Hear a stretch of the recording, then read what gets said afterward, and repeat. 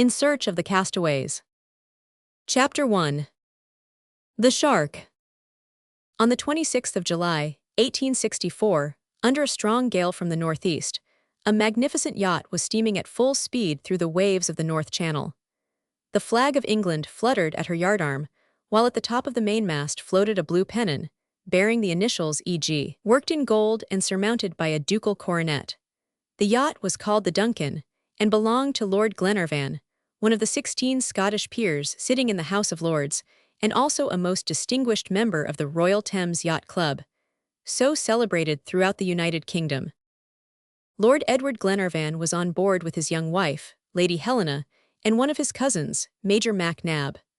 The Duncan, newly constructed, had just been making a trial voyage several miles beyond the Frith of Clyde, and was now on her return to Glasgow. Already Arran Island was appearing on the horizon, when the lookout signaled an enormous fish that was sporting in the wake of the yacht. The captain, John Mangles, at once informed Lord Glenarvan of the fact, who mounted on deck with Major MacNab, and asked the captain what he thought of the animal. "Indeed, your lordship," replied Captain Mangles, "I think it is a shark of large proportions." "A shark in these regions," exclaimed Glenarvan. "Without doubt," replied the captain. "This fish belongs to a species of sharks that are found in all seas and latitudes. It is the balance fish, and, if I am not greatly mistaken, we shall have an encounter with one of these fellows. If your lordship consents, and it pleases Lady Helena to witness such a novel chase, we will soon see what we have to deal with." "What do you think, MacNab?" said Lord Glenarvan to the Major. "Are you of a mind to try the adventure?" "I am of whatever opinion pleases you," answered the Major calmly. "Besides," continued Captain Mangles, "we cannot too soon exterminate these terrible monsters. Let us improve the opportunity, and, if your lordship pleases, it shall be an exciting scene as well as a good action." "Very well, Captain," said Lord Glenarvan. He then summoned Lady Helena, who joined him on deck, tempted by the exciting sport. The sea was magnificent. You could easily follow along its surface the rapid motions of the fish, as it plunged and rose again with surprising agility. Captain Mangles gave his orders, and the sailors threw over the starboard, rattling a stout rope, to which was fastened a hook baited with a thick piece of pork. The last mouthful. The shark, although still at a distance of 50 yards, scented the bait offered to his voracity. He rapidly approached the yacht. You could see his fins, gray at their extremity and black at their base, beat the waves with violence, while his caudal appendage kept him in a rigorously straight line. As he advanced, his great glaring eyes seemed inflamed with eagerness, and his yawning jaws, when he turned, disclosed a quadruple row of teeth. His head was large and shaped like a double-headed hammer. Captain Mangles was right. It was a very large specimen of the most rapacious family of sharks, the balance fish of the English and the jewfish of the Provençals. All on board of the Duncan followed the movements of the shark with lively attention. The animal was soon within reach of the hook. He turned upon his back, in order to seize it better, and the enormous bait disappeared down his vast gullet. At the same time he hooked himself, giving the line a violent shake, whereupon the sailors hoisted the huge creature by means of a pulley at the end of the yardarm. The shark struggled violently at feeling himself drawn from his natural element, but his struggles were of no avail. A rope with a slipnoose confined his tail and paralyzed his movements. A few moments afterward he was hauled over the ratlings and precipitated upon the deck of the yacht. One of the sailors at once approached him, not without caution, and with a vigorous blow of the hatchet cut off the formidable tail of the animal. The chase was ended, and there was nothing more to fear from the monster. The vengeance of the sailors was satisfied, but not their curiosity. Indeed, it is customary on board of every vessel to carefully examine the stomachs of sharks. The men, knowing the inordinate voracity of the creature, wait with some anxiety, and their expectation is not always in vain. Lady Glenarvan, not wishing to witness this strange exploration, retired to the cabin. The shark was still panting. He was 10 feet long, and weighed more than 600 pounds. These dimensions are nothing extraordinary, for if the balance fish is not classed among the giants of the species, at least he belongs to the most formidable of their family. The enormous fish was soon cut open by a blow of the hatchet, without further ceremony. The hook had penetrated to the stomach, which was absolutely empty. Evidently, the animal had fasted a long time, and the disappointed seamen were about to cast the remains into the sea, when the attention of the mate was attracted by a bulky object firmly embedded in the viscera. "Ha, what is this?" he exclaimed. "That," replied one of the sailors, "is a piece of rock that the creature has taken in for ballast." "Good," said another. "It is probably a bullet that this fellow has received in the stomach, and could not digest." "Good," said Glenarvan. "Wash the dirty thing and bring it into the cabin." "Be still, all of you," cried Tom Austin, the mate. "Do you not see that the animal was a great drunkard, and to lose nothing has drank not only the wine but the bottle too?" "What?" exclaimed Lord Glenarvan. "Is it a bottle that this shark has in his stomach?" "A real bottle," replied the mate, "but you can easily see that it does not come from the wine cellar." "Well, Tom," said Glenarvan, "draw it out carefully. Bottles found in the sea frequently contain precious documents." "Do you think so?" said Major MacNab. "I do, at least, that it may happen so." "Oh, I do not contradict you," replied the Major. "Perhaps there may be a secret in this." "We shall see," said Glenarvan. "Well, Tom." "Here it is," said the mate, displaying the shapeless object that he had just drawn with difficulty from the interior of the shark. "Good," said Glenarvan. "Wash the dirty thing and bring it into the cabin." Tom obeyed, and the bottle found under such singular circumstances was placed on the cabin table, around which Lord Glenarvan, Major MacNab, and Captain John Mangles took their seats, together with Lady Helena. For a woman, they say, is always a little inquisitive. Everything causes excitement at sea. For a moment there was silence. Each gazed wonderingly at this strange waif. Did it contain the secret of a disaster, or only an insignificant message confided to the mercy of the waves by some idle navigator? Old in bottle. However, they must know what it was, and Glenarvan, without waiting longer, proceeded to examine the bottle. He took, moreover, all necessary precautions. You would have thought a coroner was pointing out the particulars of a suspicious quest, and Glenarvan was right, for the most insignificant mark in appearance may often lead to an important discovery.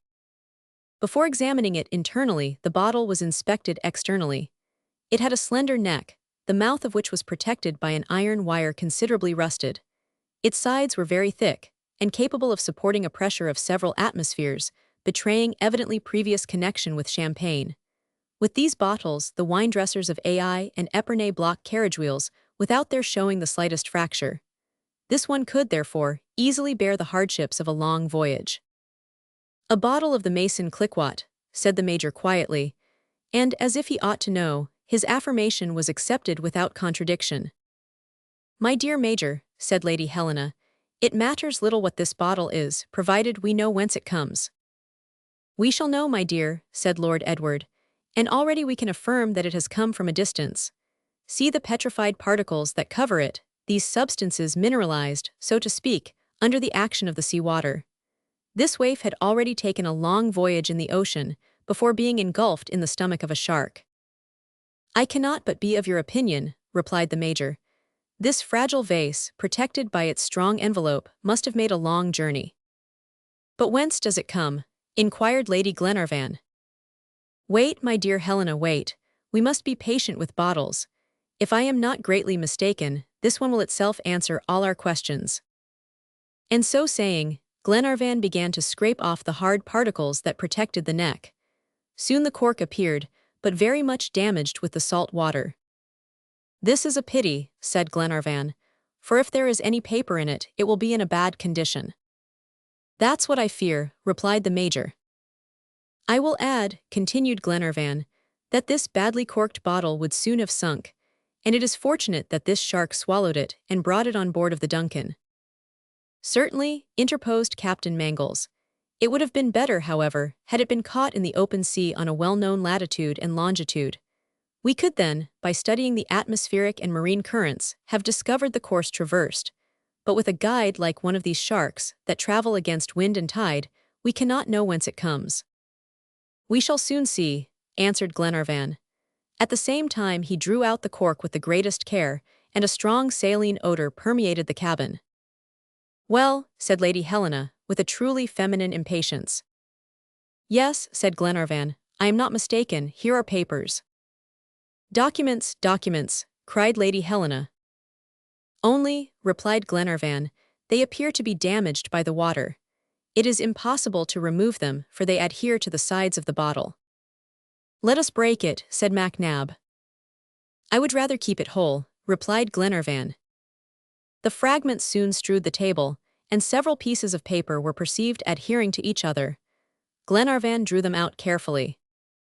I should too, said the Major.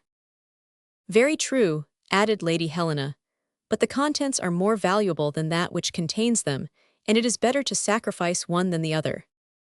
Let your lordship only break off the neck, said the captain, and that will enable you to draw them out without injury. Yes, yes, my dear Edward, cried Lady Glenarvan. It was difficult to proceed in any other way, and at all hazards, Glenarvan determined to break the neck of the precious bottle. It was necessary to use a hammer, for the stony covering had acquired the hardness of granite. The fragments soon strewed the table, and several pieces of paper were perceived adhering to each other. Glenarvan drew them out carefully, separating and examining them closely, while Lady Helena, the Major, and the captain crowded around him. Chapter 2. The Three Documents. These pieces of paper, half destroyed by the seawater, exhibited only a few words, the traces of handwriting almost entirely effaced. For several minutes Lord Glenarvan examined them attentively, turned them about in every way, and exposed them to the light of day, observing the least traces of writing spared by the sea. Then he looked at his friends, who were regarding him with anxious eyes. There are here, said he, 3 distinct documents, probably 3 copies of the same missive, translated into 3 different languages, one English, another French, and the third German. The few words that remain leave no doubt on this point. But these words have at least a meaning, said Lady Glenarvan. That is difficult to say, my dear Helena. The words traced on these papers are very imperfect. Perhaps they will complete each other, said the Major. That may be, replied Captain Mangles.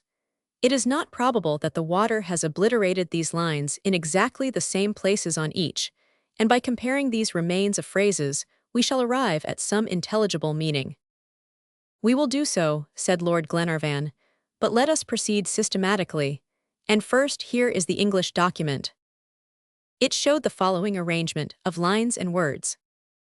That does not mean much, said the Major with an air of disappointment. Whatever it may mean, replied the captain, it is good English. There is no doubt of that, said his lordship.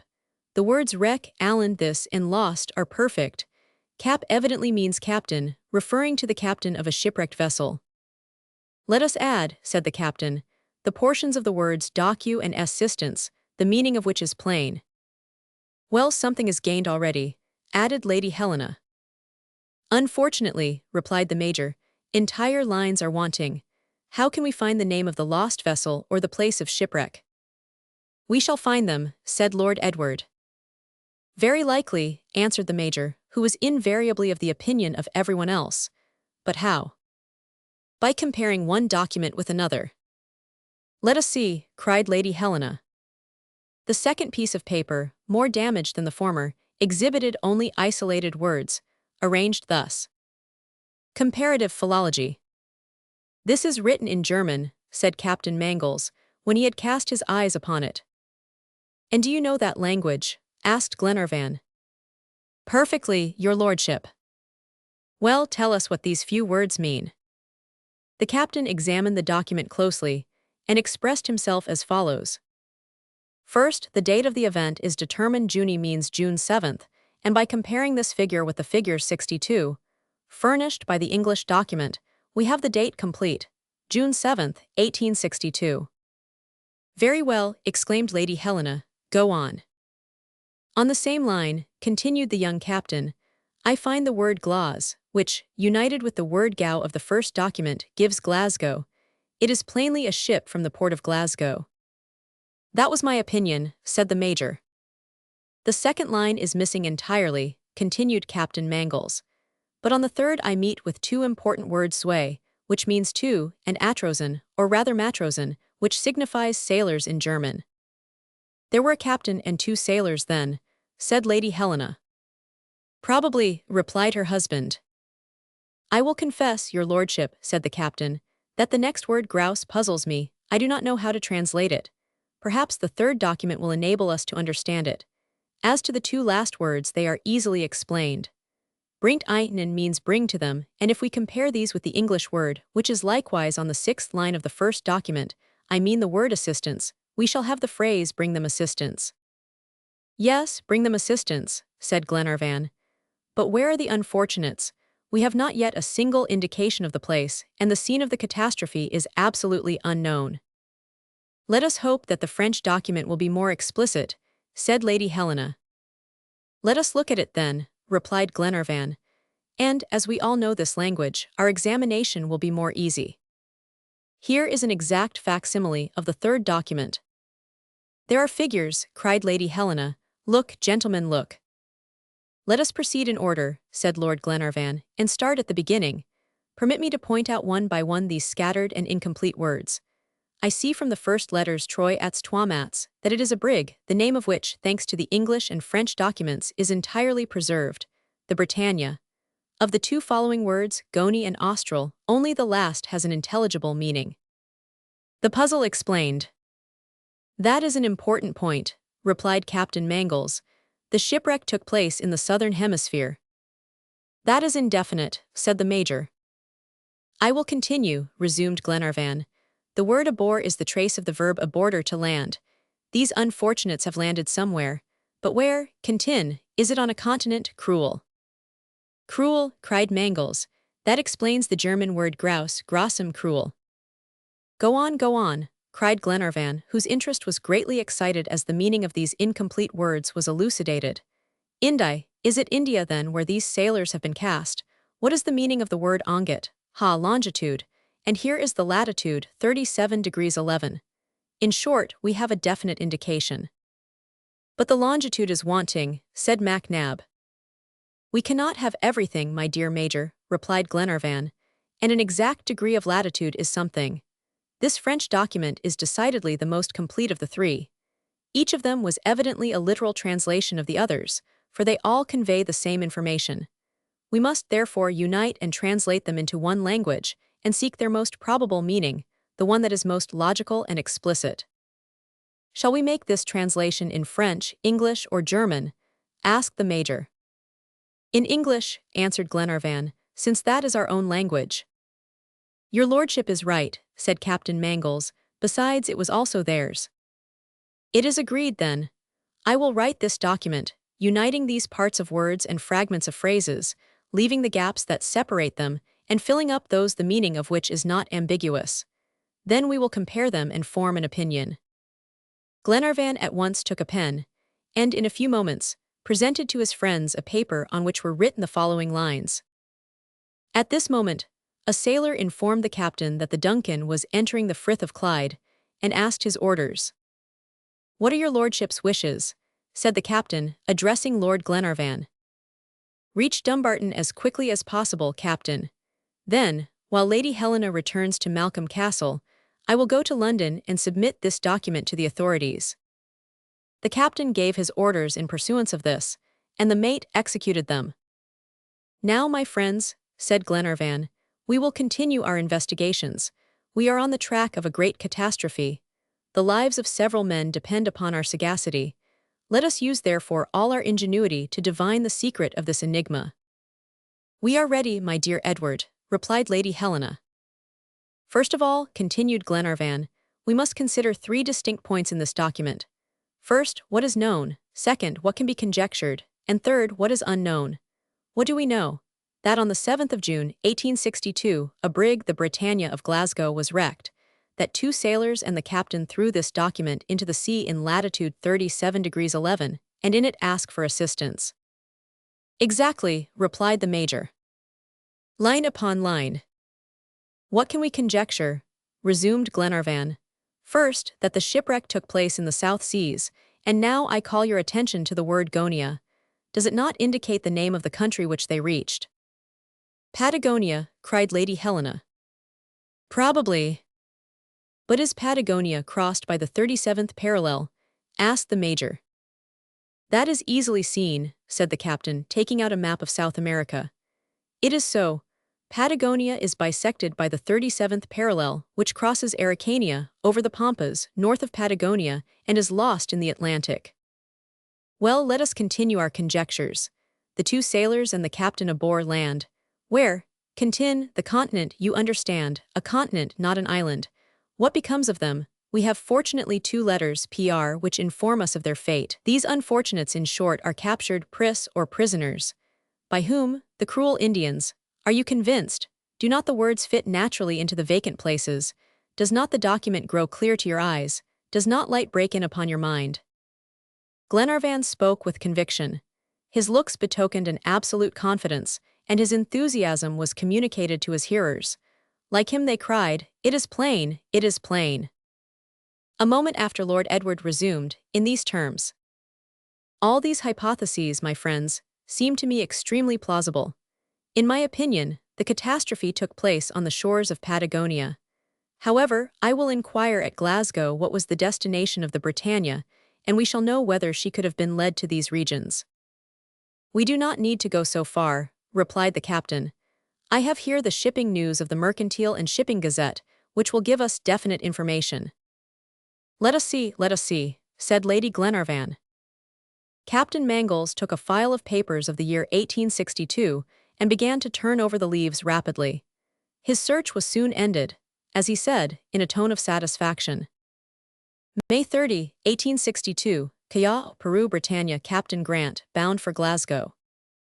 Grant, exclaimed Lord Glenarvan, that hardy Scotchman who wished to found a new Scotland in the waters of the Pacific.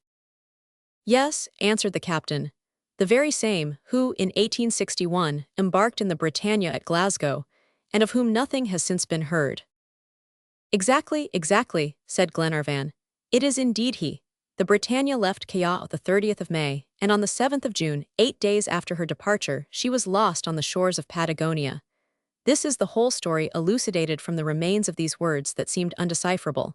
You see, my friends, that what we can conjecture is very important. As to what we do not know, this is reduced to one item, the missing degree of longitude. It is of no account, added Captain Mangles, since the country is known, and with the latitude alone, I will undertake to go straight to the scene of the shipwreck. We know all then, said Lady Glenarvan. All, my dear Helena, and these blanks that the sea has made between the words of the document, I can as easily fill out as though I were writing at the dictation of Captain Grant. Accordingly, Lord Glenarvan took the pen again, and wrote, without hesitation, the following note. June 7, 1862. The brig Britannia of Glasgow was wrecked on the shores of Patagonia in the southern hemisphere. Directing their course to land, 2 sailors and Captain Grant attempted to reach the continent, where they will be prisoners of the cruel Indians. They have thrown this document into the sea at latitude 37 degrees 11. Bring them assistance or they are lost. A noble resolve. Good, my dear Edward, said Lady Glenarvan, and if these unfortunates see their native country again, they will owe this happiness to you.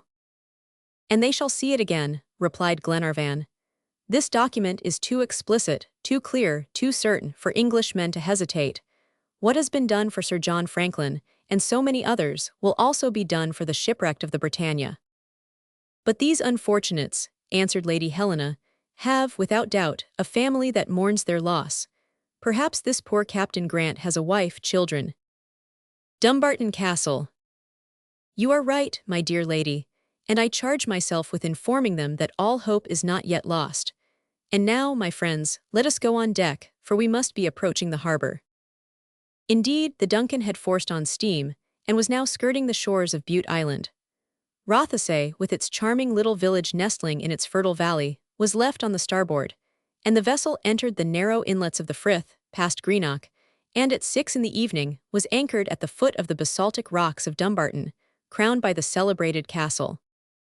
Here a coach was waiting to take Lady Helena and Major MacNab back to Malcolm Castle. Lord Glenarvan, after embracing his young wife, hurried to take the express train for Glasgow. But before going, he confided an important message to a more rapid agent, and a few moments after the electric telegraph conveyed to the Times and Morning Chronicle an advertisement in the following terms. For any information concerning the brig Britannia of Glasgow, Captain Grant, address Lord Glenarvan, Malcolm Castle, Luss, County of Dumbarton, Scotland. Chapter 3. The Captain's Children. The Glenarvan Ancestry. The Castle of Malcolm, one of the most romantic in Scotland, is situated near the village of Luss, whose pretty valley it crowns. The limpid waters of Loch Lomond bathe the granite of its walls. From time immemorial it has belonged to the Glenarvan family, who have preserved in the country of Rob Roy and Fergus MacGregor the hospitable customs of the ancient heroes of Walter Scott. At the epoch of the social revolution in Scotland, a great number of vassals were expelled, because they could not pay the great rents to the ancient chiefs of the clans. Some died of hunger, others became fishermen, others emigrated. There was general despair. Among all these, the Glenarvans alone believed that fidelity bound the high as well as the low, and they remained faithful to their tenants. Not one left the roof under which he was born, not one abandoned the soil where his ancestors reposed. All continued in the clan of their ancient lords. Thus at this epoch, in this age of disaffection and disunion, the Glenarvan family considered the Scots at Malcolm Castle as their own people. All were descended from the vassals of their kinsmen, were children of the counties of Stirling and Dumbarton, and honestly devoted, body and estate, to their master. Lord Glenarvan possessed an immense fortune, which he employed in doing much good. His kindness exceeded even his generosity, for one was boundless, while the other was necessarily limited. The Lord of Luss, the Laird of Malcolm, represented his fellows in the House of Lords, but with true Scottish ideas, little pleasing to the Southrons, he was disliked by many of them especially because he adhered to the traditions of his ancestors, and energetically opposed some dicta of modern political economy. He was not, however, a backward man, either in wit or shrewdness, but while ready to enter every door of progress, he remained Scotch at heart, and it was for the glory of his native land that he contended with his racing yachts in the matches of the Royal Thames Yacht Club. Lord Edward Glenarvan was 32 years old. His form was erect and his features sharp, but his look was mild, and his character thoroughly imbued with the poetry of the Highlands. He was known to be brave to excess, enterprising, chivalrous, a Fergus of the 19th century, but good above all, better than St. Martin himself, for he would have given his very cloak to the poor people of the Highlands. He had been married scarcely 3 months, having espoused Miss Helena Tufnell, daughter of the great traveller, William Tufnell, one of the numerous victims to the great passion for geographical discoveries. Miss Helena did not belong to a noble family, but she was Scotch, which equaled all nobilities in the eyes of Lord Glenarvan. This charming young creature, high-minded and devoted, the Lord of Luss had made the companion of his life. He found her one day living alone, an orphan, almost without fortune, in the house of her father at Kilpatrick. He saw that the poor girl would make a noble wife, and he married her. Miss Tufnell was 22, a youthful blonde, with eyes as blue as the waters of the Scotch lakes on a beautiful morning in spring. Her love for her husband exceeded even her gratitude. She loved him as if she had been the rich heiress, and he the friendless orphan. As to their tenants and servants, they were ready to lay down their lives for her whom they called our good Lady of Luss. Life in the Scottish home. Lord and Lady Glenarvan lived happily at Malcolm Castle, in the midst of the grand and wild scenery of the Highlands, rambling in the shady alleys of horse-chestnuts and sycamores, along the shores of the lake, where still resounded the war cries of ancient times, or in the depths of those uncultivated gorges, in which the history of Scotland lies written in ruins from age to age. One day they would wander in the forest of beeches and larches, and in the midst of the masses of heather. Another, they would scale the precipitous summits of Ben Lomond, or traverse on horseback the solitary glens, studying, comprehending, and admiring this poetic country, still called the land of Rob Roy, and all those celebrated sights so grandly sung by Walter Scott.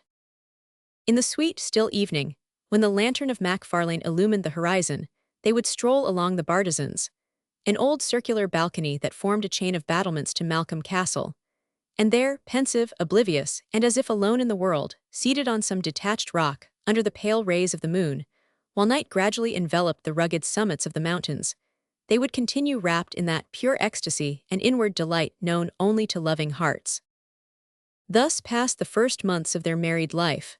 But Lord Glenarvan did not forget that his wife was the daughter of a great traveller. He thought that Lady Helena must have in her heart all the aspirations of her father, and he was not mistaken. The Duncan was constructed, and was designed to convey Lord and Lady Glenarvan to the most beautiful countries of the world, along the waves of the Mediterranean, and to the isles of the archipelago.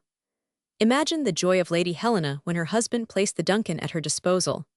Indeed, can there be a greater happiness than to lead your love towards those charming isles where Sappho sung, and behold the enchanting scenes of the Orient, with all their spirit-stirring memories? Meantime, Lord Glenarvan had started for London. The safety of the unfortunate shipwrecked men was at stake. Thus, in his temporary absence, Lady Helena showed herself more anxious than sad. The next day a dispatch from her husband made her hope for a speedy return. In the evening a letter hinted at its postponement. His proposal had to encounter some difficulties, and the following day a second letter came, in which Lord Glenarvan did not conceal his indignation against the authorities. "Please, madam, speak. I am strong against grief and can hear all." On that day Lady Helena began to be uneasy. At evening she was alone in her chamber, when the steward of the castle, Mr. Halbert, came to ask if she would see a young girl and boy who desired to speak with Lord Glenarvan. "People of the country?" asked Lady Helena. "No, madam," replied the steward, "for I do not know them. They have just arrived by the Balloch Railway, and from Balloch to Luss they tell me they have made the journey on foot." "Bid them come up, steward," said Lady Glenarvan. The steward withdrew. Some moments afterward the young girl and boy were ushered into Lady Helena's chamber. They were brother and sister, you could not doubt it by their resemblance. The sister was 16. Her pretty face showed weariness, her eyes must have shed many tears, her resigned but courageous countenance and her humble but neat attire all prepossessed one in her favor. She held by the hand a boy of 12 years, of determined look, who seemed to take his sister under his protection. Indeed, whoever had insulted the young girl would have had to settle with this little gentleman. The sister stopped, a little surprised at seeing herself before Lady Helena, but the latter hastened to open the conversation. "You wish to speak with me," said she, with an encouraging look at the young girl. "One touch of nature." "No," answered the boy in a decided tone, "not with you, but with Lord Glenarvan himself." "Excuse him, madam," said the sister, looking at her brother. "Lord Glenarvan is not at the castle," replied Lady Helena, "but I am his wife, and if I can supply his place with you—" "You are Lady Glenarvan," said the young girl. "Yes, miss." "The wife of Lord Glenarvan, of Malcolm Castle, who published an advertisement in the Times in regard to the shipwreck of the Britannia." "Yes, yes," answered Lady Helena with alacrity, "and you?" "I am Miss Grant, and this is my brother." Miss Grant," cried Lady Helena, drawing the young girl towards her and taking her hands, while she also drew the boy towards her. "Madam," replied the young girl, "what do you know of the shipwreck of my father? Is he living? Shall we ever see him again? Speak. Oh, please tell me." "My dear child," said Lady Helena, "God forbid that I should answer you lightly on such a subject. I would not give you a vain hope." "Please, madam, speak. I am strong against grief and can hear all." "My dear child," answered Lady Helena, "the hope is very slight, but with the help of God who can do everything, it is possible that you will one day see your father again." "Alas, alas!" exclaimed Miss Grant, who could not restrain her tears, while Robert covered the hands of Lady Glenarvan with kisses. When the first paroxysm of this mournful joy was past, the young girl began to ask innumerable questions. Lady Helena related the story of the document, how that the Britannia had been lost on the shores of Patagonia, in what way, after the shipwreck, the captain and 2 sailors, the only survivors, must have reached the continent, and at last, how they implored the assistance of the whole world in this document, written in 3 languages, and abandoned to the caprices of the ocean. During this recital Robert Grant devoured Lady Helena with his eyes. His life seemed to hang on her lips. In his childish imagination, he reviewed the terrible scenes of which his father must have been the victim. He saw him on the deck of the Britannia. He followed him to the bosom of the waves. He clung with him to the rocks of the shore. He dragged himself panting along the beach, out of reach of the waves. Often during the course of this narration words escaped his lips. "Oh, papa, my poor papa," he cried, pressing close to his sister. As for Miss Grant, she listened with clasped hands, and did not utter a word until the story was ended, when she said, "Oh, madam, the document, the document." "I no longer have it, my dear child," replied Lady Helena. "You no longer have it." "No, for the very sake of your father, Lord Glenarvan had to take it to London, but I have told you all it contained, word for word, and how we succeeded in discovering the exact meaning. Among these remains of the almost effaced words, the water had spared some characters. Unfortunately, the record of the longitude had altogether been destroyed, but that was the only missing point. Thus you see, Miss Grant, the minutest details of this document are known to you as well as me." "Yes, madam," replied the young girl, "but I would like to have seen my father's writing." Waiting for the verdict. "Well, tomorrow, perhaps, Lord Glenarvan will return. My husband desired to submit this indisputable document to the authorities in London, to induce them to send a vessel immediately in search of Captain Grant." "Is it possible, madam?" cried the young girl. "Did you do this for us?" "Yes, my dear miss, and I expect Lord Glenarvan every moment." "Madam," said the young girl, in a deep tone of gratitude and with fervency, "may heaven bless Lord Glenarvan and you." "Dear child," answered Lady Helena, "we deserve no thanks. Any other person in our place would have done the same. May the hopes that are kindled be realized. Till Lord Glenarvan's return you will remain at the castle." "Madam," said the young girl, "I would not presume on the sympathy you show to us strangers." "Strangers? Dear child, neither your brother nor you are strangers in this house, and I desire that Lord Glenarvan on his arrival should inform the children of Captain Grant of what is to be attempted to save their father." It was not possible to refuse an invitation made with so much cordiality. It was, therefore, decided that Miss Grant and her brother should await at Malcolm Castle the return of Lord Glenarvan. Chapter 4. Lady Glenarvan's Proposal. During this conversation, Lady Helena had not spoken of the fears expressed in her husband's letters concerning the reception of his petition by the London officials, nor was a word said in regard to the probable captivity of Captain Grant among the Indians of South America. Why afflict these poor children with their father's situation, and check the hopes they had just conceived? It would not change matters.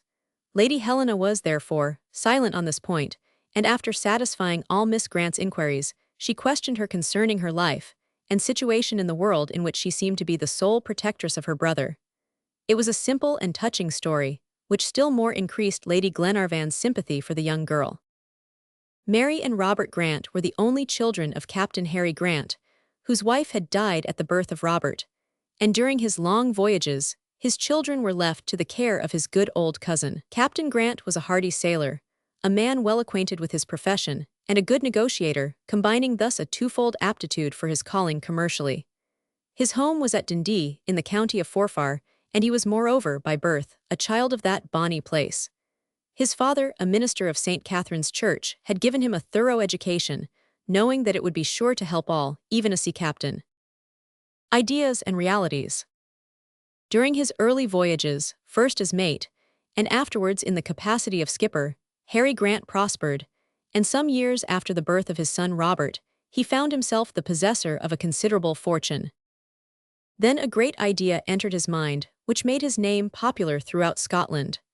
Like the Glenarvans and several other great families of the Highlands, he was opposed in heart, if not in deed, to the advance and prevalence of English thought and feeling. The interests of his country could not be in his eyes the same as those of the Anglo-Saxons, and, in order to give the former a peculiar and national development, he resolved to found a Scottish colony in some part of the southern world. Did he dream of that independence in the future of which the United States had set the example, and which the Indies and Australia cannot fail one day to acquire? Very likely, but he allowed his secret hopes to be divined. It was, therefore, known that the government refused to lend their aid in his project of colonization. Nay, they even raised obstacles which in any other country would have overcome the project. But Harry Grant would not be discouraged. He appealed to the patriotism of his countrymen, gave his fortune to serve the cause, built a vessel and furnished it with a fine crew, confided his children to the care of his old cousin, and set sail to explore the great islands of the Pacific. It was the year 1861. Until May 1862, they had received news of him, but since his departure from Callao in the month of June, no one had heard anything of the Britannia, and the marine intelligencers became silent concerning the fate of the captain. At this juncture of affairs, the old cousin of Harry Grant died, and the two children were left alone in the world. Mary Grant was then 14. Her courageous soul did not flinch at the situation that was presented, but she devoted herself entirely to her brother, who was still a child. She must bring him up and instruct him. By dint of economy, prudence, and sagacity, laboring night and day, sacrificing all for him, denying herself everything, the sister succeeded in educating her brother and bravely fulfilled her sisterly duties. The two children lived thus at Dundee, and valiantly overcame their sorrowful and lonely circumstances. Mary thought only of her brother and dreamed of a happy future for him. As for herself, alas, the Britannia was lost forever and her father dead. We must not, therefore, attempt to depict her emotion when the advertisement in the Times accidentally met her eye and suddenly raised her from her despair. It was no time to hesitate. Her resolution was immediately taken. Even if she should learn that her father's dead body had been found on a desert coast, or in the hull of a shipwrecked vessel, it was better than this continual doubt, this eternal torment of uncertainty. She told her brother all, and the same day the two children took the Perth Railroad, and at evening arrived at Malcolm Castle, where Mary, after so many harassing thoughts, began to hope. Such was the sorrowful story that the young girl related to Lady Glenarvan, in an artless manner, without thinking that through all those long years of trial she had behaved herself like an heroic daughter. But Lady Helena thought of this, and several times, without hiding her tears, she clasped in her arms the two children of Captain Grant. As for Robert, it seemed as if he heard this story for the first time, for he opened his eyes in astonishment as he listened to his sister, comprehended what she had done, what she had suffered, and at last, encircling her with his arms, he exclaimed, unable longer to restrain the cry that came from the very depths of his heart. "Oh, mamma, my dear mamma! My father, my poor father!" cried Mary Grant, throwing herself at the feet of Lord Glenarvan. Night had now fully set in, and Lady Helena, remembering the fatigue of the two children, would not longer continue the conversation. Mary and Robert were conducted to their chambers, and fell asleep dreaming of a brighter future. After they had retired, Lady Helena saw the Major, and told him all the events of the day. "That Mary Grant is a brave girl," said MacNab, when he had heard his cousin's story. "May Heaven grant my husband success in his enterprise," replied Lady Helena, for the situation of the two children would be terrible. "He will succeed," answered MacNab, "or the hearts of the authorities must be harder than the stone of Portland." In spite of the Major's assurance, Lady Helena passed the night in the greatest anxiety, and could scarce gain an hour's repose. Broken cisterns. The next morning Mary and her brother rose at daybreak, and were walking in the galleries and water terraces of the castle, when the sound of a coach was heard in the great courtyard. It was Lord Glenarvan returning to Malcolm Castle at the full speed of his horses. Almost immediately Lady Helena, accompanied by the Major, appeared in the courtyard and flew to meet her husband.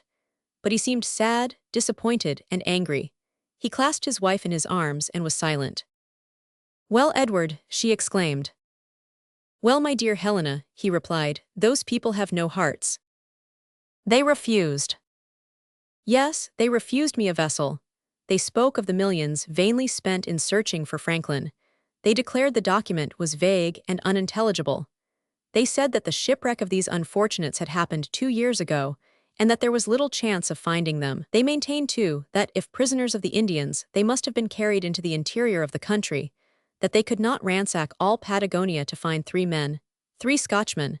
The search would be vain and perilous, and would cost the lives of more men than it would save. In short, they gave all the absurd reasons of people who mean to refuse. They remembered the captain's projects, and I fear that the unfortunate man is forever lost." "My father, my poor father!" cried Mary Grant, throwing herself at the feet of Lord Glenarvan. "Your father, what, miss?" said he, surprised at seeing a young girl at his feet. "Yes, Edward, Miss Grant and her brother," replied Lady Helena, "the two children of Captain Grant, who have thus been condemned to remain orphans." "Ah, miss," answered Lord Glenarvan, "if I had known of your presence." He said no more. A painful silence, interrupted only by sobs, reigned in the courtyard. No one raised his voice, neither Lord Glenarvan, Lady Helena, the Major, nor the servants of the castle, who were standing about even at this early hour. But by their attitude, they all protested against the conduct of the officials. After several moments, the major resumed the conversation, and addressing Lord Glenarvan said, "Then you have no more hope?" "None." "Well," cried young Robert, "I will go to these people, and we shall see." He did not finish his threat, for his sister stopped him, but his clenched hands indicated his intentions. "No, Robert," said she, "no, let us thank these kind people for what they have done for us. Let us always keep them in remembrance, but now we must take our departure." "Mary," cried Lady Helena. "Miss, where would you go?" said Lord Glenarvan. "I am going to throw myself at the feet of the Queen," replied the young girl, "and we shall see if she will be deaf to the prayers of two children imploring help for their father." Lord Glenarvan shook his head, not that he doubted the clemency of her gracious majesty, but he doubted whether Mary Grant would gain access to her, for but few suppliants reach the steps of a throne. Lady Helena understood her husband's thoughts. She knew that the young girl might make a fruitless journey, and she pictured to herself these two children leading henceforth a cheerless existence. Then it was that she conceived a grand and noble idea. "Mary Grant," she exclaimed, "wait, my child, listen to what I am about to say." The young girl held her brother by the hand and was preparing to go. She stopped. Then Lady Helena, with tearful eye but firm voice and animated features, advanced towards her husband. "Nobly planned. Edward," said she, "when Captain Grant wrote that letter and cast it into the sea, he confided it to the care of God himself, who has brought it to us. Without doubt, he designed to charge us with the safety of these unfortunates." "What do you mean, Helena?" inquired Lord Glenarvan, whilst all waited in silence. "I mean," replied Lady Helena, "that we ought to consider ourselves happy in beginning our married life with a good action. You, my dear Edward, to please me, have planned a pleasure voyage. But what pleasure can be more genuine or more beneficent than to save these unfortunates whom hope has almost abandoned?" "Helena," cried Lord Glenarvan. "Yes, you understand me, Edward. The Duncan is a good, staunch vessel. It can brave the southern seas, it can make the tour of the world, and it will, if necessary. Let us start, Edward. Let us go in search of Captain Grant." At these courageous words, Lord Glenarvan had extended his arms to his wife. He smiled. He pressed her to his heart, while Mary and Robert kissed her hands. And during this touching scene, the servants of the castle, affected and enthusiastic, uttered from their hearts this cry of gratitude. "Hurrah for the Lady of Lush! Hurrah, 3 times hurrah for Lord and Lady Glenarvan!" Chapter 5. The Departure of the Duncan. It has been already said that Lady Helena had a brave and generous soul. What she had just done was an undeniable proof of it, and Lord Glenarvan had good reason to trust in this noble woman, who was capable of comprehending and following him. The idea of sailing to the rescue of Captain Grant had already taken possession of him when he saw his petition rejected at London, but he could not have thought of separating from her. Yet, since she desired to go herself, all hesitation was at an end. The servants of the castle had received her proposal with cries of joy. The safety of their brother Scots was at stake, and Lord Glenarvan joined heartily in the hurrahs that greeted the Lady of Lush. The scheme once resolved upon, there was not an hour to lose. That very day Lord Glenarvan sent to Captain Mangle's orders to bring the Duncan to Glasgow, and make every preparation for a voyage to the South Seas, which might become one of circumnavigation. Moreover, in her plans, Lady Helena had not overestimated the qualities of the Duncan. Of first-class construction with regard to strength and swiftness, she could without injury sustain a long voyage. Fitting for sea. The Duncan was a steam yacht of 110 tons burden. She had 2 masts, a foremast with foresail, mainsail, foretop and foretopgallant sails, and a mainmast carrying a mainsail and forestaff. Her rigging was therefore sufficient, and she could profit by the wind like a simple clipper, but she relied especially upon her mechanical power. Her engine was of an effective force of 160 horsepower and was constructed on a new plan. It possessed apparatus for overheating, which gave its steam a very great tension. It was a high-pressure engine and produced motion by a double screw. The Duncan under full steam could acquire a speed equal to any vessel of that day. Indeed, during her trial trip in the Frith of Clyde, she had made, according to the log, 17 knots an hour. She was therefore fully capable of circumnavigating the world, and her captain had only to occupy himself with the internal arrangement. His first care was to increase his storeroom and take in the greatest possible quantity of coal, for it would be difficult to renew their supplies on the voyage. The same precaution was taken with the steward's room, and provisions for 2 years were stowed away. Money, of course, was not wanting, and a pivot gun was furnished, which was fixed at the forecastle. You do not know what may happen, and it is always best to have the means of defense in your reach. Captain Mangles, we must say, understood his business. Although he commanded only a pleasure yacht, he was ranked among the ablest of the Glasgow captains. He was 30 years of age, with rather rough features, indicating courage and kindness. When a child, the Glenarvan family had taken him under their care and made him an excellent seaman. He had often given proofs of skill, energy, and coolness during his long voyages, and when Lord Glenarvan offered him the command of the Duncan, he accepted it with pride and pleasure, for he loved the Lord of Malcolm Castle as a brother, and until then had vainly sought an opportunity to devote himself to his service. The mate, Tom Austin, was an old sailor worthy of all confidence, and the crew of the Duncan was composed of 25 men, including the captain and mate. They all belonged to the county of Dumbarton, were all tried seamen, sons of the tenants of the family, and formed on shipboard a genuine clan of honest people, who of course were not without the national bagpipe. Lord Glenarvan had in them a band of faithful subjects, happy in their avocation, devoted, courageous, and skillful in the use of arms, as well as in the management of a ship, while they were ready to follow him on the most perilous expeditions. When they learned where they were going, they could not restrain their joyous emotion, and the echoes of the rocks of Dumbarton awoke to their cries of enthusiasm. Captain Mangles, while occupied in lading and provisioning his craft, did not forget to prepare Lord and Lady Glenarvan's apartments for a long voyage. He likewise provided cabins for Captain Grant's children, for Lady Helena could not refuse Mary permission to accompany her on the expedition. As for young Robert, he would have hidden in the hold sooner than not go. Even if he had been compelled to serve as cabin boy, like Lord Nelson and Sir John Franklin, he would have embarked on board the Duncan. To think of opposing such a little gentleman, it was not attempted. They were even obliged to take him other than as passenger, for as cabin boy or sailor he would serve. The captain was accordingly commissioned to teach him the duties of a seaman. "Good," said Robert, "and let him not spare a few blows of the rope's end if I do not walk straight." "Be easy, my boy," replied Glenarvan, without adding that the use of the cat-o'-nine-tails was prohibited, and moreover quite needless, on board the Duncan. Glasgow gossip. To complete the roll of the passengers, it will be sufficient to describe Major MacNab. The Major was a man of 50, of calm, regular features, who did as he was bid, of an excellent and superior character, modest, taciturn, peaceable, and mild, always agreeing with anything or anyone, disputing nothing, and neither contradicting himself nor exaggerating. He would mount with measured step the staircase to his bedchamber, even were a cannonball behind him, and probably to his dying day would never find an opportunity to fly into a passion.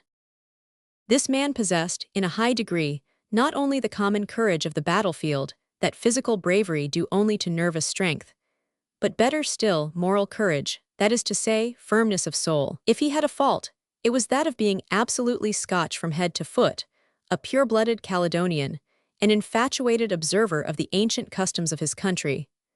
Through his relationship to the Glenarvans, he lived at Malcolm Castle, and as major and military man it was very natural that he should be found on board the Duncan. Such, then, were the passengers of this yacht, summoned by unforeseen circumstances to accomplish one of the most surprising voyages of modern times. Since her arrival at the wharf at Glasgow, she had monopolized the public attention. A considerable number came every day to visit her. They were interested in her alone and spoke only of her, to the great umbrage of the other captains of the port, among others Captain Burton, commanding the Scotia, a magnificent steamer, moored beside the Duncan and bound for Calcutta. The Scotia, from her size, had a right to consider the Duncan as a mere flyboat.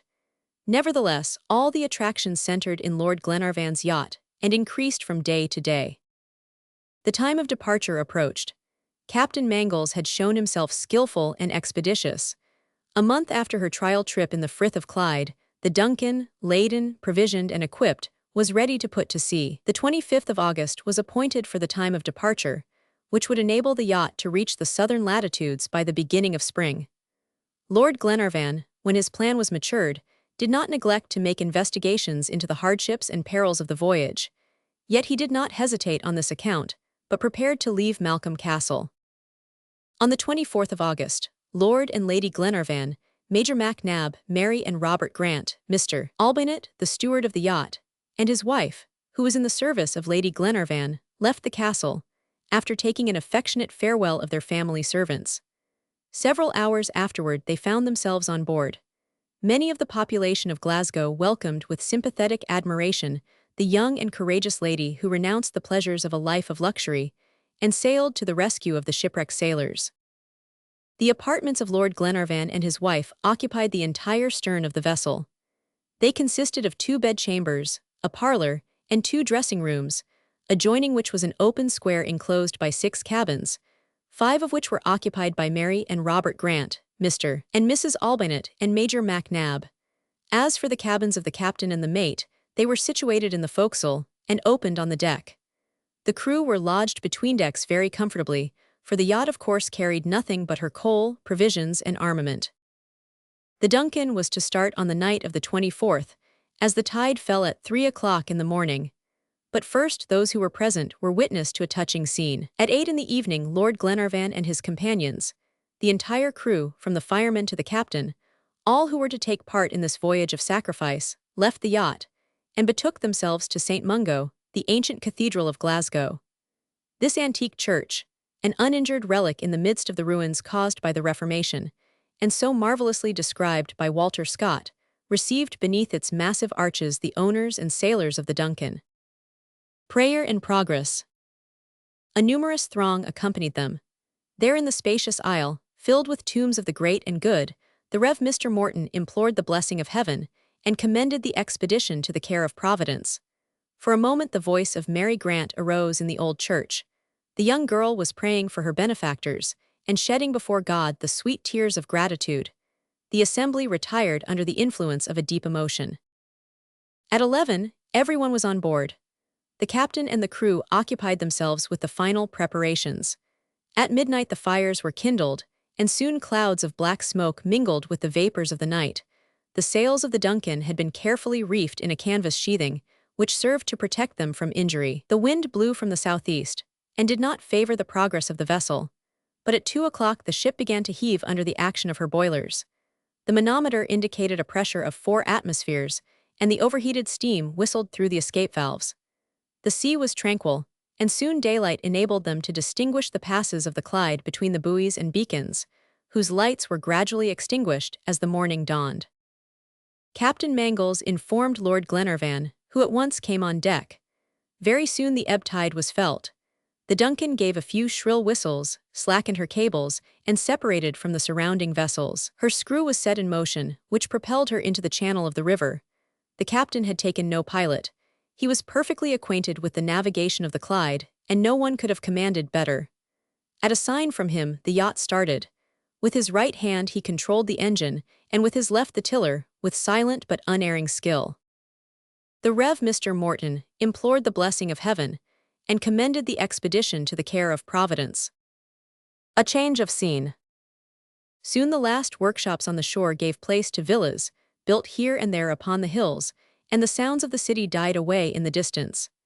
An hour afterwards, the Duncan passed the rocks of Dumbarton. 2 hours later she was in the Frith of Clyde, and at 6 o'clock in the morning she doubled Cantor Point, emerged from the North Channel, and gained the open sea. Chapter 6. An unexpected passenger. During the first day's voyage the sea was quite rough, and the wind freshened towards evening. The Duncan rolled considerably, so that the ladies did not appear on deck, but very wisely remained in their cabins. The next day the wind changed a point, and the captain set the main, fore, and foretopsails, thus causing less perception of the rolling and pitching motion. Lady Helena and Mary Grant were able before daybreak to join Lord Glenarvan, the major, and the captain on deck. The sunrise was magnificent.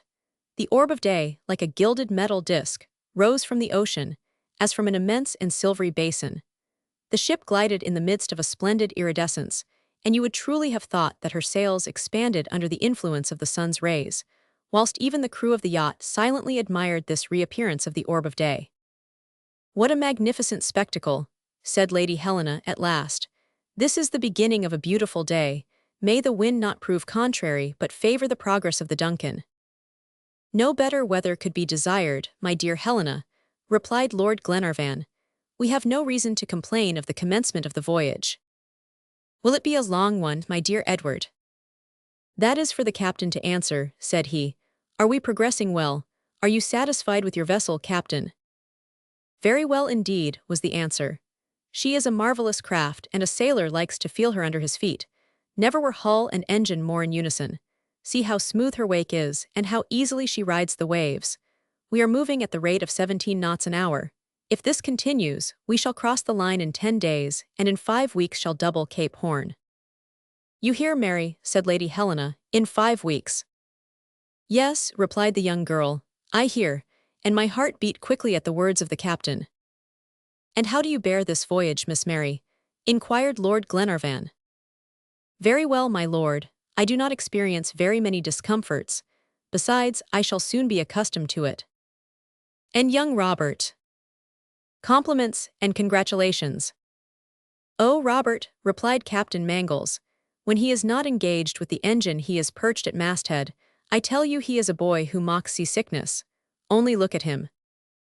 At a gesture of the captain, all eyes were turned towards the mainmast, and every one could perceive Robert, suspended by the stays of the foretopgallant sail, 100 feet aloft. Mary could not restrain a motion of fear. "Oh, be easy, miss," said Captain Mangles. "I will answer for him, and promise you I will present, in a short time, a famous sailor to Captain Grant, for we shall find that worthy captain." "May heaven hear you, sir," replied the young girl. "My dear child," said Lord Glenarvan, "there is in all this something providential which ought to give us hope. We are not merely going, we are led. We are not seeking blindly, we are guided. And then see all these brave people enrolled in the service of so good a cause. Not only shall we succeed in our enterprise, but it will be accomplished without difficulty. I have promised Lady Helena a pleasure voyage, and if I am not mistaken, I shall keep my word." "Edward," said Lady Glenarvan, "you are the best of men." "Not so, but I have the best of crews on the best of ships. Do you not wonder at our Duncan, Miss Mary?" "On the contrary, my lord," answered the young girl, "I don't so much wonder as admire, for I am well acquainted with ships." "Ah, indeed." "When a mere child, I played on my father's ships. He ought to have made a sailor of me. If it were necessary, perhaps I should not now be embarrassed in taking a reef or twisting a gasket." "What is that you're saying, miss?" exclaimed the captain. "If you talk so," continued Lord Glenarvan, "you will make a great friend of Captain John, for he thinks nothing in the world can equal the life of a sailor. He sees no other, even for a woman. Is it not so, John?" "Undoubtedly, your lordship," replied the young captain. "And yet, I confess, Miss Grant is better in her place on deck than taking a reef in the topsail. But still I am very much flattered to hear her speak so." "And especially when she admires the Duncan," added Glenarvan. "Right, my lord, for she deserves it." "Upon my word," said Lady Helena, "since you are so proud of your yacht, you make me anxious to examine her to the very hold, and see how our brave sailors are quartered between decks." "Admirably," replied the captain, "they are quite at home there." "Indeed they are, my dear Helena," said Lord Glenarvan. "This yacht is a part of our old Caledonia, a detached portion of the county of Dumbarton, travelling by special favour, so that we have not left our country. The Duncan is Malcolm Castle, and the ocean is Loch Lomond." "Well then, my dear Edward, do the honours of the castle," said Lady Helena. "I am at your disposal, madam," answered her husband, "but first let me inform Albinett." The steward of the yacht was an excellent manager, a Scotchman, who deserved to have been a Frenchman from his self-importance, and moreover, fulfilled his duties with zeal and intelligence. He was at once ready for his master's commands. "Albinett, we are going to make a tour of the vessel before breakfast," said Glenarvan, as if a journey to Tarbet or Loch Katrine was in question. "I hope we shall find the table ready on our return." Albinett bowed gravely. This man, tall, lank, and shriveled, might have been 40 years old. He resembled a long, broad-headed nail, for his head was large and thick, his forehead high, his nose prominent, his mouth wide, and his chin blunt. "Do you accompany us, Major?" asked Lady Helena. "If you order it," replied MacNab. "Oh," said Lord Glenarvan, "the Major is absorbed in the smoke of his cigar. We must not disturb him, for I assure you he is an inveterate smoker, Miss Mary. He smokes all the time, even in his sleep." The Major made a sign of assent, and the passengers descended between decks. MacNab remained alone, talking to himself, according to his custom, but never contradicting himself. Enveloped in a dense cloud of smoke, he stood motionless, gazing back at the wake of the yacht. After a few moments of contemplation, he turned and found himself face to face with a new character. If anything could have surprised him, it must have been this meeting, for the passenger was absolutely unknown to him. A telescopic apparition. This man, tall, lank, and shriveled, might have been 40 years old. He resembled a long, broad-headed nail, for his head was large and thick, his forehead high, his nose prominent, his mouth wide, and his chin blunt. As for his eyes, they were hidden behind enormous eyeglasses, and his look seemed to have that indecision peculiar to nyctalopes. His countenance indicated an intelligent and lively person, while it had not the crabbed air of those stern people who from principle never laugh, and whose stupidity is hidden beneath a serious guise. The nonchalance and amiable freedom of this unknown nonentity clearly proved that he knew how to take men and things at their best advantage. Even without his speaking, you felt that he was a talker. But he was abstracted, after the manner of those who do not see what they are looking at or hear what they are listening to. He wore a traveling cap, stout yellow buskins and leather gaiters, pantaloons of maroon velvet, and a jacket of the same material, whose innumerable pockets seemed stuffed with notebooks, memoranda, scraps, portfolios, and 1,000 articles as inconvenient as they were useless, not to speak of a telescope which he carried in a sling. The curiosity of this unknown being was a singular contrast to the calmness of the Major. He walked around MacNab and gazed at him questioningly, whilst the latter did not trouble himself whence the stranger came, whither he was going, or why he was on board the Duncan. When this enigmatical character saw his approaches mocked by the indifference of the Major, he seized his telescope, which at its full length measured 4 feet, and motionless, with legs straddled, like a signpost on a highway, he pointed his instrument to the line where sky and water met. After a few moments of examination, he lowered it, and resting it on the deck, leaned upon it as upon a cane. But immediately the joints of the instrument closed, and the newly discovered passenger, whose point of support suddenly failed, was stretched at the foot of the mainmast. Anyone else in the Major's place would at least have smiled, but he did not even wink. The unknown then assumed his role. "Steward," he cried, with an accent that betokened a foreigner. He waited, no one appeared. "Steward," he repeated in a louder tone. Mr. Albinett was passing just then on his way to the kitchen under the forecastle. What was his astonishment to hear himself thus addressed by this tall individual, who was utterly unknown to him. "Where did this person come from?" said he to himself. "A friend of Lord Glenarvan, it is impossible." However, he came on deck, and approached the stranger. "Are you the steward of the vessel?" the latter asked him. "Yes, sir," replied Albinett, "but I have not the honor." "I am the passenger of cabin number 6. "Number 6, repeated the steward. "Certainly, and your name is?" "Albinett." "Well, Albinett, my friend," answered the stranger of cabin number 6, "I must think of dinner, and acutely, too. For 36 hours I have eaten nothing, or rather have slept, which is pardonable in a man come all the way from Paris to Glasgow. What hour do you dine, if you please?" "At 9 o'clock, answered Albinett mechanically. The stranger attempted to consult his watch, but this took some time, for he did not find it till he came to his 9th pocket. Confusion worse confounded. "Well," said he, "it is not yet 8 o'clock. Therefore, Albinett, a biscuit and a glass of sherry for the present, for I am fainting with hunger." Albinett listened without understanding.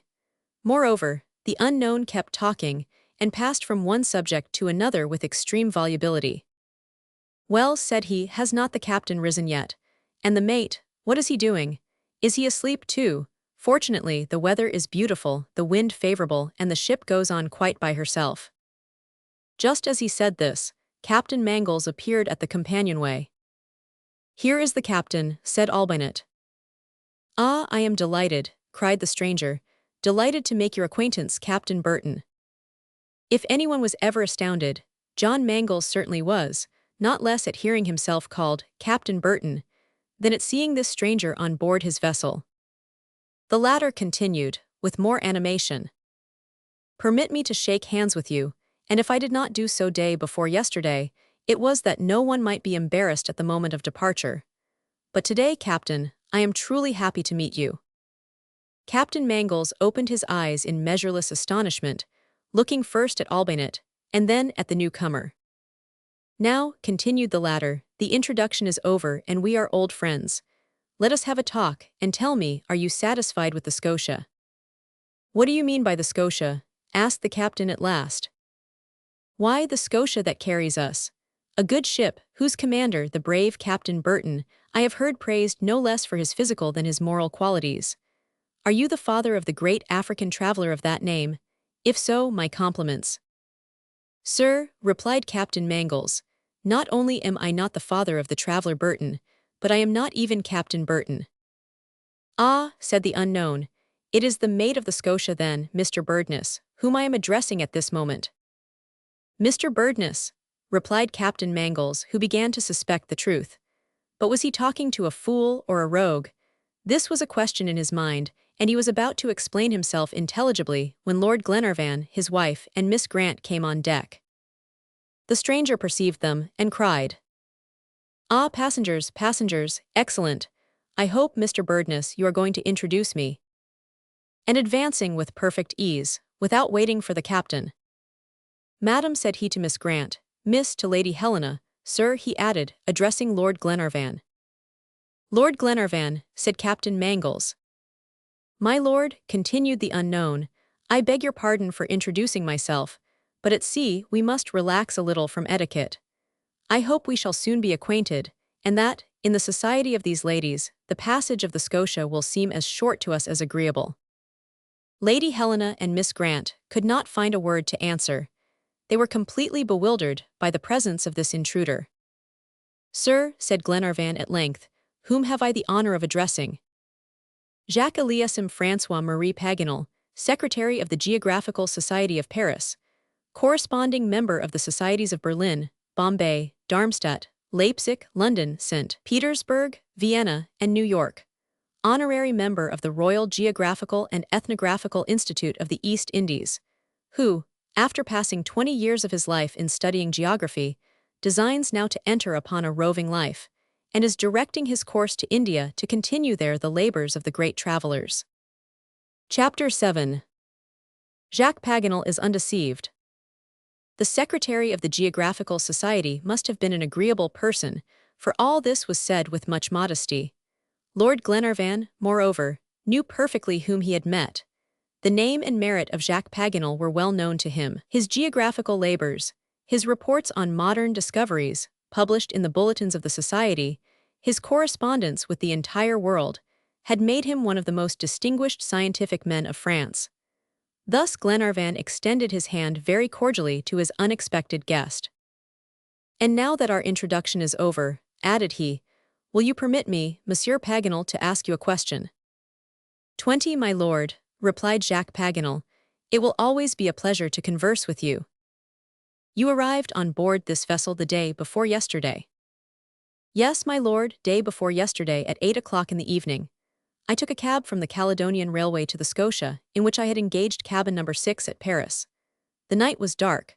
I saw no one on board. Feeling fatigued by 30 hours of travel, and knowing that a good way to avoid seasickness is to go to bed on embarking, and not stir from your bunk for the first days of the voyage, I retired immediately, and have conscientiously slept 36 hours, I assure you." Jacques Paganel's hearers now knew the reason of his presence on board. The Frenchman, mistaking the vessel, had embarked while the crew of the Duncan were engaged in the ceremony at St. Mungo. Everything was explained. But what would the geographer say when he learned the name and destination of the vessel on which he had taken passage? "So, Monsieur Paganel," said Glenarvan, "you have chosen Calcutta as your center of action."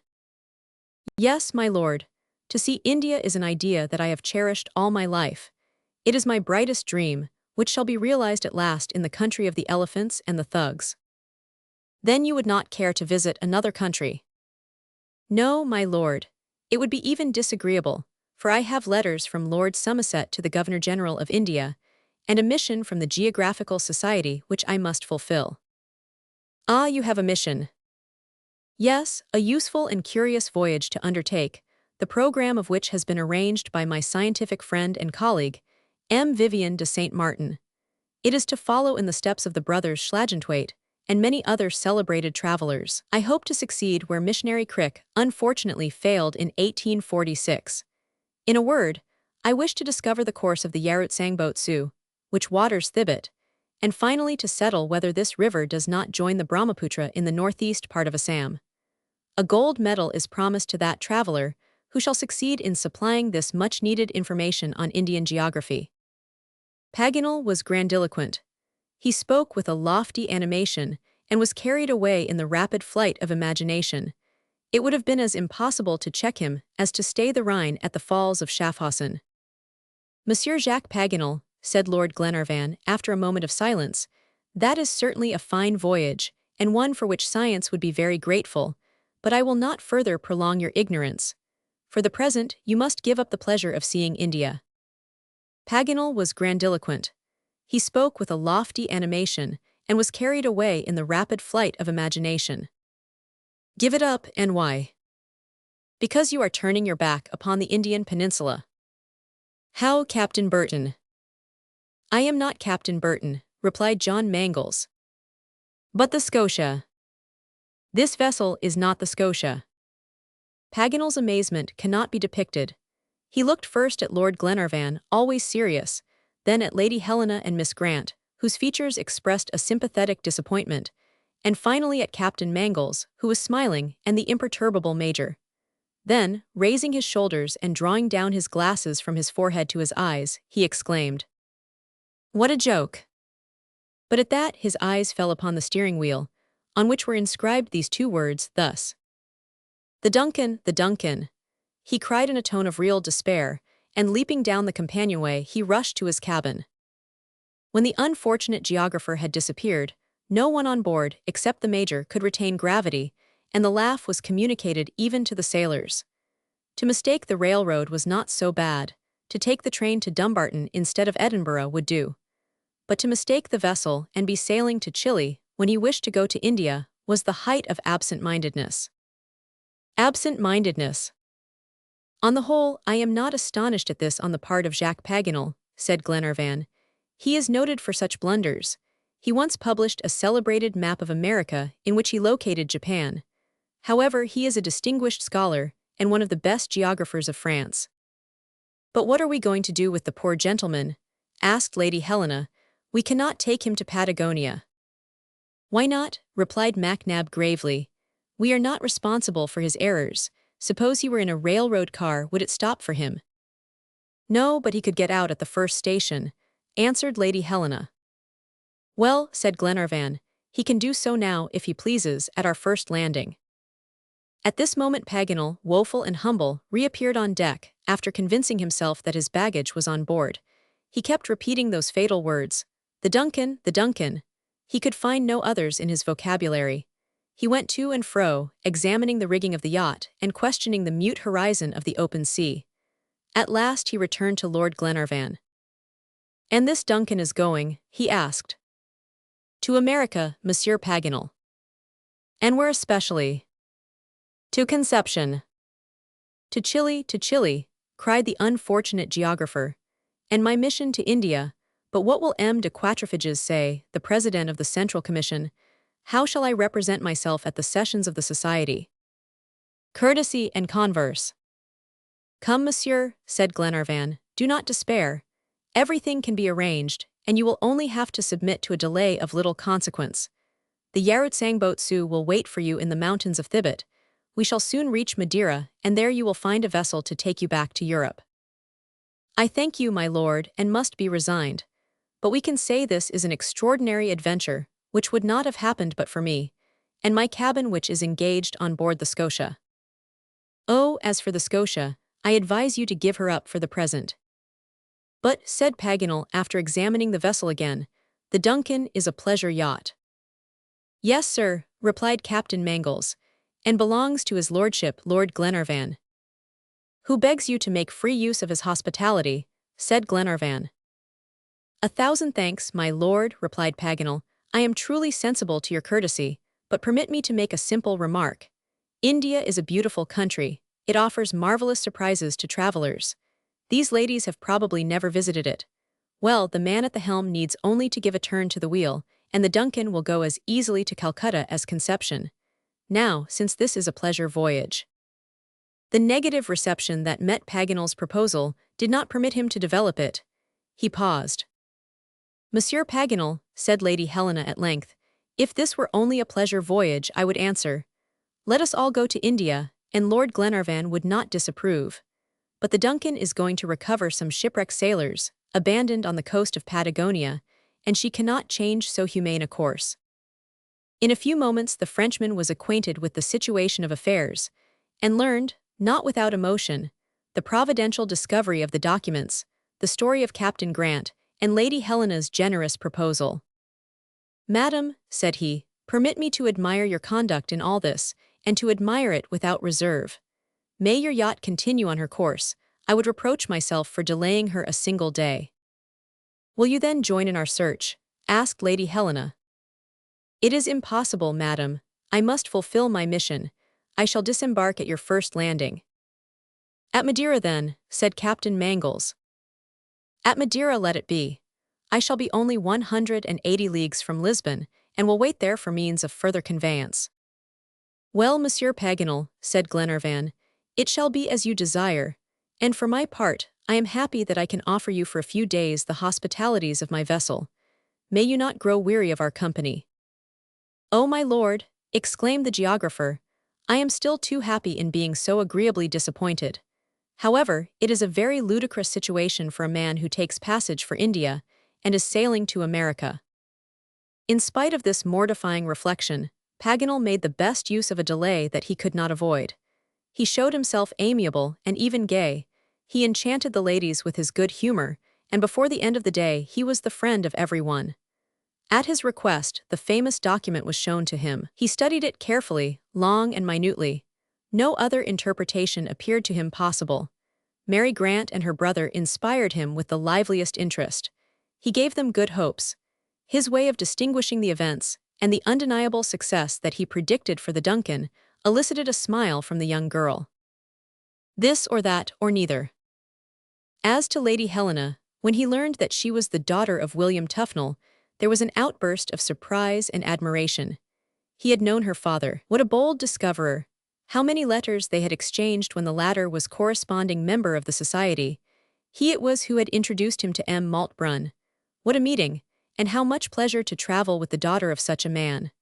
Finally, he asked Lady Helena's permission to kiss her, to which she consented, although it was perhaps a little improper. Chapter 8.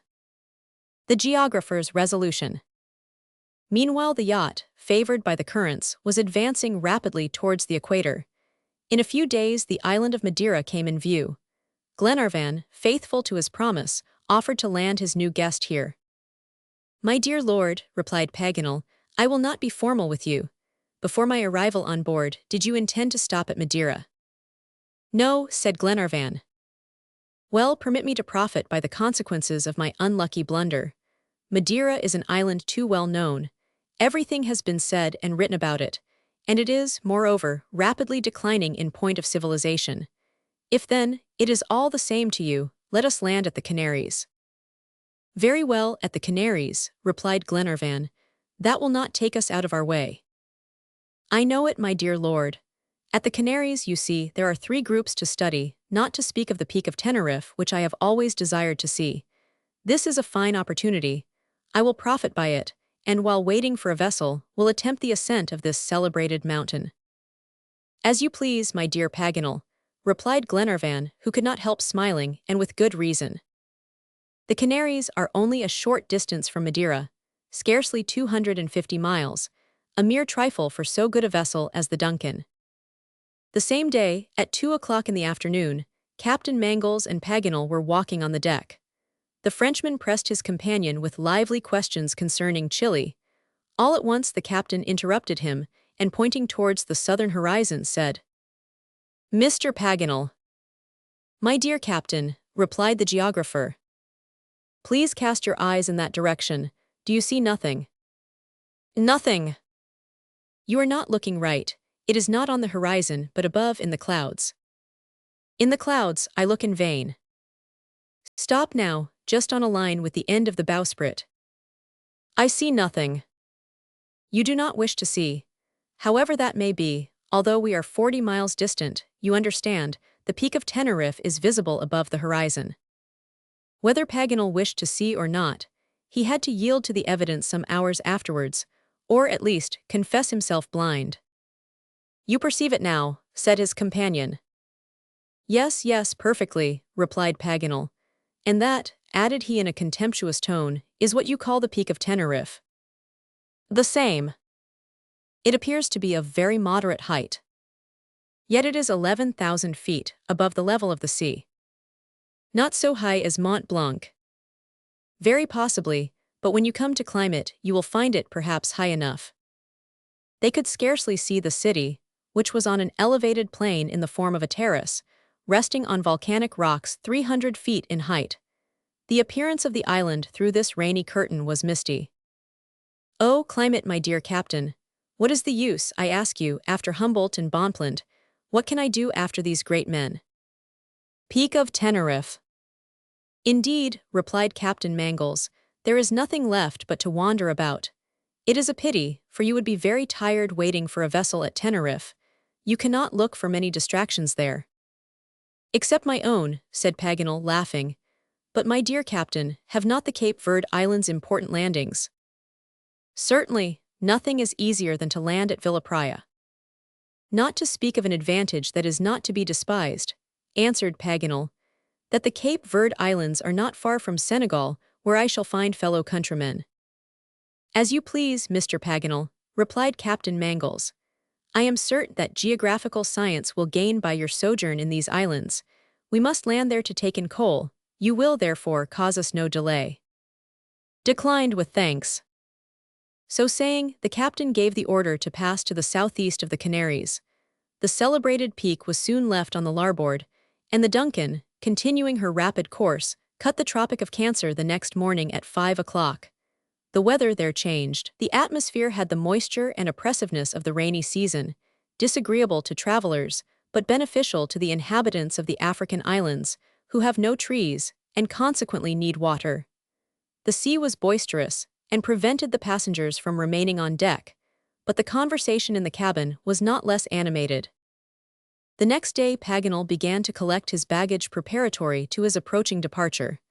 In a short time, they entered the bay of Villapraya, and anchored opposite the city in 8 fathoms of water. The weather was stormy and the surf high, although the bay was sheltered from the winds. The rain fell in torrents so that they could scarcely see the city, which was on an elevated plain in the form of a terrace, resting on volcanic rocks 300 feet in height. The appearance of the island through this rainy curtain was misty. Shipping the coal was not accomplished without great difficulty, and the passengers saw themselves confined to the cabin, while sea and sky mingled their waters in an indescribable tumult. The weather was, therefore, the topic of conversation on board. Each one had his say except the major, who would have witnessed the deluge itself with perfect indifference. Paganel walked to and fro, shaking his head. "It is an imperative fact," said he. "It is certain," replied Glenarvan, "that the elements declare themselves against you." "I will see about that." "You cannot face such a storm," said Lady Helena. "Ay, madam, certainly. I fear only for my baggage and instruments. They will all be lost." "Our landing is the only thing doubtful," resumed Glenarvan. "Once at Villapraya, you will not have very uncomfortable quarters, rather uncleanly, to be sure, in the company of monkeys and swine, whose surroundings are not always agreeable, but a traveler does not regard that so critically. Besides, you can hope in 7 or 8 months to embark for Europe." "7 or 8 months," exclaimed Paganel. "At least that. The Cape Verde Islands are very rarely frequented during the rainy season, but you can employ your time profitably. This archipelago is still little known. there is much to do, even now. But, replied Paganel in a pitiful tone, what could I do after the investigations of the geologist Deville? That is really a pity, said Lady Helena. What will become of you, Monsieur Paganel? Paganel was silent for a few moments. You had decidedly better have landed at Madeira, rejoined Glenarvan, although there is no wine there. My dear Glenarvan, continued Paganel at last, where shall you land next? At Conception. Alas, but that would bring me directly away from India. No, for when you have passed Cape Horn you approach the Indies. I very much doubt it. Besides, continued Glenarvan with the greatest gravity, as long as you are at the Indies, what difference does it make whether they are the East or the West? What difference does it make? The inhabitants of the Pampas of Patagonia are Indians as well as the natives of the Punjab. My lord, exclaimed Paganel, that is a reason I should never have imagined. Bait for a traveler. And then, my dear Paganel, you know that you can gain the gold medal in any country whatever. There is something to do, to seek, to discover, everywhere, in the chains of the Cordilleras as well as the mountains of Thibet. But the course of the Yarutsangbo-Tsu. Certainly, you can replace that by the Rio Colorado. This is a river very little known, and one of those which flow on the map too much according to the fancy of the geographer. I know it, my dear lord, there are errors of several degrees. I do not doubt that at my request the Society would have sent me to Patagonia as well as to India, but I did not think of it. The result of your continual abstraction. Well, Monsieur Paganel, shall you accompany us? Asked Lady Helena in her most persuasive tone. And my mission, madam? I inform you that we shall pass through the Strait of Magellan, continued Glenarvan. My lord, you are a tempter. I add that we shall visit Port Famine. Port Famine, cried the Frenchman, assailed on all sides, that port so celebrated in geographical fasts. Consider also, Monsieur Paganel, continued Lady Helena, that in this enterprise you will have the right to associate the name of France with that of Scotland. Yes, doubtless. A geographer may be very serviceable to our expedition, and what is more noble than for science to enlist in the service of humanity? That is well said, madam. Believe me, try chance or rather Providence. Imitate us. It has sent us this document, we have started. It has cast you on board the Duncan, do not leave her. And do you indeed wish me, my good friends? Replied Paganel. Well, you desire me to stay very much.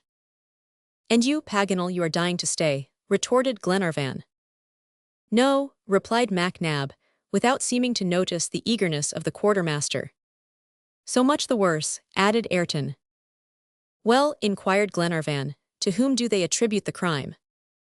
Read, said the Major, handing to Glenarvan a copy of the Australian and New Zealand Gazette, and you will see that the police officer was not mistaken. Glenarvan read aloud the following passage. Sydney, January 2, 1865. It will be remembered that on the night of December 29, an accident took place at Camden Bridge, 5 miles from Castlemaine Station, on the Melbourne and Sandhurst Railway, by which the night express was precipitated at full speed into the Lutton River. Numerous thefts committed after the accident, and the corpse of the guard found half a mile above, proved that it was the result of a crime. And in accordance with the verdict at the inquest, this crime is to be attributed to a band of convicts who escaped, 6 months ago, from the Perth Penitentiary in Western Australia, as they were about to be transferred to Norfolk Island. These convicts are 29 in number, and are commanded by a certain Ben Joyce, a dangerous criminal, who arrived in Australia several months ago in some way, and upon whom justice has not yet succeeded in laying hands. The inhabitants of the cities, and the colonists and squatters of the stations, are warned to be on their guard, and requested to send to the undersigned any information which may assist his investigations. J. P. Mitchell, Surveyor General. When Glenarvan had finished reading this article, MacNab turned to the geographer and said, You see, Paganel, that there may yet be convicts in Australia. Runaways there may be, of course, replied Paganel, but not those who have been transported and regularly received. These people have no right to be here. Well, at any rate they are here, continued Glenarvan, but I do not suppose that their presence need cause us to change our plans or delay our journey. What do you think, Captain? Looking at both sides. Captain Mangles did not answer immediately. He hesitated between the grief that the abandonment of the search would cause the two children and the fear of compromising the safety of the party. If Lady Glenarvan and Miss Grant were not with us, said he, I should care very little for this band of wretches. Glenarvan understood him and added, Of course it is not advisable to give up our undertaking, but perhaps it would be prudent for the sake of the ladies to join the Duncan at Melbourne and continue our search for Captain Grant towards the east. What do you think, MacNab? Before replying, said the Major, I should like to hear Ayrton's opinion. The quartermaster, thus addressed, looked at Glenarvan. I think, said he, that, as we are 200 miles from Melbourne, the danger, if there is any, is as great on the southern as on the eastern road. Both are little frequented, and one is as good as the other. Moreover, I do not think that 30 malefactors can intimidate 8 well-armed and resolute men. Therefore, in the absence of better advice, I should go on. Well said, replied Paganel. By continuing our course we shall cross Captain Grant's track, while by returning to the south we should go directly away from it. I agree with you, therefore, and shall give myself no uneasiness about the runaway convicts. Thus the determination to make no change in the program was unanimously approved of. One more remark, my lord, said Ayrton, as they were about to separate. Speak. Would it not be advisable to send an order to the Duncan to sail to the coast? Why, asked Captain Mangles. It will be time enough to send the order when we arrive at Twofold Bay. If any unforeseen event should compel us to return to Melbourne, we might be sorry not to find the Duncan there. Moreover, her injuries cannot yet have been repaired. I think, therefore, that it would be better to wait. Wells, replied Ayrton, without further remark. The next day the little party, armed and ready for any emergency, left Seymour, and half an hour after re-entered the forest of eucalyptuses, which appeared again towards the east. Glenarvan would have preferred to travel in the open country, for a plain is less favorable to sudden attacks and ambuscades than a thick wood.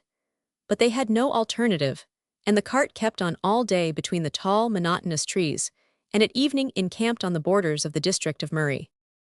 They were now setting foot on one of the least frequented portions of the Australian continent, a vast uninhabited region stretching away to the Australian Alps. At some future day its forests will be leveled, and the home of the colonist will stand where now all is desolation. But at present it is a desert. In this region is situated the so-styled reserve for the blacks. On these remote plains, various spots have been set apart, where the aboriginal race can enjoy to the full the privilege of gradually becoming extinct. Though the white man is at perfect liberty to invade this reserved territory, yet the black may call it his own. Paganel, who was in his element wherever statistics or history was concerned, went into full details respecting the native races. He gave a long account of the cruelties to which these unfortunate beings had been subjected at the hands of the early colonists, and showed how little had been done by the interference of the government. As a striking instance of the manner in which the Aborigines melt away before the advance of civilization, he cited the case of Tasmania, which at the beginning of this century had 5,000 native inhabitants, but in 1863 had only 7. Studies in Anthropology. 50 years ago, said he, we should have met in our course many a tribe of natives, whereas thus far we have not seen even one. A century hence, the black race will have utterly disappeared from this continent. At that moment Robert, halting in front of a group of eucalyptuses, cried out, A monkey, there is a monkey. The cart was instantly stopped, and looking in the direction indicated by the boy, our travelers saw a huge black form moving with astonishing agility from branch to branch, until it was lost from view in the depths of the grove. What sort of a monkey is that? Asked MacNab. That monkey, answered Paganel, is a full-blooded Australian. Just then were heard sounds of voices at some little distance. The oxen were put in motion, and after proceeding a few hundred paces, the party came suddenly upon an encampment of aborigines, consisting of some 10 or 12 tents, made of strips of bark arranged in the manner of tiles, and giving shelter to their wretched inhabitants on only one side. Of these miserable beings there were about 30, men, women, and children, dressed in ragged kangaroo skins. Their first movement was one of flight, but a few words from Ayrton restored confidence, and they slowly approached the party of Europeans. The major jocularly insisted that Robert was correct in saying that he had seen a monkey, but Lady Helena declined to accept his views, and getting out of the cart, made friendly advances to these degraded beings, who seemed to look upon her as a divinity. Reassured by her gentle manner, they surrounded the travelers, and began to cast wishful glances at the provisions which the cart contained. Glenarvan, at the request of his wife, distributed a quantity of food among the hungry group. Of these miserable beings there were about 30, men, women, and children, dressed in ragged kangaroo skins. A sham fight, which lasted about 10 minutes, the women urging on the combatants and pretending to mutilate those who fell in the fray. After this had been dispatched, our friends were favored by their new acquaintances with a sham fight, which lasted about 10 minutes, the women urging on the combatants and pretending to mutilate those who fell in the fray. Suddenly, the excited crowd dropped their arms, and a profound silence succeeded to the din of war. A flight of cockatoos had made its appearance in the neighboring trees, and the opportunity to display their proficiency in the use of the boomerang was at once improved by the Australians. The skill manifested in the construction and use of this instrument served Lady Helena as a strong argument against the monkey theory, though the major pretended that he was not yet convinced. Lord Glenarvan was now about to give the order to advance, when a native came running up with the news that he had discovered half a dozen cassowaries. The chase that followed, with the ingenious disguise assumed by the hunter, and the marvelous fidelity with which he imitated the movements and cries of the bird, was witnessed with interest by the travelers. Lady Helena adduced the skill displayed as a still further argument against the major's theory, but the obstinate Mac Nab declined to recede from his position, citing to his antagonist the statement of the Negroes concerning the orangutans, that they are Negroes like themselves, only that they are too cunning to talk, for fear of being made to work. Chapter 38. Wealth in the Wilderness. After a peaceful night, the travelers, at 7 o'clock in the morning, resumed their journey eastward over the plains. Twice they crossed the tracks of squatters, leading towards the north, and then the different hoofprints would have been confounded if Glenarvan's horse had not left upon the dust the black point mark, distinguishable by its 3 trefoils. A piano in the desert. Sometimes the plain was furrowed with winding creeks, bordered by boxwood, which took their source on the slopes of the Buffalo Range, a chain of mountains whose picturesque outlines stretched along the horizon, and which the party resolved to reach that evening. Ayrton urged on his oxen, and after a journey of 35 miles they reached the place. The tent was pitched beneath a great tree. Night had come, and supper was quickly dispatched. All thought more of sleeping than of eating after the fatigues of the day. Paganel, to whom fell the first watch, did not lie down, but, rifle on shoulder, guarded the encampment, walking to and fro that he might the better resist sleep. In spite of the absence of the moon, the night was almost bright with the splendor of the southern constellations, and the geographer amused himself in reading the great book of the firmament, which is always open. The silence of sleeping nature was broken only by the sound of the horses' chains as they rattled against their feet. Paganel was becoming fully absorbed in his astronomical meditations, and occupying himself more with the things of heaven than those of earth, when a distant sound startled him from his reverie. He listened attentively, and to his great astonishment, thought he distinguished the tones of a piano. A few boldly struck chords wafted to his ears their harmonious vibrations. He could not be mistaken. A piano in the desert, said he to himself, it cannot be. It was indeed very surprising, and Paganel began to think that some strange Australian bird was imitating the sound of the instrument. But at that moment, a voice, harmoniously pitched, was heard. The pianist was accompanied by a vocalist. The geographer listened incredulously, but in a few moments was forced to recognize the sublime air that struck upon his ear. It was Il mio tesoro tanto from Don Juan. Paganel did not lie down, but, rifle on shoulder, guarded the encampment, walking to and fro that he might the better resist sleep. A twofold surprise. Parbleu, thought the geographer, however strange the Australian birds may be, or even though the parrots were the most musical in the world, they could not sing Mozart. He listened to the end of this grand inspiration of the master. The effect of this sweet melody in the stillness of the starlit night, was indescribable. He remained a long time under the influences of its enchantment. At last the voice ceased, and all was silent. When Wilson came to relieve the geographer, he found him wrapped in a profound reverie. Paganel said nothing to the sailor, but, reserving his account of the incident for Glenarvan the next day, he crept into the tent. In the morning the whole party were awakened by unexpected bayings. Glenarvan at once arose. Two magnificent pointers were gambolling along the edge of a small wood, but at the approach of the travelers, they disappeared among the trees, barking loudly. "There must be a station in this desert," said Glenarvan, "and hunters, since those are hunting dogs." Paganel was just about to relate his experiences of the past night, when two men appeared, in hunting costume, mounted on fine horses. They naturally stopped at sight of the little party, encamped in gypsy-like fashion, and seemed to be wondering what the presence of armed men in this place meant, when they perceived the ladies, who were alighting from the cart.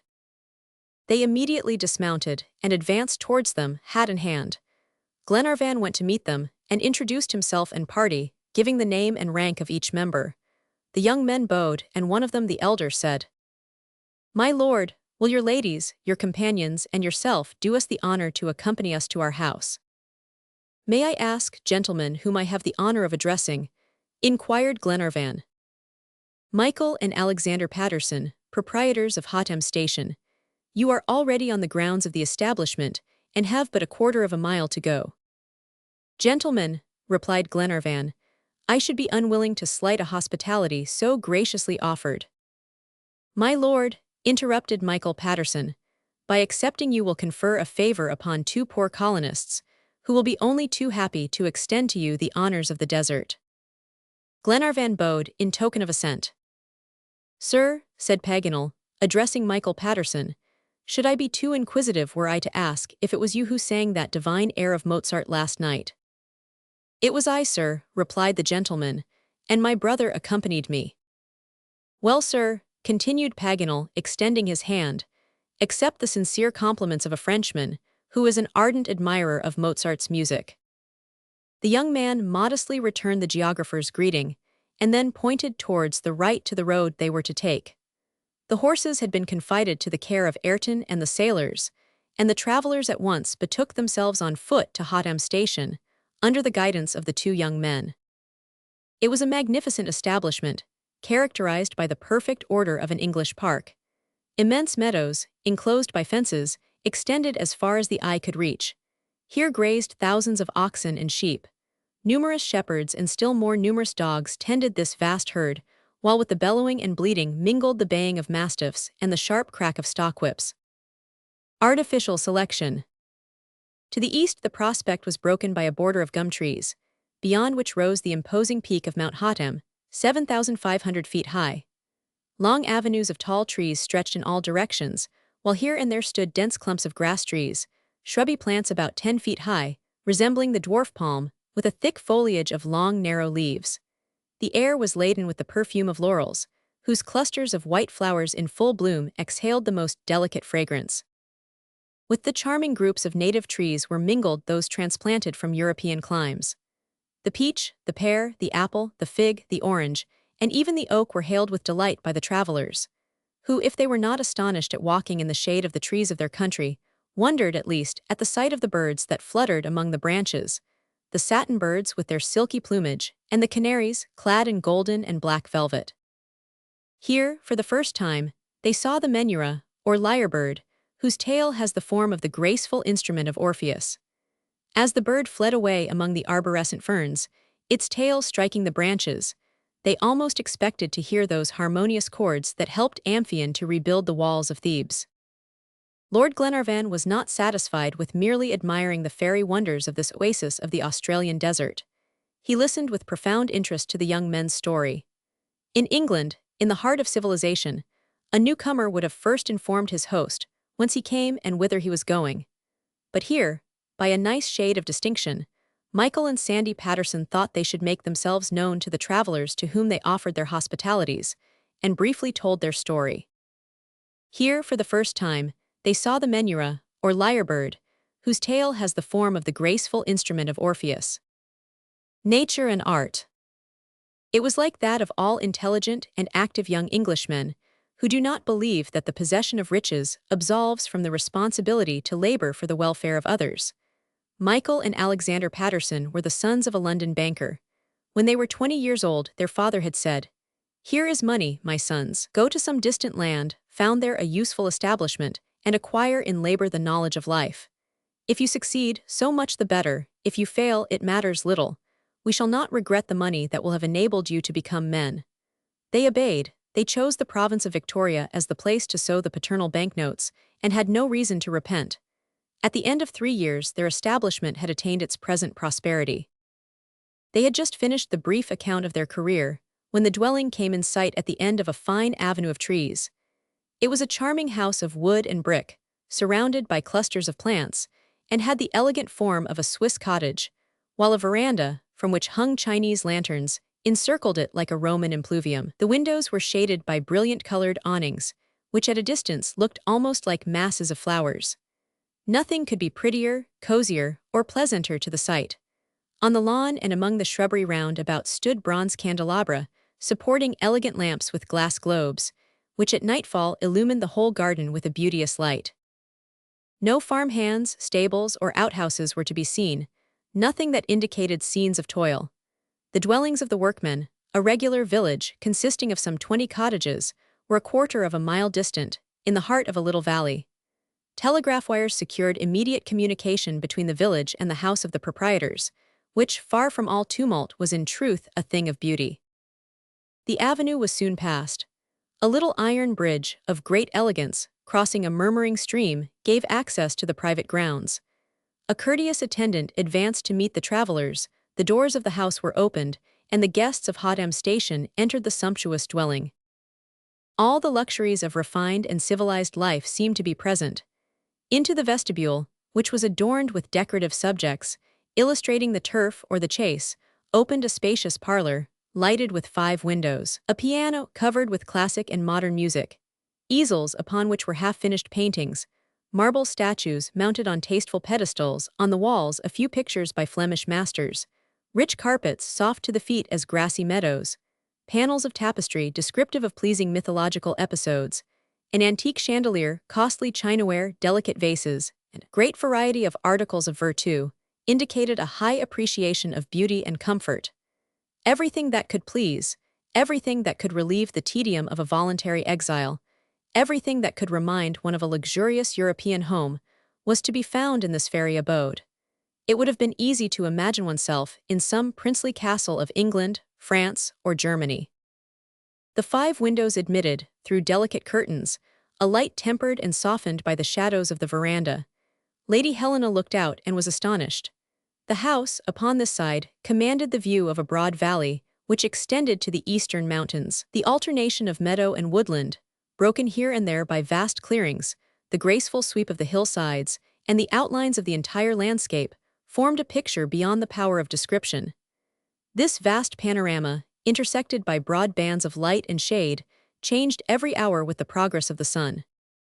In the meantime, in accordance with the host's orders, breakfast had been prepared by the steward of the station, and in less than a quarter of an hour the travelers were seated at a bountiful table.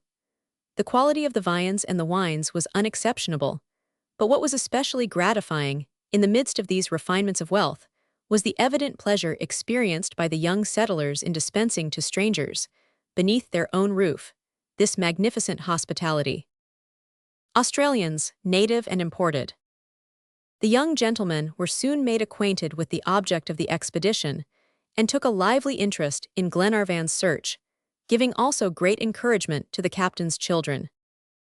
"Harry Grant," said Michael, "has evidently fallen into the hands of the natives, since he has not appeared in the settlements on the coast. He knew his position exactly, as the document proves, and as he has not reached any English colony, he must have been made prisoner by the natives as soon as he landed."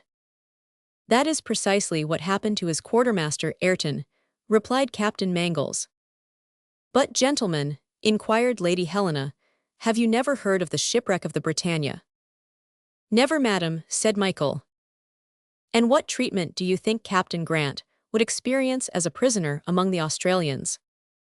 "The Australians are not cruel, madam," replied the young settler. Miss Grant may reassure herself on this point. There are many instances of their kindness, and some Europeans have lived a long time among them without having any reason to complain of brutality. These words corroborated the information previously given by Paganel and Ayrton. When the ladies had left the table, the conversation turned upon convicts. The settlers had heard of the accident at Camden Bridge, but the band of runaways gave no uneasiness. They would not dare to attack a station that was guarded by more than 100 men.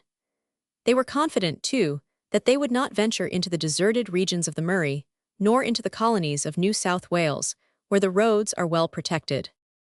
Glenarvan could not decline the invitation of his amiable hosts to spend the entire day at Hotham Station. The delay thus occasioned could be turned to good account. The horses and oxen would be greatly benefited by their rest in the comfortable stables of the establishment.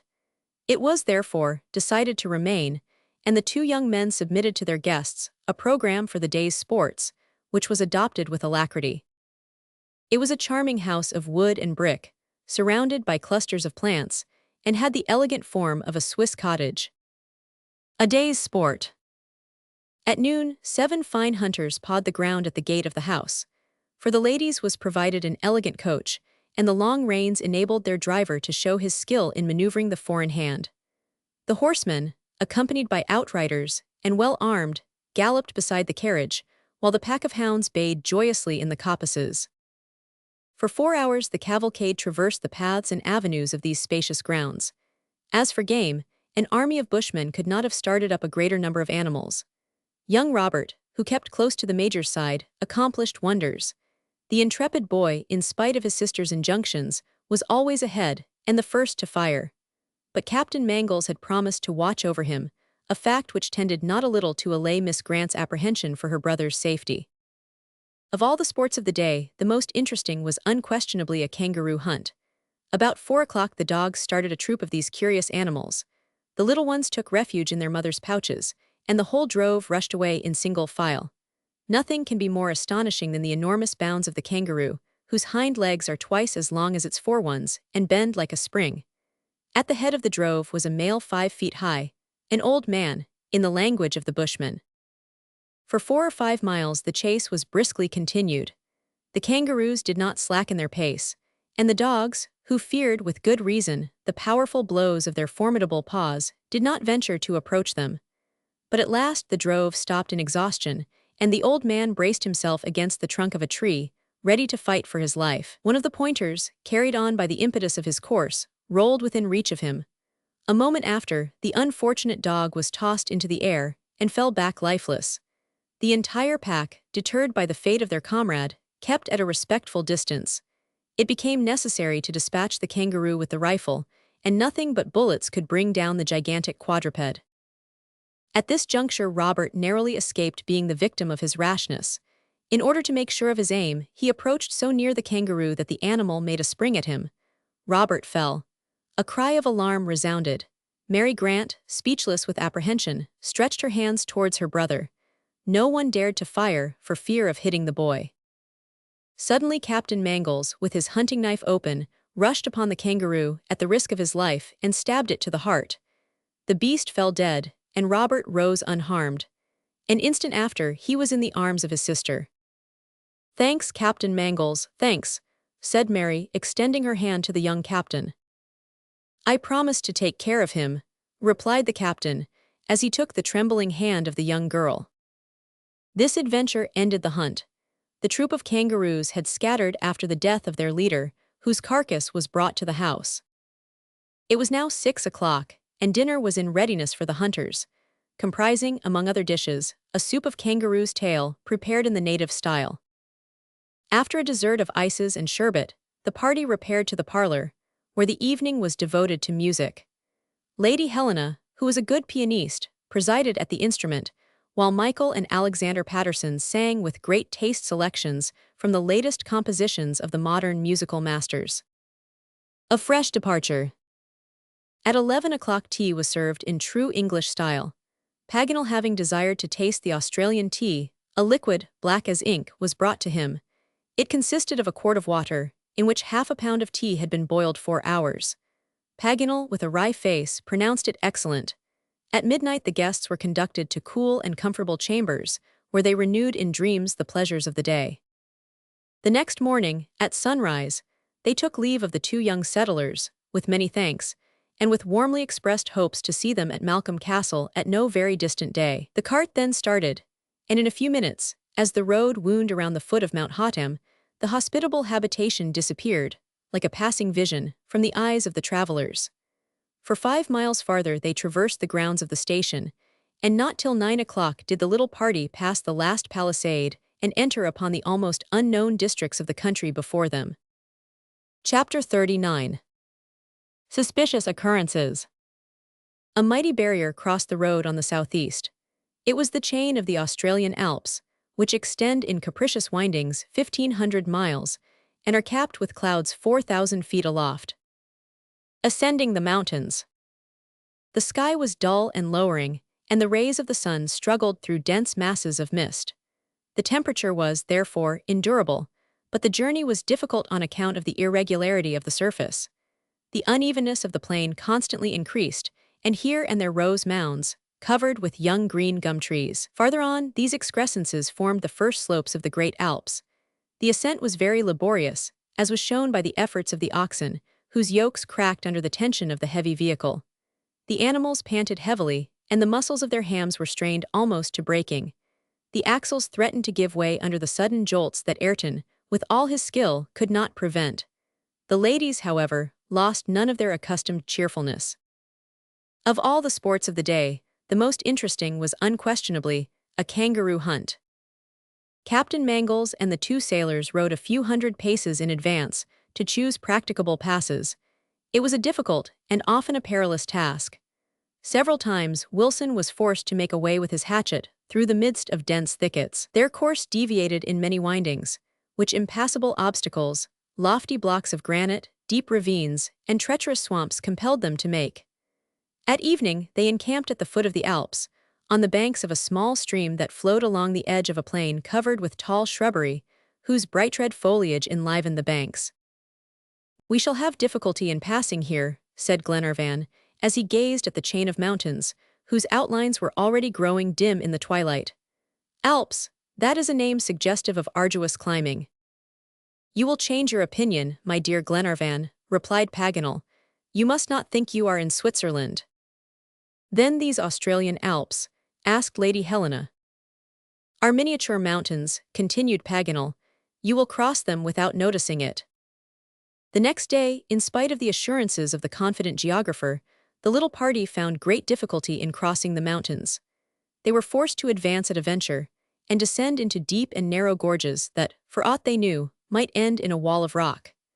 Ayrton would doubtless have been eventually nonplussed had they not, after an hour's climbing, caught sight of a tavern on one of the paths of the mountain. "Well," said Paganel, as they reached the hostelry, "the proprietor of this inn cannot make a great fortune in such a place. Of what use can he be?" "To give us the information we need for our journey," replied Glenarvan. "Let us go in." Glenarvan, followed by Ayrton, entered the tavern. The landlord of Bush Inn was a coarse man, of forbidding appearance, who had to consider himself as the principal customer for the gin, brandy, and whiskey of his tavern, and scarcely ever saw anyone but squatters or herdsmen. He replied in an ill-humored way to the questions that were addressed him, but his answers sufficed to determine Ayrton upon his course. Glenarvan, however, remunerated the tavern-keeper for the little trouble they had given him, and was about to leave the inn, when a placard, affixed to the wall, attracted his attention. It was a notice of the colonial police, detailing the escape of the convicts from Perth, and setting a price upon the head of Ben Joyce, £100 sterling to anyone who should deliver him up. "Indeed," said Glenarvan, "that is a rascal worth hanging." "And especially worth taking," replied Ayrton. £100, what a sum, he is not worth it." "As for the innkeeper," added Glenarvan as he left the room, "I scarcely put faith in him, despite his placard." "Nor I either," said Ayrton. Glenarvan and the quartermaster rejoined the party, and they all proceeded to where a narrow pass wound across the chain. Here they began the ascent. Another death. But it was an arduous task.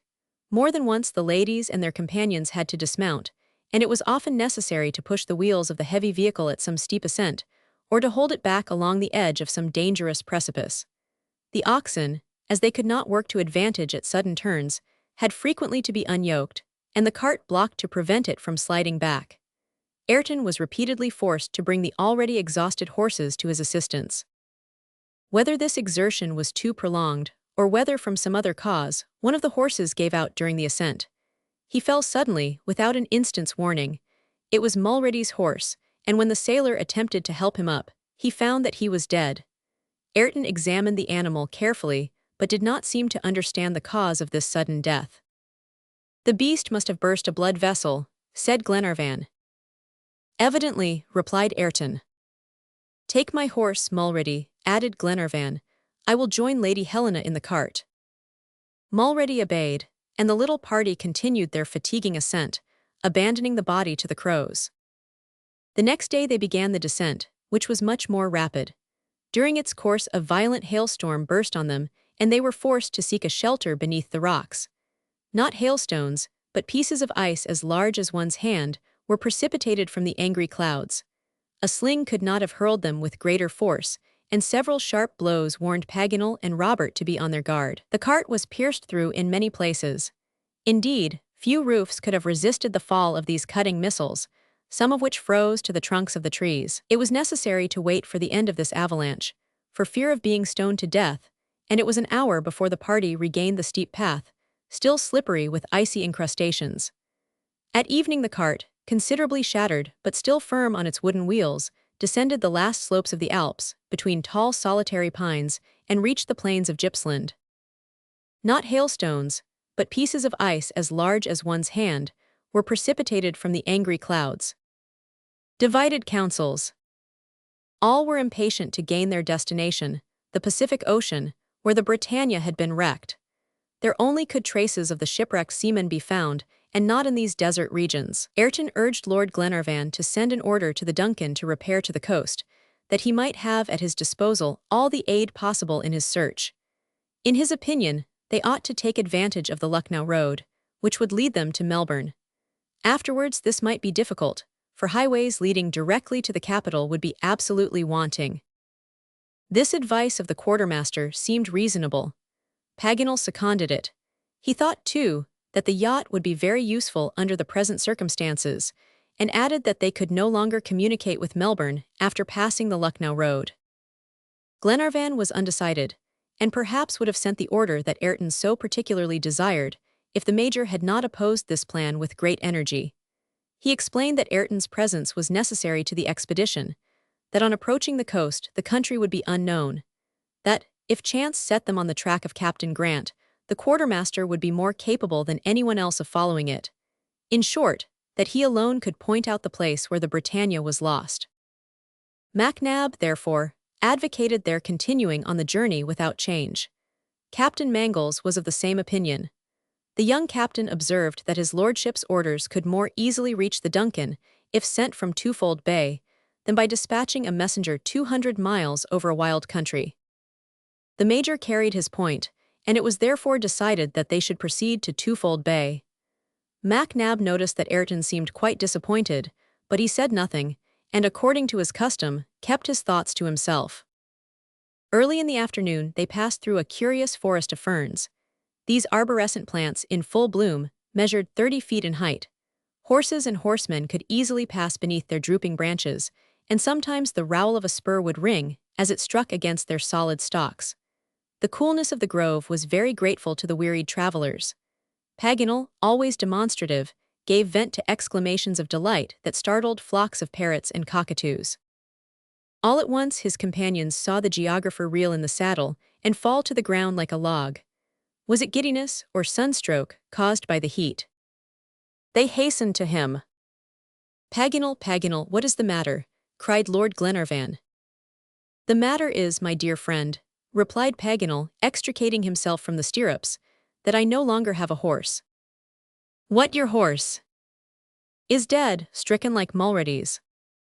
At once Glenarvan, Captain Mangles, and Wilson examined the animal. Paganel was right. His horse had been suddenly stricken dead. "This is singular," said the captain. "Very singular indeed," muttered the Major. Glenarvan could not restrain a feeling of uneasiness at this strange occurrence. It was impossible for them to retrace their steps in this desert, while, if an epidemic were to seize all the horses, it would be very difficult to continue the journey. Before the end of the day, his fears seemed to be justified. A third horse, Wilson's, fell dead, and what was worse, one of the oxen was also stricken. Their means of conveyance now consisted of only 3 oxen and 4 horses. A fine fernery. The situation had grown serious. The mounted horsemen could, of course, take turns in traveling on foot, but if it should be necessary to leave the cart behind, what would become of the ladies? Could they accomplish the 120 miles that still separated them from Twofold Bay? Captain Mangles and Glenarvan anxiously examined the remaining horses. Perhaps preventives might be found against new calamities. No sign of disease, however, could be detected. The animals were in perfect health and bravely endured the hardships of the journey. Glenarvan, therefore, was inclined to think that this mysterious epidemic would have no more victims. This was Ayrton's opinion too, who declared that he could not at all understand the cause of the frightful mortality. They started again, and the cart served to convey the pedestrians, who rode in it by turns. At evening, after a journey of only 10 miles, the signal to halt was given, the encampment arranged, and the night was passed comfortably beneath a large group of arborescent ferns, among whose branches fluttered enormous bats. The next day they made an excellent beginning and accomplished 15 miles. Everything led them to hope that they would encamp that evening on the banks of the snowy river. Evening came, and a fog, clearly defined against the horizon, marked the course of the long-looked-for stream. A forest of tall trees was seen at a bend in the road, behind a moderate elevation. Ayrton guided his oxen towards the tall trunks dimly discerned in the shadow, and was just passing the boundary of the wood, when the cart sank into the earth to the hubs. "What is the matter?" asked Glenarvan, when he perceived that the cart had come to a stop. "We are fast in the mud," replied Ayrton. He urged his oxen with voice and whip, but they were up to their knees in the mire, and could not stir. "Let us encamp here," said Captain Mangles. "That is the best plan," answered Ayrton. "Tomorrow, at daybreak, we can see to extricate ourselves." Early in the afternoon, they passed through a curious forest of ferns. These arborescent plants, in full bloom, measured 30 feet in height. Flashes of lightning, the dazzling forerunners of a coming storm, every now and then illumined the horizon. "Very well, be it so," replied Glenarvan. Night had set in rapidly after a short twilight, but the heat had not departed with the sun. The air was heavy with stifling mists. Flashes of lightning, the dazzling forerunners of a coming storm, every now and then illumined the horizon. The beds were prepared, and the sunken cart was made as comfortable as possible. The somber arch of the great trees sheltered the tent of the travelers. Provided no rain fell, they would have no reason to complain. Ayrton succeeded with difficulty in extricating his 3 oxen from the mud, in which they had by this time sunk to their flanks. The quartermaster picketed them with the 4 horses, and would allow no one to give them their fodder. This service he performed himself with great exactness, and that evening Glenarvan observed that his care was redoubled, for which he thanked him, as the preservation of the team was of paramount importance. Meantime, the travelers partook of a hasty supper. Fatigue and heat had driven away hunger, and they needed rest more than nourishment. Lady Helena and Miss Grant, wishing their companions good night, retired to their accustomed bedroom. As for the men, some crawled under the tent, while others stretched themselves on the thick grass at the foot of the trees. Gradually, each sank into a heavy sleep. The darkness increased beneath the curtain of dense clouds that covered the sky. Not a breath of air was felt. The silence of the night was only interrupted by the occasional howlings of wild animals. About 11 o'clock, after an uneasy slumber, the Major awoke. His half-closed eyes were attracted by a dim light that flickered beneath the great trees. One would have thought it was a whitish sheet, glittering like the surface of a lake. Mac Nab imagined, at first, that the flames of a conflagration were spreading over the ground. Strange sights and sounds. He rose and walked towards the wood. His surprise was great when he found himself in the presence of a purely natural phenomenon. Before him extended an immense field of mushrooms, which emitted phosphorescent flashes. The Major, who was not selfish, was about to waken Paganel. that the geographer might witness the spectacle with his own eyes, when an unexpected sight stopped him. The phosphorescent light illumined the wood for the space of half a mile, and MacNab thought he saw shadows rapidly moving along the edge of the clearing. Did his eyes deceive him? Was he the sport of an illusion? He crouched down, and after a long and attentive observation, distinctly perceived several men, who seemed by their movements to be searching the ground for something. What could these men want? He must know, and without an instant's hesitation or awakening his companions, he crawled along on all fours, carefully concealing himself in the tall grass. Chapter 40. A startling discovery. Increasing perplexities. It was a terrible night. At 2 o'clock in the morning, the rain began to fall in torrents, which continued to pour from the stormy clouds till daylight. The tent was an insufficient shelter. Glenarvan and his companions took refuge in the cart, where they passed the time in conversing upon various subjects. The Major, however, whose short absence no one had noticed, contented himself with listening in silence. The fury of the tempest gave them considerable uneasiness, since it might cause an inundation, by which the cart, fast in the mire, would be overwhelmed. He crouched down, and after a long and attentive observation, distinctly perceived several men. More than once, Mulrady, Ayrton, and Captain Mangles went to ascertain the height of the rushing waters, and returned drenched from head to foot. At length day appeared. The rain ceased, but the rays of the sun failed to penetrate the thick veil of clouds. Large pools of muddy, yellowish water covered the ground. A warm vapor issued from the water-soaked earth and saturated the atmosphere with a sickly moisture. Glenarvan, first of all, turned his attention to the cart. In his eyes, this was their main support. It was embedded fast in the midst of a deep hollow of sticky clay. The four wheels were almost entirely out of sight, and the hind ones were buried up to the hubs. It would be a very difficult matter to pull out the heavy vehicle, and would undoubtedly require the united strength of men, oxen, and horses. "We must make haste," said Captain Mangles. "If this clay dries, the work will be more difficult." Glenarvan, the two sailors, the captain, and Ayrton then entered the wood, where the animals had passed the night. It was a tall forest of gloomy gum trees. Nothing met the eye but dead trunks, widely separated, which had been destitute of their bark for centuries. Not a bird built its nest on these lofty skeletons, not a leaf trembled on the dry branches, that rattled together like a bundle of dry bones. Glenarvan, as he walked on, gazed at the leaden sky, against which the branches of the gum trees were sharply defined. To Ayrton's great astonishment, there was no trace of the horses and oxen in the place where he had left them. The fettered animals, however, could not have gone far. They searched for them in the wood, but failed to find them. Ayrton then returned to the banks of the river, which was bordered by magnificent mimosas.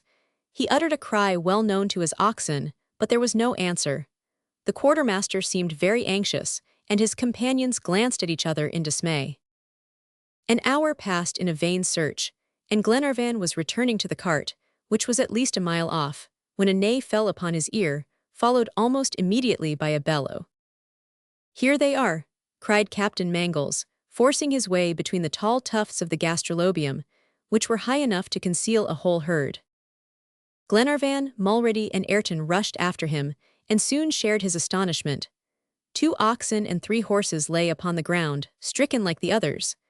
Their bodies were already cold, and a flock of hungry crows, croaking in the mimosas, waited for their unexpected prey. Glenarvan and his friends gazed at each other, and Wilson did not suppress an oath that rose to his lips. "What is the matter, Wilson?" said Lord Glenarvan, scarcely able to control himself. "We can do nothing. Ayrton, bring the ox and horse that are left. They must extricate us from the difficulty." "If the cart were once out of the mud," replied Captain Mangles, "these 2 animals, by short journeys, could draw it to the coast. We must therefore, at all events, release the clumsy vehicle." "We will try, John," said Glenarvan. "Let us return to camp, for there must be anxiety at our long absence." Ayrton took charge of the ox and Mulrady of the horse, and the party returned along the winding banks of the river. Half an hour after, Paganel, MacNab, Lady Helena, and Miss Grant were told the state of affairs. "By my faith," the Major could not help exclaiming, "it is a pity, Ayrton, that you did not shoe all our animals on crossing the Wimmera." "Why so, sir?" asked Ayrton. Because of all our horses, only the one you put into the hands of the farrier has escaped the common fate." "That is true," said Captain Mangles, "and it is a singular coincidence." "Mistakes and misapprehensions." "A coincidence and nothing more," replied the quartermaster, gazing fixedly at the major. MacNab compressed his lips, as if he would repress the words ready to burst from them. Glenarvan, the captain, and Lady Helena seemed to expect that he would finish his sentence, but he remained silent and walked towards the cart, which Ayrton was now examining. "What did he mean?" inquired Glenarvan of Captain Mangles. "I do not know," replied the young captain. "However, the major is not the man to speak without cause." "No," said Lady Helena, "Major MacNab must have suspicions of Ayrton." "What suspicions?" asked Glenarvan. "Does he suppose him capable of killing our horses and oxen? For what purpose, pray? Are not Ayrton's interests identical with ours?" "You are right, my dear Edward," said Lady Helena. "Besides, the quartermaster has given us, ever since the beginning of the journey, indubitable proofs of his devotion to our comfort." "True," replied Captain Mangles. "But then, what does the major's remark mean? I must have an understanding." "Perhaps he thinks he is in league with these convicts," remarked Paganel, imprudently. "What convicts?" inquired Miss Grant. "Monsieur Paganel is mistaken," said Captain Mangles quickly. "He knows that there are no convicts in the province of Victoria." "Yes, yes, that is so," eagerly replied Paganel, who would fain have retracted his words. "What could I have been thinking of? Convicts? Who ever heard of convicts in Australia? Moreover, as soon as they land, they make very honest people. The climate, you know, Miss Mary, the moral effect of the climate." In his desire to correct his blunder, the poor geographer became hopelessly involved. Lady Helena looked at him, wondering what had deprived him of his usual coolness. But not wishing to embarrass him further, she retired with Mary to the tent, where Mr. Olbinett was engaged in preparing breakfast. "I deserve to be transported myself," said Paganel piteously. "I think so," replied Glenarvan. Ayrton and the two sailors were still trying to extricate the cart.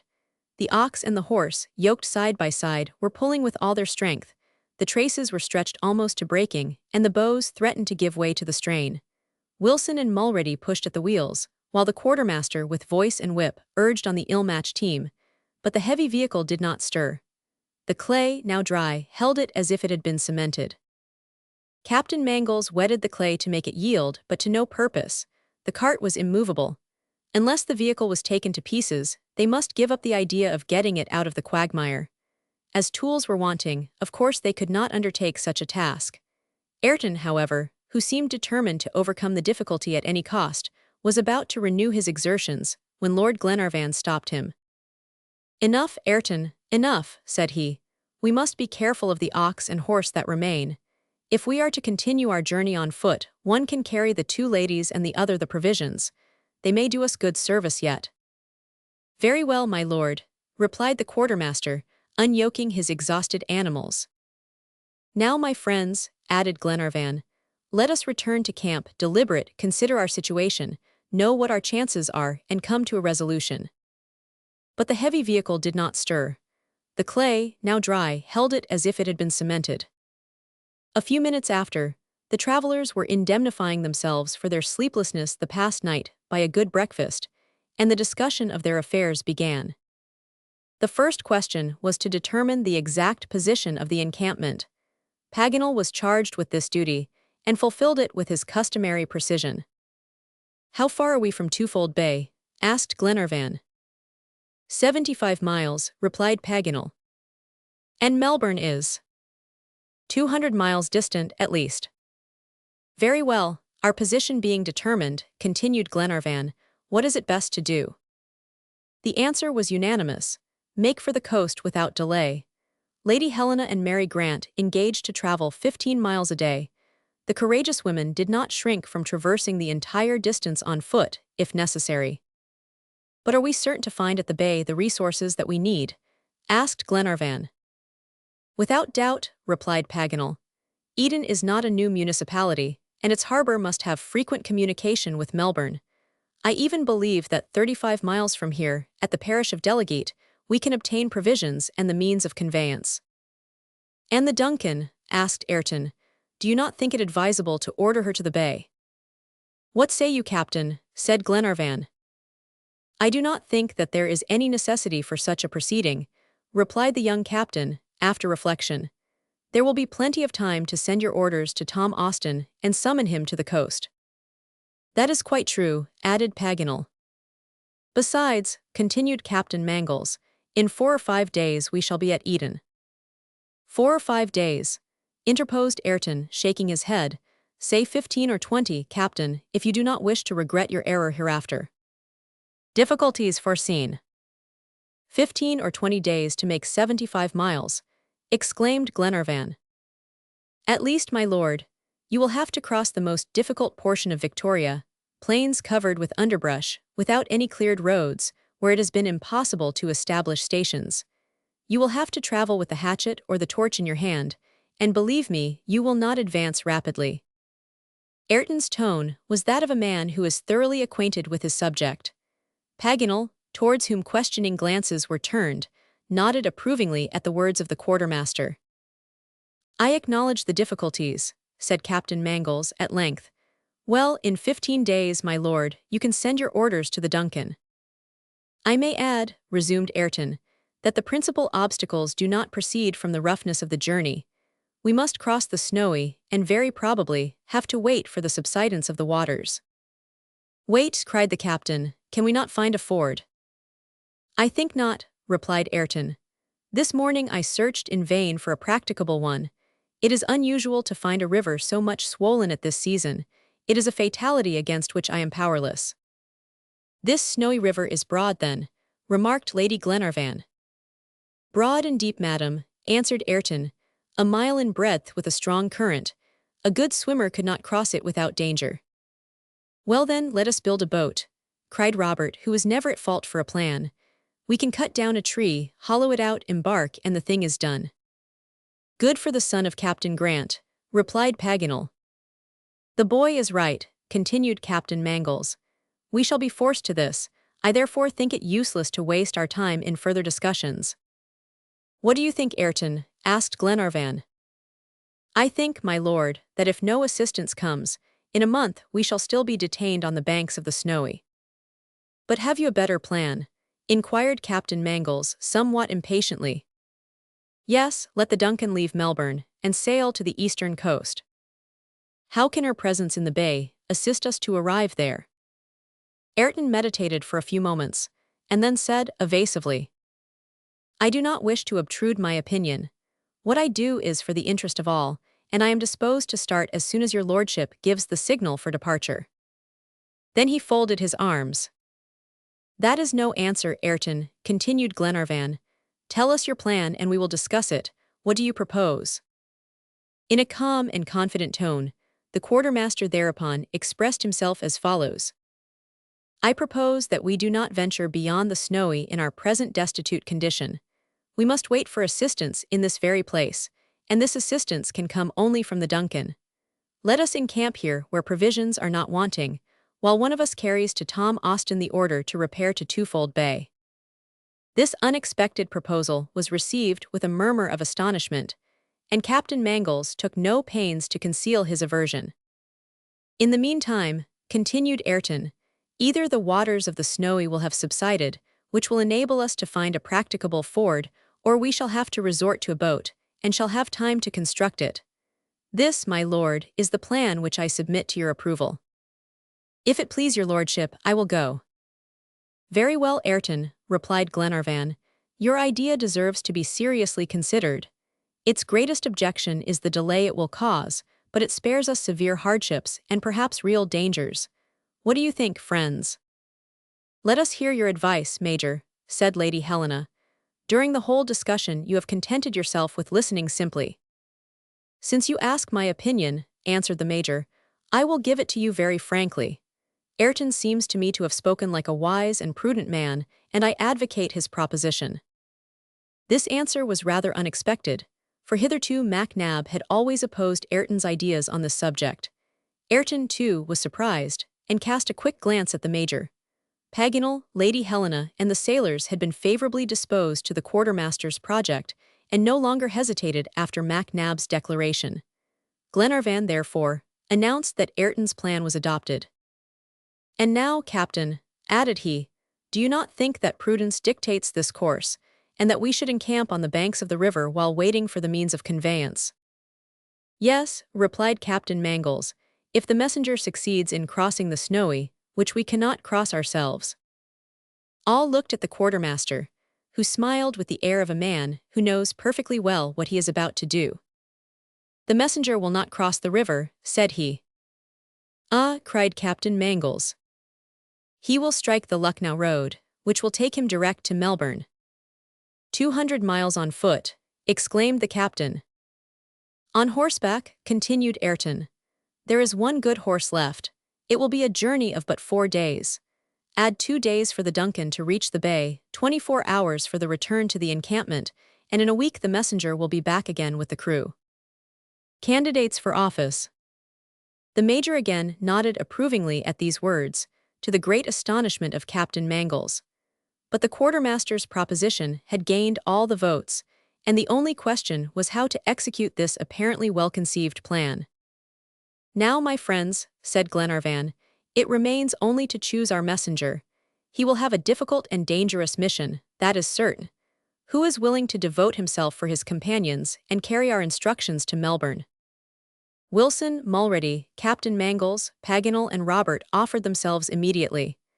The captain particularly insisted that this mission should be confided to him, but Ayrton, who had not yet finished, resumed the conversation and said, "If it please your lordship, I will go. I am acquainted with the country and have often crossed more difficult regions. I can extricate myself where another would fail.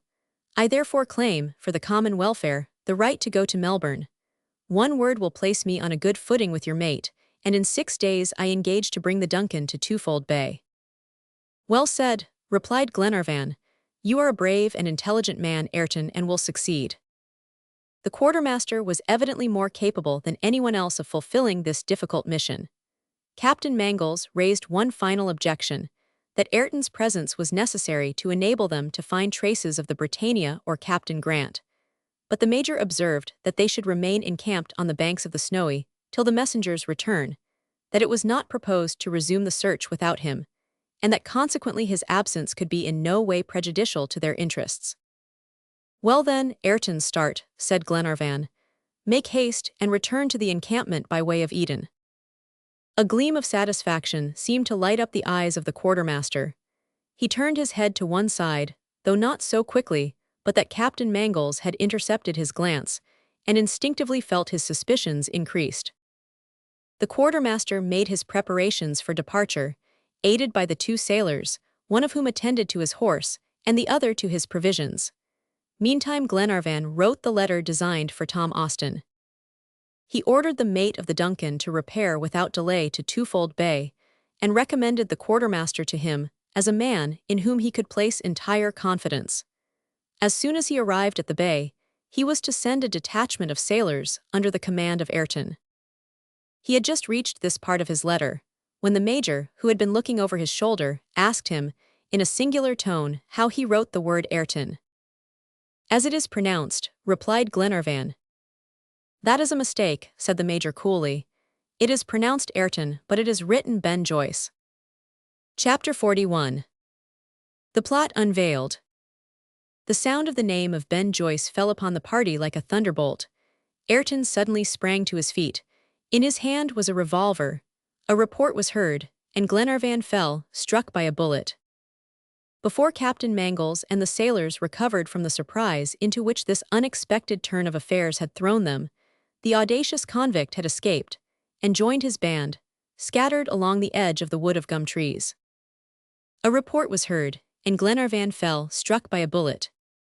The tent did not offer a sufficient shelter against the bullets, and it was clearly necessary to beat a retreat. Glenarvan, who was but slightly injured, had risen. To the cart," cried Captain Mangles, as he hurried on Lady Helena and Mary Grant, who were soon in safety behind its stout sides. The captain, the Major, Paganel, and the sailors then seized their rifles, and stood ready to repel the convicts. Glenarvan and Robert had joined the ladies, while Albinett hastened to the common defense. These events had transpired with the rapidity of lightning. Captain Mangles attentively watched the edge of the wood, but the reports suddenly ceased on the arrival of Ben Joyce, and a profound silence succeeded the noisy fusillade. A few wreaths of white smoke were still curling up between the branches of the gum trees, but the tall tufts of gastrolobium were motionless, and all signs of attack had disappeared. The Major and Captain Mangles extended their examinations as far as the great trees. The place was abandoned. Numerous footprints were seen, and a few half-burnt cartridges smoked on the ground. The Major, like a prudent man, extinguished them, for a spark was enough to kindle a formidable conflagration in this forest of dry trees. "The convicts have disappeared," said Captain Mangles. "Yes," replied the Major, "and this disappearance alarms me. I should prefer to meet them face to face. It is better to encounter a tiger in the open plain than a serpent in the grass. Let us search these bushes around the cart." Unravelings. The Major and Captain scoured the surrounding country, but from the edge of the wood to the banks of the Snowy, they did not meet with a single convict.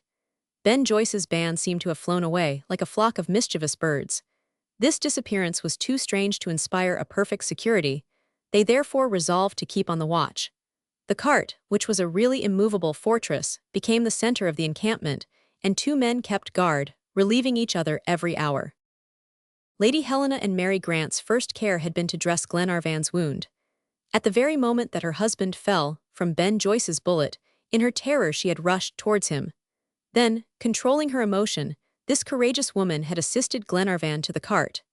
Here the shoulder of the wounded man was laid bare, and the Major perceived that the ball had lacerated the flesh, causing no other injury. Neither bones nor large muscles seemed affected. The wound bled considerably, but Glenarvan, by moving the fingers of his hand and forearm, encouraged his friends to expect a favorable result. When his wound was dressed, he no longer desired any attention, and explanations followed. The travelers, except Wilson and Mulready, who were keeping guard outside, had taken seats as well as possible in the cart, and the Major was requested to speak. Before beginning his story, he informed Lady Helena of the escape of a band of convicts from Perth, their appearance in the province of Victoria, and their complicity in the railway disaster. He gave her the number of the Australian and New Zealand Gazette purchased at Seymour, and added that the police had set a price on the head of Ben Joyce, a formidable bandit, whom 18 months of crime had given a widespread notoriety. But how had MacNab recognized this Ben Joyce in the quartermaster Ayrton? Here was the mystery that all wished to solve, and the Major explained. Since the day of his meeting with Ayrton he had suspected him. 2 or 3 almost insignificant circumstances, a glance exchanged between the quartermaster and the farrier at Wimer River, Ayrton's hesitation to pass through the towns and villages, his strong wish to order the Duncan to the coast, the strange death of the animals confided to his care, and finally, a want of frankness in his actions. All these facts, gradually noticed, had roused the Major's suspicions. However, he could form no direct accusation until the events that had transpired the preceding night. Gliding between the tall clumps of shrubbery, as was related in the previous chapter, he approached near the suspicious shadows that had attracted his attention half a mile from the encampment.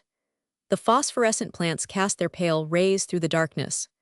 3 men were examining some tracks on the ground, and among them, he recognized the farrier of Black Point Station. "Here they are," said one.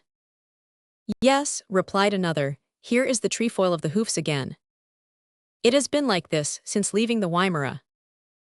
All the horses are dead. The poison is not far away. There is enough here to settle an entire troop of cavalry. This gastrolobium is a useful plant." Then they were silent, added MacNab, and departed. I wanted to know more, I followed them. The conversation soon began again. "A cunning man, this Ben Joyce," said the farrier, "a famous quartermaster with his invented shipwreck. If his plan succeeds, it will be a stroke of fortune. Devilish Ayrton, call him Ben Joyce, for he has well earned his name." These rascals then left the wood of gum trees. I knew what I wished, and returned to the encampment with the certainty that all the convicts in Australia are not reformed, in spite of Paganel's arguments.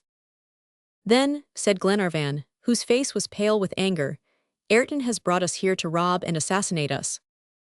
"Yes," replied the Major.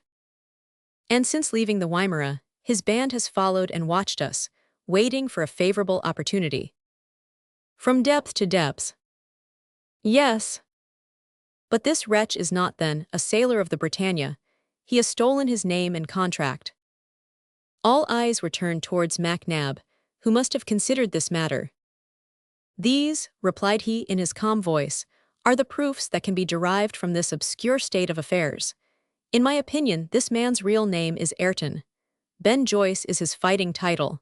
It is certain that he knows Harry Grant, and has been quartermaster on board the Britannia. These facts, proved already by the precise details given by Ayrton, are still further corroborated by the conversation of the convicts that I have related. Let us not, therefore, be led astray by vain conjectures, but only be certain that Ayrton is Ben Joyce, a sailor of the Britannia, now chief of a band of convicts. The Major's explanation was accepted as conclusive. Now, replied Glenarvan, will you tell me how and why Harry Grant's quartermaster is in Australia? How, I do not know, said MacNab, and the police declare they know no more than I on the subject. Why, it is also impossible for me to say. Here is a mystery that the future will explain. The police do not even know the identity of Ayrton and Ben Joyce, said Captain Mangles. You are right, John, replied the Major, and such information would be likely to facilitate their search. This unfortunate, then, remarked Lady Helena, intruded into O'Moore's farm with a criminal intention. There is no doubt of it, continued MacNab. He was meditating some hostile attack upon the Irishman when a better opportunity was offered. Chance threw us in his way. He heard Glenarvan's story of the shipwreck, and like a bold man, he promptly decided to take part in the expedition. At the Wimmera he communicated with one of his friends, the farrier of Black Point, and thus left distinguishable traces of our course. His band followed us. A poisonous plant enabled him to gradually kill our oxen and horses. Then, at the proper moment, he entangled us in the marshes of the Snowy, and surrendered us to the convicts he commanded. Everything possible had been said concerning Ben Joyce. His past had just been reviewed by the Major, and the wretch appeared as he was, a bold and formidable criminal. His intentions had been clearly proved, and required, on the part of Glenarvan, extreme vigilance. Fortunately, there was less to fear from the detected bandit than the secret traitor. But one serious fact appeared from this explanation. No one had yet thought of it. Only Mary Grant, disregarding the past, looked forward to the future. Captain Mangles first saw her pale and disconsolate. He understood what was passing in her mind. "Miss Mary," cried he, "you are weeping." "What is the matter, my child?" asked Lady Helena. "My father, madam, my father," replied the young girl. She could not continue, but a sudden revelation dawned on the mind of each. They comprehended Mary's grief, why the tears flowed from her eyes, why the name of her father rose to her lips. The discovery of Ayrton's treachery destroyed all hope. The convict, to entice Glenarvan on, had invented a shipwreck. In their conversation, overheard by MacNab, his accomplices had clearly confessed it. The Britannia had never been wrecked on the reefs of Twofold Bay. Harry Grant had never set foot on the Australian continent. For the second time, an erroneous interpretation of the document had set the searchers of the Britannia on a false trail. All, in the face of this situation and the grief of the two children, preserved a mournful silence. Who then could have found words of hope? Robert wept in his sister's arms. Paganel murmured in a voice of despair. Calm and cloudiness. Ah, unlucky document! You can boast of having sorely puzzled the brains of a dozen brave people. And the worthy geographer was fairly furious against himself, and frantically beat his forehead. In the meantime, Glenarvan had joined Mulrady and Wilson, who were on guard without. A deep silence reigned on the plain lying between the wood and the river. Heavy clouds covered the vault of the sky. In this deadened and torpid atmosphere, the least sound would have been clearly transmitted, but nothing was heard. Ben Joyce and his band must have fled to a considerable distance, for flocks of birds that sported on the low branches of the trees, several kangaroos peacefully browsing on the young shoots, and a pair of cassowaries, whose unsuspecting heads were thrust between the tall bushes, proved that the presence of man did not disturb these peaceful solitudes. "You have not seen nor heard anything for an hour?" inquired Glenarvan of the two sailors. "Nothing, my lord," replied Wilson. "The convicts must be several miles away."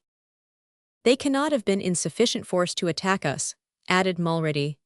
This Ben Joyce probably intended to recruit some bandits, like himself, among the bushrangers that wander at the foot of the Alps. Very likely, Mulready, replied Glenarvan. These rascals are cowards. They know we are well armed, and are perhaps waiting for darkness to commence their attack. We must redouble our vigilance at nightfall. If we could only leave this marshy plain and pursue our journey towards the coast, but the swollen waters of the river bar our progress. I would pay its weight in gold for a raft that would transport us to the other side. Why, said Wilson, does not your lordship give us the order to construct this raft? There is plenty of wood. No, Wilson, answered Glenarvan. This Snowy is not a river, it is an impassable torrent. A pair of cassowaries proved that the presence of man did not disturb these peaceful solitudes. Readiness for service. At this moment Captain Mangles, the Major, and Paganel joined Glenarvan. They had been to examine the Snowy. The waters, swollen by the recent rains, had risen a foot above low water mark and formed an impetuous current. It was impossible to venture upon this roaring deluge, these rushing floods, broken into 1,000 eddies by the depressions of the riverbed. Captain Mangles declared that the passage was impracticable. But, added he, we ought not to remain here without making any attempt. What we wished to do before Ayrton's treason is still more necessary now. What do you say, Captain? Asked Glenarvan. I say that assistance is needed, and since we cannot go to Twofold Bay, we must go to Melbourne. One horse is left. Let your lordship give him to me, and I will go. But it is a perilous venture, John, said Glenarvan. Aside from the dangers of this journey of 200 miles across an unknown country, all the roads may be guarded by Ben Joyce's accomplices. I know it, my lord, but I know too that our situation cannot be prolonged. Ayrton only asked 8 days' absence to bring back the crew of the Duncan, but I will return in 6 days to the banks of the Snowy. What are your lordship's orders? Before Glenarvan speaks, said Paganel, I must make a remark. It is well that one of us should go to Melbourne, but not that these dangers should be incurred by Captain Mangles. He is the captain of the Duncan, and must not therefore expose himself. Allow me to go in his place. Well said, replied the Major, but why should it be you, Paganel? Are we not here? Cried Wilson and Mulready. And do you believe, continued MacNab, that I am afraid to make a journey of 200 miles on horseback? My friends, said Glenarvan, if one of us is to go to Melbourne, let fate decide. Paganel, write our names. Not yours at least, my lord, insisted Captain Mangles. And why? Asked Glenarvan. Separate you from Lady Helena, when your wound is not yet healed. Glenarvan, interposed Paganel, you cannot leave the encampment. No, resumed the Major, your place is here. Edward, you must not go. There are dangers to incur, replied Glenarvan, and I will not leave my part to others. Right, Paganel, let my name be mingled with those of my companions, and heaven grant that it may be the first drawn. All yielded to this wish, and Glenarvan's name was added to the others. They then proceeded to draw, and the lot fell upon Mulready. The brave sailor uttered a cry of joy. My lord, I am ready to go, said he. Glenarvan clasped his hand, and then turned towards the cart, leaving the Major and Captain Mangles to guard the encampment. Lady Helena was at once informed of the decision taken to send a messenger to Melbourne, and of the result of the drawing by lot. She spoke words to Mulready that went to the heart of that noble sailor. They knew that he was brave, intelligent, hardy, and persevering. The lot could not have fallen better. It was decided that Mulready should depart at 8 o'clock, after the short twilight. Wilson charged himself with getting the horse ready. He took the precaution to change the telltale shoe that he wore on his left foot, and to replace it by one belonging to the horses that had died in the night. The convicts could not now track Mulready, or follow him, unless mounted. Another distraction. While Wilson was occupied with these arrangements, Glenarvan was preparing the letter designed for Tom Austin, but his wounded arm disabled him, and he asked Paganel to write for him. The geographer, who seemed absorbed in one idea, was oblivious to what was passing around him. It must be confessed that Paganel, in all this succession of sad misfortunes, thought only of his false interpretation of the document. He turned the words about in every way to draw from them a new meaning, and remained wrapped in these meditations. Thus he did not hear Glenarvan's request, and the latter was forced to repeat it. "Very well," replied Paganel, "I am ready." So saying, he mechanically produced his notebook. He tore out a blank page, and then, with his pencil in his hand, made ready to write. Glenarvan began to dictate the following instructions. Order for Tom Austin to put to sea, and bring the Duncan. Paganel had just finished this last word when his eyes fell upon the number of the Australian and New Zealand Gazette that lay upon the ground. The paper, being folded, only allowed him to see the two last syllables of its title. His pencil stopped, and he seemed to completely forget Glenarvan and his letter. "Well, Paganel," said Glenarvan. "Ah," continued the geographer, uttering a cry. "What is the matter?" asked the major. "Nothing's nothing," replied Paganel. Then in a lower tone he repeated, "Alland, Alland, Alland." He had risen, he had seized the paper. He shook it, seeking to repress words ready to escape his lips. Lady Helena, Mary, Robert, and Glenarvan gazed at him without understanding this inexplicable agitation. Paganel was like a man whom a sudden frenzy has seized. But this state of nervous excitation did not last. He gradually grew calm. The joy that gleamed in his eyes died away, and resuming his place, he said, in a quiet tone, "When you wish, my lord, I am at your disposal." Glenarvan continued the dictation of his letter, which was distinctly worded as follows. Order for Tom Austin to put to sea, and bring the Duncan to the eastern coast of Australia. "Australia," cried Paganel. "Ah yes, Australia." The letter was now finished, and presented to Glenarvan for his signature, who, although affected by his recent wound, acquitted himself as well as possible of this formality. The note was then folded and sealed, while Paganel, with a hand that still trembled from excitement, wrote the following address. Tom Austin, mate of the yacht Duncan, Melbourne. Thereupon he left the cart, gesticulating and repeating these incomprehensible words. Alland, Alland, Zealand. Chapter 42. 4 days of anguish. The rest of the day passed without any other incident. Everything was ready for the departure of Mulrady, who was happy to give his master this proof of his devotion. Paganel had regained his coolness and accustomed manners. His look still indicated an uneasy state of mind, but he appeared decided to keep his secret. He had doubtless strong reasons for acting thus, for the major overheard him repeating these words, like a man who is struggling with himself. No, no, they would not believe me, and besides, what use is it? It is too late. Adieu, my lord, said he, in a calm voice, and soon disappeared by a path along the edge of the wood. This resolution taken, he occupied himself with giving Mulrady the necessary directions for reaching Melbourne, and, with the map before him, marked out his course.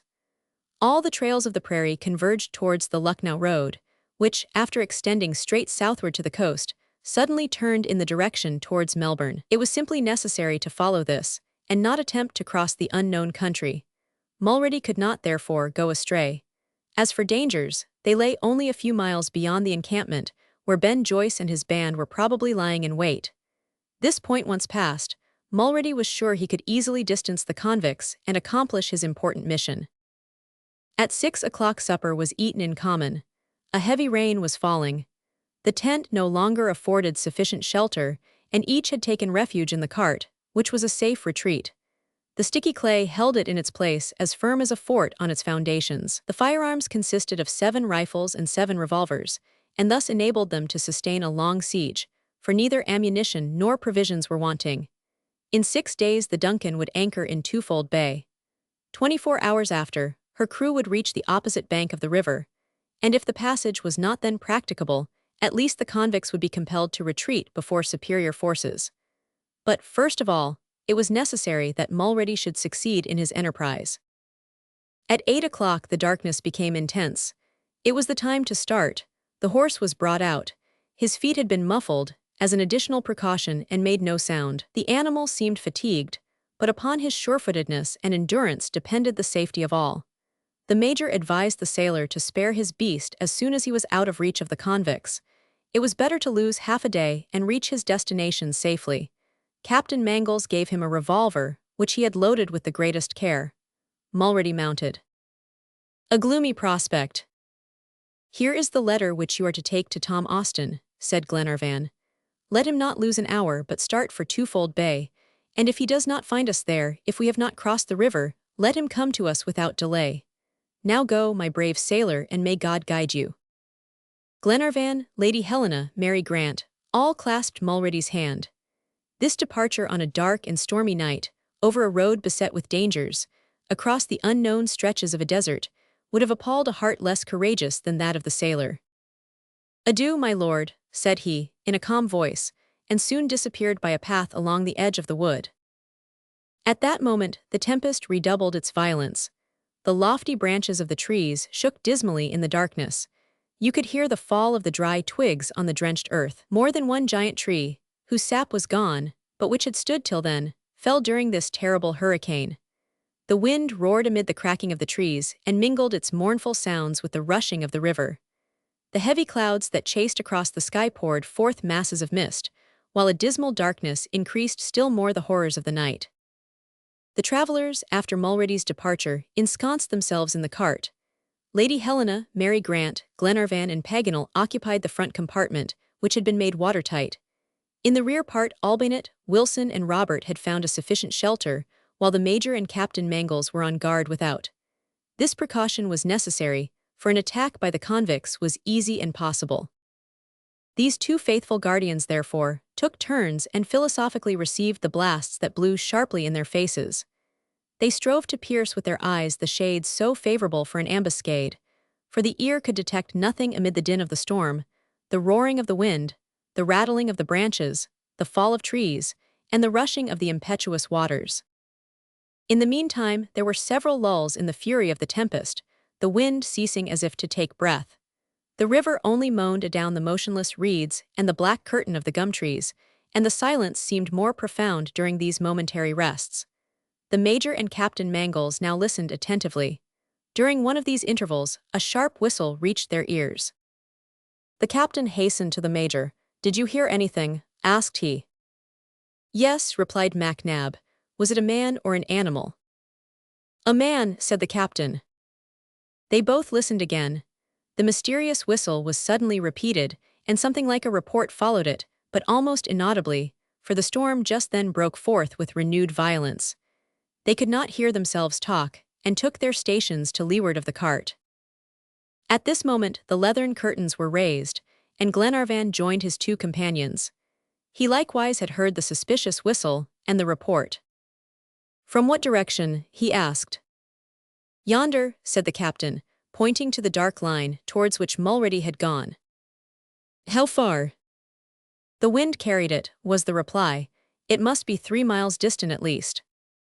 "Let us go," said Glenarvan, throwing his rifle over his shoulder. "No," interposed the Major. "It is a decoy to entice us away from the cart." "But if Mulready has fallen beneath the shots of these wretches," continued Glenarvan, seizing MacNab's hand. "We shall know tomorrow," replied the latter, firmly determined to prevent Glenarvan from committing a useless imprudence. A cry in the night. "You cannot leave the encampment, my lord," said Captain Mangles. "I will go alone." "No," cried MacNab with energy. "Will you have us, then, perish singly, diminish our numbers, and be left to the mercy of these criminals? If Mulready has been their victim, it is a calamity that we must not repeat a second time. He has gone according to lot. If the lot had chosen me, I should have gone like him, but should neither have asked nor expected any assistance." In restraining Glenarvan and Captain Mangles, the Major was right from every point of view. To attempt to reach the sailor, to go on such a dark night to meet the convicts, ambuscaded in some coppice, was useless madness. Glenarvan's little party did not number enough men to sacrifice any more. However, Glenarvan seemed unwilling to yield to these reasons. His hand played nervously with his rifle. He walked to and fro around the cart. He listened to the least sound. He strove to pierce the dismal obscurity. The thought that one of his friends was mortally wounded, helplessly abandoned, calling in vain upon those for whose sake he had sacrificed himself, tortured him. MacNab feared that he should not succeed in restraining him, that Glenarvan, carried away by his feelings, would cast himself into the power of Ben Joyce. "Edward," said he, "be calm, listen to a friend. Think of Lady Helena, Mary Grant, all who remain. Besides, where will you go? Where find Mulready? He was attacked 2 miles distant at least. On what road, what path take? At this very moment, as if in answer to the major, a cry of distress was heard. "Listen," said Glenarvan. The cry came from the very direction whence the report had sounded, but less than a quarter of a mile distant. Glenarvan, pushing back MacNab, was advancing along the path, when not far from the cart, these words were uttered. "Help, help!" It was a plaintive and despairing voice. Captain Mangles and the major rushed towards it. In a few moments they perceived, on the edge of the coppice, a human form that was dragging itself along and groaning piteously. It was Mulrady, wounded and half dead. When his companions raised him, they felt their hands dabbling in blood. The rain now increased, and the wind howled through the branches of the dead trees. In the midst of these terrific gusts, Glenarvan, the major, and the captain bore the body of Mulrady. On arriving at the cart, Paganel, Robert, Wilson, and Albinett came out, and Lady Helena gave up her room to the poor sailor. The major took off Mulrady's vest, wet with blood and rain. He discovered the wound. It was a poniard stab, which the unfortunate had received in his right side. MacNab dressed it skillfully. Whether the weapon had reached the vital parts, he could not say. A stream of bright red blood spurted forth, while the paleness and the swoon of the wounded man proved that he had been seriously injured. The major accordingly placed upon the opening of the wound, after first washing it with fresh water, a thick wad of tinder, and then a few layers of lint, confined by a bandage, and thus succeeded in stopping the hemorrhage. The patient was then laid on his side, his head and breast raised, and Lady Helena gave him a refreshing draught. At the end of a quarter of an hour, the wounded man, who had been motionless till then, made a movement. His eyes half opened, his lips murmured disconnected words, and the major, putting down his ear, heard him say, "My lord, the letter Ben Joyce." A day of doubt. The major repeated these words and glanced at his companions. What did Mulrady mean? Ben Joyce had attacked the sailor, but why? Was it not simply for the purpose of preventing him from reaching the Duncan? This letter, Glenarvan examined the sailor's pockets. The letter addressed to Tom Austin was gone. The night passed in anxiety and anguish. They feared every moment that the wounded man would die. A burning fever consumed him. Lady Helena and Mary Grant, as though his sisters, did not leave him. Never was patient better nursed, or by more tender hands. Day appeared, the rain had ceased.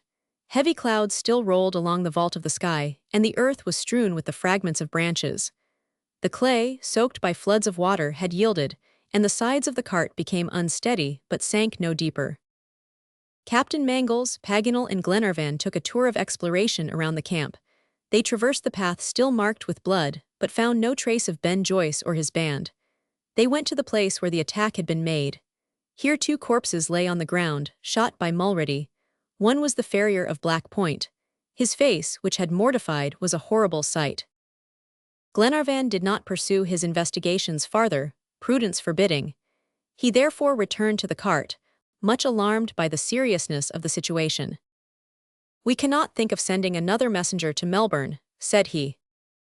"But we must," replied Captain Mangles, "and I will make the attempt since my sailor has failed." "No, John, you have not even a horse to carry you these 200 miles. Indeed, Mulrady's horse, the only one that remained, had not reappeared. Had he fallen beneath the shots of the murderers? Was he running wild over the desert? Had the convicts captured him? In the midst of these terrific gusts, Glenarvan, the major, and the captain bore the body of Mulrady. Resolution and recovery. "Whatever happens," continued Glenarvan, "we will separate no more. Let us wait 8 or 15 days, till the waters of the river resume their natural level. We will then reach Twofold Bay by short journeys, and from there send to the Duncan by a surer way the order to sail for the coast." "This is the only feasible plan," replied Paganel. "Well then, my friends," resumed Glenarvan, "no more separation. A man risks too much to venture alone across this desert, infested with bandits. And now may God save our poor sailor and protect ourselves." Glenarvan was right in both resolves, first to forbid any single attempt to cross the plains, and next to wait patiently on the banks of the river for a practicable passage. Scarcely 35 miles separated them from Delegate, the first frontier town of New South Wales, where they would find means of reaching Twofold Bay. From this point he could telegraph his orders to the Duncan. These measures were wise, but they had been adopted rather tardily. If they had not sent Mulrady with the letter, what misfortunes would have been avoided, not to speak of the attack upon the sailor. On arriving at the camp, Glenarvan found his companions less anxious. They seemed to have regained hope. "He is better," cried Robert, running to meet him. "Mulrady's?" "Yes, Edward," replied Lady Helena. "A reaction has taken place. The Major is more encouraged. Our sailor will live." "Where is MacNab?" asked Glenarvan. "With him. Mulrady wished to speak with him. We must not disturb them." Indeed, within an hour the wounded man had rallied from his swoon, and the fever had diminished. But the sailor's first care, on recovering memory and speech, was to ask for Lord Glenarvan, or, in his absence, the Major. MacNab, seeing him so feeble, would have forbidden all conversation, but Mulrady insisted with such energy that he was forced to yield. The interview had already lasted some time, and they were only waiting for the Major's report. Soon the curtains of the cart moved, and he appeared. He joined his friends at the foot of a gum tree. His face, usually so calm, betokened a serious anxiety. When his eyes encountered Lady Helena and the young girl, they expressed a deep sadness. Glenarvan questioned him, and learned what the sailor had related. On leaving the encampment, Mulrady had followed one of the paths indicated by Paganel. He hastened, as much at least as the darkness of the night permitted him. According to his estimate, he had traveled a distance of about 2 miles, when several men, 5 he thought, sprang to his horse's head. The animal reared. Mulrady seized his revolver and fired. He thought that 2 of his assailants fell. By the flash of the report he recognized Ben Joyce, but that was all. He had not time to fully discharge his weapon. A violent blow was struck upon his right side which brought him to the ground. However, he had not yet lost consciousness. The assassins believed him dead. He felt them search him, then a conversation ensued. "I have the letter," said one of them. "Give it to me," replied Ben Joyce, "and now the Duncan is ours." At this point in the story, Glenarvan could not restrain a cry. MacNab continued. "A hopeless chance." "Now, you others," said Ben Joyce, "catch the horse. In 2 days I shall be on board the Duncan, and in 6 at Twofold Bay. There is the place of meeting. The Lord's party will be still fast in the marshes of the Snowy. Cross the river at Kemple Pier Bridge, go to the coast, and wait for me. I will find means to bring you on board. With the crew once at sea and a vessel like the Duncan, we shall be masters of the Indian Ocean." "Hurrah for Ben Joyce!" cried the convicts. Mulrady's horse was then led up, and Ben Joyce disappeared at a gallop on the Lucknow road, while the band proceeded southeastward to the Snowy River. Mulrady, although severely wounded, had strength to drag himself within 200 paces of the encampment, where we picked him up almost dead. "This," added MacNab, "is Mulrady's sad story. You understand now why the courageous sailor wished so much to speak." This revelation terrified all. "Pirates, pirates," cried Glenarvan. "My crew massacred, my Duncan in the hands of these bandits." "Yes, for Ben Joyce will surprise the vessel," replied the Major, "and then—" "Well, we must reach the coast before these wretches," said Paganel. "But how cross the Snowy?" asked Wilson. "Like them," answered Glenarvan. "They will cross Kemple Pier Bridge, and we will do the same." "But what will become of Mulrady?" inquired Lady Helena. "We will take turns in carrying him. Shall I give up my defenseless crew to Ben Joyce's band?" The plan of crossing Kemple Pier Bridge was practicable, but perilous. The convicts might locate themselves at this point to defend it. It would be at least 30 against 7. But there are moments when we do not think of these things, when we must advance at all hazards. "My lord," said Captain Mangles at length, "before risking our last chance, before venturing towards the bridge, it is prudent to reconnoiter it first. I will undertake this." "I will accompany you, Captain," replied Paganel. The animal reared. Mulrady seized his revolver and fired. The burned bridge. This proposal was accepted, and the captain and Paganel prepared to start immediately. They were to follow along the bank of the river till they came to the place indicated by Ben Joyce, and keep out of sight of the convicts, who were probably lying in wait. These 2 courageous men accordingly, well furnished with arms and provisions, set out, and soon disappeared among the tall rushes of the river. All day the little party waited for them. At evening they had not yet returned, and great fears were entertained. At last, about 11 o'clock, Wilson announced their approach. They arrived, worn out with the fatigues of a 6-mile journey. "The bridge, is it there?" asked Glenarvan, rushing to meet them. "Yes, a bridge of rushes," said Captain Mangles. "The convicts passed, it is true, but—" "But what?" cried Glenarvan, who foresaw a new calamity. "They burned it after their passage," replied Paganel. Chapter 43. Helpless and hopeless. It was not the time to despair but to act. If Kemple Pier Bridge was destroyed, they must cross the Snowy at all events, and reach Twofold Bay before Ben Joyce's band. They lost no time, therefore, in vain words, but the next day Captain Mangles and Glenarvan went to examine the river, preparatory to a passage. The tumultuous waters, swollen by the rains, had not subsided. They whirled along with indescribable fury. It was certain death to brave this torrent. Glenarvan, with folded arms and lowered head, stood motionless. "Do you wish me to try to swim to the opposite bank?" asked Captain Mangles. "No, John," replied Glenarvan, seizing the bold young man by the hand. "Let us wait." They both returned to the encampment. The day was passed in the most lively anxiety. 10 times did Glenarvan return to the river. He sought to contrive some bold plan of crossing it, but in vain. It would not have been more impassable if a torrent of lava had flowed between its banks. During these long hours of delay, Lady Helena, with the Major's assistance, bestowed upon Mulrady the most skillful care. The sailor felt that he was returning to life. MacNab ventured to affirm that no vital organ had been injured. The loss of blood sufficiently explained the patient's weakness. Thus, as soon as his wound was healed, and the hemorrhage stopped, only time and rest were needed for his complete restoration. Lady Helena had insisted upon his occupying her end of the cart. Mulrady felt greatly honored. His greatest anxiety was in the thought that his condition might delay Glenarvan, and he forced them to promise that they would leave him at the camp in charge of Wilson, as soon as the river became fordable. Unfortunately, this was not possible, either that day or the next. At seeing himself thus detained, Glenarvan despaired. Lady Helena and the Major tried in vain to pacify and exhort him to patience. Patience. When, at that moment perhaps, Ben Joyce was going on board the yacht, when the Duncan was weighing anchor and steaming towards that fatal coast, to which every hour brought her nearer. Almost despairing, Captain Mangles felt at heart all Glenarvan's anguish, and as he wished to overcome the difficulty at all hazards, he constructed a canoe in the Australian fashion, with large pieces of the bark of the gum trees. These slabs, which were very light, were held together by wooden crossbars, and formed a very frail craft. The captain and the sailor tried the canoe. All that skill, strength, or courage could do they did. But scarcely were they in the current, when they capsized and narrowly escaped with their lives. The boat was drawn into the eddies and disappeared.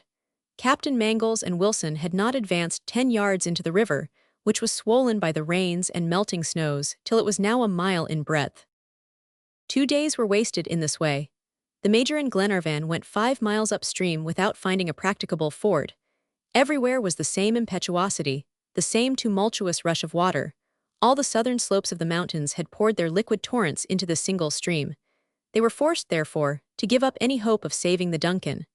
5 days had passed since Ben Joyce's departure. The yacht was probably that very moment at the coast, in the hands of the convicts. However, this state of things could not last long. Indeed, on the morning of the 3rd day, Paganel perceived that the waters were beginning to subside. He reported to Glenarvan the result of his observations. "What does it matter now?" replied Glenarvan. "It is too late." "That is no reason for prolonging our stay at the encampment," replied the Major. "Certainly not," said Captain Mangles.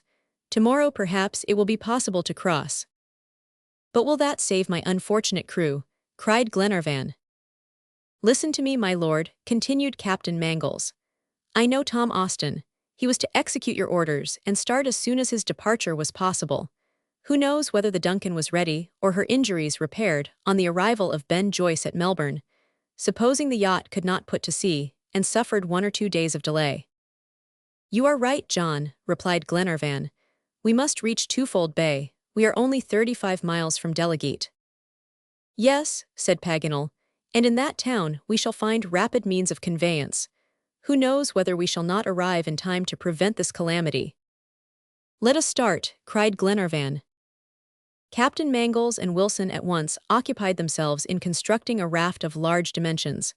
Experience had proved that pieces of bark could not resist the violence of the torrent. The captain cut down several gum trees, of which he made a rude but substantial raft.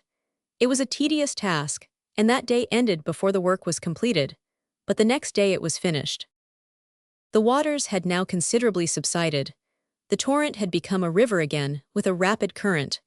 However, with proper management, the captain hoped to reach the opposite bank.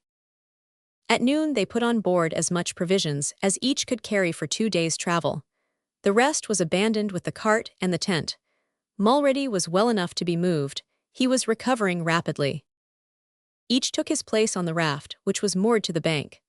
Captain Mangles had arranged on the starboard side and confided to Wilson a kind of oar to sustain the raft against the current and prevent its drifting. As for himself, he stood at the stern and steered by means of a clumsy rudder. Lady Helena and Mary Grant occupied the center of the raft near Mulrady. Glenarvan, the Major, Paganel, and Robert surrounded them, ready to lend assistance. "Are we ready, Wilson?" asked Captain Mangles. "Yes, Captain," replied the sailor, seizing his oar with a firm hand.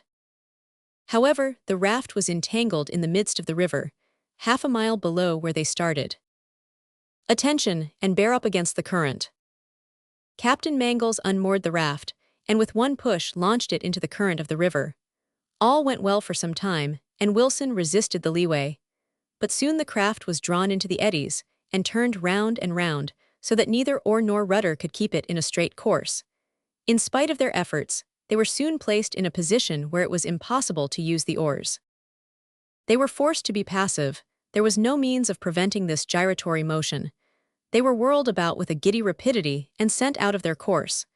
The captain, with pale face and set teeth, stood and gazed at the eddying water. However, the raft was entangled in the midst of the river, half a mile below where they started. The current here was very strong, and, as it broke the eddies, it lessened the whirling motion. The captain and Wilson resumed their oars, and succeeded in propelling the craft in an oblique direction. In this way they approached nearer the left bank, and were only a few yards distant, when Wilson's oar broke. The raft, no longer sustained against the current, was carried downstream. The captain endeavored to prevent it, at the risk of breaking his rudder, and Wilson with bleeding hands assisted him. At last they succeeded, and the raft, after a voyage of more than half an hour, ran upon the steeply sloping bank. The shock was violent, the timbers were thrown apart, the ropes broken, and the foaming water came through. The travelers had only time to cling to the bushes that hung over the stream. They extricated Mulrady and the 2 ladies, who were half drenched. In short, everybody was saved, but the greater part of the provisions and arms, except the Major's rifle, were swept away with the fragments of the raft. A weary pilgrimage. The river was crossed, but the little party were without resources, 35 miles from Delegate, in the midst of these untrodden deserts. They resolved to start without delay. Mulrady saw that he would cause trouble and desired to remain behind, even alone, and wait for aid from Delegate. But Glenarvan refused. He could not reach the town before 3 days. If the Duncan had left Melbourne several days before, what mattered a delay of a few hours? "No, my friend," said he, "I will not abandon anyone. We will make a litter and take turns in carrying you." The litter was made of branches covered with leaves, and upon this Mulrady was placed. Glenarvan wished to be the first to bear the sailor, and, seizing one end of the litter and Wilson the other, they started. What a sad sight, and how disastrously this journey, so well begun, had ended. They were no longer going in search of Captain Grant.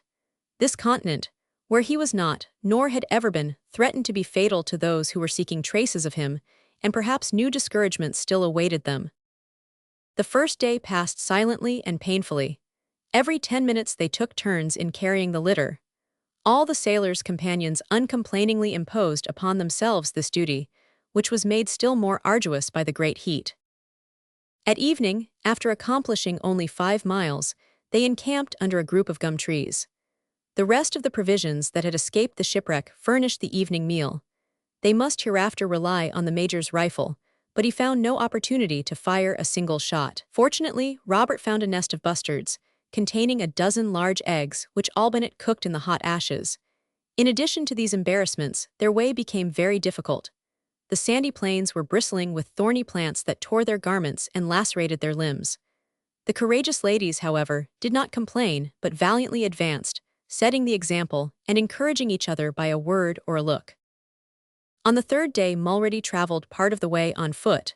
His wound had entirely healed. The town of Delegate was only 10 miles distant, and at evening they encamped on the very frontiers of New South Wales. A fine and penetrating rain had been falling for several hours, and all shelter would have failed if Captain Mangles had not fortunately discovered a ruined and abandoned sawyer's hut. They were obliged to content themselves with this miserable hovel of branches and thatch. Wilson attempted to kindle a fire to prepare the food, and accordingly collected some dead wood that strewed the ground. But when he attempted to light the fuel, he did not succeed. The great quantity of a luminous material that it contained prevented combustion. It was, therefore, necessary to dispense with fire and food, and sleep in wet garments, while the birds, hidden in the lofty branches, seemed to mock these unfortunate travelers. However, Glenarvan and his friends were approaching the end of their sufferings, and it was time. The two ladies exerted themselves heroically, but their strength was failing every hour. They dragged themselves along, they no longer walked.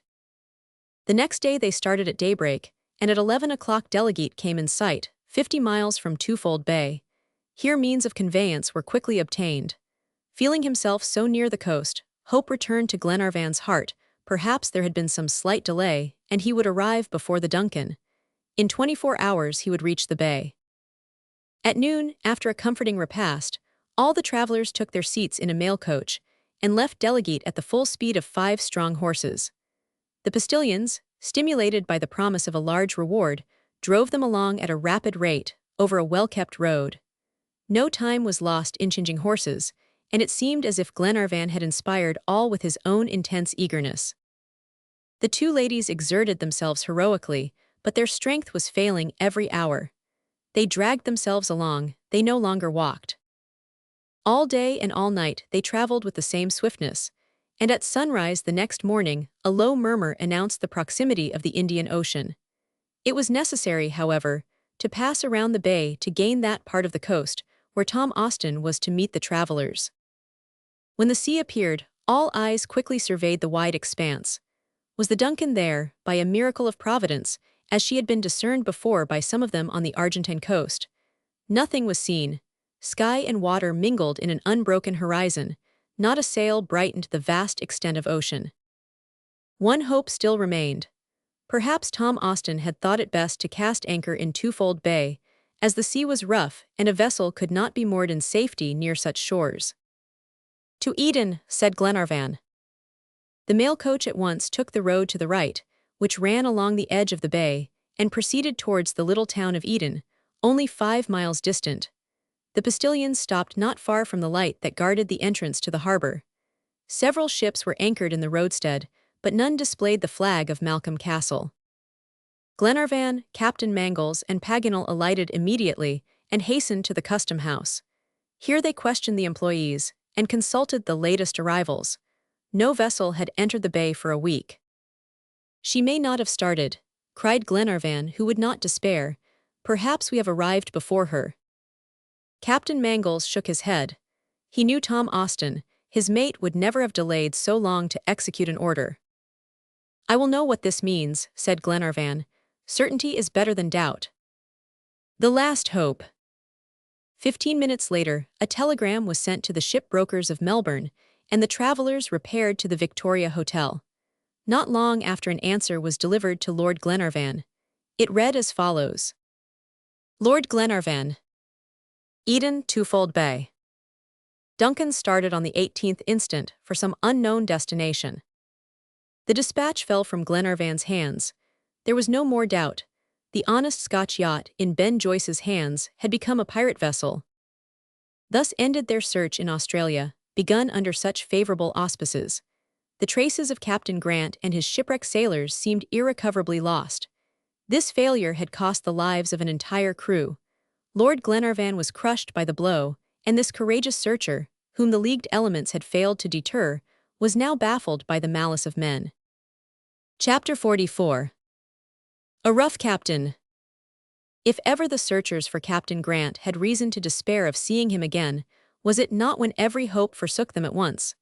To what part of the world should they venture a new expedition? How explore unknown countries? The Duncan was no longer in their possession, and they could not be immediately reconciled to their misfortune. The undertaking of these generous Scots had, therefore, failed. Failure. Sad word, that finds no echo in a valiant soul. And yet, amid all the changes of destiny, Glenarvan was forced to acknowledge his powerlessness to pursue this work of mercy. Mary Grant, in this situation, no longer had the courage to utter the name of her father. She suppressed her own anguish by thinking of the unfortunate crew. Controlling herself in the presence of her friend, it was she who consoled Lady Helena, from whom she had received so many consolations. The young girl was the first to speak of their return to Scotland.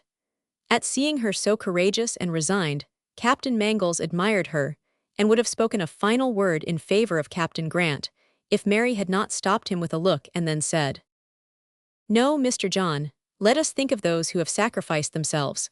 Lord Glenarvan must return to England." "You are right, Miss Mary," replied he, "he must.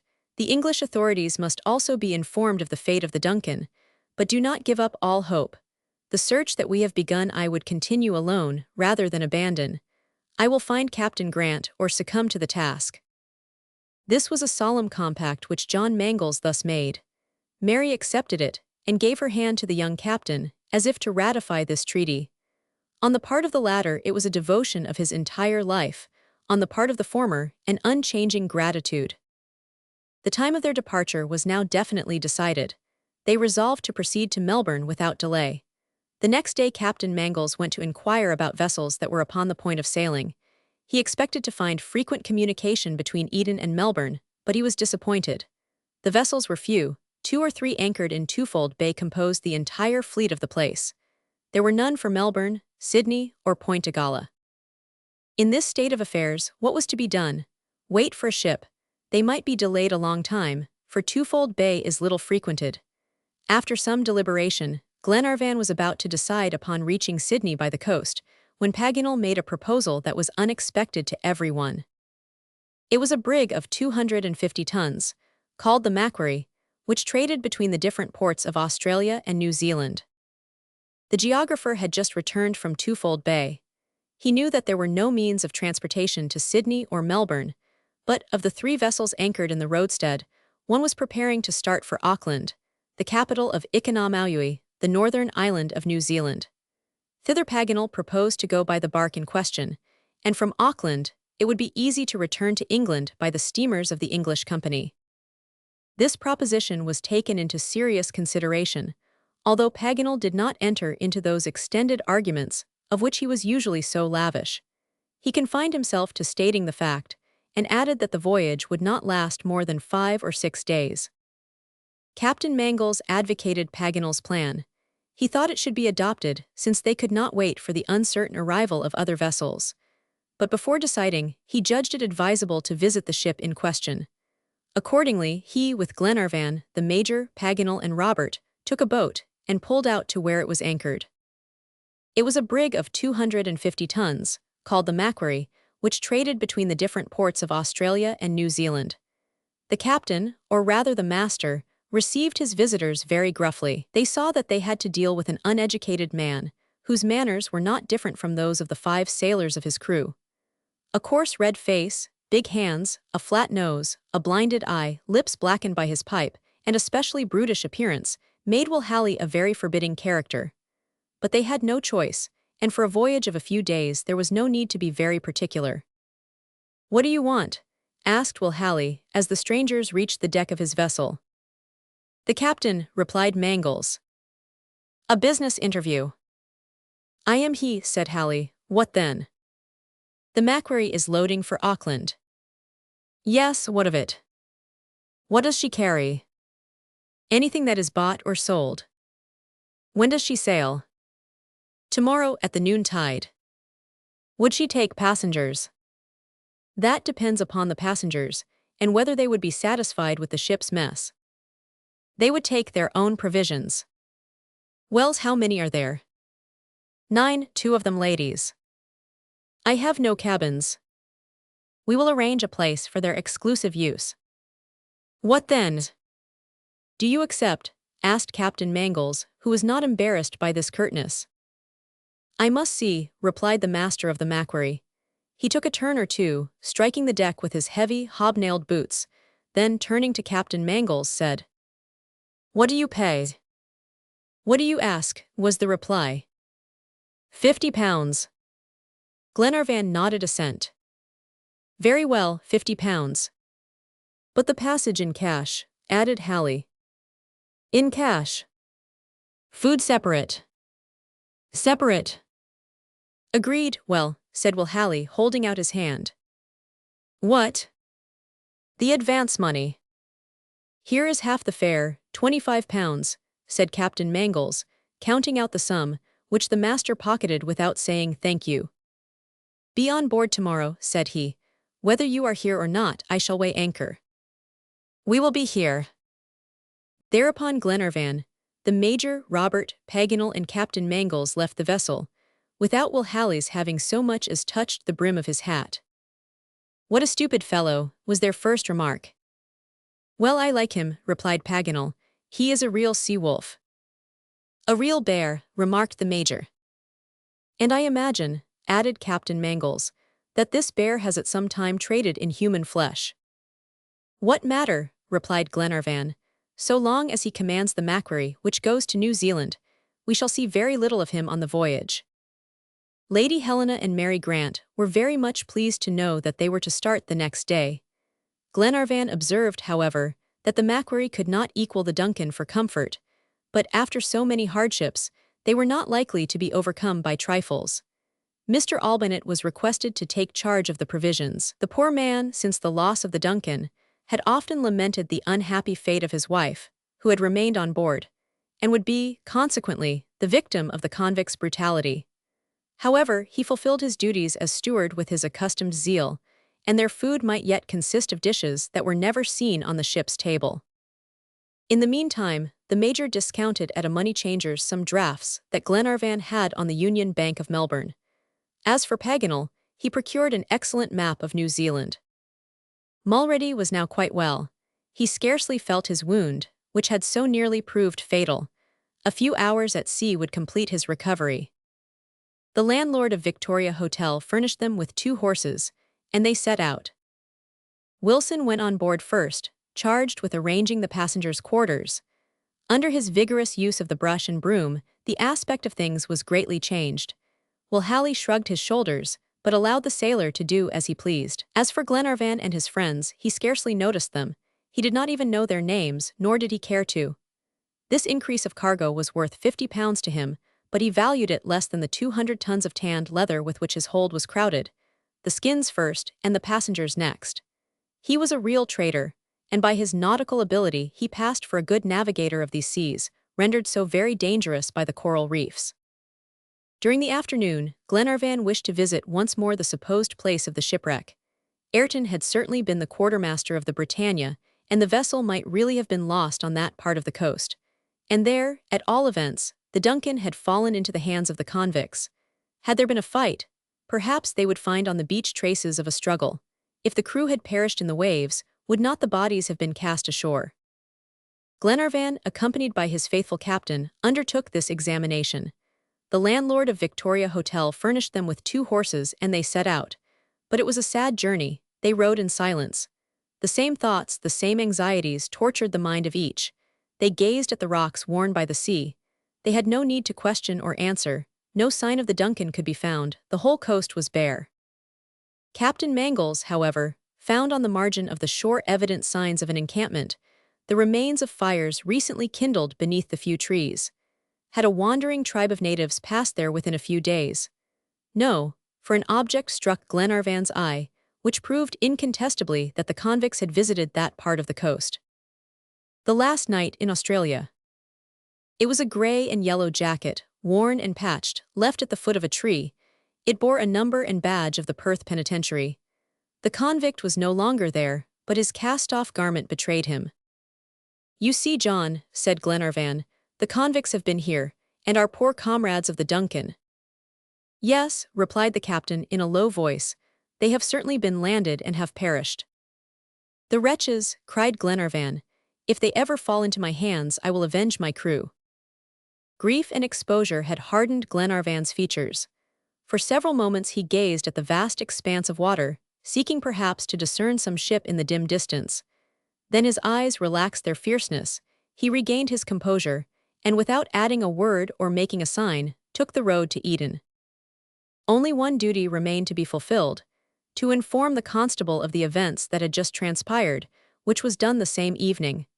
The magistrate, Thomas Banks, could scarcely conceal his satisfaction at making out the official record. He was simply delighted at the departure of Ben Joyce and his band. The whole village shared his joy. The convicts had left Australia because of a new crime, but at all events, they had gone. This important news was immediately telegraphed to the authorities of Melbourne and Sydney. Having accomplished his object, Glenarvan returned to the Victoria Hotel. The travelers passed this last evening in Australia in sadness. Their thoughts wandered over this country, so fertile in misfortunes. They recalled the hopes they had reasonably conceived at Cape Bernouilli, now so cruelly disappointed at Twofold Bay. Paganel was a prey to a feverish agitation. Captain Mangles, who had watched him since the incident at Snowy River, many times pressed him with questions which Paganel did not answer. But that evening, as he went with him to his chamber, the captain asked him why he was so nervous. "My friend," replied Paganel evasively, "I am no more nervous than usual." "Mr. Paganel, you have a secret that troubles you." "Well, as you will," cried the geographer. "It is stronger than I." "What is stronger than you?" "My joy on the one hand, and my despair on the other." "You are joyful and despairing at the same time." "Yes, joyful and despairing at visiting New Zealand." "Have you any news?" asked Captain Mangles. "Have you discovered the lost trail?" "No, friend, people never return from New Zealand. But yet, well, you know human nature. As long as we breathe we can hope, and my motto is Dum Spiro Sparrow, which is the best in the world. Chapter 45. The Wreck of the Macquarie. The next day the travelers were installed on board the Macquarie. Will Halley had not offered the ladies his cabin, which was not to be regretted, as the lair was only fit for the brute. At noon they made ready to take the flood tide. The anchor was weighed, a moderate breeze blew from the southwest. The sails were gradually set, but the 5 men worked slowly. At last, incited by the oaths of the skipper, they accomplished their task, but in spite of her spread of canvas the brig scarcely advanced. Yet, however poorly she sailed, in 5 or 6 days they hoped to reach the harbour of Auckland. At 7 o'clock in the evening they lost sight of the shores of Australia and the lighthouse at Eden. The sea was rough, and the vessel laboured heavily in the trough of the waves. The passengers found their situation very uncomfortable, but as they could not remain on deck, they were forced to submit to confinement. But on the next day 7 canoes of the islanders attacked it most violently and suddenly, causing it to capsize. That evening conversation very naturally turned upon the land to which they were now sailing, its discovery and colonization, and just as naturally all turned to Paganel as to a bookcase, for some information thereon. It was very readily accessible, although evidently to the geographer's mind, there was something of a painful character connected with the name, the impression, and the very thoughts of New Zealand and its Maori inhabitants. "Monsieur Paganel," said Lady Helena, "have your friends, the English, been the only ones to search out this island?" "By no means, madam," was the prompt reply. "On the contrary, they have come second, nay, third in the race. Only," and he looked half roguishly and half maliciously, "they stayed when they came."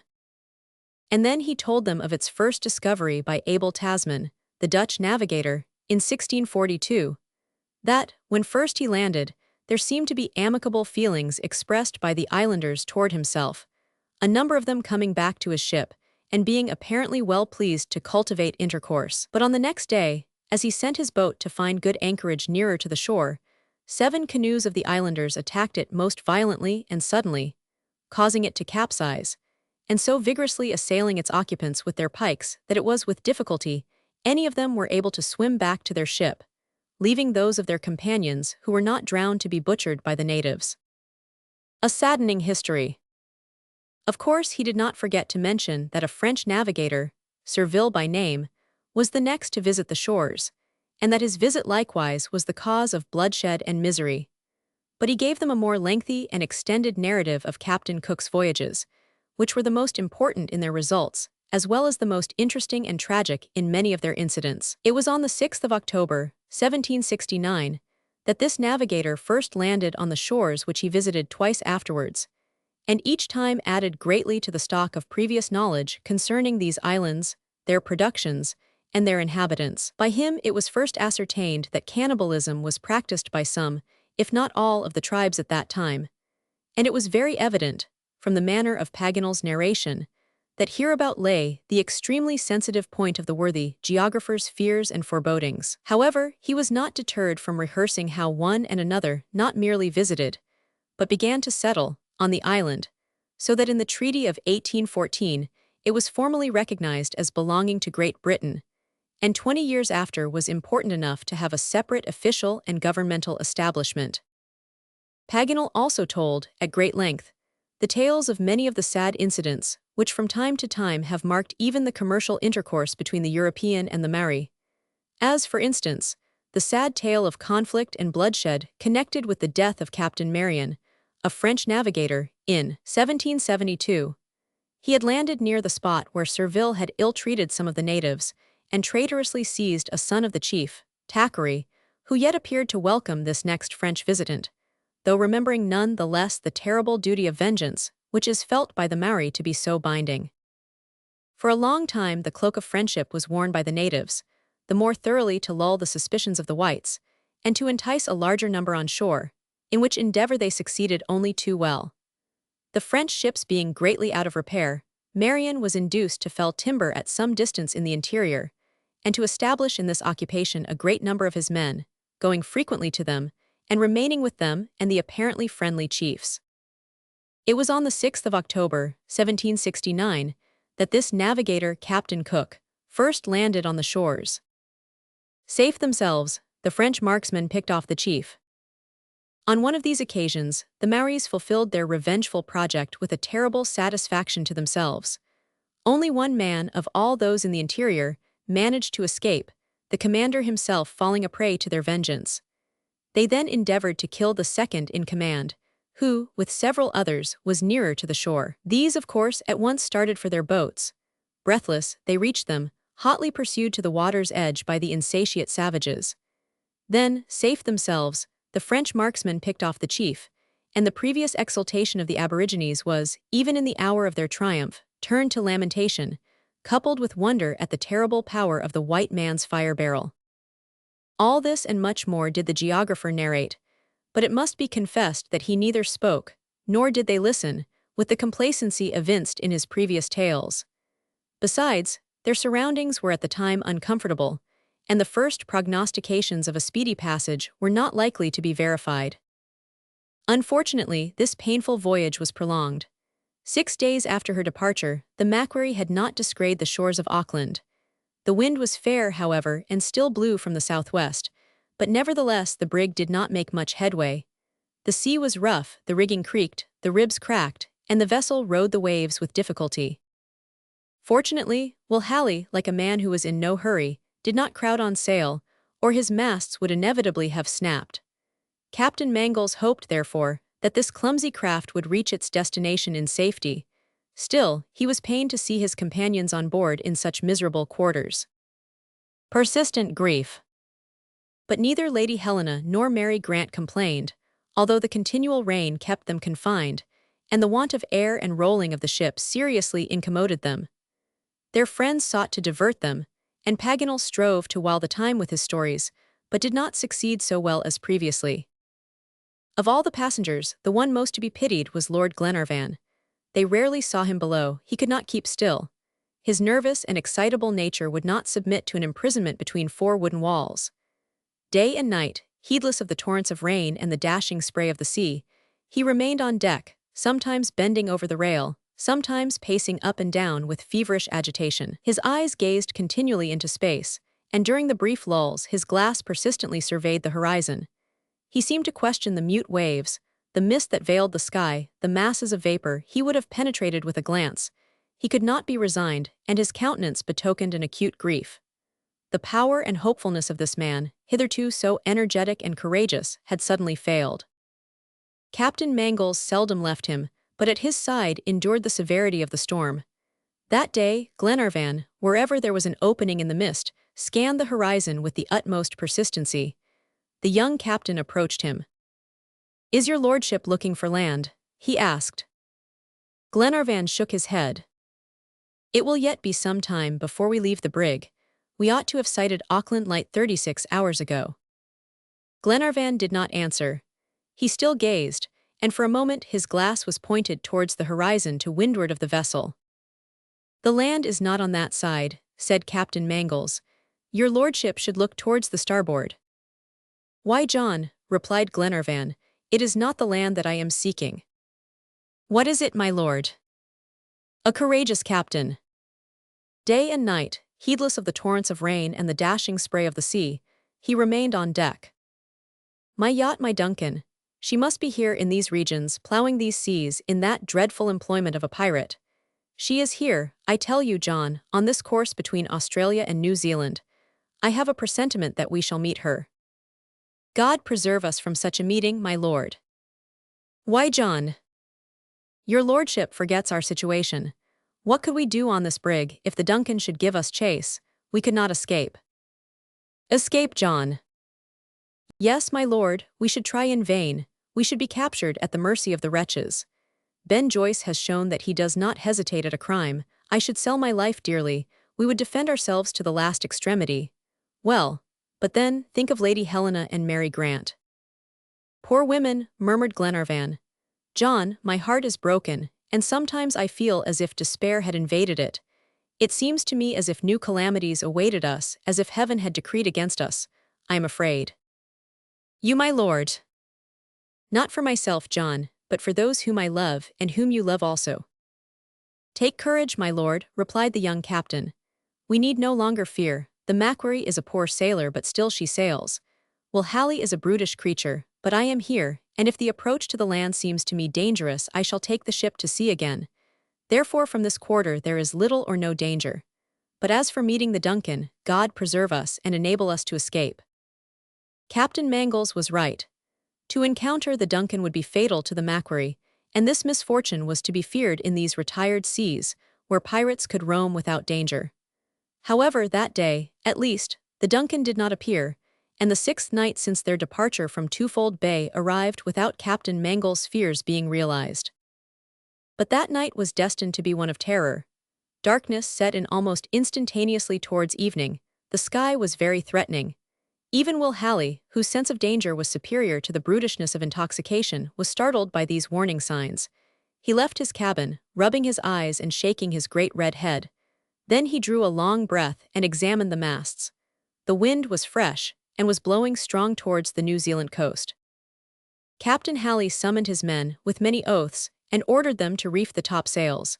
Captain Mangles approved in silence. He had given up remonstrating with this coarse seaman, but neither he nor Glenarvan left the deck. 2 hours passed. The sea grew more tempestuous, and the vessel received such severe shocks that it seemed as if her keel were grating on the sand. There was no unusual roughness, but yet this clumsy craft labored heavily, and the deck was deluged by the huge waves. The boat that hung in the larboard davits was swept overboard by a rising billow. Captain Mangles could not help being anxious. Any other vessel would have mocked these surges, but with this heavy hulk they might well fear foundering, for the deck was flooded with every plunge, and the masses of water, not finding sufficient outlet by the scuppers, might submerge the ship. It would have been wise, as a preparation for any emergency, to cut away the waistcloth to facilitate the egress of the water, but Will Halley refused to take this precaution. A nautical coup d'etat. However, a greater danger threatened the Macquarie, and probably there was no longer time to prevent it. About 11:30, Captain Mangles and Wilson, who were standing on the leeward side, were startled by an unusual sound. Their nautical instincts were roused, and the captain seized the sailor's hand. "The surf," said he. "Yes," replied Wilson, "the sea is breaking on the reefs." "Not more than 2 cable lengths distant." "Not more, the shore is here." Captain Mangles leaned over the railing, gazed at the dark waves, and cried, "The sounding lead, Wilson." The skipper, who was in the forecastle, did not seem to suspect his situation. Wilson grasped the sounding line, which lay coiled in its pail, and rushed into the port shrouds. He cast the lead. The rope slipped between his fingers. At the third knot it stopped. 3 fathoms, cried Wilson. We are on the breakers, shouted the sober captain to the stupefied one. Whether the former saw Halley shrug his shoulders or not is of little consequence. At all events, he rushed towards the wheel and crowded the helm hard alee, while Wilson, letting go the line, hauled upon the topsail yardarms to luff the ship. The sailor who was steering and had been forcibly pushed aside did not at all understand this sudden attack. To the port yards, let loose the sails, cried the young captain, managing so as to escape the reefs. For half a minute, the starboard side of the brig grazed the rocks, and in spite of the darkness, John perceived a roaring line of breakers that foamed a few yards from the ship. Very critical circumstances. At this moment Will Halley, becoming conscious of the imminent danger, lost his presence of mind. His sailors, who were scarcely sober, could not comprehend his orders. Moreover, his incoherent words and contradictory commands showed that this stupid drunkard's coolness had failed. He was surprised by the nearness of the land, which was only 8 miles off, when he thought it 30 or 40. The currents had taken him unawares, and thrown him out of his ordinary course. The sailor who was steering, and had been forcibly pushed aside, did not at all understand this sudden attack. However, Captain Mangle's prompt management had rescued the brig from her peril, but he did not know his position. Perhaps he was enclosed by a chain of reefs. The wind blew fresh from the east, and at every pitch they might strike bottom. The roar of the surf was soon redoubled, and it was necessary to luff still more. John crowded the helm down and braced farther to leeward. The breakers multiplied beneath the prow of the ship, and they were obliged to tack so as to put to sea. Would this maneuver succeed with such an unsteady vessel, and under such reduced sail? It was uncertain, but as their only chance they must venture it. Hard alee, cried Captain Mangles to Wilson. The Macquarie began to approach the new line of reefs. Soon the water foamed above the submerged rocks. It was a moment of torturing suspense. The spray glittered on the crest of the waves. You would have thought a phosphorescent glow had suddenly illumined the water. Wilson and Mulready forced down the wheel with their whole weight. Suddenly a shock was felt. The vessel had struck upon a rock. The bobstays broke and nearly overthrew the mainmast. Could they come about without any other injury? No, for all at once there was a calm, and the ship veered to windward again, and her movements suddenly ceased. A lofty wave seized and bore her forward towards the reefs, while she rolled heavily. The mainmast went by the board with all its rigging. The brig heaved twice and was motionless, leaning over to starboard. The pumplights were shattered in pieces, and the passengers rushed to the deck. But the waves were sweeping it from one end to the other, and they could not remain without danger. Captain Mangles, knowing that the ship was firmly embedded in the sand, besought them for their own sakes to go below again. "The truth, John?" asked Glenarvan faintly. "The truth, my lord, is that we shall not founder. As for being destroyed by the sea, that is another question, but we have time to take counsel." "Is it midnight?" "Yes, my lord, and we must wait for daylight." "Can we not put to sea in the boat?" "In this storm and darkness it is impossible. And moreover, where should we strike land?" "Well, John, let us remain here till morning." Meantime Will Halley was running about the deck like a madman. His sailors, who had recovered from their stupor, stove in a brandy barrel and began to drink. Mangles foresaw that their drunkenness would lead to terrible scenes. The captain could not be relied upon to restrain them. The miserable man tore his hair and wrung his hands. He thought only of his cargo, which was not insured. "I am ruined, I am lost," cried he, running to and fro. Captain Mangles scarcely thought of consoling him. He armed his companions, and all stood ready to repel the sailors, who were filling themselves with brandy and cursing frightfully.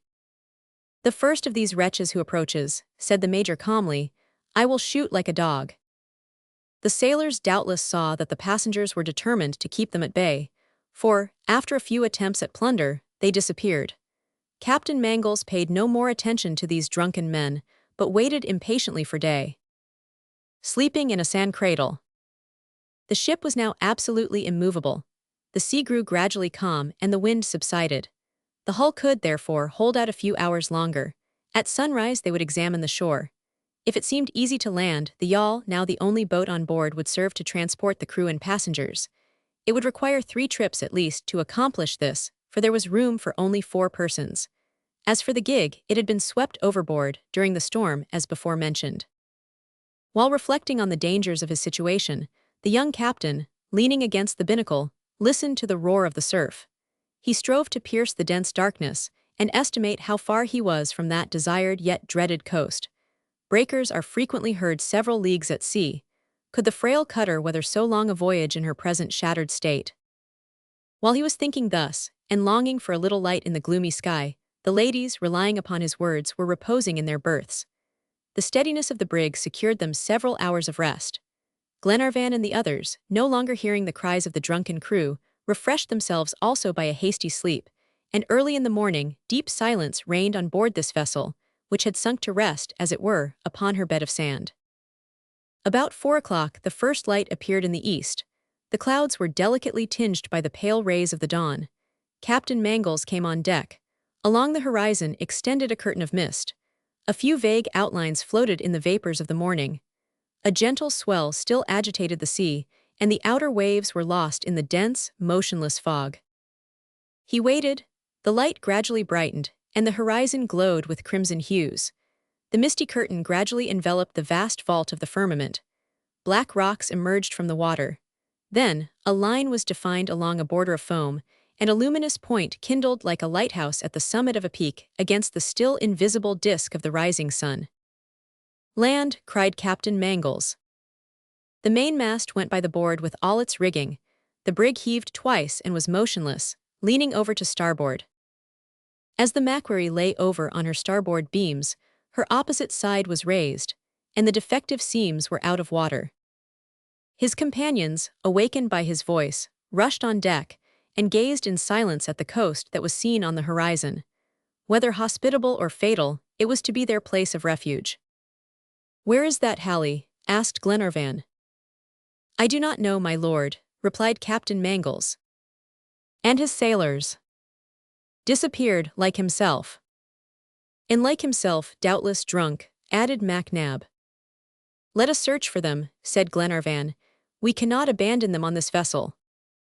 Mulrady and Wilson went down to the bunks in the forecastle. The place was empty. They then visited betweendecks and the hold, but found neither Halley nor his sailors. "What, nobody?" said Glenarvan. "Have they fallen into the sea?" asked Paganel. "Anything is possible," replied Captain Mangles, who cared little for their disappearance. Then turning towards the stern, he said, "To the boat." Wilson and Mulrady followed, to assist in lowering it. The yawl was gone. Chapter 46. Vain efforts. While Halley and his crew, taking advantage of the night and the passengers' sleep, had fled with the only boat left, they could not doubt it. This captain, who was in duty bound to be the last on board, had been the first to leave. An advantageous loss. "The rascals have fled," said Captain Mangles. "Well, so much the better, my lord. We are spared so many disagreeable scenes." "I agree with you," replied Glenarvan. "Besides, there is a better captain on board, yourself and courageous seamen, your companions. Command us, we are ready to obey you." All endorsed Glenarvan's words, and ranged along the deck. They stood ready for the young captain's orders. "What is to be done?" asked Glenarvan. John cast a glance over the ocean, looked at the shattered masts of the brig, and after a few moments' reflection said, "We have 2 ways, my lord, of extricating ourselves from this situation, either to raise the vessel and put her to sea, or reach the coast on a raft, which can be easily constructed." "If the vessel can be raised, let us raise it," replied Glenarvan. "That is the best plan, is it not?" "Yes, my lord, for once ashore, what would become of us without means of transport?" "Let us avoid the coast," added Paganel. "We must beware of New Zealand." "All the more so, as we have gone considerably astray," continued Captain Mangles. "Halley's carelessness has carried us to the south, that is evident. At noon I will take an observation, and if, as I presume, we are below Auckland, I will try to sail the Macquarie up along the coast." "But the injuries of the brig?" inquired Lady Helena. "I do not think they are serious, madam," replied Captain Mangles. "I shall rig a jury mast at the bows, and we shall sail slowly, it is true, but still we shall go where we wish. If unfortunately the hull is stove in, or if the ship cannot be extricated, we must gain the coast and travel by land to Auckland." "Let us examine the state of the vessel, then," said the major. "This is of the first importance." Glenarvan, the captain, and Mulrady opened the main scuttle, and went down into the hold. About 200 tons of tanned hides were there, very badly stowed away, but they could draw them aside without much difficulty, by means of the mainstay tackling, and they at once threw overboard part of this ballast so as to lighten the ship. After 3 hours of hard labor, they could see the bottom timbers. 2 seams in the larboard planking had sprung open as far up as the channel whales. As the Macquarie lay over on her starboard beams, her opposite side was raised, and the defective seams were out of water. Wilson hastened, therefore, to tighten the joints with oakum, over which he carefully nailed a copper plate. On sounding, they found less than 2 feet of water in the hold, which the pumps could easily exhaust, and thus relieve the ship. After his examination of the hull, the captain perceived that it had been little injured in stranding. It was probable that a part of the false keel would remain in the sand, but they could pass over it. Wilson, after inspecting the interior of the brig, dived, in order to determine her position on the reef. The Macquarie was turned towards the northwest, and lay on a very shelving, slimy sandbar. The lower end of her prow and 2/3 of her keel were deeply embedded in the sand. The rest, as far as the stern, floated where the water was 5 fathoms deep. The rudder was not, therefore, confined, but worked freely. The captain considered it useless to lighten her, as he hoped they would be ready to make use of her at the earliest opportunity. The tides of the Pacific are not very strong, but he relied upon their influence to float the brig, which had stranded an hour before high water. The only point was to extricate her, which would be a long and painful task. Labor for the common weal. "To work," cried the captain. His improvised sailors were ready. He ordered them to reef the sails.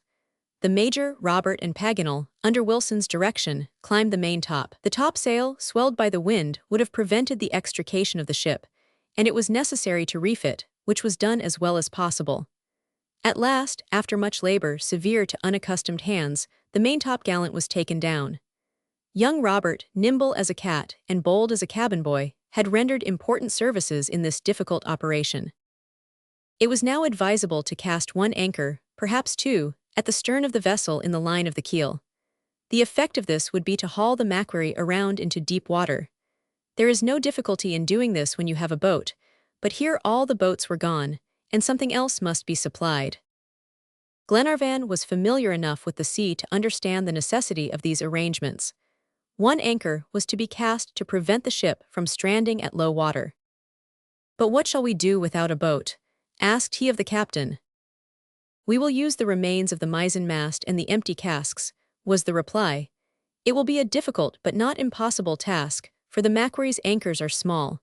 Once cast, however, if they do not drag, I shall be encouraged." "Very well, let us lose no time." To accomplish their object, all were summoned on deck.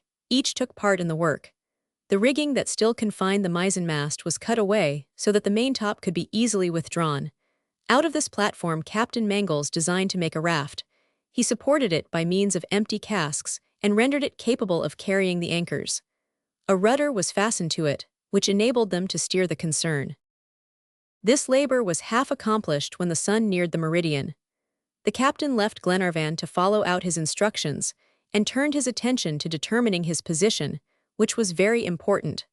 Fortunately, he had found in Will Halley's cabin a nautical almanac and a sextant, with which he was able to take an observation. By consulting the map Paganel had bought at Eden, he saw that they had been wrecked at the mouth of Aiatea Bay, above Kahua Point, on the shores of the province of Auckland. As the city was on the 37th parallel, the Macquarie had been carried a considerable distance out of her course. It was, therefore, necessary to sail northward to reach the capital of New Zealand. "A journey of not more than 25 miles, said Glenarvan. "It is nothing." "What is nothing at sea will be long and difficult on land," replied Paganel. "Well then," said Captain Mangles, "let us do all in our power to float the Macquarie." This question being settled, their labors were resumed. It was high water, but they could not take advantage of it, since the anchors were not yet moored. Yet the captain watched the ship with some anxiety. Would she float with the tide, This point would soon be decided. They waited. Several cracks were heard, caused either by a rising or starting of the keel. Great reliance had been placed upon the tide, but the brig did not stir. The work was continued, and the raft was soon ready. The small anchor was put on board, and the captain and Wilson embarked, after mooring a small cable at the stern. The ebb tide made them drift, and they therefore anchored, half a cable's length distant, in 10 fathoms of water. The bottom afforded a firm hold. A midnight conclave. The great anchor now remained. They lowered it with difficulty, transported it on the raft, and soon it was moored behind the other, the captain and his men returning to the vessel and waiting for high water, which would be early in the morning. It was now 6 o'clock in the evening. The young captain complimented his sailors, and told Paganel that, with the aid of courage and good discipline, he might one day become quartermaster. Meantime, Mr. Albinett, after assisting in different operations, had returned to the kitchen, and prepared a very comforting and seasonable repast. The crew were tempted by a keen appetite, which was abundantly satisfied, and each felt himself invigorated for fresh exertions. After dinner, Captain Mangles took a final precaution to ensure the success of his experiment. He threw overboard a great part of the merchandise to lighten the brig, but the remainder of the ballast, the heavy spars, the spare yards, and a few tons of pig iron, were carried to the stern, to aid by their weight in liberating the keel. Wilson and Mulready likewise rolled to the same place, a number of casks filled with water. Midnight arrived before these labors were completed. But at this hour the breeze subsided, and only a few capricious ripples stirred the surface of the water. Looking towards the horizon, the captain observed that the wind was changing from southwest to northwest. A sailor could not be mistaken in the peculiar arrangement and color of the clouds. He accordingly informed Glenarvan of these indications, and proposed to defer their work till the next day. A tide in the affairs of men. And these are my reasons, said he. First, we are very much fatigued, and all our strength is necessary to free the vessel. Then, when this is accomplished, how can we sail among the dangerous breakers, and in such profound darkness? Moreover, another reason induces me to wait. The wind promises to aid us, and I desire to profit by it, and am in hopes that it will drift the old hull out when the tide raises her. Tomorrow, if I am not mistaken, the breeze will blow from the northwest. We will set the mainsails, and they will help to raise the brig. They therefore anchored, half a cable's length distant, in 10 fathoms of water. These reasons were decisive. Glenarvan and Paganel, the most impatient on board, yielded, and the work was suspended. The night passed favorably and day appeared. Their captain's predictions were realized. The wind blew from the northwest and continued to freshen. The crew were summoned. It was 9 o'clock. 4 hours were still to elapse before it would be high water, and that time was not lost. The laborers renewed their efforts with very good success. Meantime the tide rose. The surface of the sea was agitated into ripples, and the points of the rocks gradually disappeared, like marine animals returning to their native element. The time for the final attempt approached. A feverish impatience thrilled all minds. No one spoke. Each gazed at the captain and awaited his orders. He was leaning over the stern railing, watching the water, and casting an uneasy glance towards the cables. At last the tide reached its height. The experiment must now be made without delay.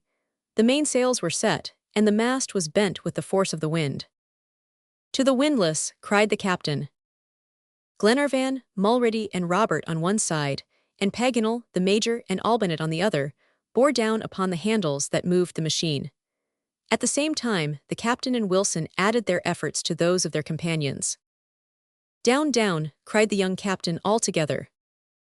The cables were stretched taut under the powerful action of the windlass. The anchors held fast and did not drag. But they must be quick, for high tide lasts only a few moments, and the water would not be long in lowering. They redoubled their efforts. The wind blew violently and forced the sails against the mast. A few tremors were felt in the hull, and the brig seemed on the point of rising. Perhaps a little more power would suffice to draw her from the sand. "Helena's Mary!" cried Glenarvan.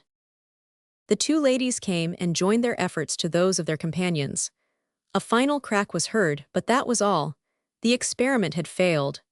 The tide was already beginning to ebb, and it was evident that, even with the aid of wind and tide, this insufficient crew could not float their ship. As their first plan had failed, it was necessary to have recourse to the second without delay. It was plain that they could not raise the Macquarie, and that the only way was to abandon her. To wait on board for the uncertain arrival of assistance would have been folly and madness. The captain therefore proposed to construct a raft strong enough to convey the passengers and a sufficient quantity of provisions to the New Zealand coast. It was not a time for discussion, but for action. The work was accordingly begun, and considerably advanced when night interrupted them. In the evening, after supper, while Lady Helena and Mary Grant were reposing in their berths, Paganel and his friends conversed seriously as they paced the deck. The geographer had asked Captain Mangles whether the raft could not follow the coast as far as Auckland, instead of landing the passengers at once. The captain replied that it would be impossible with such a rude craft. And could we have done with the boat what we cannot do with the raft? Yes, candidly speaking, we could, was the reply, but with the necessity of sailing by day and anchoring by night. A Frenchman's foible. Then these wretches, who have abandoned us. Oh, said Captain Mangles, they were drunk, and in the profound darkness I fear they have paid for their cowardly desertion with their lives. So much the worse for them, continued Paganel, and for us too, as this boat would have been useful. What do you mean, Paganel? Said Glenarvan. The raft will take us ashore. That is precisely what I would avoid, replied the geographer. What, can a journey of not more than 20 miles terrify us, after what has been done on the Pampas and in Australia? My friends, resumed Paganel, I do not doubt your courage, nor that of our fair companions. 20 miles is nothing in any other country except New Zealand. Here, however, anything is better than venturing upon these treacherous shores. Anything is better than exposing yourself to certain death on a wrecked vessel, returned Captain Mangles. What have we to fear in New Zealand? Asked Glenarvan. The savages, replied Paganel. The savages, said Glenarvan. Can we not avoid them by following the coast? Besides, an attack from a few wretches cannot intimidate 10 well-armed and determined Europeans. It is not a question of wretches, rejoined Paganel. The New Zealanders form terrible tribes that struggle against the English government, fight with invaders, frequently conquer them, and always eat them. Cannibals, cannibals, cried Robert, and then he murmured as though afraid to give full utterance to the words, my sister, Lady Helena. Never fear, my boy, said Glenarvan, our friend Paganel exaggerates. The work was accordingly begun, and considerably advanced when night interrupted them. Not long since, in the year 1864, one of these clergymen was seized by the chiefs and hung from the tree. I do not exaggerate, replied Paganel. With these New Zealanders war is what the sports of the chase are to civilized nations, and the game they hunt for they feast upon. Paganel, said the major, this may be all very true, but have you forgotten the introduction of Christianity? Has it not destroyed these anthropophagus habits? No, it has not, was the prompt reply. The records are yet fresh of ministers who have gone out to proclaim Christianity and have fallen victims to the murderous and cannibal instincts of those to whom they preached. Not long since, in the year 1864, one of these clergymen was seized by the chiefs, was hung to the tree, was tantalized and tortured to his last moments. And then, whilst some tore his body to pieces, others devoured the various members. No, the Maoris are still cannibals, and will remain so for some time to come. But Paganel was on this point a pessimist, contrary to his usual characteristic. Chapter 47. A dreaded country. What Paganel had stated was indisputable. The cruelty of the New Zealanders could not be doubted. There was, therefore, danger in landing, but if the danger had been 100 times greater, it must have been faced. Captain Mangles felt the necessity of leaving this vessel, which would soon break up. Between two perils, one certain, the other only probable, there was no possible hesitation. Another change of residence. As for the chance of being picked up by some passing ship, they could not reasonably rely upon it, for the Macquarie was out of the course usually taken in going to New Zealand. The shipwreck had happened on the desert shores of Insurmountable. When shall we start? Asked Glenarvan. Tomorrow morning at 10 o'clock, replied Captain Mangles. The tide will begin to rise then, and will carry us ashore. Early the next day the raft was finished. The captain had given his entire attention to its construction. They needed a steady and manageable craft, and one capable of resisting the waves for a voyage of 9 miles. The masts of the brig could alone furnish the necessary materials. The raft was at length completed. It could doubtless sustain the shock of the surges, but could it be steered and the coast be reached if the wind should veer? This was a question only to be decided by trial. At 9 o'clock the loading began. The provisions were first put on board in sufficient quantities to last until the arrival at Auckland, for there could be no reliance upon the products of this dreaded country. Albinett furnished some preserved meats, the remains of the Macquarie's supplies. There was very little, however, and they were forced to depend upon the coarse fare of the mess, which consisted of very inferior ship biscuits and 2 barrels of salt fish, greatly to the steward's regret. These stores were enclosed in sealed cans and then secured to the foot of the mast. The arms and ammunition were put in a safe and dry place. Fortunately, the travelers were well supplied with rifles and revolvers. A small anchor was taken on board, in case they should reach the shore at low tide and be forced to anchor in the offing. Flood tide soon began, the breeze blew gently from the northwest, and a slight swell agitated the surface of the sea. "Are we ready?" asked Captain Mangles. "All is ready, Captain," replied Wilson. "Aboard, then."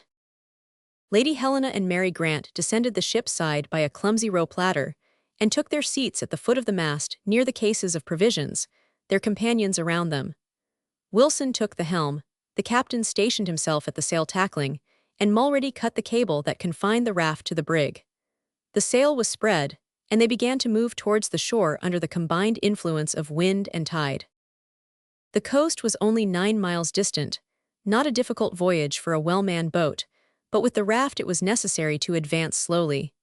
If the wind held out, they might perhaps reach land with this tide, but if there should be a calm, the ebb would carry them back, or they would be compelled to anchor and wait for the next tide. However, Captain Mangles hoped to succeed. The wind freshened. As it had been flood now for some hours, they must either reach land soon or anchor. Fortune favored them.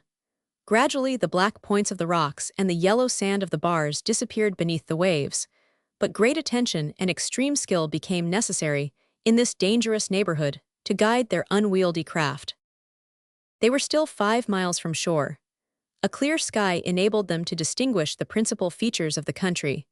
To the northeast rose a lofty mountain, whose outline was defined against the horizon in a very singular resemblance to the grinning profile of a monkey. Paganel soon observed that all the sandbars had disappeared. "Except one," replied Lady Helena. "Where?" asked Paganel. "There," said Lady Helena, pointing to a black speck a mile ahead. "That is true," answered Paganel. "Let us try to determine its position, that we may not run upon it when the tide covers it." The yawl was drawn alongside. "It is exactly at the northern projection of the mountain," said Captain Mangles. "Wilson, bear away towards the offing."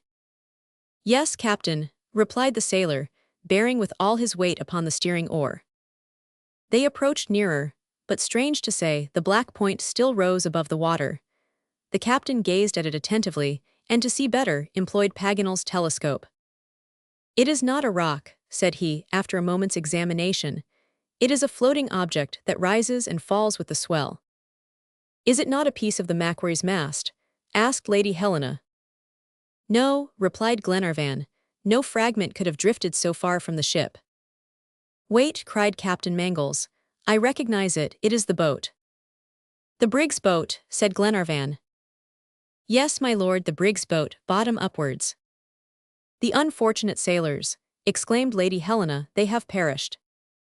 "Yes, madam," continued the captain, "and they might have foreseen it, for in the midst of these breakers, on a stormy sea, and in such profound darkness, they fled to certain death." "May heaven have pity on them," murmured Mary Grant. For a few moments the passengers were silent. They gazed at this frail bark towards which they drew nearer and nearer. It had evidently capsized a considerable distance from land, and of those who embarked in it probably not one had survived. "But this boat may be useful," said Glenarvan. "Certainly," replied Captain Mangles. "Come about, Wilson." Realities and fancies. The direction of the raft was changed, but the wind subsided gradually, and it cost them much time to reach the boat. Mulrady, standing at the bow, warded off the shock, and the yawl was drawn alongside. "Empty?" asked Captain Mangles. "Yes, Captain," replied the sailor. "The boat is empty and her seams have started open. She is of no use to us." "Can we not save any part?" asked MacNab. "No," answered the captain. "She is only fit to burn." "I am sorry," said Paganel, "for the yawl might have taken us to Auckland." "We must be resigned, Mr. Paganel," rejoined the captain. "Moreover, on such a rough sea, I prefer our raft to that frail conveyance. A slight shock would dash it in pieces. Therefore, my lord, we have nothing more to stay here for." "As you wish, John," said Glenarvan. "Forward, Wilson," continued the young captain, "straight for the coast." The tide would yet flow for about an hour, and in this time they could accomplish a considerable distance. But soon the breeze subsided almost entirely, and the raft was motionless. Soon it even began to drift towards the open sea under the influence of the ebb. The captain did not hesitate a moment. "Anchor!" cried he. Mulrady, who was in an instant ready to execute this order, let fall the anchor, and the raft drifted till the cable was taut. The sail was reefed, and arrangements were made for a long detention. Indeed, the tide would not turn till late in the evening, and as they did not care to sail in the dark, they anchored for the night in sight of land. Quite a heavy swell agitated the surface of the water, and seemed to set steadily towards the shore. Glenarvan, therefore, when he learned that the whole night would be passed on board, asked why they did not take advantage of this current to approach the coast. Night approached. Already the sun's disk was disappearing beneath the horizon. The ladies were carried in their companions' arms, and reached the shore without wetting a single fold of their garments. "My lord," replied the young captain, "is deceived by an optical illusion. The apparent onward movement is only an oscillation of the water, nothing more. Throw a piece of wood into the water, and you will see that it will remain stationary, so long as the ebb is not felt. We must therefore have patience." "And dinner," added the major. Albinett took out of a case of provisions some pieces of dried meat and a dozen biscuits, though reluctant to offer such meager fare. It was accepted, however, with good grace, even by the ladies, whose appetites the fresh sea air greatly improved. Night approached. Already the sun's disk, glowing with crimson, was disappearing beneath the horizon, and the waters glistened and sparkled like sheets of liquid silver under his last rays. Nothing could be seen but sky and water, except one sharply defined object, the hull of the Macquarie, motionless on the reefs. The short twilight was rapidly followed by the darkness, and soon the land that bounded the horizon some miles away was lost in the gloom. In this perplexing situation, these shipwrecked people lapsed into an uneasy and distressing drowsiness, and as the result at daybreak all were more exhausted than refreshed. With the turn of the tide, the wind rose. It was 6 o'clock in the morning, and time was precious. Preparations were made for getting under way, and the order was given to weigh anchor. But the flukes, by the strain of the cable, were so deeply embedded in the sand that without the windlass even the tackling that Wilson arranged could not draw them out. Terra firma once more. Half an hour passed in useless efforts. The captain, impatient to set sail, cut the cable, and thus took away all possibility of anchoring, in case the tide should not enable them to reach the shore. The sail was unfurled, and they drifted slowly towards the land that rose in grayish masses against the background of the sky, illumined by the rising sun. The reefs were skillfully avoided, but with the unsteady breeze, they did not seem to draw nearer the shore. At last, however, land was less than a mile distant, craggy with rocks and very precipitous. It was necessary to find a practicable landing. The wind now moderated and soon subsided entirely, the sail flapping idly against the mast. The tide alone moved the raft, but they had to give up steering, and masses of seaweed retarded their progress.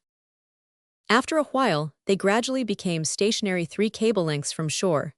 But they had no anchor, and would they not be carried out to sea again by the ebb? With eager glance and anxious heart, the captain looked towards the inaccessible shore. Just at this moment a shock was felt. The raft stopped. They had stranded on a sandbar, not far from the coast. Glenarvan, Robert, Wilson, and Mulrady leaped into the water, and moored their bark firmly with cables on the adjoining reefs. The ladies were carried in their companions' arms, and reached the shore without wetting a single fold of their garments, and soon all, with arms and provisions, had set foot on the inhospitable shores of New Zealand. Glenarvan, without losing an hour, would have followed the coast to Auckland, but since early morning the sky had been heavy with clouds, which, towards noon, descended in torrents of rain. Hence it was impossible to start on their journey and advisable to seek a shelter. Wilson discovered, fortunately, a cavern, hollowed out by the sea in the basaltic rocks of the shore, and here the travelers took refuge with their arms and provisions. There was an abundance of dry seaweed, lately cast up by the waves. This formed a soft couch, of which they availed themselves. Several pieces of wood were piled up at the entrance and then kindled, and while the fire served to dry their garments, conversation beguiled the hours, as they lay or stood at ease. While the fire served to dry their garments, conversation beguiled the hours, as they lay or stood at ease.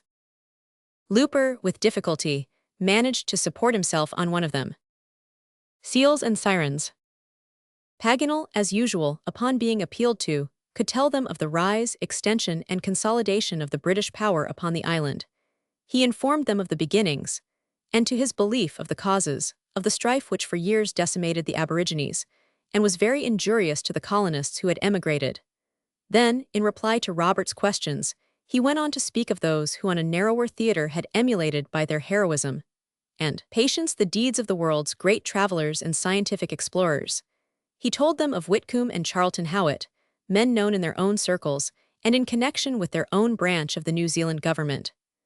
At still greater length, he detailed the adventures of Jacob Looper, who was the companion of Whitcomb, and had gone as his assistant to discover a practicable route over the mountains in the north of the province of Canterbury. In those mountain wilds, which even the islanders rarely traverse, these two Europeans suffered greatly, but still worse was their fate when they descended to the water level and essayed to cross the Taramaco near its mouth.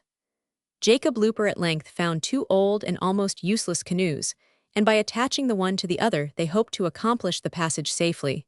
Before they had reached the middle of the rapid current, however, both the tubs capsized. Looper, with difficulty, managed to support himself on one of them, and by clinging to it was at length carried to the river's bank, which his companion also reached. But when after a period of insensibility, Looper returned to consciousness and found the body of Whitcomb, it was lifeless. Though terribly bruised and still bleeding from his wounds, Looper hollowed a grave for the remains, and then, after many more days of privation and danger, came to the huts of some of the Maoris, by whose assistance he at length reached the settled parts of the colony.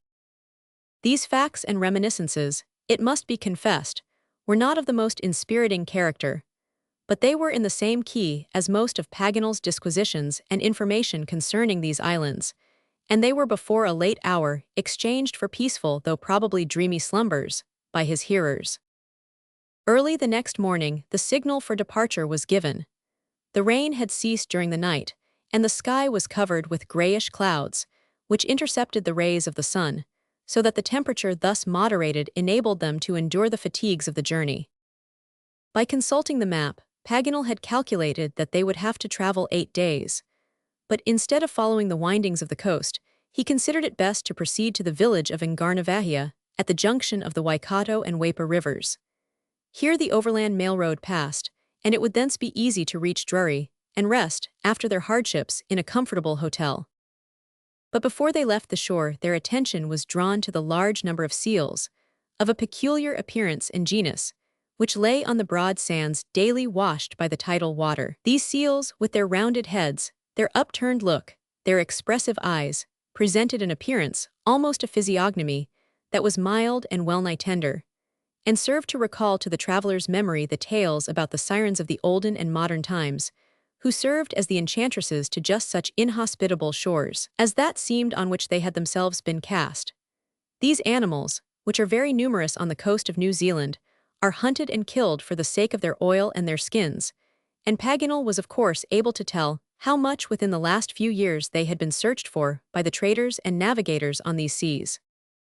These seals with rounded heads, upturned look, expressive eyes, presented an appearance, almost a physiognomy, that was mild and well-nigh tender.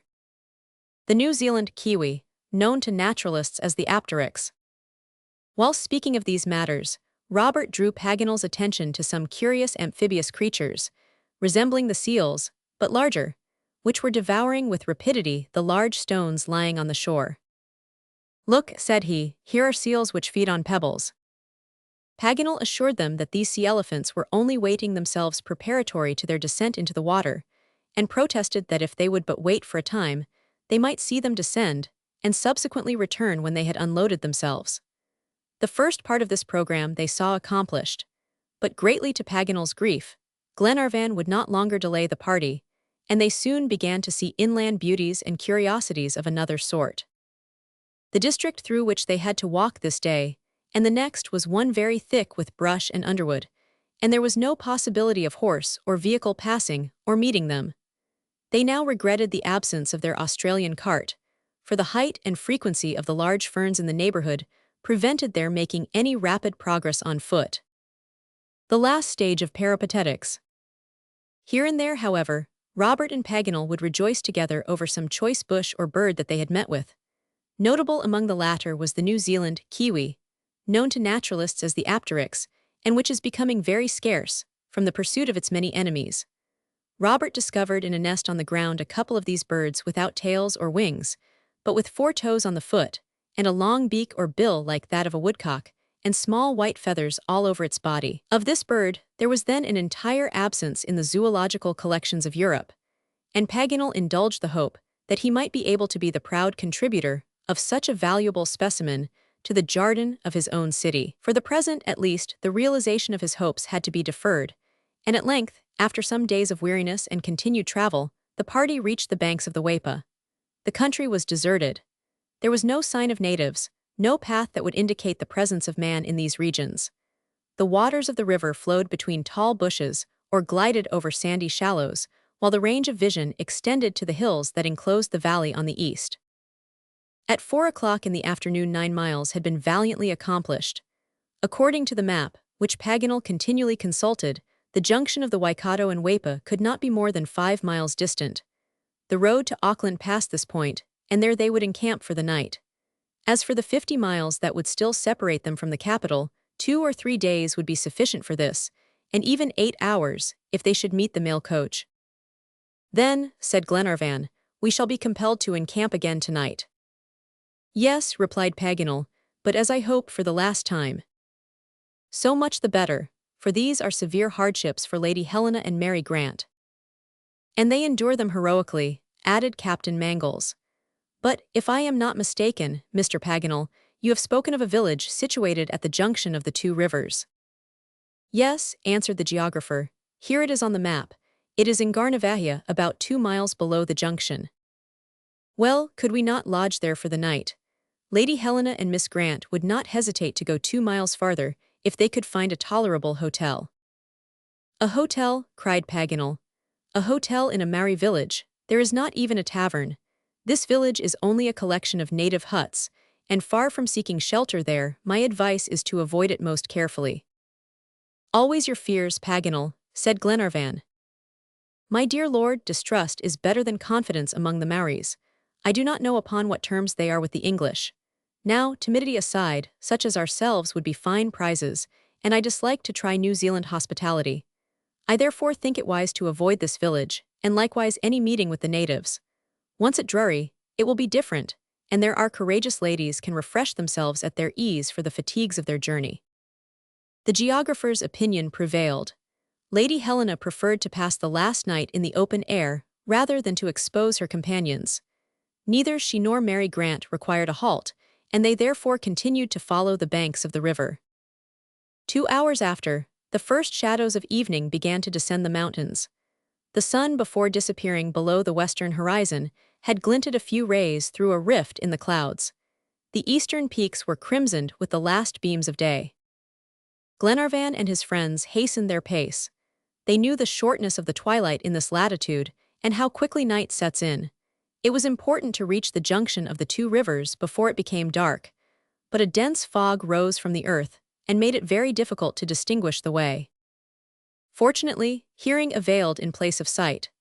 Soon a distinct murmur of the waters indicated the union of the 2 streams in a common bed, and not long after the little party arrived at the point where the Waipa mingles with the Waikato in resounding cascades.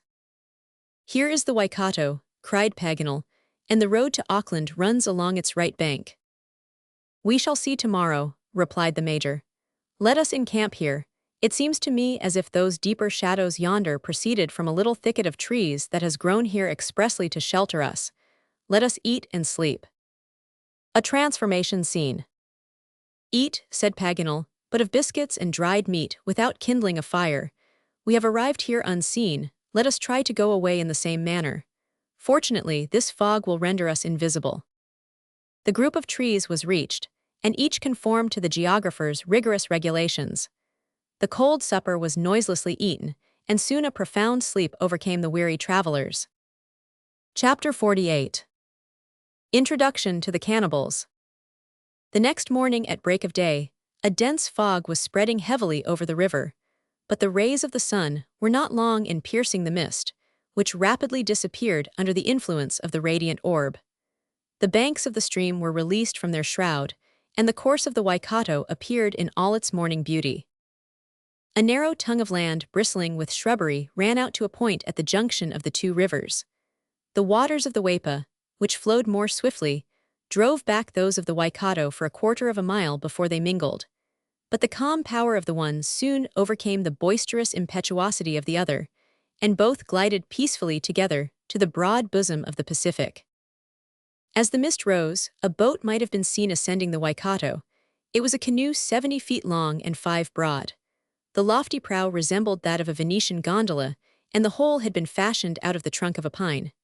A bed of dry fern covered the bottom. 8 oars at the bow propelled it up the river, while a man at the stern guided it by means of a movable paddle. This man was a native of tall form, about 45 years old, with broad breast and powerful limbs. His protruding and deeply furrowed brow, his fierce look and his sinister countenance showed him to be a formidable individual.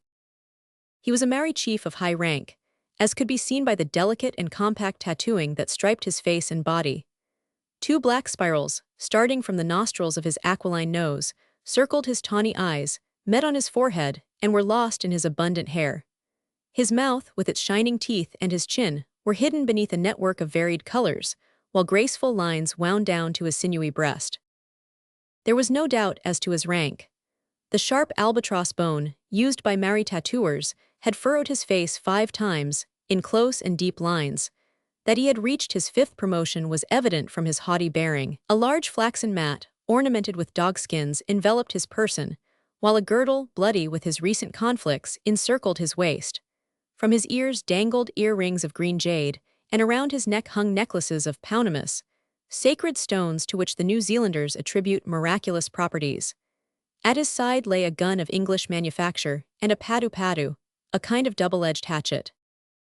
Near him 9 warriors, of lower rank, armed and of ferocious aspect, some still suffering from recent wounds, stood in perfect immobility, enveloped in their flaxen mantles. 3 dogs of wild appearance were stretched at their feet. The 8 rowers seemed to be servants or slaves of the chief. They worked vigorously, and the boat ascended the current of the Waikato with remarkable swiftness. In the center of this long canoe, with feet tied but hands free, were 10 European prisoners clinging closely to each other. They were Lord Glenarvan and his companions. A testing time. The evening before, the little party, led astray by the dense fog, had encamped in the midst of a numerous tribe of natives.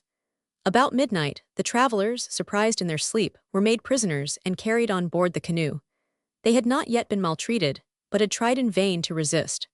Their arms and ammunition were in the hands of the savages, and their own bullets would have quickly stretched them on the earth had they attempted to escape. They were not long in learning, by the aid of a few English words which the natives used, that, being driven back by the British troops, they were returning, vanquished and weakened, to the regions of the upper Waikato. Their chief, after an obstinate resistance, in which he lost his principal warriors, was now on his way to rouse again the river tribes. He was called Kaikumu, a terrible name, which signified in the native language, he who eats the limbs of his enemy. He was brave and bold, but his cruelty equaled his bravery. No pity could be expected from him. His name was well known to the English soldiers, and a price had been set upon his head by the governor of New Zealand.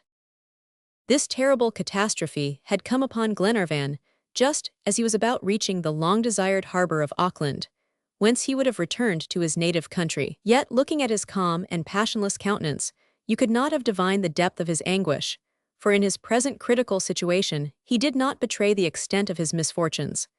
He felt that he ought to set an example of fortitude to his wife and his companions, as being the husband and chief. Moreover, he was ready to die first for the common safety, if circumstances should require it. Chiefs, civilized and uncivilized. His companions were worthy of him, they shared his noble thoughts, and their calm and haughty appearance would scarcely have intimated that they were being carried away to captivity and suffering. By common consent, at Glenarvan's suggestion, they had resolved to feign a proud indifference in the presence of the savages. It was the only way of influencing those fierce natures. A boat might have been seen ascending the Waikato. It was a canoe 70 feet long and 5 broad. Since leaving the encampment, the natives, taciturn like all savages, had scarcely spoken to each other. However, from a few words exchanged, Glenarvan perceived that they were acquainted with the English language. He therefore resolved to question the chief in regard to the fate that was in store for them. Addressing Kaikumu, he said in a fearless tone, "Where are you taking us, chief?" Kaikumu gazed at him coldly without answering. "Say, what do you expect to do with us?"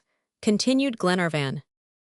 The chief's eyes blazed with a sudden light, and in a stern voice he replied, "To exchange you, if your friends will ransom you, to kill you if they refuse." Glenarvan asked no more, but hope returned to his heart. Doubtless, some chiefs of the Maori tribe had fallen into the hands of the English, and the natives would attempt to recover them by way of exchange. Their situation, therefore, was not one for despair. Meantime, the canoe rapidly ascended the river. Paganel, whose changeable disposition carried him from one extreme to another, had regained his hopefulness. He believed that the Maoris were sparing them the fatigue of their journey to the English settlements, and that they were certain to arrive at their destination. He was, therefore, quite resigned to his lot, and traced on his map the course of the Waikato across the plains and valleys of the province. Lady Helena and Mary Grant, suppressing their terror, conversed in low tones with Glenarvan, and the most skillful physiognomist could not have detected on their faces the anxiety of their hearts. The Waikato River is worshipped by the natives, as Paganel knew, and English and German naturalists have never ascended beyond its junction with the Waipa. Whither did Kaikumu intend to take his captives?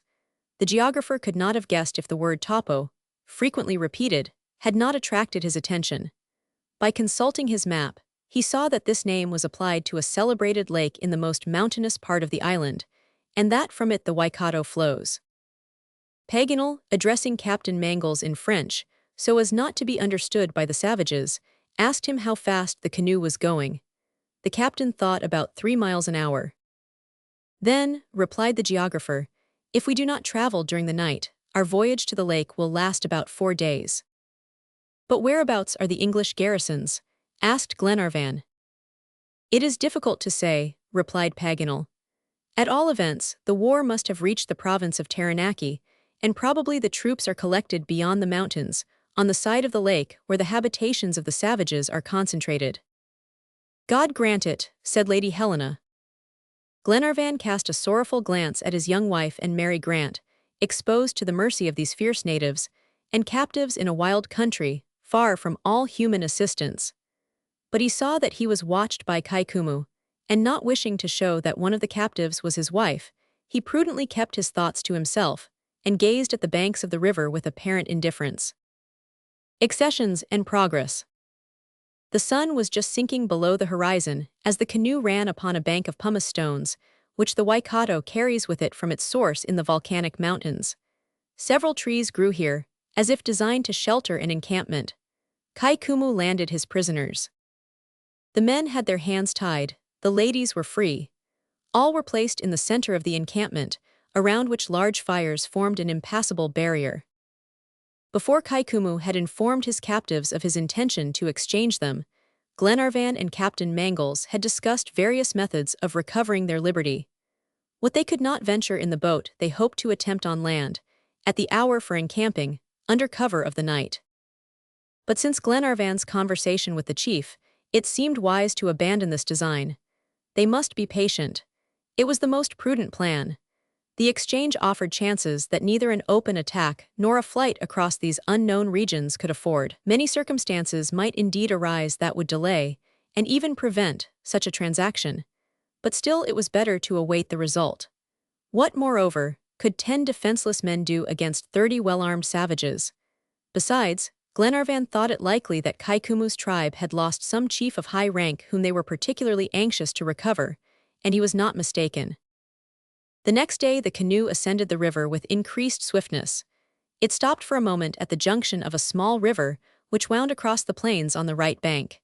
Here another canoe, with 10 natives on board, joined Kaikumu. The warriors merely exchanged salutations, and then continued their course.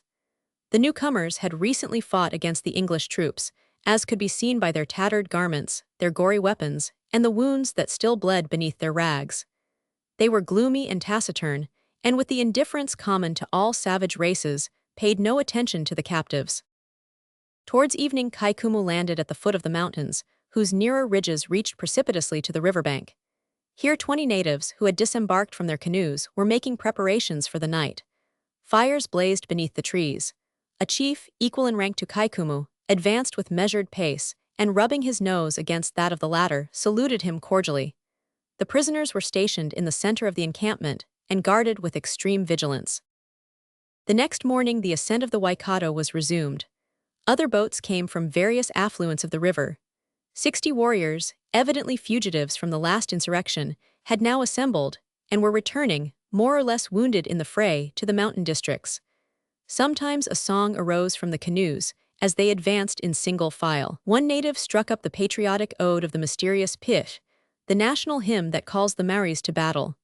The full and sonorous voice of the singer waked the echoes of the mountains, and after each stanza, his comrades struck their breasts and sang the warlike verses in chorus. Then they seized their oars again, and the canoes were headed upstream. During the day, a singular sight enlivened the voyage. About 4 o'clock the canoe, without lessening its speed, guided by the steady hand of the chief, dashed through a narrow gorge. Eddies broke violently against numerous small islands, which rendered navigation exceeding dangerous.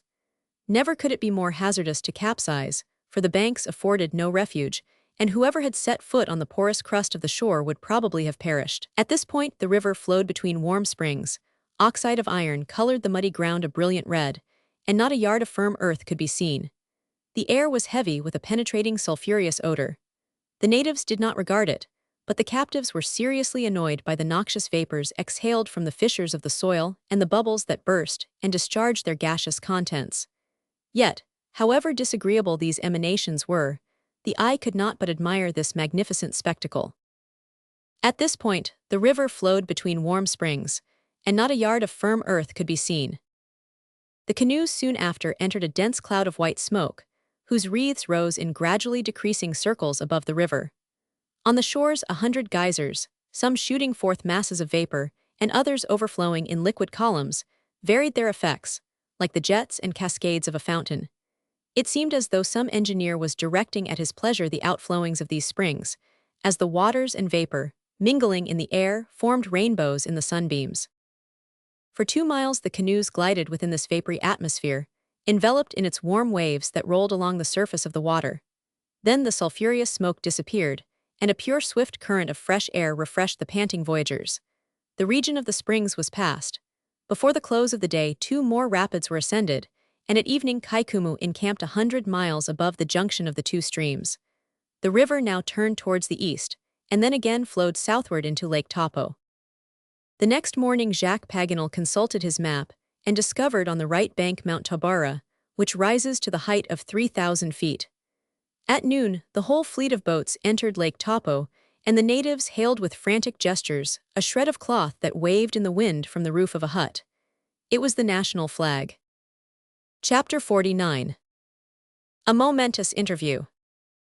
New Zealand topography.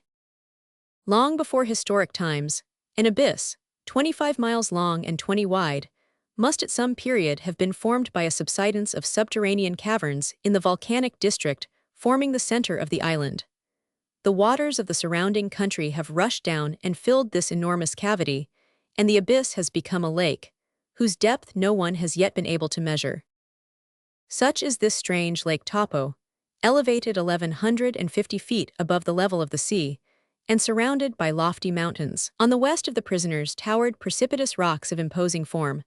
On the north rose several distant ridges, crowned with small forests. On the east spread a broad plain furrowed by a trail and covered with pumice stones that glittered beneath a network of bushes. And on the north, behind a stretch of woodland, volcanic peaks majestically encircled this vast extent of water, the fury of whose tempests equaled that of the ocean's cyclones. But Paganel was scarcely disposed to enlarge his account of these wonders, nor were his friends in a mood to listen. They gazed in silence towards the northeast shore of the lake, whither the canoe was bringing them. The mission established at Pukawa, on the western shores, no longer existed. The missionary had been driven by the war far from the principal dwellings of the insurrectionists. The prisoners were helpless, abandoned to the mercy of the vengeful Maoris, and in that wild part of the island to which Christianity has never penetrated.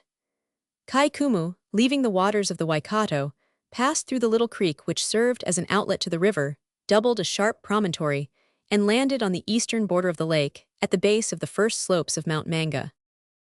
A quarter of a mile distant, on a buttress of the mountain, appeared a pa, a Maori fortification, situated in an impregnable position. The prisoners were taken ashore, with their hands and feet free, and conducted thither by the warriors. After quite a long detour, Glenarvan and his companions reached the pa. At noon the whole fleet of boats entered Lake Taupo. On their arrival, the captives were terribly impressed at sight of the heads that ornamented the stakes of the second enclosure. This fortress was defended by an outer rampart of strong palisades, 15 feet high.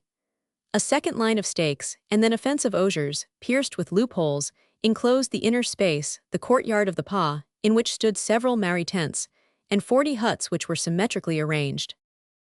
On their arrival, the captives were terribly impressed at sight of the heads that ornamented the stakes of the second enclosure.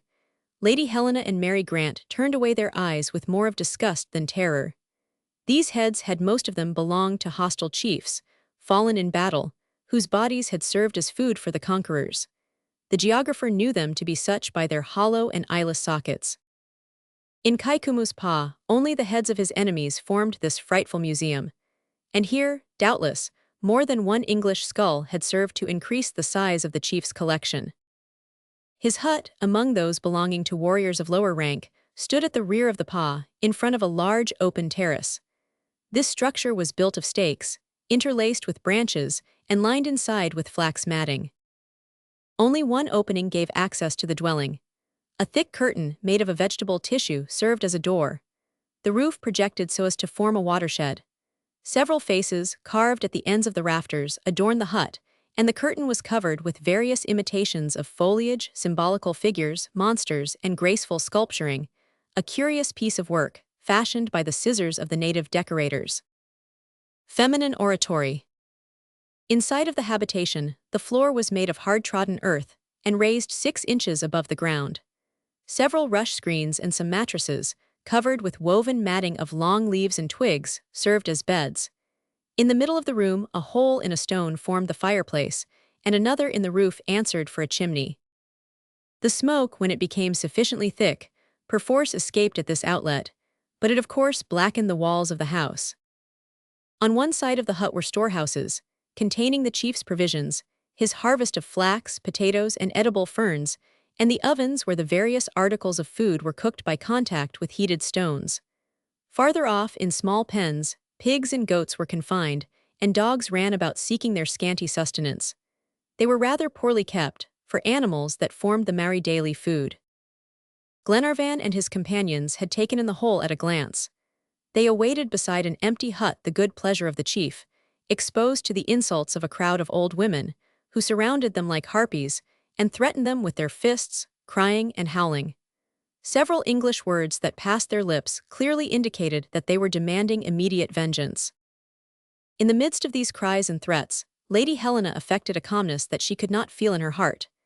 This courageous woman, in order that her husband's coolness might not forsake him, heroically controlled her emotions. Poor Mary Grant felt herself growing weak, and Captain Mangles supported her, ready to die in her defense. The others endured this torrent of invectives in various ways, either indifferent like the Major, or increasingly annoyed like Paganel. Glenarvan, wishing to relieve Lady Helena from the assaults of these shrews, boldly approached Kaikumu, and pointing to the hideous throng said, "Drive them away." The Maori chief gazed steadily at his prisoner without replying. Then with a gesture he silenced the noisy horde. Glenarvan bowed in token of thanks and slowly resumed his place among his friends. Kaikumu, fearing an insurrection of the fanatics of his tribe, now led his captives to a sacred place, situated at the other end of the pa, on the edge of a precipice. This hut rested against a rock that rose 100 feet above it and was a steep boundary to this side of the fortification. In this consecrated temple the priests, or Arakis, instruct the New Zealanders. The building was spacious and tightly closed, and contained the holy and chosen food of the god. Here the prisoners, temporarily sheltered from the fury of the natives, stretched themselves on the flax mats. Lady Helena, her strength exhausted and her energy overcome, sank into her husband's arms. Glenarvan pressed her to his breast and said, "Courage, my dear Helena, heaven will not forsake us." Robert was scarcely within the hut before he climbed on Wilson's shoulders, and succeeded in thrusting his head through an opening between the roof and the wall, where strings of pipes were hanging. From this point, his view commanded the whole extent of the pa, as far as Kaikumu's hut. "They have gathered around the chief," said he in a low voice. "They are waving their arms and howling. Kaikumu is going to speak." The boy was silent for a few moments, then continued. "Kaikumu is speaking. The savages grow calm, they listen. This chief," said the major, "has evidently a personal interest in protecting us. He wishes to exchange his prisoners for some chiefs of his tribe, but will his warriors consent?" "Yes, they are listening to him," continued Robert. "They are dispersing, some return to their huts, others leave the fortification." "Is it really so?" cried the major. "Yes, Mr. MacNab," replied Robert. "Kaikumu remains alone with the warriors that were in the canoe. Ha, one of them is coming towards us." Robert was scarcely within the hut before he climbed on Wilson's shoulders, and succeeded in thrusting his head through an opening. "Get down, Robert," said Glenarvan. At this moment Lady Helena, who had risen, seized her husband's arm. "Edward," said she, in a firm voice, "neither Mary Grant nor I shall fall alive into the hands of those savages." And so saying, she presented to her husband a loaded revolver. "A weapon!" exclaimed Glenarvan, whose eyes suddenly brightened. "Yes, the Maoris do not search their female prisoners, but this weapon is for us, Edward, not for them." "Glenarvan," said MacNab quickly, "hide the revolver, it is not time yet." The weapon was immediately concealed in his clothes. The mat that closed the entrance of the hut was raised. A native appeared. He made a sign to the captives to follow him. Glenarvan and his companions passed through the pa and stopped before Kaikumu. Around him were assembled the principal warriors of his tribe, among whom was seen the chief whose canoe had first joined Kaikumu on the river. He was a man of about 40, robust, and of fierce and cruel aspect. His name was Karatit, which means in the native language, the irascible. Kaikumu treated him with some respect, and from the delicacy of his tattooing it was evident that he occupied a high rank in his tribe. An observer, however, would have detected a rivalry between the two chiefs. The major, indeed, perceived that Karatit's influence surpassed that of Kaikumu.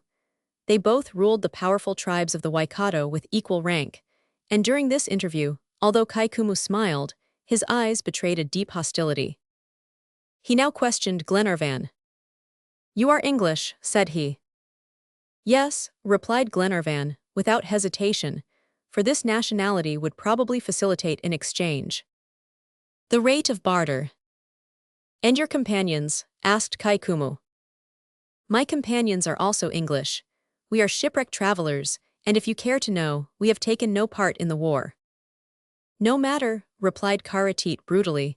"Every Englishman is our enemy. Your people have invaded our island. They have stolen away our fields, they have burned our villages." "They have done wrong," said Glenarvan in a grave tone. "I say so because I think so, and not because I am in your power." "Listen," continued Kaikumu. "Tohunga, the high priest of Nuyatwa, has fallen into the hands of your brothers. He is prisoner of the Paitkas, Europeans. Our God commands us to ransom his life. I would have torn out your heart. I would have hung your companions' heads and yours forever to the stakes of this palisade. But Nuyatwa has spoken." So saying, Kaikumu, who had hitherto controlled himself, trembled with rage, and his countenance was flushed with a fierce exultation. Then, after a few moments, he resumed, more coolly. "Do you think the English will give us our tohunga in exchange for you?"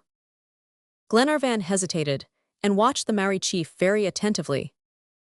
"I do not know," said he, after a moment's silence. "Speak," continued Kaikumu.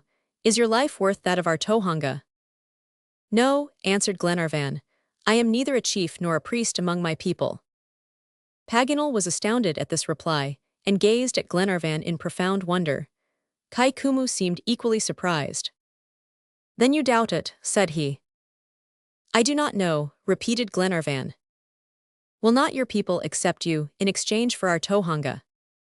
"Not me alone," replied Glenarvan, "but perhaps all of us." "Among the Maoris," said Kaikumu, "it is 1 for 1. "Offer these ladies first in exchange for your priest," answered Glenarvan, pointing to Lady Helena and Mary Grant. Lady Helena would have rushed towards her husband, but the Major restrained her. "These 2 ladies," continued Glenarvan, turning respectfully towards them, "hold a high rank in their country." The warrior glanced coldly at his prisoner. A malicious smile passed over his face, but he almost instantly repressed it, and replied, in a voice which he could scarcely control. "Do you hope, then, to deceive Kaikumu by false words, cursed European? Do you think that Kaikumu's eyes cannot read your heart?" Then, pointing to Lady Helena, he said, "That is your wife." "No, mine," cried Karateet. Then, pushing back the prisoners, the chief laid his hand on Lady Helena's shoulder, who grew pale at the touch. "Edward," cried the unfortunate woman in terror. Glenarvan, without uttering a word, raised his arm. A report resounded. Karateet fell dead. At this sound a crowd of natives issued from the huts. The pah was filled in an instant. 100 arms were raised against the captives. Glenarvan's revolver was snatched from his hand. Kaikumu cast a strange look at Glenarvan, and then, guarding with one hand the person of him who had fired, he controlled with the other the throng that was rushing upon the Europeans. At last his voice rose above the tumult. "Taboo, taboo," cried he. At last his voice rose above the tumult. "Taboo, taboo," cried he. At this word, the crowd fell back before Glenarvan and his companions, thus temporarily preserved by a supernatural power. A few moments after they were led back to the temple that served as their prison, but Robert, Grant, and Paganel were no longer with them. Chapter 50. The Chief's Funeral. Kaikumu, according to a custom quite ordinary in New Zealand, joined the rank of priest to that of chief, and could, therefore, extend to persons or objects the superstitious protection of the taboo. The taboo, which is common to the tribes of Polynesia, has the power to prohibit at once all connection with the object or person tabooed.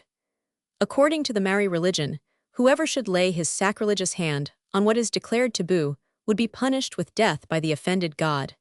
And in case the divinity should delay to avenge his own insult, the priests would not fail to excite his anger. As for the prisoners confined in the temple, the taboo had rescued them from the fury of the tribe. Some of the natives, the friends and partisans of Kaikumu, had stopped suddenly at the command of their chief, and had protected the captives. The tortures of suspense. Glenarvan, however, was not blind to the fate that was reserved for him. Only his death could atone for the murder of a chief. Among savage races, death is always preceded by a protracted torture. He therefore expected to cruelly expiate the righteous indignation that had nerved his arm, but hoped that Kaikumu's rage would fall only on himself. What a night he and his companions passed! Who could depict their anguish or measure their sufferings? Neither poor Robert nor brave Paganel had reappeared, but how could they doubt their fate? Were they not the first victims of the natives' vengeance? All hope had vanished even from the heart of the Major, who did not easily despair. John Mangles felt himself growing mad at sight of the sad dejection of Mary Grant, thus separated from her brother. Glenarvan thought of that terrible request of Lady Helena, who, rather than yield to torture or slavery, preferred to die by his hand. Could he summon this fearful courage? As for an escape, that was plainly impossible. 10 warriors, armed to the teeth, guarded the entrance of the temple. Morning came at last. There had been no communication between the natives and the prisoners. The hut contained a considerable quantity of food, which the unfortunates scarcely touched. Hunger gave place to grief. The day passed without bringing a change or a hope. Doubtless the hour for the dead chief's funeral and their torture would be the same. However, although Glenarvan concluded that Kaikumu must have abandoned all idea of exchange, the Major on this point retained a gleam of hope. "Who knows," said he, reminding Glenarvan of the effect produced upon the chief by the death of Karateet. "Who knows but that Kaikumu in reality feels obliged to you?" But in spite of these observations, Glenarvan would no longer hope. The next day also passed away without the preparations for torture being made. The reason of the delay was this. The Maoris believe that the soul, for 3 days after death, inhabits the body of the deceased, and therefore during this time the corpse remains unburied. This custom was rigorously observed, and for 2 days the pa was deserted. Captain Mangles frequently stood on Wilson's shoulders and surveyed the fortification. No native was seen, only the sentinels guarded in turn at the door of their prison. But on the 3rd day the huts were opened. The savages, men, women, and children, to the number of several hundreds, assembled in the pa, silent and calm. Kaikumu came out of his house, and surrounded by the principal warriors of his tribe, took his place on a mound several feet high in the center of the fortification. The crowd of natives formed a semicircle around him, and the whole assembly preserved absolute silence. At a sign from the chief, a warrior advanced towards the temple. "Remember," said Lady Helena to her husband. Glenarvan clasped his wife to his heart. At this moment, Mary Grant approached John Mangles. "Lord and Lady Glenarvan," said she, "I think that, if a wife can die by the hand of her husband to escape a degrading existence, a maiden can likewise die by the hand of her lover. John, for I may tell you at this critical moment, have I not long been your betrothed in the depths of your heart? May I rely upon you, dear John, as Lady Helena does upon Lord Glenarvan?" "Mary," cried the young captain in terror. "Ah, dear Mary." He could not finish. The mat was raised, and the captives were dragged towards Kaikumu. The 2 women were resigned to their fate, while the men concealed their anguish beneath a calmness that showed superhuman self-control. They came before the chief, who did not delay sentence. "You killed Karateet," said he to Glenarvan. "I did. The beginning of the end. You shall die tomorrow at sunrise." "Alone?" inquired Glenarvan, whose heart beat quickly. "What, as if our Tohunga's life were not more precious than yours?" cried Kaikumu, whose eyes expressed a fierce regret. At this moment a commotion took place among the natives. Glenarvan cast a rapid glance around him. The crowd opened, and a warrior, dripping with sweat and overcome with fatigue, appeared. As soon as Kaikumu perceived him, he said in English, evidently that he might be understood by the captives, "You come from the camp of the Palefaces?" "Yes," replied the Maori. "You saw the prisoner, our Tohunga?" "I did." "Is he living?" "He is dead, the English have shot him." The fate of Glenarvan and his companions was settled. "You shall all die tomorrow at daybreak," cried Kaikumu. The unfortunates were therefore to suffer a common death. Lady Helena and Mary Grant raised towards heaven a look of thankfulness. The captives were not taken back to the temple. They were to attend that day the funeral of the dead chief, and the bloody ceremonies connected therewith. A party of natives conducted them to the foot of an enormous kuti, where these guardians remained without losing sight of their prisoners. The rest of the tribe, absorbed in their official mourning, seemed to have forgotten them. The customary 3 days had elapsed since the death of Karateet. The soul of the deceased had therefore forever abandoned its mortal abode. The sacred rites began. The body was carried to a small mound in the center of the fortification, clothed in splendid costume and enveloped in a magnificent flaxen mat. The head was adorned with plumes and wore a crown of green leaves. The face, arms, and breast had been rubbed with oil and therefore showed no mortification. The parents and friends of the deceased came to the foot of the mound, and all at once, as if some director were beating time to a funeral dirge, a great concert of cries, groans, and sobs arose on the air. They mourned the dead in plaintive and modulated cadences. His relations struck their heads together, his kinswomen lacerated their faces with their nails, and showed themselves more lavish of blood than of tears. these unfortunate females conscientiously fulfilled their barbarous duty. But these demonstrations were not enough to appease the soul of the deceased, whose wrath would doubtless have smitten the survivors of his tribe, and his warriors, as they could not recall him to life, wished that he should have no cause to regret in the other world the happiness of this. Karatete's wife was not to forsake her husband in the tomb. Moreover, the unfortunate woman would not have been allowed to survive him. It was the custom, in accordance with duty, and examples of such sacrifices are not wanting in New Zealand history. The woman appeared. She was still young. Her hair floated in disorder over her shoulders. Vague words, lamentations, and broken phrases, in which she celebrated the virtues of the dead, interrupted her groans, and in a final paroxysm of grief, she stretched herself at the foot of the mound, beating the ground with her head. At this moment Kaikumu approached her. Suddenly the unfortunate victim rose, but a violent blow with the mere, a formidable club, wielded by the hand of the chief, struck her lifeless to the earth. Poor humanity! Frightful cries at once broke forth. 100 arms threatened the captives, who trembled at the horrible sight, but no one stirred, for the funeral ceremonies were not ended. Karatete's wife had joined her husband in the other world.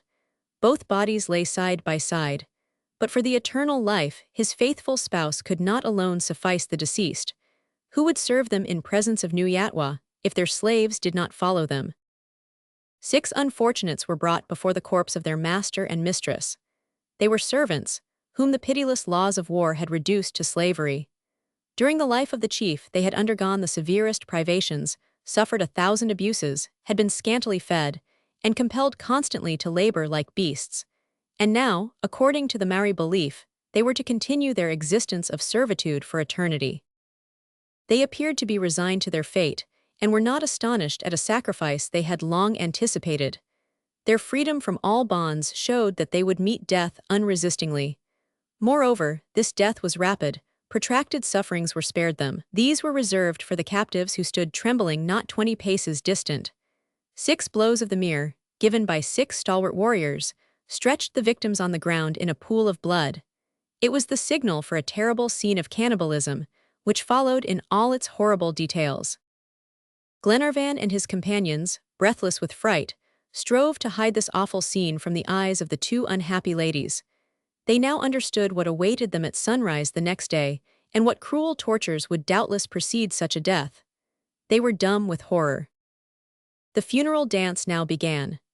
Strong spirits, extracted from an indigenous plant, maddened the savages till they seemed no longer human. Would they not forget the taboo of the chief, and throw themselves in their final outbreaks upon the prisoners who trembled at their frenzy? A terrible scene of cannibalism, which followed in all its horrible details. The corpses, folded together, in a sitting posture, and tied in their clothes by a girdle of withes, were placed on this primitive bier.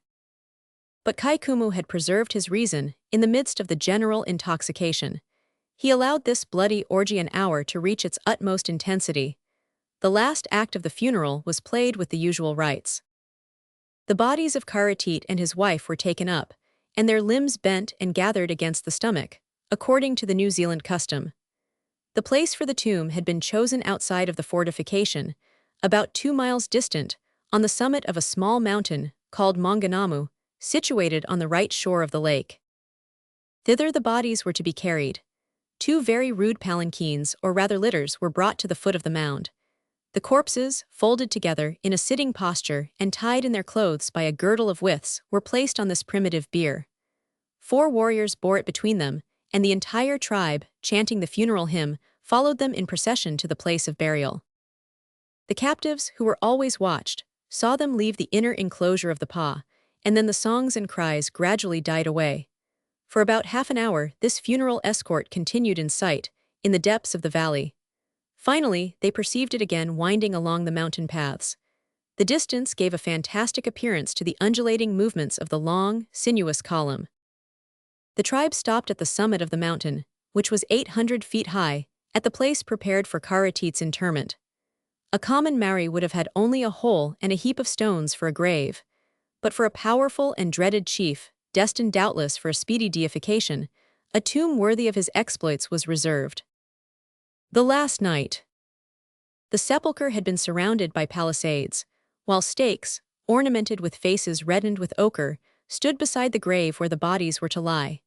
The relatives had not forgotten that the Wadwa, the spirit of the dead, feeds on substantial nourishment like the body during this perishable life.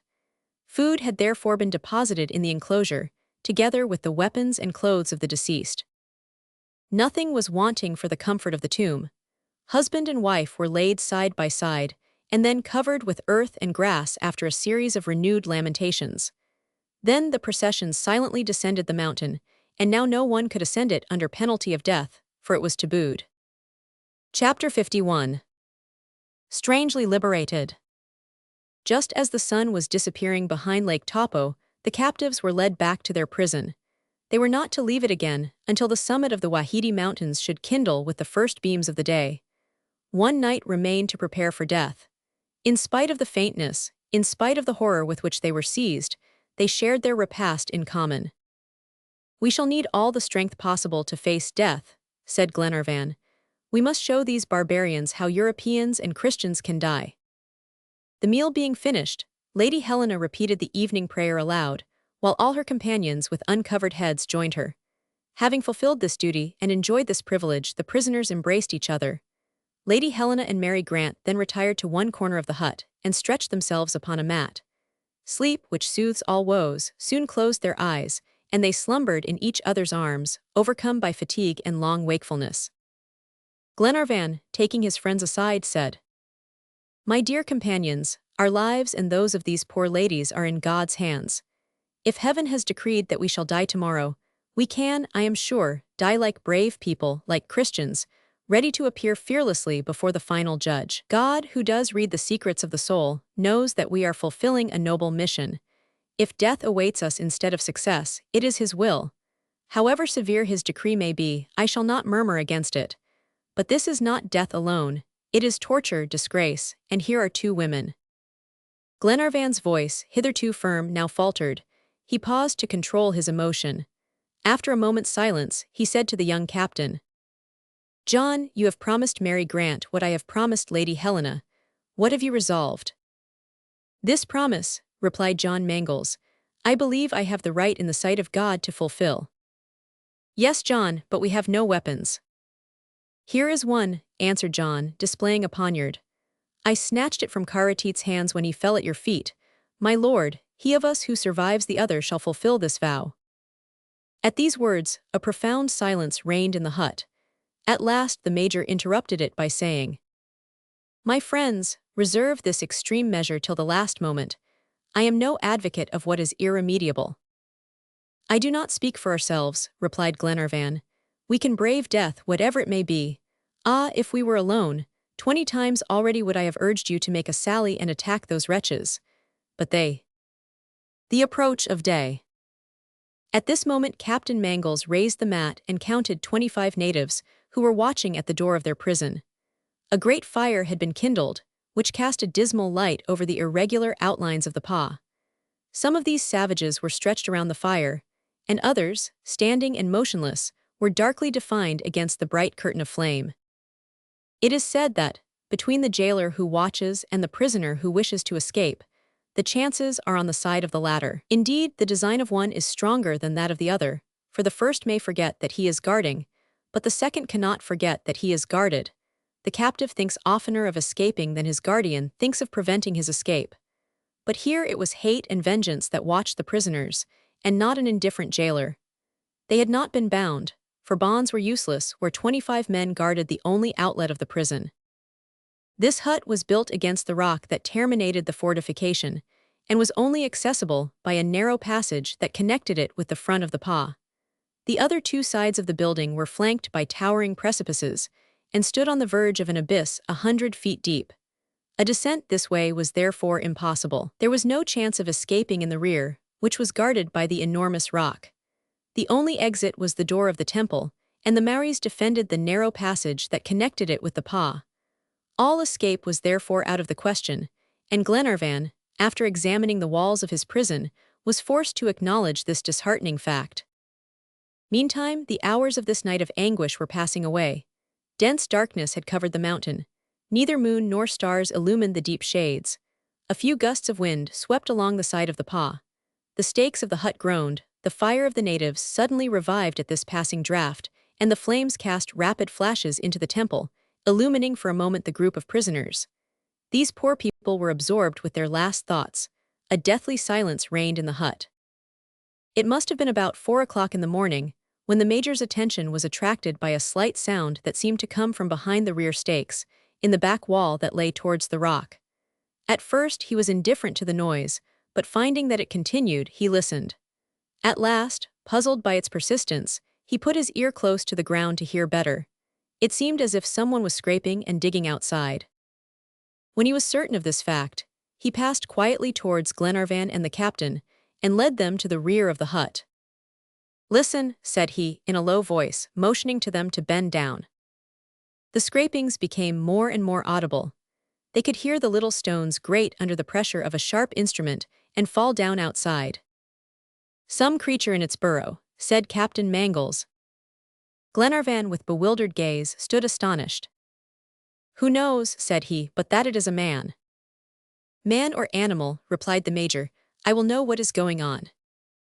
Wilson and Albinett joined their companions, and all began to dig in the wall, the captain with his poniard, the others with stones pulled out of the ground, or with their nails, while Mulrady, stretched on the earth, watched the group of natives through the loophole of the mat. But they were motionless around the fire, and did not suspect what was transpiring 20 paces from them. The soil was loose and crumbling, and lay upon a bed of clay, so that, in spite of the want of tools, the hole rapidly enlarged. It was soon evident that somebody, clinging to the sides of the paw, was making a passage in its outer wall. What could be the object?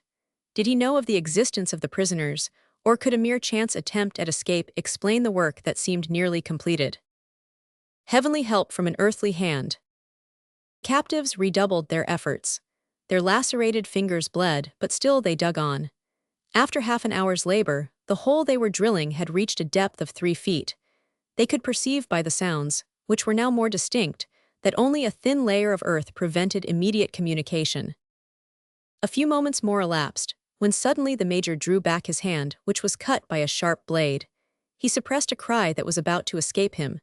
Captain Mangles, holding out his poniard, avoided the knife that was moving out of the ground, but seized the hand that held it. It was the hand of a woman or a youth, a European hand. Not a word had been uttered on either side. There was plainly an object in keeping silent. "Is it Robert?" murmured Glenarvan. But though only whispering this name, Mary Grant, awakened by the movement that was taking place in the hut, glided towards Glenarvan, and seizing this hand all soiled with mud, covered it with kisses. "It is you," cried the young girl who could not be mistaken, "you, my Robert." "Yes, little sister," replied Robert, "I am here to save you all, but silence." "Brave lad," repeated Glenarvan. "Keep watch of the savages outside," continued Robert. Mulrady, whose attention had been diverted for a moment by the appearance of the hand, resumed his post of observation. "All is well," said he. "Only 4 warriors are watching now, the others have fallen asleep." "Courage," replied Wilson. In an instant the hole was widened, and Robert passed from the arms of his sister into those of Lady Helena. Around his body was wound a rope of flax. My boy," murmured Lady Helena, "these savages did not kill you." "No, madam," replied Robert. "Somehow, during the uproar I succeeded in escaping their vigilance. I crossed the yard. For 2 days I kept hidden behind the bushes. At night I wandered about, longing to see you again. While the tribe were occupied with the funeral of the chief, I came and examined this side of the fortification, where the prison stands, and saw that I could reach you. I stole this knife and rope in a deserted hut. The tufts of grass in the bushes helped me to climb. By chance I found a kind of grotto hollowed out in the very rock against which this hut rests. I had only a few feet to dig in the soft earth, and here I am." 20 silent kisses were his only answer. "Let us start," said he in a decided tone. "Is Paganel below?" inquired Glenarvan. "Mr. Paganel," repeated the boy, surprised apparently at the question. "Yes, is he waiting for us?" "No, my lord, what, is he not here?" "He is not, Robert," replied Mary Grant. "What, have you not seen him?" exclaimed Glenarvan. "Did you not meet each other in the confusion, Did you not escape together?" "No, my lord," answered Robert, at a loss to understand the disappearance of his friend Paganel. "Let us start," said the major. "There is not a moment to lose. Wherever Paganel may be, his situation cannot be worse than ours here. Let us go." Indeed, the moments were precious. It was high time to start. The escape presented no great difficulties, but for the almost perpendicular wall of rock outside of the grotto, 20 feet high. The declivity then sloped quite gently to the base of the mountain, from which point the captives could quickly gain the lower valleys, while the Maries, if they chanced to discover their flight, would be forced to make a very long detour, since they were not aware of the passage that had been dug in the mountain. First her husband, and then she, slid down the rope to the point where the perpendicular wall met the summit of the slope. They now prepared to escape, and every precaution was taken to ensure their success. The captives crawled one by one through the narrow passage and found themselves in the grotto. Captain Mangles, before leaving the hut, concealed all traces of their work and glided in his turn through the opening, which he closed with the mats. Their outlet was therefore entirely hidden. The object now was to descend the perpendicular wall of rock, which would have been impossible if Robert had not brought the flax rope. It was unwound, fastened to a point of rock, and thrown over the declivity. Before allowing his friends to trust their weight to these flaxen fibers, Captain Mangles tested them. They seemed to be quite strong, but it would not answer to venture rashly, for a fall might be fatal.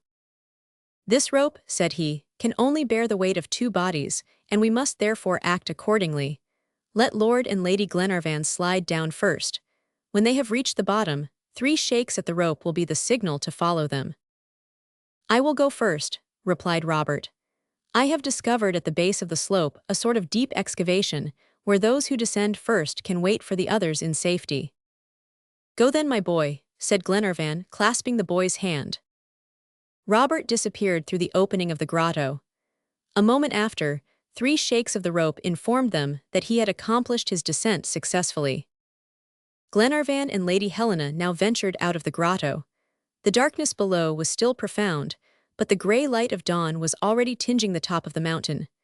The keen cold of the morning reanimated the young wife. She felt stronger, and commenced her perilous escape. A precipitate descent. First her husband, and then she, slid down the rope to the point where the perpendicular wall met the summit of the slope. Then Glenarvan, going before his wife and assisting her, began to descend the declivity of the mountain backwards. He sought for tufts of grass and bushes that offered a point of support, and tried them before placing Lady Helena's feet upon them. Several birds, suddenly awakened, flew away with shrill cries, and the fugitives shuddered when a large stone rolled noisily to the base of the mountain.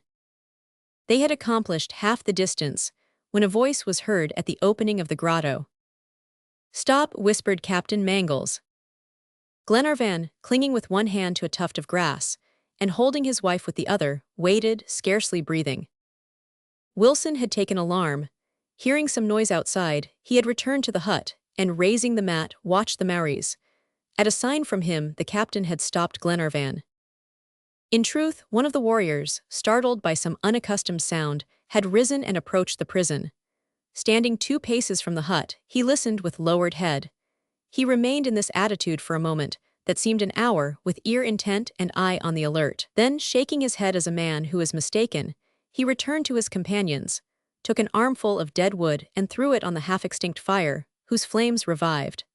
His face, brightly illumined by the blaze, betrayed no more anxiety, and after gazing at the first glimmers of dawn that tinged the horizon, he stretched himself beside the fire to warm his cold limbs.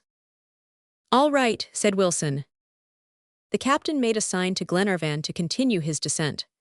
The latter, accordingly, slid gently down the slope, and soon Lady Helena and he stood on the narrow path where Robert was waiting for them. The rope was shaken 3 times, and next Captain Mangles, followed by Mary Grant, took the same perilous course.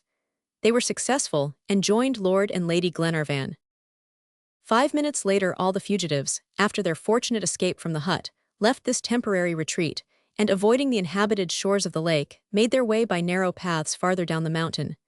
They advanced rapidly, seeking to avoid all points where they might be seen. They did not speak but glided like shadows through the bushes. Where were they going? At random, it is true, but they were free. About 5 o'clock day began to break. Purple tints colored the lofty banks of clouds. The mountain peaks emerged from the mists of the morning. The orb of day would not be long in appearing, and instead of being the signal for torture, was to betray the flight of the condemned. Before this dreaded moment arrived, it was important that the fugitives should be beyond the reach of the savages. But they could not advance quickly, for the paths were steep. Lady Helena scaled the declivities, supported and even carried by Glenarvan, while Mary Grant leaned upon the arm of her betrothed. Robert, happy and triumphant, whose heart was full of joy at his success, took the lead, followed by the two sailors. For half an hour the fugitives wandered at a venture. Paganel was not there to guide them. Paganel, the object of their fears, whose absence cast a dark shadow over their happiness. However, they proceeded towards the east as well as possible, in the face of a magnificent dawn. They had soon reached an elevation of 500 feet above Lake Taupo, and the morning air at this altitude was keen and cold. Hills and mountains rose one above another in indistinct outlines, but Glenarvan only wished to conceal himself and his companions. Afterwards they would see about issuing from this winding labyrinth. They saw, but were also seen. At last the sun appeared and flashed his first rays into the faces of the fugitives. Suddenly a terrible yelling, the concentrated union of 100 voices, broke forth upon the air. It rose from the paw, whose exact position Glenarvan did not now know. Moreover, a thick curtain of mist stretched at their feet and prevented them from distinguishing the valleys below. But the fugitives could not doubt that their escape had been discovered. Could they elude the pursuit of the natives? Had they been perceived, would their tracks betray them? At this moment the lower strata of vapor rose, enveloping them for an instant in a moist cloud, and they discerned, 300 feet below them, the frantic crowd of savages. They saw but were also seen. Renewed yells resounded, mingled with barks, and the whole tribe, after vainly endeavoring to climb the rock, rushed out of the enclosure and hastened by the shortest paths in pursuit of the prisoners, who fled in terror from their vengeance. Chapter 52. The Sacred Mountain. The summit of the mountain was 100 feet higher. It was important for the fugitives to reach it, that they might conceal themselves from the sight of the Maoris, on the opposite slope. They hoped that some practicable ridge would then enable them to gain the neighboring peaks. The ascent was, therefore, hastened, as the threatening cries came nearer and nearer. The pursuers had reached the foot of the mountain. "Courage, courage, my friends!" cried Glenarvan, urging his companions with word and gesture. A scene of enchantment. In less than 5 minutes, they reached the top of the mountain. Here they turned around to consider their situation and take some route by which they might evade the Maoris. From this height the prospect commanded Lake Taupo, which extended towards the west in its picturesque frame of hills. To the north rose the peaks of Pyrangia, to the south the flaming crater of Tongariro. But towards the east the view was limited by a barrier of peaks and ridges. Glenarvan cast an anxious glance around him. The mist had dissolved under the rays of the sun, and his eye could clearly distinguish the least depressions of the earth. No movement of the Maoris could escape his sight. The natives were not 500 feet distant when they reached the plateau upon which the solitary peak rested. Glenarvan could not, for ever so short a time, delay longer. At all hazards they must fly, at the risk of being hemmed in on all sides. "Let us go down," cried he, "before our only way of escape is blocked up." But just as the ladies rose by a final effort, MacNab stopped them and said, "It is useless, Glenarvan, look." And all saw, indeed, that an inexplicable change had taken place in the movements of the Maoris. Their pursuit had been suddenly interrupted. Their ascent of the mountain had ceased, as if by an imperious interdict. The crowd of natives had checked their swiftness, and halted, like the waves of the sea before an impassable rock. All the savages, thirsting for blood, were now ranged along the foot of the mountain, yelling, gesticulating, and brandishing guns and hatchets, but they did not advance a single foot. Their dogs, like themselves, as though chained to earth, howled with rage. What was the difficulty? What invisible power restrained the natives?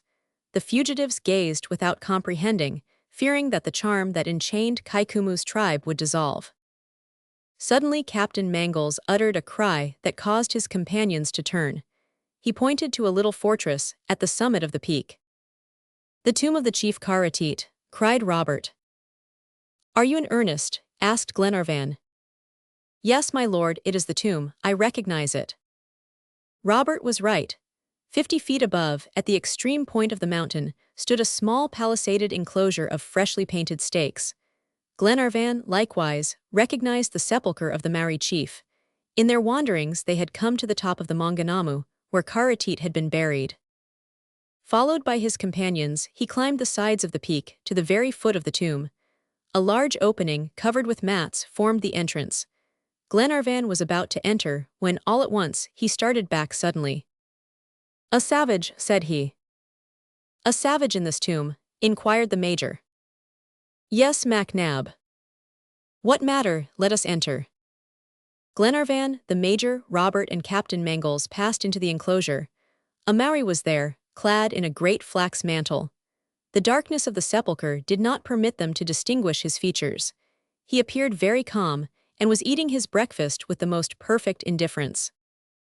Glenarvan was about to address him, when the native, anticipating him, said, in an amiable tone and in excellent English, "Be seated, my dear lord. Breakfast is awaiting you."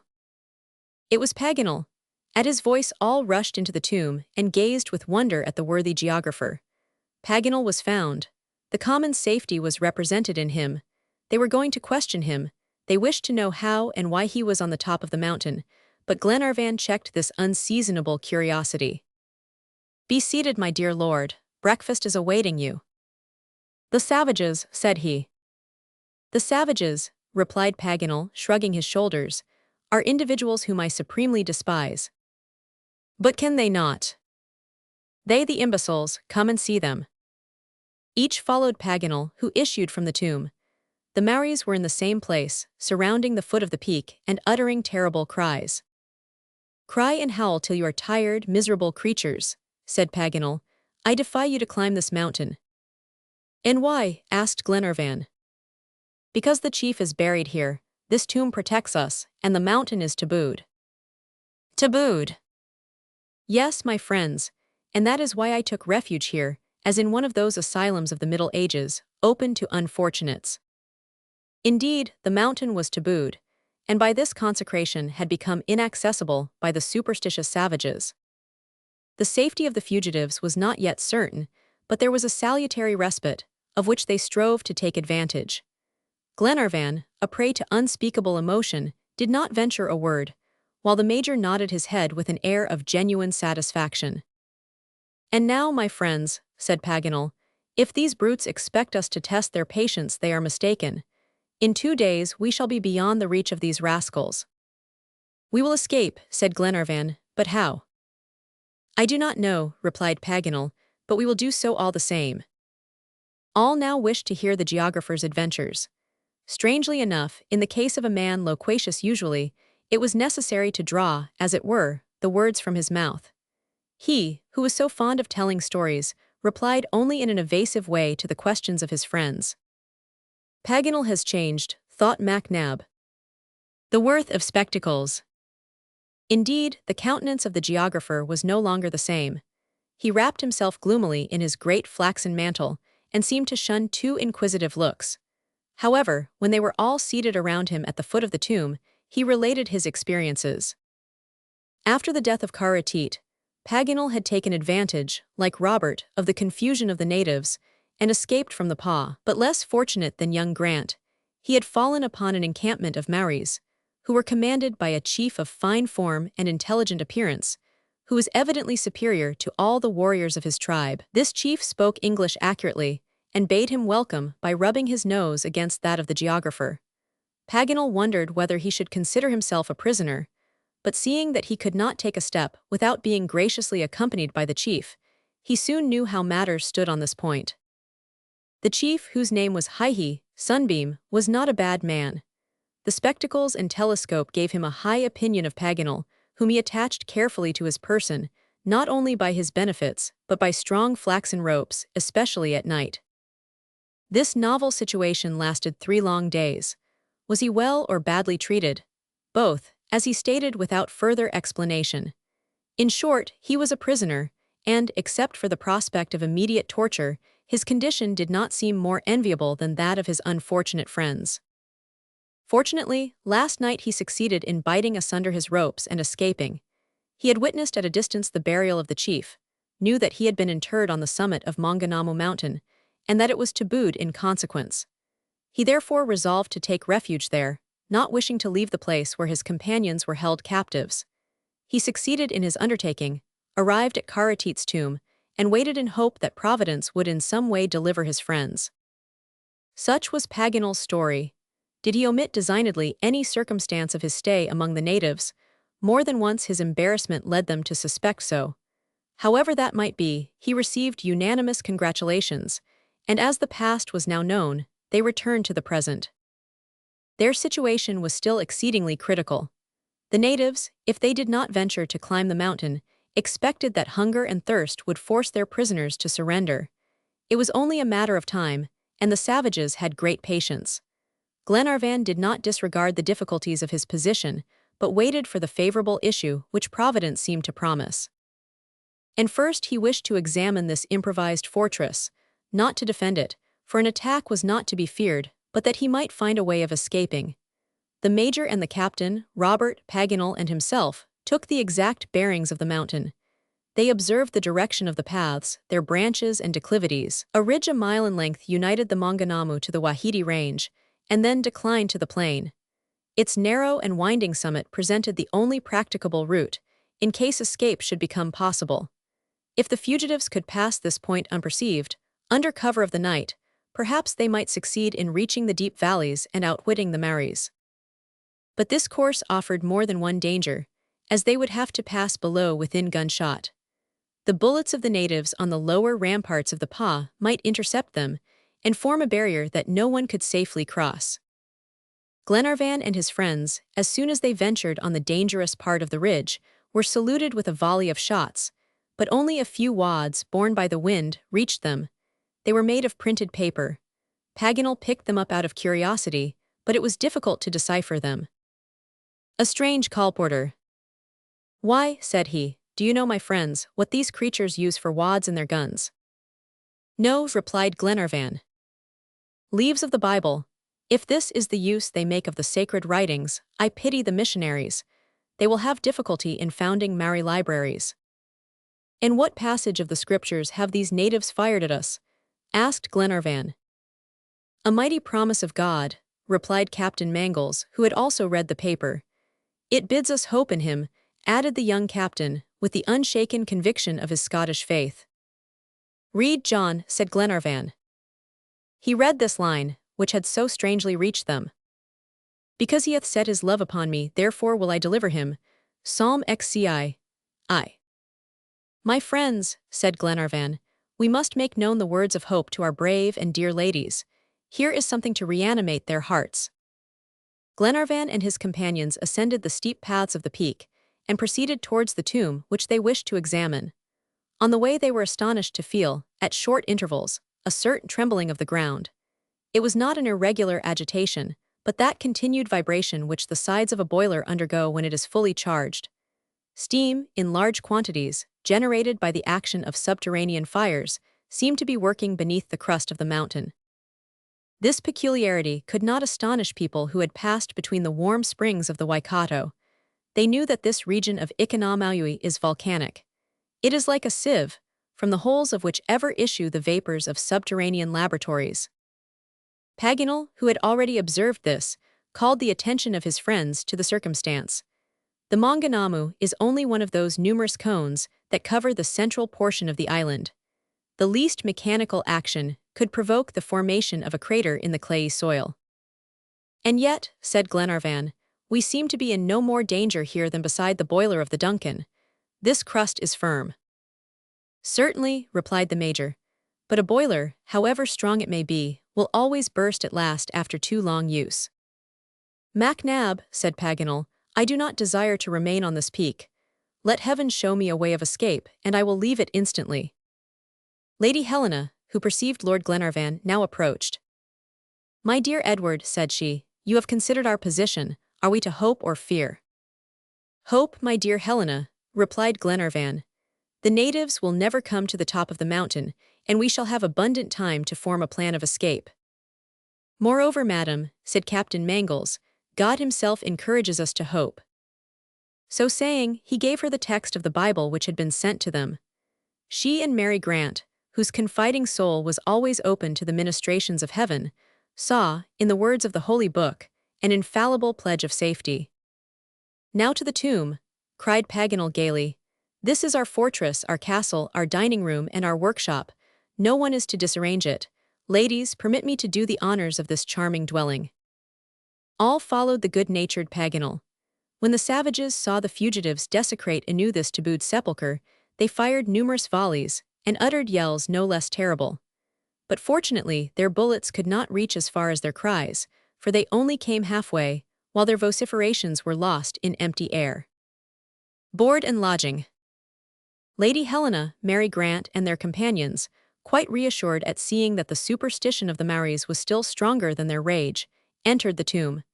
It was a palisade of red-painted stakes. Symbolical faces, a real tattooing on wood, described the nobleness and exploits of the deceased. Strings of pipes, shells, and carved stones extended from one stake to another. Inside, the earth was hidden beneath a carpet of green leaves. In the center, a slight protuberance marked the freshly made grave. Here reposed the weapons of the chief, his guns loaded and primed, his lance, his splendid hatchet of green jade, with a supply of powder and balls sufficient for the hunts of the other world. "Here is a whole arsenal," said Paganel, "of which we will make a better use than the deceased. It is a good idea of these savages to carry their weapons to heaven with them." "But these are English guns," said the major. "Doubtless," replied Glenarvan. "It is a very foolish custom to make presents of firearms to the savages, who then use them against the invaders, and with reason. At all events, these guns will be useful to us." "But still more useful," said Paganel, "will be the provisions and water intended for Karateet." The parents and friends of the dead had indeed faithfully fulfilled their duties. The amount of food testified their esteem for the virtues of the chief. There were provisions enough to last 10 persons 15 days, or rather the deceased for eternity. They consisted of ferns, sweet yams, and potatoes, which were introduced some time before by the Europeans. Tall vases of fresh water stood near, and a dozen baskets, artistically woven, contained numerous tablets of green gum. The fugitives were therefore fortified for several days against hunger and thirst, and they needed no urging to take their first meal at the chief's expense. Glenarvan directed Mr. Albinet's attention to the food necessary for his companions, but he, with his usual exactness, even in critical situations, thought the bill of fare rather scanty. Moreover, he did not know how to prepare the roots, and there was no fire. But Paganel solved the difficulty, and advised him to simply bury his ferns and potatoes in the ground itself, for the heat of the upper strata was very great. Albinet, however, narrowly escaped a serious scalding, for just as he had dug a hole to put his roots in, a stream of watery vapor burst forth, and rose to the height of several feet. The steward started back in terror. "Close the hole," cried the major, who, with the aid of the 2 sailors, covered the orifice with fragments of pumice stone, while Paganel murmured these words. Well, haha, very natural." "You are not scalded?" inquired MacNab of Albinet. "No, Mr. MacNab," replied the steward, "but I scarcely expected." "So many blessings," added Paganel in a mirthful tone. "Consider Karateet's water and provisions and the fire of the earth. This mountain is a paradise. I propose that we found a colony here, cultivate the soil, and settle for the rest of our days. We will be Robinson Crusoes of Maunganamu. Indeed, I look in vain for any deficiency on this comfortable peak." "Nothing is wanting if the earth is firm," replied Captain Mangles. "Well, it was not created yesterday," said Paganel. "It has long resisted the action of internal fires, and will easily hold out till our departure." "Breakfast is ready," announced Mr. Albinet, as gravely as if he had been performing his duties at Malcolm Castle. The fugitives at once sat down near the palisade, and enjoyed the repast that Providence had so opportunely furnished to them in this critical situation. No one appeared particular about the choice of food, but there was a diversity of opinion concerning the edible ferns. Some found them sweet and pleasant, and others mucilaginous, insipid, and acrid. The sweet potatoes, cooked in the hot earth, were excellent. The steward started back in terror. Their hunger being satiated, Glenarvan proposed that they should, without delay, arrange a plan of escape. "So soon," said Paganel in a truly piteous tone. "What, are you thinking already of leaving this delightful place?" "I think, first of all," replied Glenarvan, "that we ought to attempt an escape before we are forced to it by hunger. We have strength enough yet, and must take advantage of it. Tonight let us try to gain the eastern valleys and cross the circle of natives under cover of the darkness." "Exactly," answered Paganel, "if the Maoris will let us pass." "And if they prevent us?" asked Captain Mangles. "Then we will employ the great expedients," said Paganel. "You have great expedients then?" inquired the Major. "More than I know what to do with," rejoined Paganel, without further explanation. They could now do nothing but wait for night to attempt crossing the line of savages, who had not left their position. Their ranks even seemed increased by stragglers from the tribe. Here and there freshly kindled fires formed a flaming girdle around the base of the peak. When darkness had invaded the surrounding valleys, the Maunganamu seemed to rise from a vast conflagration, while its summit was lost in a dense shade. 600 feet below were heard the tumult and cries of the enemy's camp. At 9 o'clock it was very dark, and Glenarvan and Captain Mangles resolved to make an exploration before taking their companions on this perilous journey. They noiselessly descended the declivity some distance, and reached the narrow ridge that crossed the line of natives 50 feet above the encampment. Another sunrise. All went well so far. The Maoris, stretched beside their fires, did not seem to perceive the two fugitives, who advanced a few paces farther. But suddenly, to the left and right of the ridge, a double volley resounded. "Back!" cried Glenarvan. "These bandits have eyes like a cat and the guns of riflemen." Captain Mangles and he reascended at once the precipitous slopes of the mountain, and speedily assured their terrified friends of their safety. Glenarvan's hat had been pierced by 2 bullets. It was, therefore, dangerous to venture on the ridge between these 2 lines of marksmen. "Wait till tomorrow," said Paganel, "and since we cannot deceive the vigilance of these natives, permit me to give them a dose in my own way." The temperature was quite cold. Fortunately, Karateet wore in the tomb his best night robes, warm, flaxen coverings, in which each one wrapped himself without hesitation.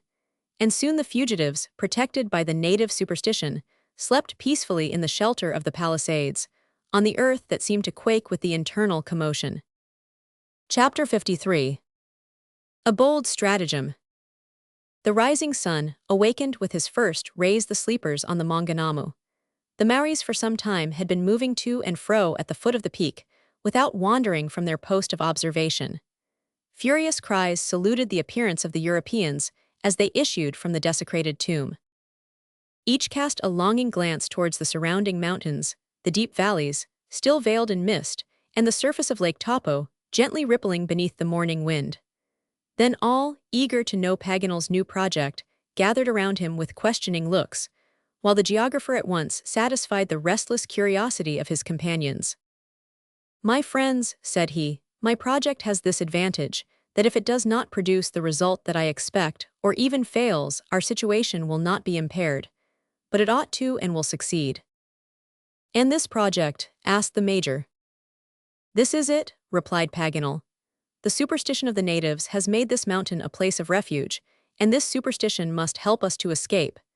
If I succeed in convincing Kai Kumu that we have become the victims of our sacrilege, that the wrath of heaven has fallen upon us, in short, that we have met a terrible death, do you think that he will abandon the mountain and return to his village?" "Probably," said Glenarvan. "And with what horrible death do you threaten us?" inquired Lady Helena. "The death of the sacrilegious, my friends," continued Paganel. "The avenging flames are under our feet, let us open a way for them." "What, you would make a volcano?" cried Captain Mangles. "Yes, a factitious, an improvised one, whose fury we will control. There is quite a supply of vapors and subterranean fires that only ask for an outlet. Let us arrange an artificial eruption for our own advantage." "The idea is good," said the Major, "and well conceived, Paganel." "You understand," resumed the geographer, "that we are to feign being consumed by the flames of Pluto, and shall disappear spiritually in the tomb of Karateet. A volcano in miniature, where we shall remain 3, 4, or 5 days, if necessary, till the savages are convinced of our death, and abandon the siege. But if they think of making sure of our destruction, said Miss Grant, "and climb the mountain." "No, my dear Mary," replied Paganel, "they will not do that. The mountain is tabooed, and if it shall itself devour its profaners, the taboo will be still more rigorous." "This plan is really well conceived," remarked Glenarvan. "There is only one chance against it, and that is, that the savages may persist in remaining at the foot of the mountain till the provisions fail us. But this is scarcely probable, especially if we play our part skillfully." "And when shall we make this last venture?" asked Lady Helena. "This very evening," answered Paganel, "at the hour of the greatest darkness." "Agreed," said MacNab. "Paganel, you are a man of genius, and although from habit I am scarcely ever enthusiastic, I will answer for your success. Ha, these rascals! We shall perform a little miracle for them that will delay their conversion a good century. May the missionaries pardon us." Paganel's plan was therefore adopted, and really, with the superstitious notions of the Maoris, it might and ought to succeed. It only remained to execute it. The idea was good, but in practice difficult. Might not this volcano consume the audacious ones who should dig the crater? Could they control and direct this eruption when the vapors, flames, and lava should be let loose? Would it not engulf the entire peak in a flood of fire? They were tampering with those phenomena whose absolute control is reserved for forces higher than theirs. Paganel had foreseen these difficulties, but he expected to act prudently and not to venture to extremes. An illusion was enough to deceive the Maoris, without the awful reality of a large eruption. How long that day seemed! Each one counted the interminable hours. Everything was prepared for flight. The provisions of the tomb had been divided and made into convenient bundles. Several mats and the firearms, which had been found in the tomb of the chief, formed light baggage. Of course, these preparations were made within the palisaded enclosure and unknown to the savages. At 6 o'clock the steward served a farewell feast. Where and when they should eat in the valleys, no one could foretell. Twilight came on. The sun disappeared behind a bank of dense clouds of threatening aspect. A few flashes illumined the horizon, and a distant peal of thunder rumbled along the vault of the sky. Paganel welcomed the storm that came to the aid of his design. At 8 o'clock the summit of the mountain was hidden by a foreboding darkness, while the sky looked terribly black, as if for a background to the flaming outbreak that Paganel was about to inaugurate. The Maoris could no longer see their prisoners. The time for action had come. Rapidity was necessary, and Glenarvan, Paganel, MacNab, Robert, the steward, and the two sailors at once set to work vigorously. The place for the crater was chosen 30 paces from Karatete's tomb. It was important that this structure should be spared by the eruption, for otherwise the taboo would become ineffective. Paganel had observed an enormous block of stone, around which the vapors seemed to pour forth with considerable force. This rocky mass covered a small natural crater in the peak, and only by its weight prevented the escape of the subterranean flames.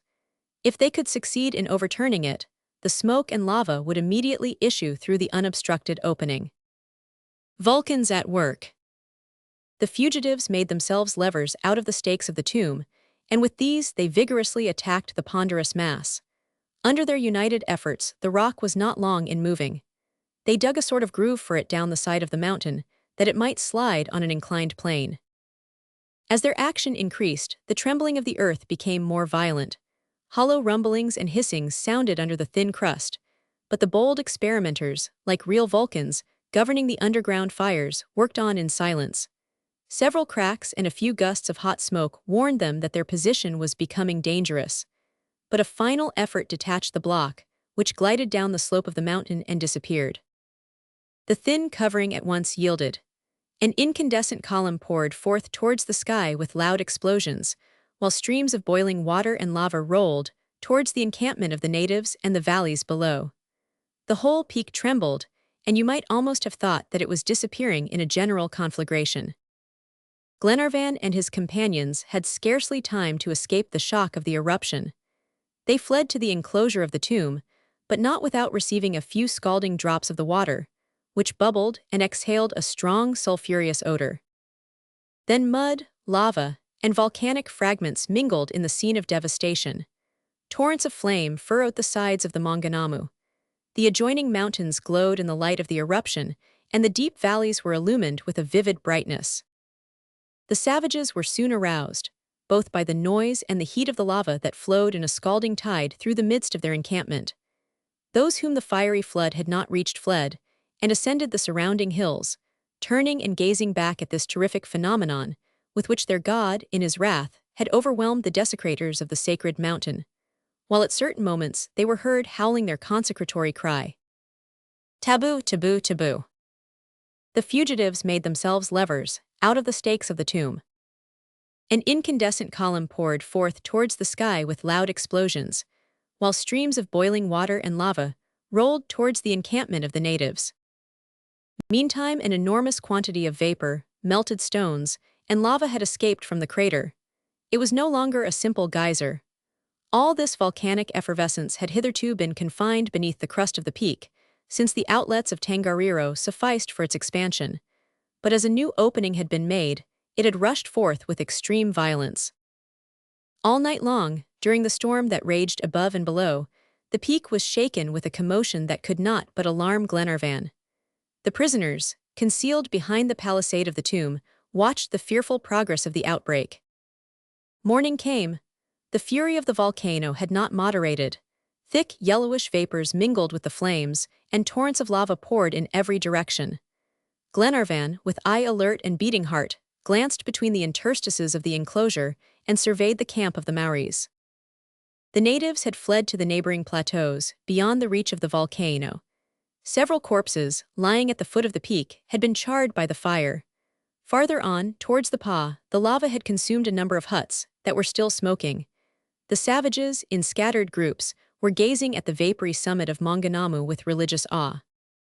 Kaikumu came into the midst of his warriors, and Glenarvan recognized him. The chief advanced to the base of the peak, on the side spared by the eruption, but did not cross the first slopes. Here, with outstretched arms, like a sorcerer exercising, he made a few grimaces, the meaning of which did not escape the prisoners. As Paganel had foreseen, Kaikumu was invoking upon the mountain a more rigorous taboo. Soon after, the natives descended, in single file, the winding paths that led towards the Pa. A weary waiting. "They are going," cried Glenarvan. "They are abandoning their post. God be thanked, our scheme has succeeded. My dear Helena, my brave companions, we are now dead and buried. But this evening we will revive, we will leave our tomb, and flee from these barbarous tribes." It would be difficult to describe the joy that reigned within the palisade. Hope had reanimated all hearts. These courageous travelers forgot their past trials, dreaded not the future, and only rejoiced in their present deliverance. Although very little reflection would show how difficult was the task of reaching an European settlement from their present position. But if Kaikumu was outwitted, they believed themselves safe from all the savages of New Zealand. A whole day must pass before the decisive attempt could be made, and they employed their time in arranging a plan of escape. Paganel had preserved his map of New Zealand, and could therefore search out the safest routes. After some discussion, the fugitives resolved to proceed eastward towards the Bay of Plenty. This course would lead them through districts that were very rarely visited. The travelers, who were already accustomed to overcoming natural difficulties, only feared meeting the Maoris. They therefore determined to avoid them at all hazards and gain the eastern coast, where the missionaries have founded several establishments. Moreover, this portion of the island had hitherto escaped the ravages of the war and the depredations of the natives. As for the distance that separated Lake Taupo from the Bay of Plenty, it could not be more than 100 miles. 10 days would suffice for the journey. The missions once reached, they could rest there and wait for some favorable opportunity of gaining Auckland, their destination. These points being settled, they continued to watch the savages till evening. Not one of them remained at the foot of the mountain, and when darkness invaded the valleys of the lake, no fire betokened the presence of the Maoris at the base of the peak. The coast was clear. At 9 o'clock it was dark night, and Glenarvan gave the signal for departure. His companions and he, armed and equipped at Karateet's expense, began to cautiously descend the slopes of the Maunganamu. Captain Mangles and Wilson led the way, with eyes and ears on the alert. They stopped at the least sound, they examined the faintest light, each slid down the declivity, the better to elude detection. 200 feet below the summit, Captain Mangles and his sailor reached the dangerous ridge that had been so obstinately guarded by the natives. If unfortunately, the Maoris, more crafty than the fugitives, had feigned a retreat to entice them within reach. If they had not been deceived by the eruption, their presence would be discovered at this point. Glenarvan, in spite of his confidence and Paganel's pleasantries, could not help trembling. The safety of his friends was at stake during the few moments necessary to cross the ridge. He felt Lady Helena's heart beat as she clung to his arm. But neither he nor Captain Mangles thought of retreating. The young captain, followed by the others, and favored by the dense obscurity, crawled along the narrow path, only stopping when some detached stone rolled to the base of the mountain. If the savages were still in ambush, these unusual sounds would provoke from each side a formidable volley. However, in gliding like serpents along this inclined crest, the fugitives could not advance rapidly. When Captain Mangles had gained the lowest part, scarcely 25 feet separated him from the plain where the natives had encamped the night before. Here the ridge ascended quite steeply towards a coppice, about a quarter of a mile distant. Tabooed no longer. The travelers crossed this place without accident and began the ascent in silence. The thicket was invisible, but they knew where it was, and provided no ambuscade was laid there, Glenarvan hoped to find a secure refuge. However, he remembered that they were now no longer protected by the taboo. The ascending ridge did not belong to the sacred mountain, but to a chain that ran along the eastern shores of Lake Taupo. Therefore not only the shots of the savages, but also a hand-to-hand conflict, were to be feared. For a short time, the little party slowly mounted towards the upper elevations. The captain could not yet discern the dark coppice, but it could not be more than 200 feet distant. Suddenly he stopped and almost recoiled. He thought he heard some sound in the darkness. His hesitation arrested the advance of his companions. He stood motionless long enough to alarm those who followed him. With what agonizing suspense they waited could not be described. Would they be forced to return to the summit of the mountain? But finding that the noise was not repeated, their leader continued his ascent along the narrow path. The coppice was soon dimly defined in the gloom. In a few moments it was reached, and the fugitives were crouching beneath the thick foliage of the trees. Chapter 54. From Peril to Safety.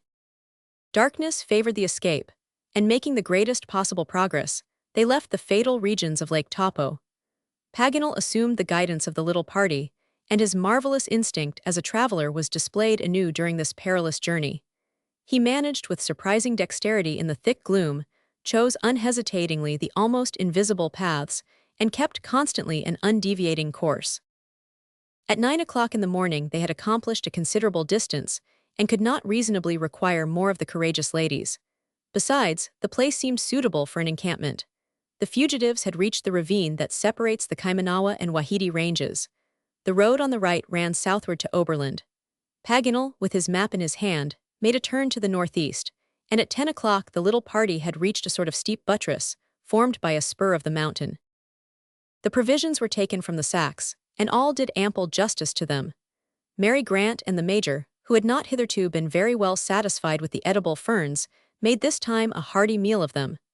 They rested here till 2 o'clock in the afternoon, then the journey towards the east was resumed, and at evening the travelers encamped 8 miles from the mountains. They needed no urging to sleep in the open air. The next day very serious difficulties were encountered. They were forced to pass through a curious region of volcanic lakes and geysers that extends eastward from the Wahiti ranges. It was pleasing to the eye, but fatiguing to the limbs. Every quarter of a mile there were obstacles, turns, and windings, far too many for rapid progress. But what strange appearances, and what infinite variety does nature give to her grand scenes. Almost tired out. Over this expanse of 20 square miles, the overflow of subterranean forces was displayed in every form. Salt springs, of a singular transparency, teeming with myriads of insects, issued from the porous ground. They exhaled a penetrating odor, and deposited on the earth a white coating like dazzling snow. Their waters, though clear, were at the boiling point, while other neighboring springs poured forth ice-cold streams. On every side waterspouts, with spiral rings of vapor, spurted from the ground like the jets of a fountain, some continuous, others intermittent, as if controlled by some capricious sprite. They rose like an amphitheater in natural terraces one above another, their vapors gradually mingling in wreaths of white smoke. And flowing down the semi-transparent steps of these gigantic staircases, they fed the lakes with their boiling cascades. It will be needless to dilate upon the incidents of the journey, which were neither numerous nor important. Their way led through forests and over plains. The captain took his bearings by the sun and stars. The sky, which was quite clear, was sparing of heat and rain. Still, an increasing weariness delayed the travelers, already so cruelly tried, and they had to make great efforts to reach their destination.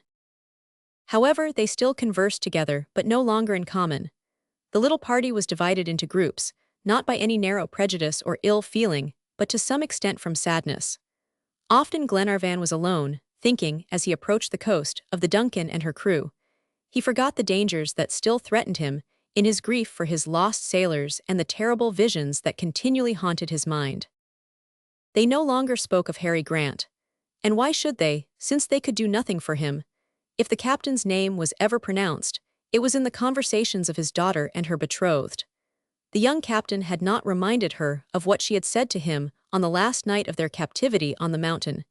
His magnanimity would not take advantage of words uttered in a moment of supreme despair.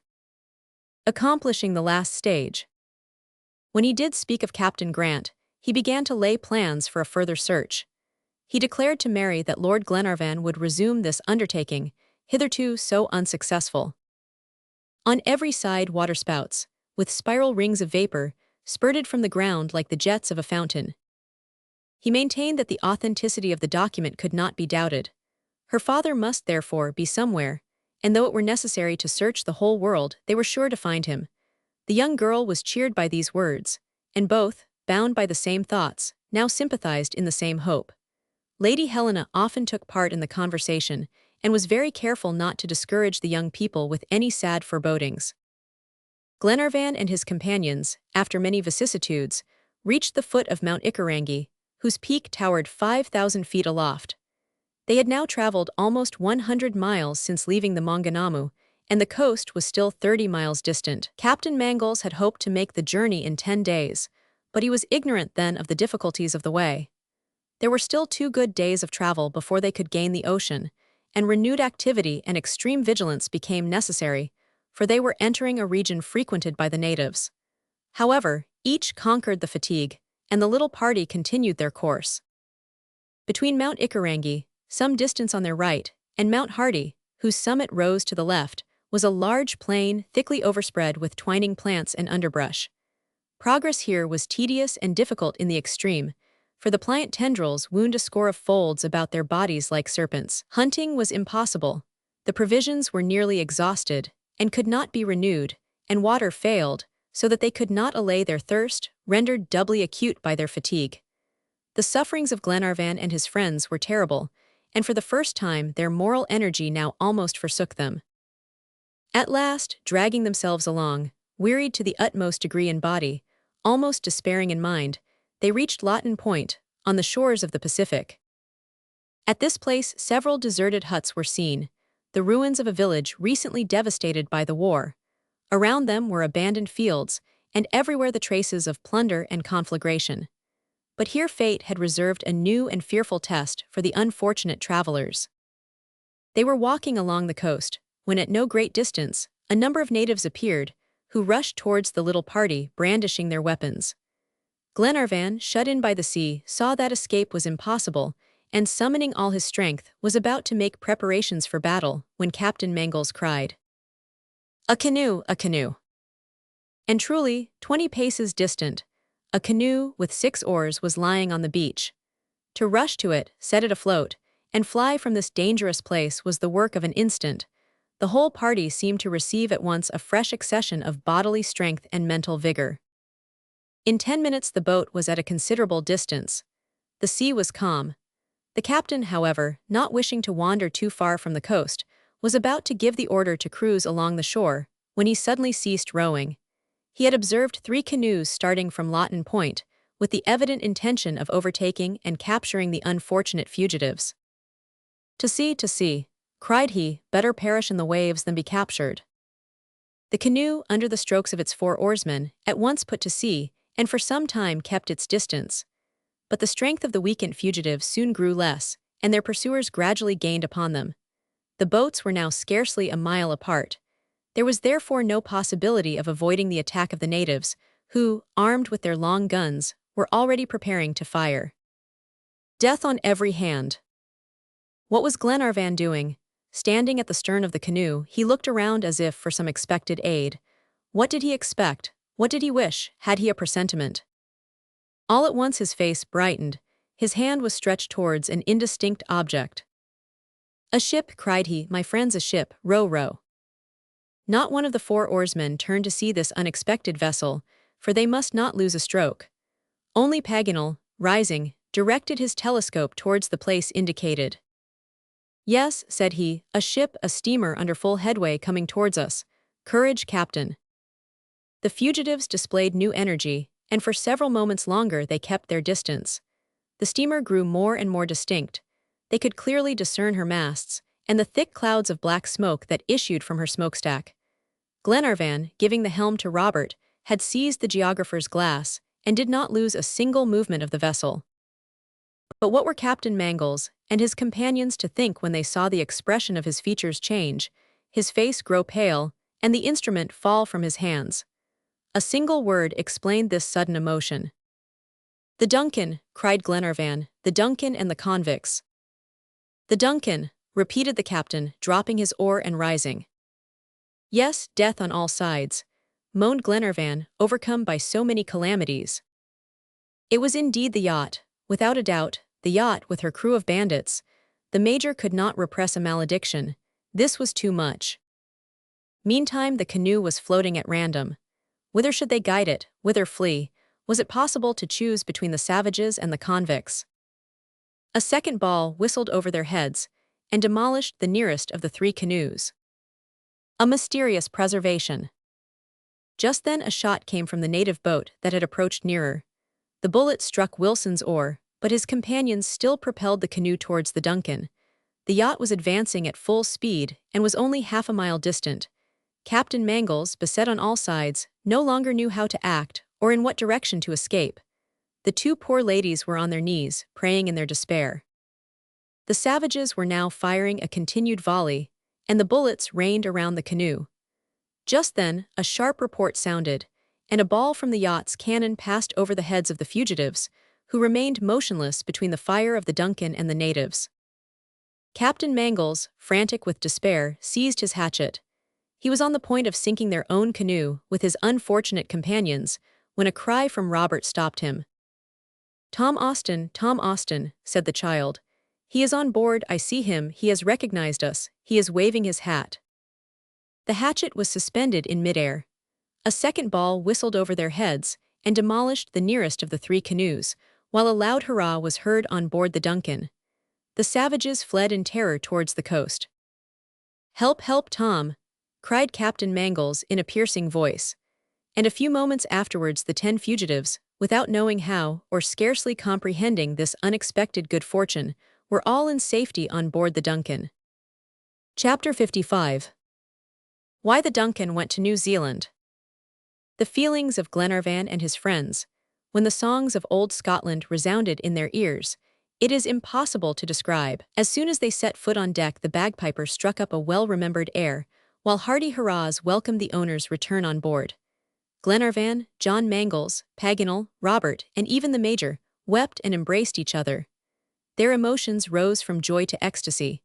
The geographer was fairly wild, skipping about and watching with his inseparable telescope the canoes returning to shore.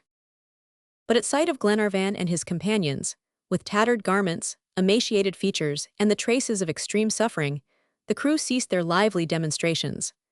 These were specters, not the bold and dashing travelers whom, 3 months before, hope had stimulated to a search for the shipwrecked captain. Chance alone had led them back to this vessel that they had ceased to regard as theirs, and in what a sad state of exhaustion and feebleness. However, before thinking of fatigue, or the imperative calls of hunger and thirst, Glenarvan questioned Tom Austin concerning his presence in these waters. Why was the Duncan on the eastern coast of New Zealand? Why was she not in the hands of Ben Joyce? By what providential working had God restored her to the fugitives? These were the questions that were hurriedly addressed to Tom Austin. The old sailor did not know which to answer first. He therefore concluded to listen only to Lord Glenarvan and reply to him. "But the convicts," inquired Glenarvan, "what have you done with the convicts?" "The convicts," replied Tom Austin, like a man who is at a loss to understand a question. Yes, the wretches who attacked the yacht. What yacht, my lord? The Duncan. Of course, did not Ben Joyce come on board? I do not know Ben Joyce, I have never seen him. Never, cried Glenarvan, amazed at the answers of the old sailor. Then will you tell me why the Duncan is now on the shores of New Zealand? Mystery more mysterious. Although Glenarvan and his friends did not at all understand Austin's astonishment, what was their surprise when he replied, in a calm voice? The Duncan is here by your lordship's orders. By my orders, cried Glenarvan. Yes, my lord, I only conform to the instructions contained in your letter. My letter, exclaimed Glenarvan. The 10 travelers at once surrounded Tom Austin and gazed at him in eager curiosity. The letter written at the Snowy River had reached the Duncan. Well, continued Glenarvan, let us have an explanation, for I almost think I am dreaming. You received a letter, Tom. Yes, a letter from your lordship. At Melbourne. At Melbourne, just as I had finished the repair of the ship. And this letter? It was not written by you, but it was signed by you, my lord. Exactly, it was sent by a convict, Ben Joyce. No, by the sailor called Ayrton, quartermaster of the Britannia. Yes, Ayrton or Ben Joyce, it is the same person. Well, what did the letter say? It ordered me to leave Melbourne without delay, and come to the eastern shores of Australia, cried Glenarvan, with an impetuosity that disconcerted the old sailor. Australia, repeated Tom, opening his eyes. No, indeed, New Zealand. Australia, Tom, Australia, replied Glenarvan's companions with one voice. As soon as they set foot on deck, the bagpipers struck up a well-remembered air, while hearty hurrahs welcomed the owner's return on board. This sally finished the poor geographer. Austin was now bewildered. Glenarvan spoke with such assurance that he feared he had made a mistake in reading the letter. Could he, faithful and accurate sailor that he was, have committed such a blunder? He began to feel troubled. Be easy, Tom, said Lady Helena. Providence has decreed. No, madam, pardon me, returned the sailor. No, it is not possible, I am not mistaken. Ayrton also read the letter, and he, on the contrary, wished to go to Australia. Ayrton, cried Glenarvan. The very one. He maintained that it was a mistake, and that you had appointed Twofold Bay as the place of meeting. Have you the letter, Tom? Asked the major, greatly puzzled. Yes, Mr. MacNab, replied Austin. I will soon bring it. He accordingly repaired to his own cabin. While he was gone, they gazed at each other in silence, except the major, who, with his eye fixed upon Paganel, said, as he folded his arms, Indeed, I must confess, Paganel, that this is a little too much. At this moment Austin returned. He held in his hand the letter written by Paganel and signed by Glenarvan. Read it, my lord, said the old sailor. Glenarvan took the letter and read. Order for Tom Austin to put to sea, and bring the Duncan to the eastern coast of New Zealand. New Zealand, cried Paganel, starting.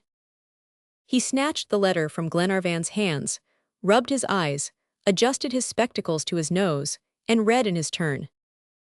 New Zealand, repeated he in an indescribable tone, while the letter slipped from his fingers. Just then he felt a hand fall upon his shoulder. He turned, and found himself face to face with the major. Paganel in the witness box. Well, my good Paganel, said MacNab, in a grave tone, it is fortunate that you did not send the Duncan to Cochin China. This sally finished the poor geographer. A fit of laughter seized the whole crew. Paganel, as if mad, ran to and fro, holding his head in his hands and tearing his hair. However, when he had recovered from his frenzy, there was still another unavoidable question to answer. Now, Paganel, said Glenarvan, be candid. I acknowledge that your absent-mindedness has been providential. To be sure, without you the Duncan would have fallen into the hands of the convicts. Without you we should have been recaptured by the Maoris. But do tell me, what strange association of ideas, what unnatural aberration, induced you to write New Zealand instead of Australia? Very well, said Paganel, it was. But at that moment his eyes fell upon Robert and Mary Grant, and he stopped short, finally replying, "Never mind, my dear Glenarvan. I am a madman, a fool, an incorrigible being, and shall die a most famous blunderer." The affair was no longer discussed. The mystery of the Duncan's presence there was solved, and the travelers, so miraculously saved, thought only of revisiting their comfortable cabins and partaking of a good breakfast. However, leaving Lady Helena, Mary Grant, the Major, Paganel, and Robert to enter the saloon, Glenarvan and Captain Mangles retained Tom Austin with them. They wished to question him further. "Now, Tom," said Glenarvan, "let me know, did not this order to sail for the coast of New Zealand seem strange to you?"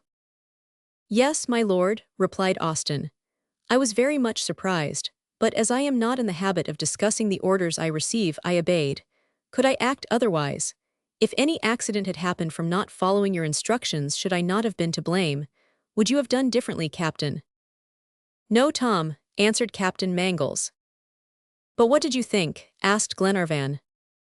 "I thought, my lord, that in the cause of Captain Grant it was necessary to go wherever you directed me, that by some combination of circumstances, another vessel would take you to New Zealand, and that I was to wait for you on the eastern coast of the island. Moreover, on leaving Melbourne, I kept my destination secret, and the crew did not know it till we were out at sea, and the shores of Australia had disappeared from sight. But then an incident occurred that perplexed me very much." "What do you mean, Tom?" inquired Glenarvan. "I mean," he replied, "that when the quartermaster Ayrton learned, the day after our departure, the Duncan's destination—" "Ayrton," cried Glenarvan, "is he on board?" "Yes, my lord." "Ayrton here," repeated Glenarvan, glancing at Captain Mangles. "Wonderful indeed," said the young captain. In an instant, with the swiftness of lightning, Ayrton's conduct, his long-contrived treachery, Glenarvan's wound, the attack upon Mulrady, their sufferings in the marshes of the Snowy, all the wretch's deeds, flashed upon the minds of the two men. And now, by a strange fatality, the convict was in their power. "Where is he?" asked Glenarvan quickly. "In a cabin in the forecastle," replied Tom Austin, "closely guarded." "Why this confinement?" "An unofficial tribunal."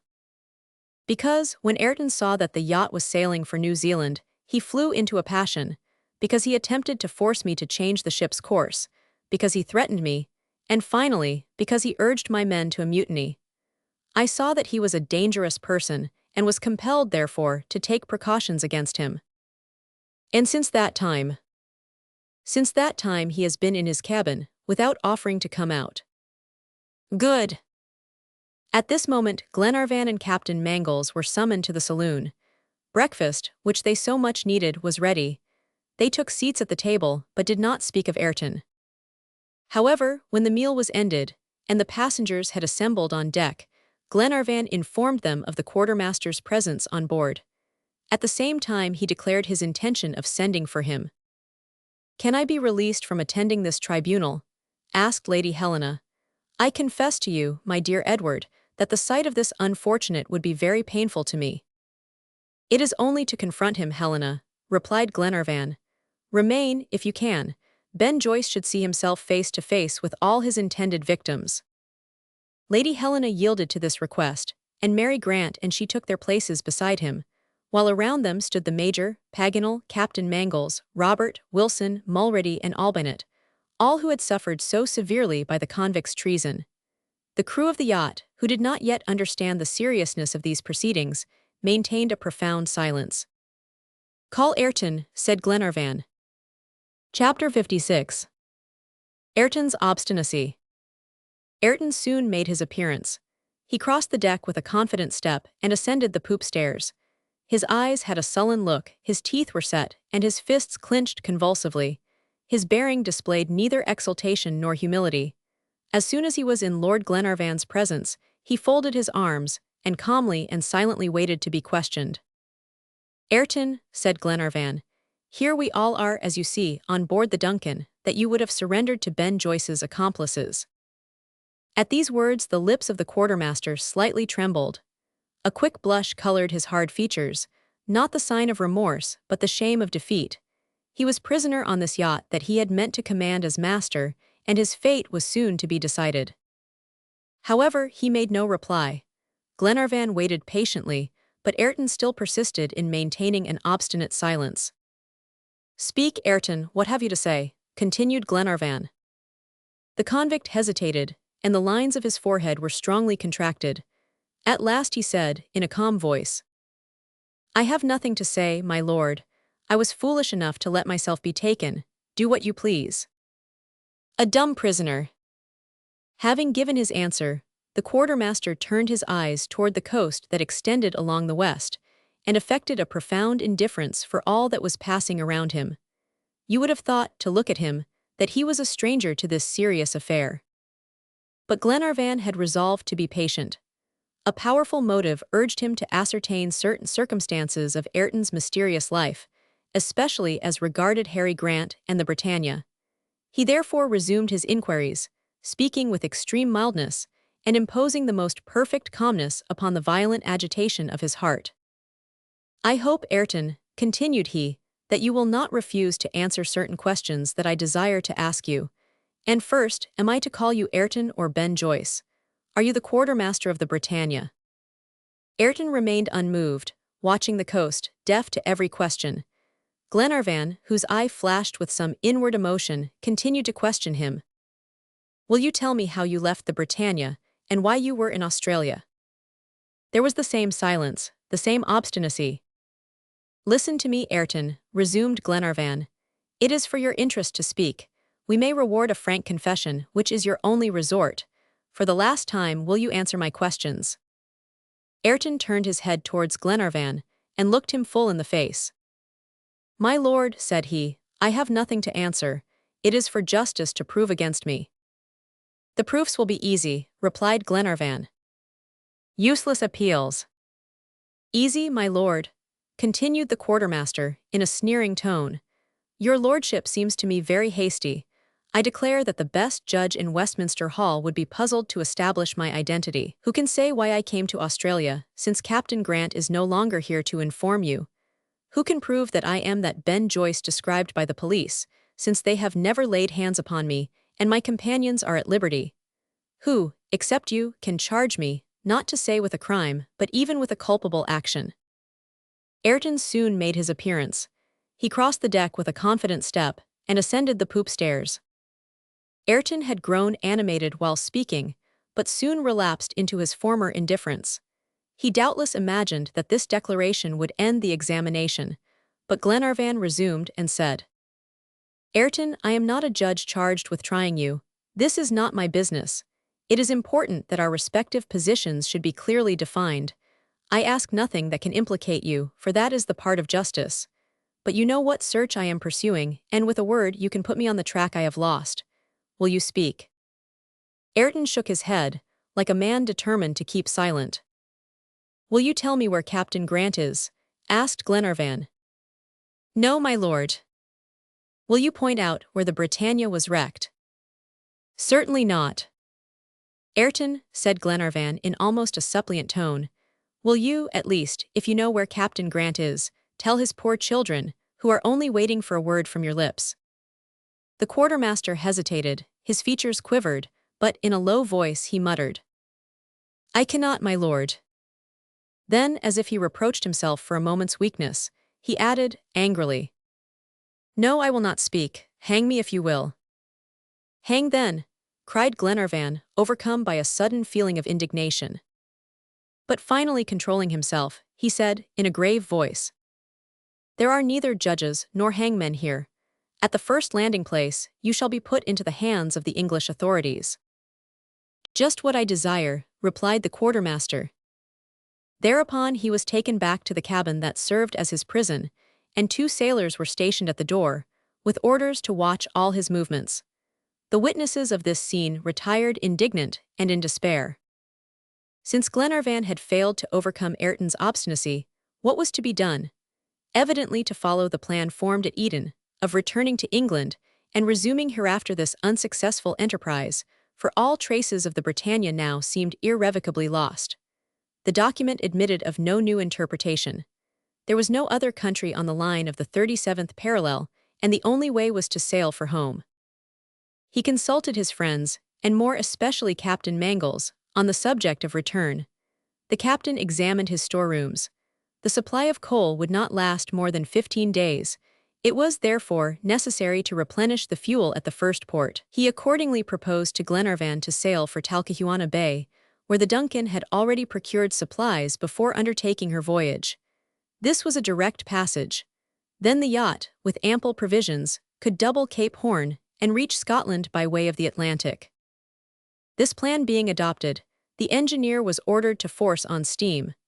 Half an hour afterwards, the yacht was headed towards Talcahuano, and at 6 o'clock in the evening, the mountains of New Zealand had disappeared beneath the mists of the horizon. Womanly influence.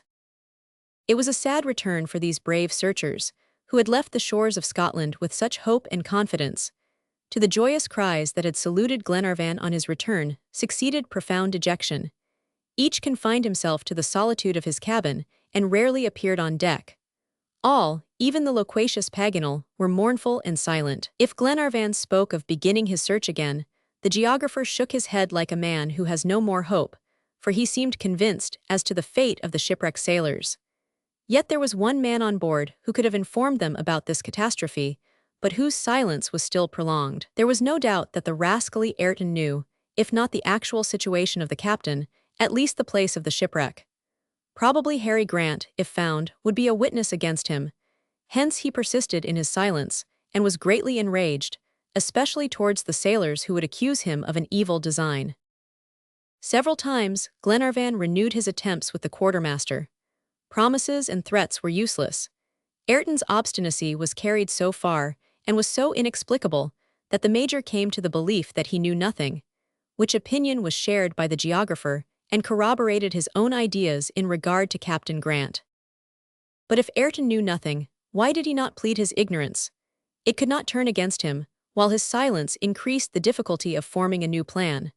Ought they to infer the presence of Harry Grant in Australia from meeting the quartermaster on that continent? At all events, they must induce Ayrton to explain on this subject. Lady Helena, seeing her husband's failures, now suggested an attempt in her turn to persuade the quartermaster. Where a man had failed, perhaps a woman could succeed by her gentle entreaty. Glenarvan, knowing the tact of his young wife, gave his hearty approval. Ayrton was, accordingly, brought to Lady Helena's boudoir. Mary Grant was to be present at the interview, for the young girl's influence might also be great, and Lady Helena would not neglect any chance of success. For an hour the two ladies were closeted with the quartermaster, but nothing resulted from this conference.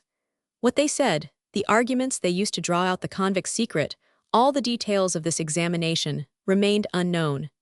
Moreover, when Ayrton left them, they did not appear to have succeeded, and their faces betokened real despair. For an hour the two ladies were closeted with the quartermaster, but nothing resulted from this conference. He contented himself with shrugging his shoulders, which so increased the rage of the crew, that nothing less than the intervention of the captain and his lordship could restrain them. When the quartermaster was taken back to his cabin, therefore, the sailors saluted his appearance with violent threats. But he contented himself with shrugging his shoulders, which so increased the rage of the crew, that nothing less than the intervention of the captain and his lordship could restrain them. But Lady Helena did not consider herself defeated. She wished to struggle to the last with this heartless man, and the next day she went herself to Ayrton's cabin, to avoid the scene that his appearance on deck occasioned. For 2 long hours, this kind and gentle Scotch lady remained alone face to face with the chief of the convicts. Glenarvan, a prey to nervous agitation, lingered near the cabin, now determined to thoroughly exhaust the chances of success, and now upon the point of drawing his wife away from this painful and prolonged interview. But this time, when Lady Helena reappeared, her features inspired confidence. Had she then brought this secret to light, and stirred the dormant feeling of pity in the heart of this poor creature? MacNab, who saw her first, could not repress a very natural feeling of incredulity. However, the rumor soon spread among the crew that the quartermaster had at length yielded to Lady Helena's entreaties. All the sailors assembled on deck more quickly than if Tom Austin's whistle had summoned them. "Has he spoken?" asked Lord Glenarvan of his wife. "No," replied Lady Helena, "but in compliance with my entreaties he desires to see you." "Ah, dear Helena, you have succeeded." "I hope so, Edward." Have you made any promise that I am to sanction? Only one, that you will use all your influence to moderate the fate in store for him. Very businesslike. Certainly, my dear Helena, let him come to me immediately. Lady Helena retired to her cabin, accompanied by Mary Grant, and the quartermaster was taken to the saloon where Glenarvan awaited him. Chapter 57. A discouraging confession. As soon as the quartermaster was in Lord Glenarvan's presence, his custodians retired. "You desire to speak to me, Ayrton," said Glenarvan. "Yes, my lord," replied he. "To me alone?"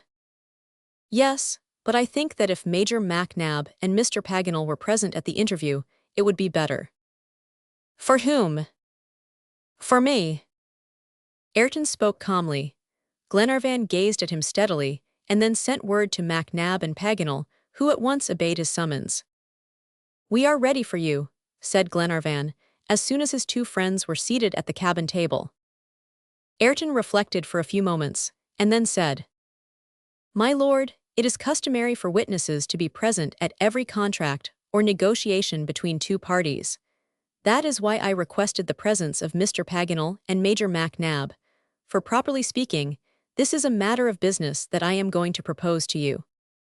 Glenarvan, who was accustomed to Ayrton's manners, betrayed no surprise, although a matter of business between this man and himself seemed strange. "Do you agree or not?" "Bargaining for terms." "What is this business?" said he. "This is it," replied Ayrton. "You desire to know from me certain circumstances which may be useful to you. I desire to obtain from you certain advantages which will be valuable to me. Now, I will make an exchange, my lord. Do you agree or not?" "What are these circumstances?" asked Paganel quickly. "No," corrected Glenarvan. "What are these advantages?" Ayrton bowed, showing that he understood the distinction. "These," said he, "are the advantages for which I petition. You still intend, my lord, to deliver me into the hands of the English authorities?" "Yes, Ayrton, it is only justice." "I do not deny it," replied the quartermaster. "You would not consent, then, to set me at liberty?" Glenarvan hesitated before answering a question so plainly asked. Perhaps the fate of Harry Grant depended upon what he was about to say. However, the feeling of duty towards humanity prevailed, and he said, "No, Ayrton, I cannot set you at liberty." "I do not ask it," replied the quartermaster proudly. "What do you wish, then?" "An intermediate fate, my lord, between that which you think awaits me and the liberty that you cannot grant me." "And that is?" "To abandon me on one of the desert islands of the Pacific with the principal necessaries of life. I will manage as I can and repent if I have time." Glenarvan, who was little prepared for this proposal, glanced at his two friends, who remained silent. After a few moments of reflection, he replied, "Ayrton, if I grant your request, will you tell me all that it is for my interest to know?" "Yes, my lord, that is to say, all that I know concerning Captain Grant and the Britannia." "The whole truth?" "The whole." "But who will warrant?" "Oh, I see what troubles you, my lord. You do not like to trust me to the word of a malefactor. That is right. But what can you do? The situation is thus. You have only to accept or refuse."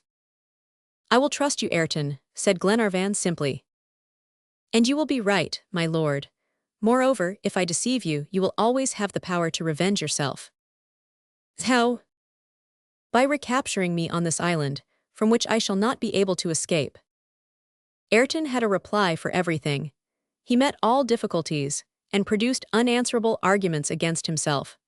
As was seen, he strove to treat in his business with good faith.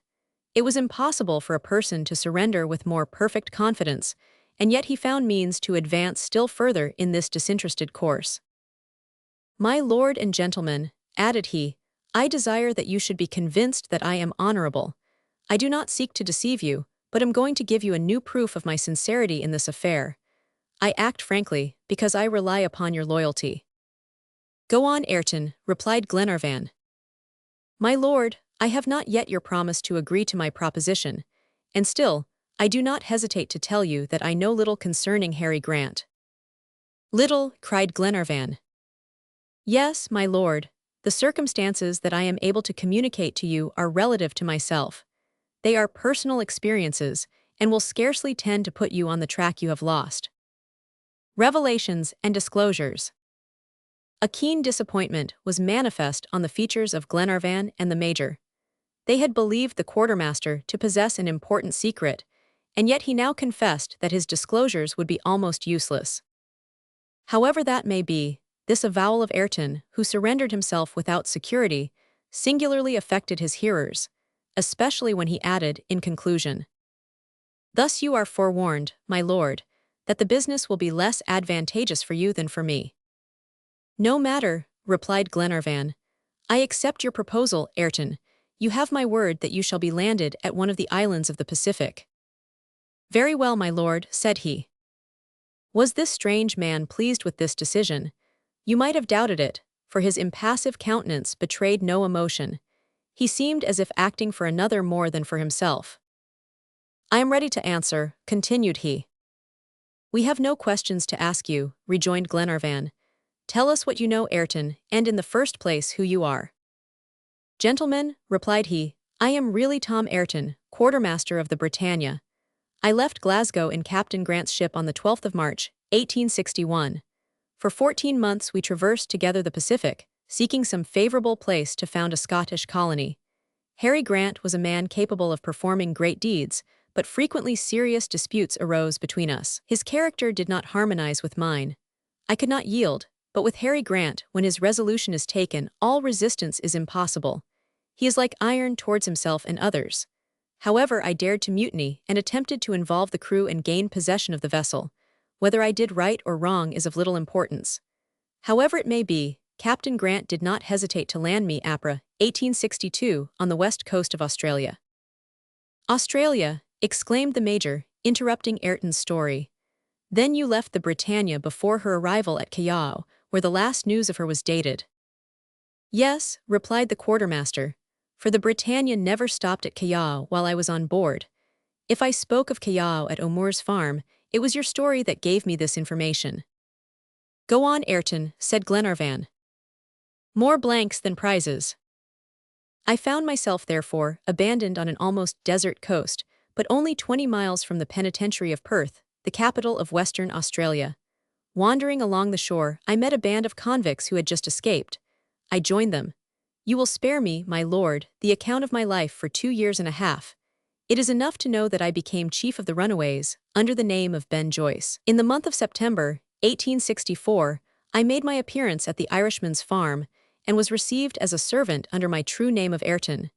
Here I waited till an opportunity should be offered to gain possession of a vessel. This was my great object. 2 months later the Duncan arrived. During your visit at the farm you related, my lord, the whole story of Captain Grant. I then learned what I had not known, the Britannia's stoppage at Callao, the last news of her, dated June, 1862, 2 months after my abandonment, the finding of the document, the shipwreck of the vessel, and finally the important reasons you had for seeking Captain Grant in Australia. I did not hesitate, but resolved to appropriate the Duncan, a marvelous ship that would have distanced the best of the British Navy. However, there were serious injuries to be repaired. I therefore let her start for Melbourne, and offered myself to you in my real character of quartermaster, volunteering to guide you to the scene of the shipwreck, which I falsely located on the eastern coast of Australia. Thus followed at a distance, and sometimes preceded by my band of convicts, I conducted your party across the province of Victoria. My companions committed a useless crime at Camden Bridge, since the Duncan, once at Twofold Bay, could not have escaped me, and with it I should have been master of the ocean. I brought you thus unsuspectingly as far as the Snowy River. The horses and oxen fell dead one by one, poisoned by the gastrolobium. I entangled the cart in the marshes, at my suggestion, but you know the rest, my lord, and can be certain that, except for Mr. Paganel's absent-mindedness, I should now be commander on board the Duncan. Such is my story, gentlemen. My disclosures, unfortunately, cannot set you on the track of Captain Grant, and you see that in dealing with me you have made a bad bargain." The quartermaster ceased, crossed his arms, according to his custom, and waited. Glenarvan and his friends were silent. They felt that this strange criminal had told the entire truth. The capture of the Duncan had only failed through a cause altogether beyond his control. His accomplices had reached Twofold Bay, as the convict's blouse, found by Glenarvan, proved. There, faithful to the orders of their chief, they had lain in wait for the yacht, and at last, tired of watching, they had doubtless resumed their occupation of plunder and burning in the fields of New South Wales. The Major was the first to resume the examination, in order to determine the dates relative to the Britannia. It was the 8th of April, 1862, then, that you were landed on the west coast of Australia, he asked of the quartermaster. Exactly, replied Ayrton. And do you know what Captain Grant's plans were then? Vaguely. Continue, Ayrton, said Glenarvan. The least sign may set us on the track. What I can say is this, my lord. Captain Grant intended to visit New Zealand, but this part of his program was not carried out while I was on board. The Britannia might therefore, after leaving Callao, have gained the shores of New Zealand. This would agree with the date, June 27, 1862, given in the document as the time of the shipwreck. Evidently, remarked Paganel. But, added Glenarvan, there is nothing in these half-obliterated portions of the document which can apply to New Zealand. That I cannot answer, said the quartermaster.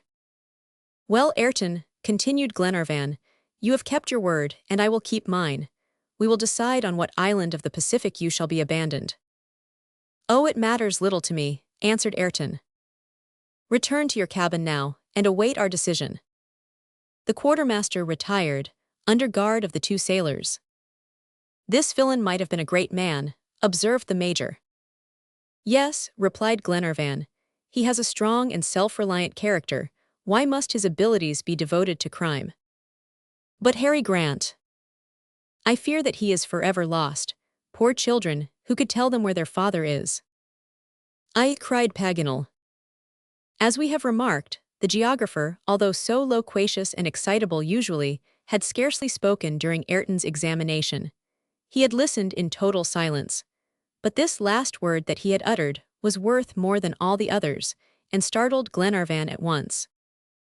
You Paganel, he exclaimed, do you know where Captain Grant is? As well as can be known, answered the geographer. And how do you know? By that everlasting document. A geographer's reminiscences. Ah, said the Major, in a tone of the most thorough incredulity. Listen first, MacNab, and shrug your shoulders afterwards. I did not speak before because you would not have believed me. Besides, it was useless. But if I speak today, it is because Ayrton's opinion corroborates mine. Then New Zealand, asked Glenarvan. Hear and judge, replied Paganel. I did not commit the blunder that saved us without reason. Just as I was writing that letter at Glenarvan's dictation, the word Zealand was troubling my brain.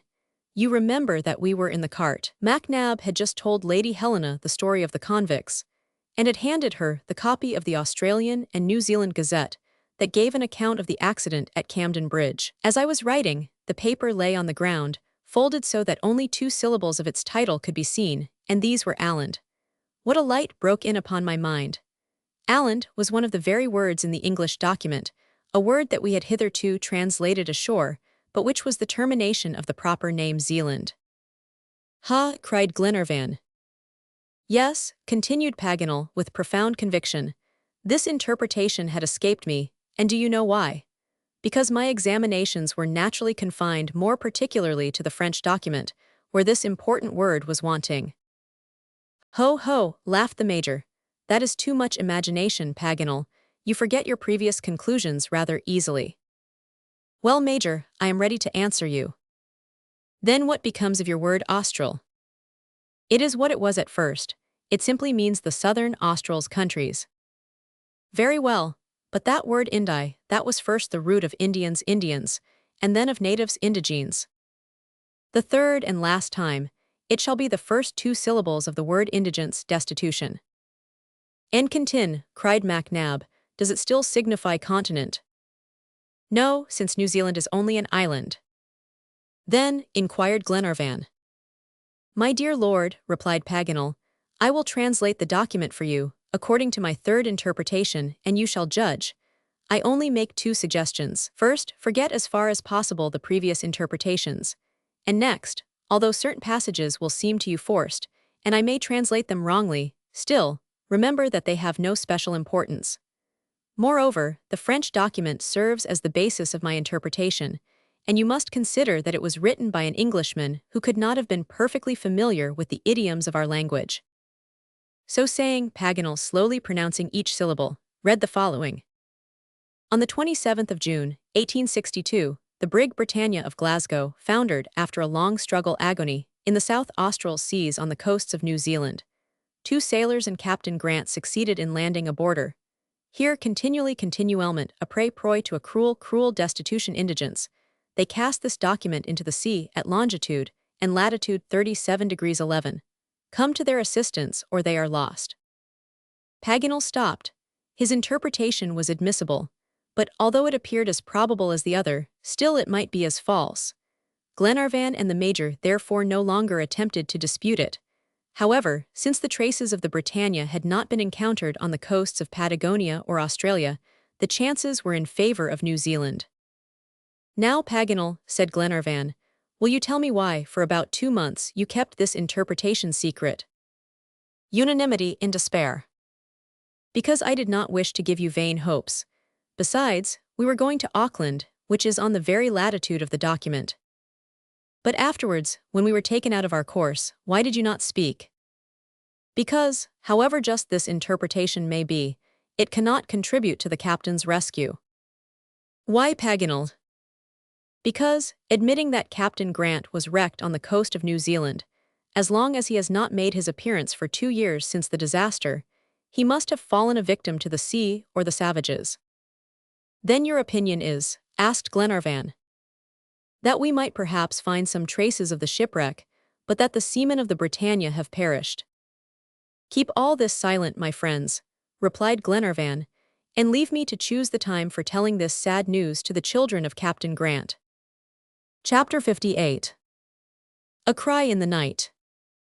The crew soon learned that Ayrton's disclosures had not thrown light upon the situation of Captain Grant. The despair on board was profound, for they had relied on the quartermaster, who, however, knew nothing that could put the Duncan on the track of the Britannia. The yacht therefore continued on the same course, and the only question now was to choose the island on which to leave Ayrton.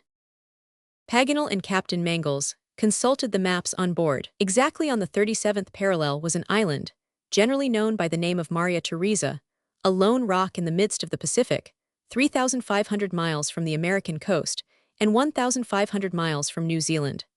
No ship ever came within hail of this solitary isle, no tidings from the world ever reached it. Only the stormbirds rested here during their long flights, and many maps do not even indicate its position. If anywhere absolute isolation was to be found on Earth, it was here, afar from the ocean's traveled highways.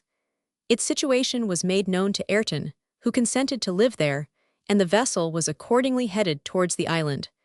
2 days later the lookout hailed land on the horizon. It was Maria Theresa, low, long, and scarcely emerging from the waves, appearing like some enormous sea monster. 30 miles still lay between it and the yacht, whose prow cut the waves with such speed that soon the island grew distinct. The sun, now sinking towards the west, defined its outlines in glowing light. Several slight elevations were tinged with the last rays of the day. At 5 o'clock Captain Mangles thought he distinguished a faint smoke rising towards the sky. "Is that a volcano?" he inquired of Paganel, who, with his telescope, was examining the land. "I do not know what to think," replied the geographer. "Maria Theresa is a point little known. However, I should not be surprised if its origin was due to some volcanic upheaval." "But then," said Glenarvan, "if an eruption created it, may we not fear that the same agency will destroy it?" "That is scarcely probable," answered Paganel. "Its existence has been known for several centuries, and this seems a guarantee for its continuance." "Well," continued Glenarvan, "do you think, Captain, that we can land before night?" "Another artificial volcano?" "No, certainly not. I ought not to endanger the Duncan in the darkness, on a coast that is not familiar to me. I will keep a short distance from land, and tomorrow at daybreak we will send a boat ashore." At 8 o'clock Maria Theresa, although only 5 miles to windward, appeared like a lengthened shadow, scarcely visible. An hour later, quite a bright light like a fire blazed in the darkness. It was motionless and stationary. "That would seem to indicate a volcano," said Paganel, watching it attentively. "However," replied Captain Mangles, "at this distance we ought to hear the commotion that always accompanies an eruption, and yet the wind brings no sound to our ears." "Indeed," observed Paganel, "this volcano glows but does not speak. You might say that it throws out intermittent flashes like a lighthouse." "You are right," continued Captain Mangles, "and yet we are not on the illuminated side." "Ha!" cried he, "another fire! On the shore this time, see, it moves, it changes its place." He was not mistaken. A new light had appeared, that sometimes seemed to go out, and then all at once flash forth again. "Is the island inhabited?" asked Glenarvan. "Evidently by savages," replied Paganel. "Then we cannot abandon the quartermaster here." "No," said the major, "that would be giving even savages too dangerous a present." "We will seek some other deserted island," resumed Glenarvan, who could not help smiling at Mac Nab's delicacy. "I promised Ayrton his life, and I will keep my promise." "At all events, let us beware," added Paganel. "The New Zealanders have the barbarous custom of misleading ships by moving fires. The natives of Maria Theresa may understand this deception." "Bear away a point," cried the captain to the sailor at the helm. "Tomorrow, at sunrise, we shall know what is to be done." At 11 o'clock the passengers and the captain retired to their cabins. At the bow the first watch was pacing the deck, while at the stern the helmsman was alone at his post. In the stillness Mary and Robert Grant came on deck. The two children, leaning upon the railing, gazed sadly at the phosphorescent sea and the luminous wake of the yacht. Mary thought of Robert's future, Robert thought of his sisters, both thought of their father. Was that beloved parent still living? Yet must they give him up? But no, what would life be without him? What would become of them without his protection? What would have become of them already, except for the magnanimity of Lord and Lady Glenarvan? The boy, taught by misfortune, divined the thoughts that were agitating his sister. He took her hand in his. "Mary," said he, "we must never despair. Remember the lessons our father taught us. Courage compensates for everything in this world," he said. "Let us have that indomitable courage that overcomes all obstacles. Hitherto you have labored for me, my sister, but now I shall labor for you." "Dear Robert," replied the young girl. "I must tell you one thing," continued he. "You will not be sorry, Mary." "Why should I be sorry, my child?" "And you will let me do as I wish." "What do you mean?" asked she anxiously. "My sister, I shall be a sailor." "And leave me," cried the young girl, clasping her brother's hand. Eulogy and threnody. "Yes, sister, I shall be a sailor, like my father and like Captain John. Mary, my dear Mary, he has not lost all hope. You will have, like me, confidence in his devotion. He has promised that he will make me a thorough and efficient sailor, and we shall seek our father together. Say that you are willing, sister. What our father would have done for us it is our duty, or mine at least, to do for him. My life has but one object to which it is wholly devoted, to search always for him who would never have abandoned either of us. Dear Mary, how good our father was. And so noble, so generous," added Mary. "Do you know, Robert, that he was already one of the glories of our country, and would have ranked among its great men if fate had not arrested his course?" "How well I know it," answered Robert. Mary pressed her brother to her heart, and the child felt tears dropping upon his forehead. "Mary, Mary," cried he, "it is in vain for them to speak or to keep silent. I hope still, and shall always do so. A man like our father does not die till he has accomplished his purpose." Mary Grant could not reply. Sobs choked her utterance. 1,000 emotions agitated her soul at the thought that new attempts would be made to find her father, and that the young captain's devotion was boundless. "Does Mr. John still hope?" asked she. "Yes," replied Robert. "He is a brother who will never forsake us. I shall be a sailor, shall I not, sister, a sailor to seek my father with him. Are you willing?" "Yes," said Mary, "but must we be separated?" "You will not be alone, Mary, I know. John has told me so. Lady Helena will not permit you to leave her. You are a woman and can and ought to accept her benefits. To refuse them would be ungrateful. But a man, as my father has told me 100 times, ought to make his own fortune. But what will become of our house at Dundee, so full of associations?" "We will keep it, my sister. All that has been well arranged by our friend John and Lord Glenarvan, who will keep you at Malcolm Castle like a daughter. He said so to John, who told me, 'You will be at home there, and wait till John and I bring back our father.'" "Ah, what a joyful day that will be!" cried Robert, whose face was radiant with enthusiasm. "My brother, my child," exclaimed Mary, "how happy our father would be if he could hear you. How much you resemble him, dear Robert. When you are a man you will be quite like him." "God grant it, Mary," said Robert, glowing with holy and filial pride. "But how shall we pay our debt to Lord and Lady Glenarvan?" continued Mary. "Oh, that will not be difficult," answered Robert, with his boyish impulsiveness. "We will tell them how much we love and respect them, and we will show it to them by our actions." "That is all we can do," added the young girl, covering her brother's face with kisses, "and all that they will like, too." Then, relapsing into reveries, the two children of the captain gazed silently into the shadowy obscurity of the night. However, in fancy they still conversed, questioned, and answered each other. The sea rocked the ship in silence, and the phosphorescent waters glistened in the darkness. But now a seemingly supernatural event took place. The brother and sister, by one of those magnetic attractions that mysteriously draw the souls of friends together, experienced at the same instant the same curious hallucination. "Methought," the billows spoke. From the midst of these alternately brightening and darkening waves, they thought they heard a voice issue, whose depth of sadness stirred every fiber of their hearts. "Help, help," cried the voice. "Mary," said Robert, "did you hear?" And raising their heads above the bulwarks, they both gazed searchingly into the misty shadows of the night. Yet there was nothing but the darkness stretching blankly before them. "Robert," said Mary, pale with emotion, I thought like you." At this moment, another cry reached them, and this time the illusion was such that these words broke simultaneously from both their hearts. "My father, my father." This was too much for Mary Grant. Overcome by emotion, she sank senseless into her brother's arms. "Help," cried Robert. "My sister, my father, help." The man at the helm hastened to Miss Grant's assistance, and after him the sailors of the watch, Captain Mangles, Lady Helena, and Lord Glenarvan, who had been suddenly awakened.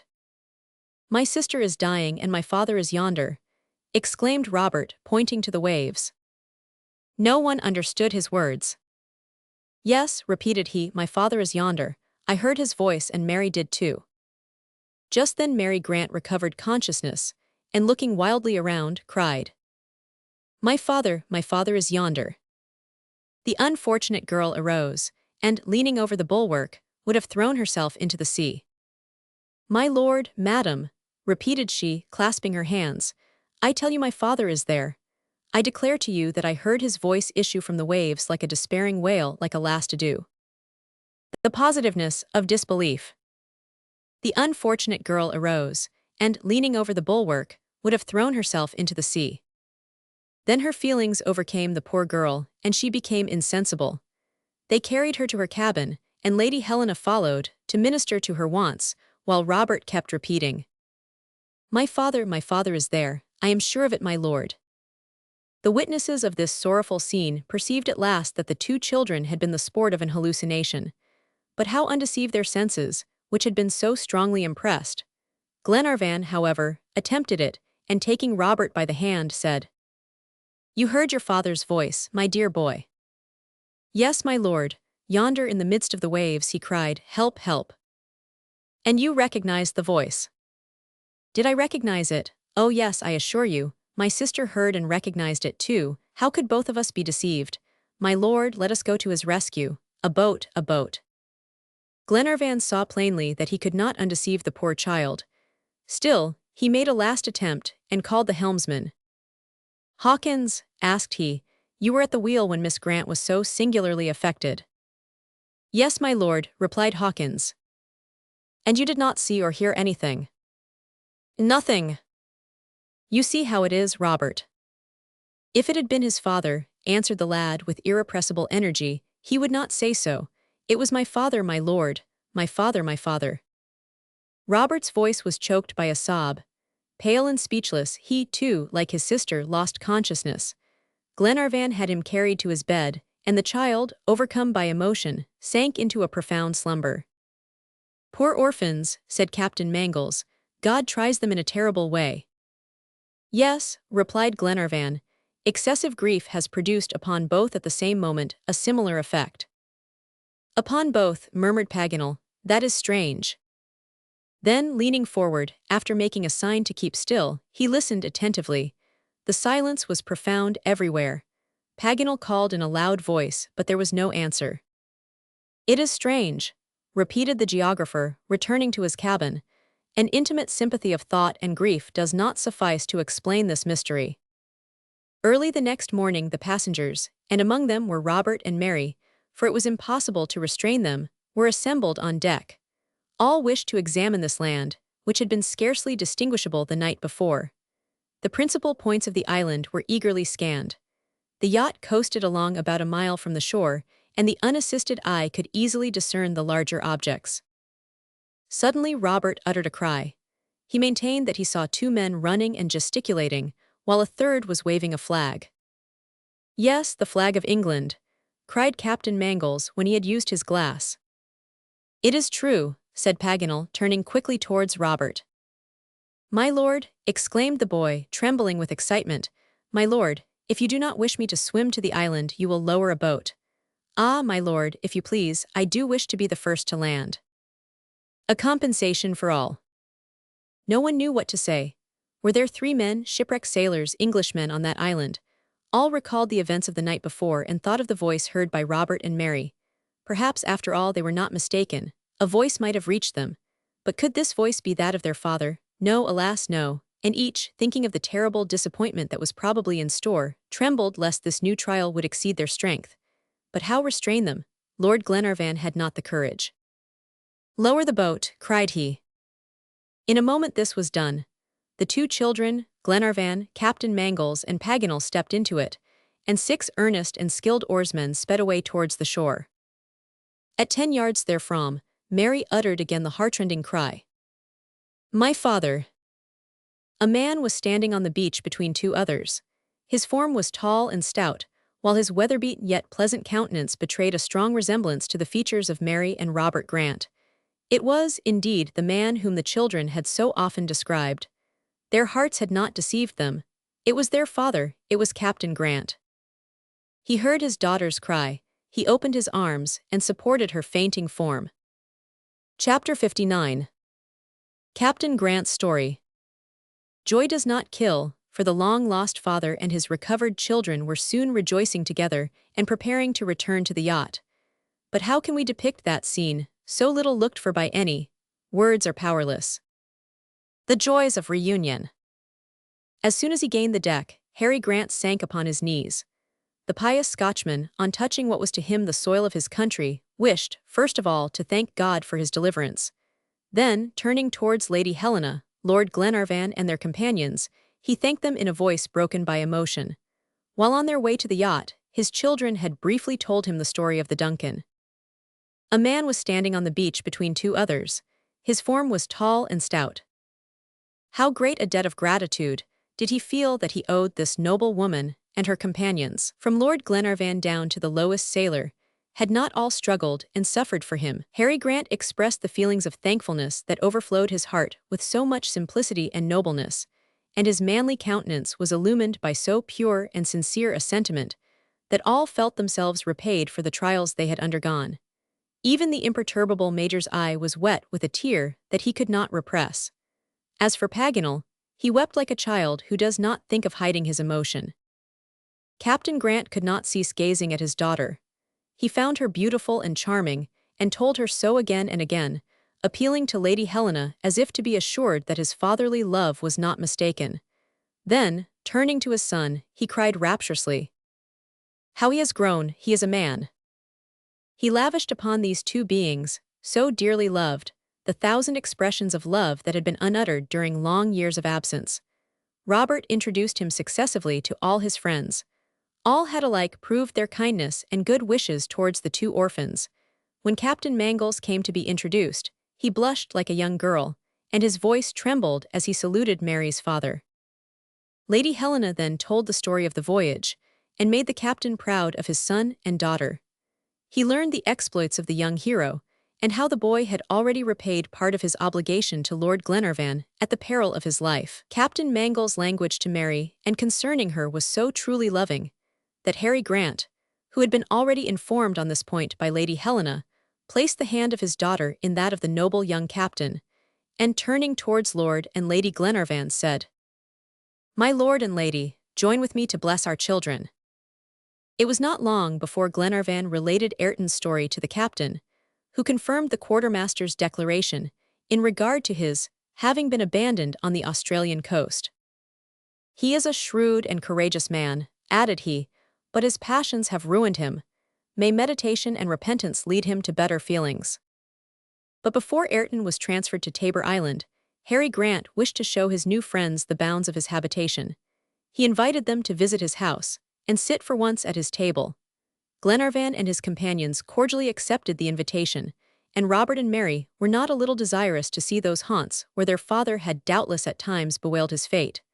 A boat was manned, and the whole party soon disembarked on the shores of the island. A few hours sufficed to traverse Captain Grant's domain. It was in reality the summit of a submarine mountain, covered with basaltic rocks and volcanic fragments. When the shipwrecked seamen of the Britannia took refuge here, the hand of man began to control the development of nature's resources, and in 2 years and a half, the captain and his companions had completely metamorphosed their island home. The visitors at last reached the house, shaded by verdant gum trees, while before its windows stretched the glorious sea, glittering in the rays of the sun. Harry Grant set his table in the shade and all took seats around it.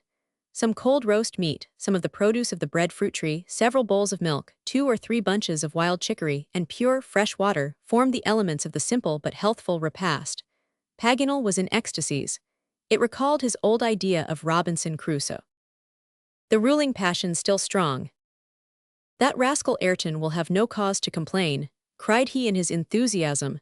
"The island is a paradise." "Yes," replied Harry Grant, "a paradise for 3 poor sailors whom heaven sheltered here.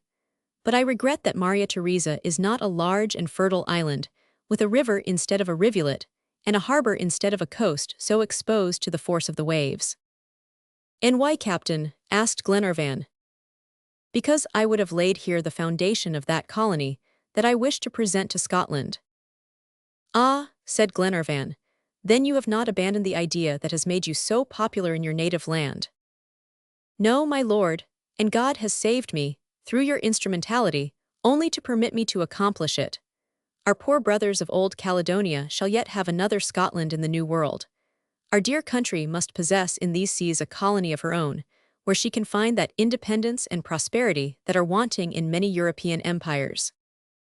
"That is well said, Captain," replied Lady Helena.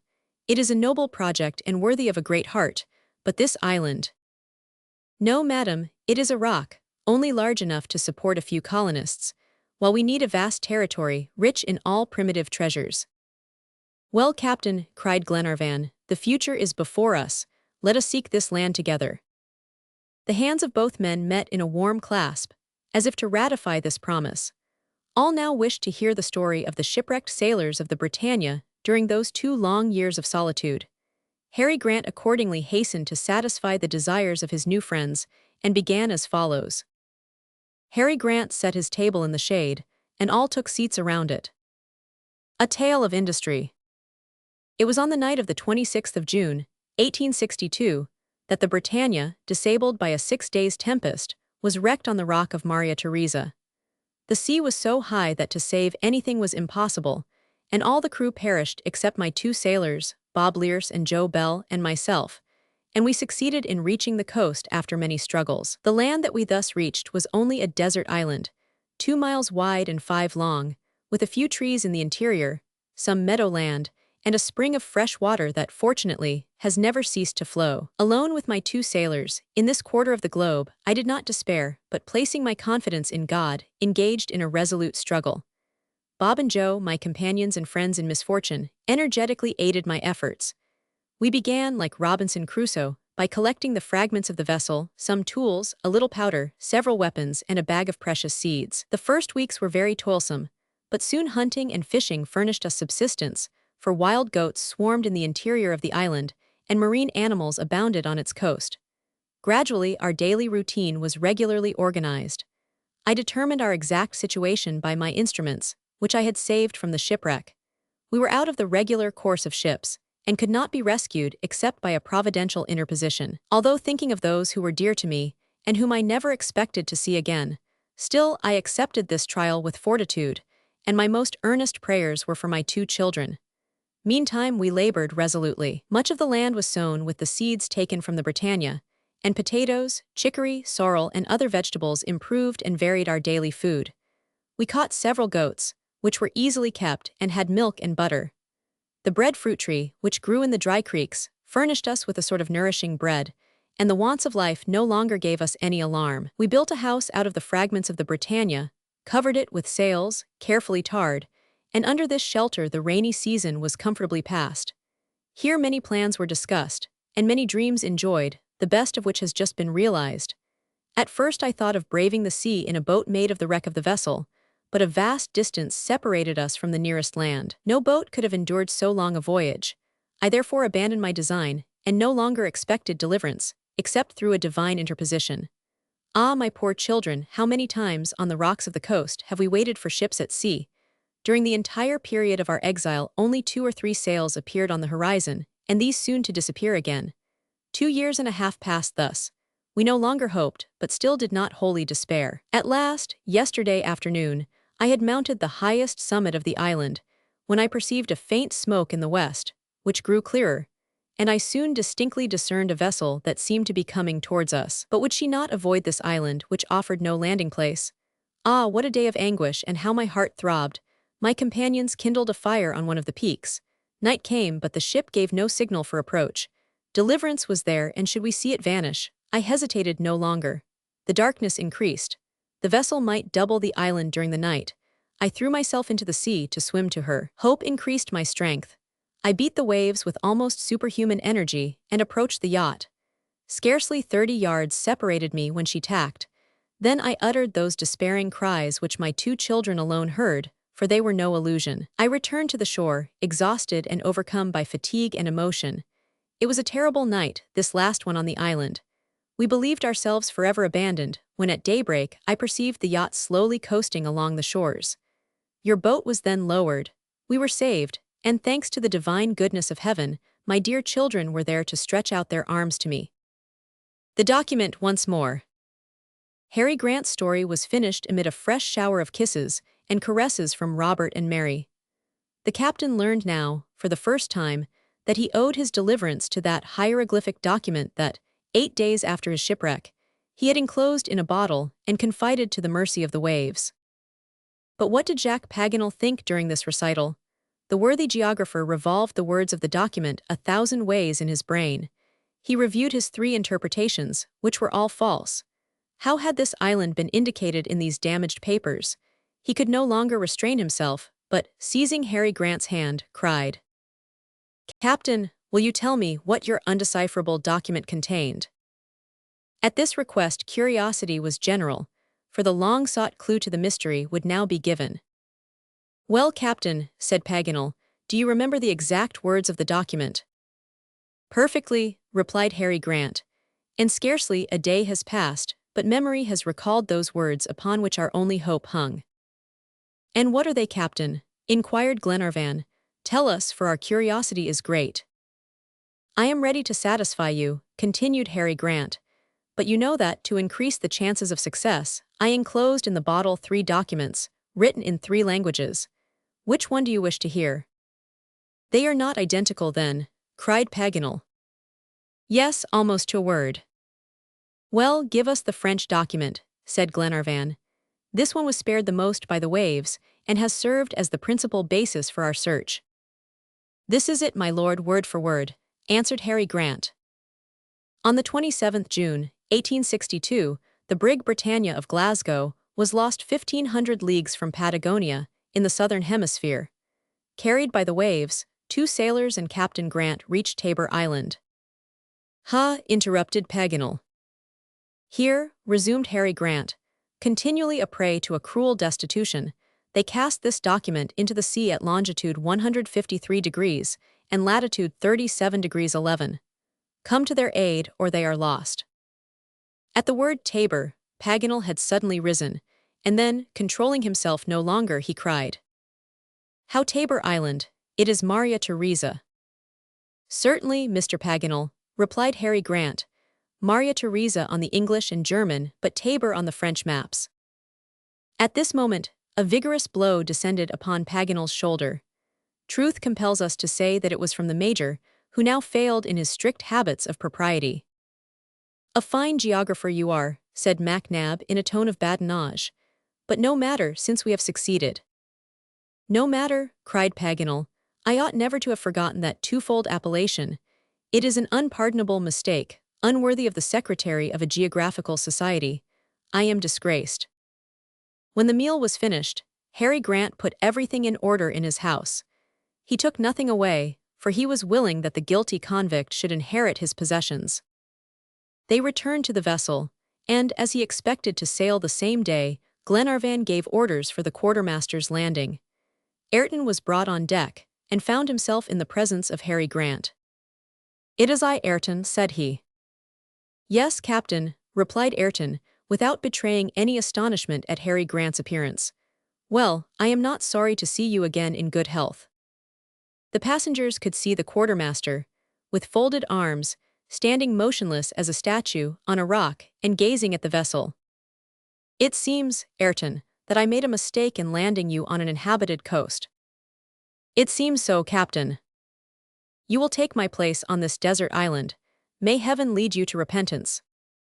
"May it be so," rejoined Ayrton in a calm tone. Then Glenarvan, addressing the quartermaster, said, "Do you still adhere, Ayrton, to this determination to be abandoned?" "Yes, my lord." "Does Tabor Island suit you?" "Perfectly." "Now listen to my last words. You will be far removed from every land and deprived of all communication with your fellow men. Miracles are rare, and you will not probably remove from this island where we leave you. You will be alone, under the eye of God, who reads the uttermost depths of all hearts, but you will not be lost, as was Captain Grant. However unworthy you may be of the remembrance of men, still they will remember you. I know where you are, and will never forget you." "Thank you, my lord," replied Ayrton simply. Such were the last words exchanged between Glenarvan and the quartermaster. The boat was ready, and Ayrton embarked. Captain Mangles had previously sent to the island several cases of preserved food, some clothes, tools, weapons, and a supply of powder and shot. The abandoned man could therefore employ his time to advantage. Nothing was wanting, not even books, foremost among which was a Bible. The hour for separation had come. The crew and passengers stood on deck. More than one felt the heart strangely moved. Lady Helena and Mary Grant could not repress their emotion. "Must it then be so?" inquired the young wife of her husband. "Must this unfortunate be abandoned?" "Farewell, a long farewell." "He must, Helena," answered Glenarvan. "It is his punishment." At this moment the boat, commanded by Captain Mangles, started. Ayrton raised his hat and gave a grave salute. Glenarvan and the crew returned this last farewell, as if to a man about to die, as he departed, in a profound silence. On reaching the shore, Ayrton leaped upon the sand, and the boat returned. It was then 4 o'clock in the afternoon, and from the upper deck the passengers could see the quartermaster, with folded arms, standing motionless as a statue on a rock and gazing at the vessel. "Shall we start, my lord?" asked Captain Mangles. "Yes, John," replied Glenarvan quickly, with more emotion than he wished to manifest. "All right," cried the captain to the engineer. The steam hissed, the screw beat the waves, and at 8 o'clock the last summits of Tabor Island disappeared in the shadows of the night. Chapter 60. Paganel's Last Entanglement. 11 days after leaving Tabor Island, the Duncan came in sight of the American coast, and anchored in Talcahuano Bay. 5 months had elapsed since her departure from this port, during which time the travelers had made the circuit of the world on this 37th parallel. Their efforts had not been in vain, for they had found the shipwrecked survivors of the Britannia. The Duncan, having taken in her necessary stores, skirted the coasts of Patagonia, doubled Cape Horn, and steamed across the Atlantic. The voyage was very uneventful. The yacht carried a full complement of happy people. There seemed to be no secrets on board. A mystery, however, still perplexed MacNab. Why did Paganel always keep hermetically encased in his clothes and wear a comforter over his ears? The Major longed to know the motive for this singular fancy. But in spite of his questions, hints, and suspicions, Paganel did not unbutton his coat. At last, 53 days after leaving Talcahuano, Captain Mangles descried the lighthouse of Cape Clear. The vessel entered St. George's Channel, crossed the Irish Sea, and passed into the Frith of Clyde. At 11 o'clock they anchored at Dumbarton, and early in the afternoon the travelers reached Malcolm Castle, amidst the hurrahs of their tenantry and friends. Thus it was that Harry Grant and his two companions were rescued, and that John Mangles married Mary Grant in the old Cathedral of St. Mungo, where the Rev. Mr. Morton, who 9 months before had prayed for the rescue of the father, now blessed the union of the daughter with one of his deliverers. It was arranged that Robert should be a sailor, like his father and brother-in-law, and that he should continue the contemplated project of the former, under the munificent patronage of Lord Glenarvan. But was Jacques Paganel to die a bachelor? Certainly not, for after his heroic exploits, the worthy geographer could not escape celebrity. His eccentricities and his abilities made him much talked of in Scotland. People seemed as though they could not show him enough attention. Just at this time an amiable lady of 30, none other than the Major's cousin, a little eccentric herself, but still agreeable and charming, fell in love with the geographer's peculiarities. Paganel was far from being insensible to Miss Arabella's attractions, yet did not dare to declare his sentiments. Early in the afternoon, the travelers reached Malcolm Castle, amidst the hurrahs of their tenantry and friends. The Major accordingly undertook the part of Cupid's messenger between these two congenial hearts, and even told Paganel that marriage was the last blunder that he could commit. But the geographer was very much embarrassed, and strangely enough, could not summon courage to speak for himself. "Does not Miss Arabella please you?" MacNab would say to him. "Oh, Major, she is charming," cried Paganel, "1,000 times too charming for me, and if I must tell you would please me better if she were less so. I should like to find a defect." "Be easy," answered the Major, "she has more than one. The most perfect woman always has her share. Well then, Paganel, are you decided?"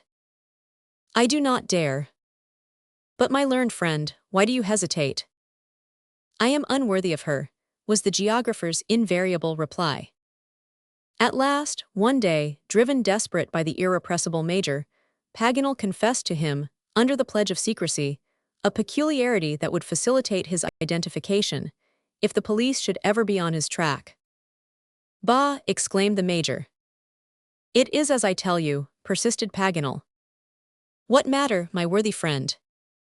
Is that your opinion? On the contrary, you are only more remarkable. This adds to your personal advantages. It makes you the inimitable individual of whom Arabella has dreamed." And the Major, preserving an imperturbable gravity, left Paganel a prey to the most acute anxiety. A short interview took place between MacNab and the lady, and 15 weeks after a marriage was celebrated with great pomp in the chapel of Malcolm Castle. 15 weeks after a marriage was celebrated with great pomp in the chapel of Malcolm Castle. The geographer's secret would doubtless have remained forever buried in the abysses of the unknown if the Major had not told it to Glenarvan, who did not conceal it from Lady Helena, who communicated it to Mrs. Mangles. In short, it reached the ear of Mrs. Albinett and spread. Jacques Paganel, during his 3 days' captivity among the Maoris, had been tattooed from head to foot, and bore on his breast the picture of an heraldic kiwi with outstretched wings, in the act of biting at his heart. This was the only adventure of his great voyage, for which Paganel could never be consoled or pardon the New Zealanders. In spite of the representations of his friends, he dared not go back to France, for fear of exposing the whole geographical society in his person to the jests and railleries of the caricaturists. The return of Captain Grant to Scotland was welcomed as a cause for national rejoicing, and he became the popular man of Old Caledonia. His son Robert has become a sailor like himself, and, under the patronage of Lord Glenarvan, has undertaken the plan of founding a Scottish colony on the shores washed by the Pacific Ocean. The end. "Truly," cried the geographer, "but I fear I am very indiscreet." Thus far the Duncan had acquitted herself admirably. In every way her powers for steaming or sailing had been sufficiently tested, and her captain and passengers were alike satisfied with her performance and with one another. Chapter 9. Through the Strait of Magellan. The joy on board was general when Paganel's resolution was known. Young Robert threw himself on his neck with very demonstrative delight. The worthy geographer almost fell backwards. "A rough little gentleman," said he. "I will teach him geography." As Captain Mangles had engaged to make him a sailor, Glenarvan a man of honor, the Major a boy of coolness, Lady Helena a noble and generous being, and Mary Grant a pupil grateful towards such patrons, Robert was evidently to become one day an accomplished gentleman. The Duncan soon finished shipping her coal, and then leaving these gloomy regions she gained the current from the southeast coast of Brazil, and after crossing the equator with a fine breeze from the north, she entered the southern hemisphere. The passage was effected without difficulty, and everyone had good hopes. On this voyage in search of Captain Grant, the probabilities increased every day. Their captain was one of the most confident on board, but his confidence proceeded especially from the desire that he cherished so strongly at heart, of seeing Miss Mary happy and consoled. He was particularly interested in this young girl, and this feeling he concealed so well that, except Miss Grant and himself, no one on board the Duncan had perceived it. As for the learned geographer, he was probably the happiest man in the southern hemisphere. He passed his time in studying the maps with which he covered the cabin table, and then followed daily discussions with Mr. Albinett, so that he could scarcely set the table. But Paganel had all the passengers on his side except the Major, who was very indifferent to geographical questions, especially at dinner time. Having discovered a whole cargo of odd books in the mate's chests, and among them a number of Cervantes' works, the Frenchman resolved to learn Spanish, which nobody on board knew, and which would facilitate his search on the shores of Chile. Thanks to his love for philology, he did not despair of speaking this new tongue fluently on arriving at Conception. He therefore studied assiduously, and was heard incessantly muttering heterogeneous syllables. During his leisure hours, he did not fail to give young Robert practical instruction, and taught him the history of the country they were rapidly approaching. In the meantime the Duncan was proceeding at a remarkable rate. She cut the Tropic of Capricorn, and her prow was headed toward the strait of the celebrated geographer. Now and then the low shores of Patagonia were seen, but like an almost invisible line on the horizon. They sailed along the coast for more than 10 miles, but Paganel's famous telescope gave him only a vague idea of these American shores. The vessel soon found herself at the head of the strait, and entered without hesitation. This way is generally preferred by steam vessels bound for the Pacific. Its exact length is 376 miles. Ships of the greatest tonnage can always find deep water, even near its shores, an excellent bottom and many springs of water. The rivers abound in fish, the forest in game, there are safe and easy landings at 20 places, and in short 1,000 resources that are wanting in the Strait of Le Maire, and off the terrible rocks of Cape Horn, which are continually visited by storms and tempests. Sometimes the tips of her yards would graze the branches of the beeches that hung over the waves. During the first hours of the passage, till you reach Cape Gregory, the shores are low and sandy. The entire passage lasted scarcely 36 hours, and this moving panorama of the two shores well rewarded the pains the geographer took to admire it under the radiant beams of the southern sun. No inhabitant appeared on the shores of the continent, and only a few Fuegians wandered along the barren rocks of Terra del Fuego. At one moment, the Duncan rounded the peninsula of Brunswick between two magnificent sights. Just here the strait cuts between stupendous masses of granite. The base of the mountains was hidden in the heart of immense forests, while their summits, whitened with eternal snow, were lost in the clouds. Towards the southeast Mount Taru towered 6,500 feet aloft. Night came, preceded by a long twilight, the light melting away insensibly by gentle degrees, while the sky was studded with brilliant stars. In the midst of this partial obscurity, the yacht boldly continued on her course, without casting anchor in the safe bays with which the shores abound. Sometimes the tips of her yards would graze the branches of the beeches that hung over the waves. At others, her propeller would beat the waters of the great rivers, starting geese, ducks, snipe, teal, and all the feathered tribes of the marshes. Soon deserted ruins appeared, and fallen monuments, to which the night lent a grand aspect. These were the mournful remains of an abandoned colony, whose name will be an eternal contradiction to the fertility of the coasts and the rich game of the forests. It was Port Famine, the place that the Spaniard Sarmiento colonized in 1581 with 400 emigrants. Here he founded the city of San Felipe. But the extreme severity of the cold weakened the colony. Famine devoured those whom the winter had spared, and in 1587, the explorer Cavendish found the last of these 400 unfortunates dying of hunger amid the ruins of a city only 6 years in existence. Cheerless memories. The vessel coasted along these deserted shores. At daybreak she sailed in the midst of the narrow passes, between beeches, ash trees, and birches, from the bosom of which emerged ivy-clad domes, cupolas tapestried with the hardy holly, and lofty spires, among which the obelisk of Buckland rose to a great height. Far out in the sea sported droves of seals and whales of great size, judging by their spouting, which could be seen at a distance of 4 miles. At last they doubled Cape Froward, still bristling with the ices of winter. On the other side of the strait, on Terra del Fuego, rose Mount Sarmiento to the height of 6,000 feet, an enormous mass of rock broken by bands of clouds, which formed as it were an aerial archipelago in the sky. Port Famine. Cape Froward is the real end of the American continent, for Cape Horn is only a lone rock in the sea. Passing this point, the strait narrowed between Brunswick Peninsula and Desolation Island. Then to fertile shores succeeded a line of wild barren coast, cut by 1,000 inlets of this tortuous labyrinth. The Duncan unerringly and unhesitatingly pursued its capricious windings, mingling her columns of smoke with the mists on the rocks. Without lessening her speed, she passed several Spanish factories established on these deserted shores. At Cape Tamar the strait widened. The yacht rounded the Narborough Islands and approached the southern shores. At last, 36 hours after entering the strait, the rocks of Cape Pillars were discerned at the extreme point of Desolation Island.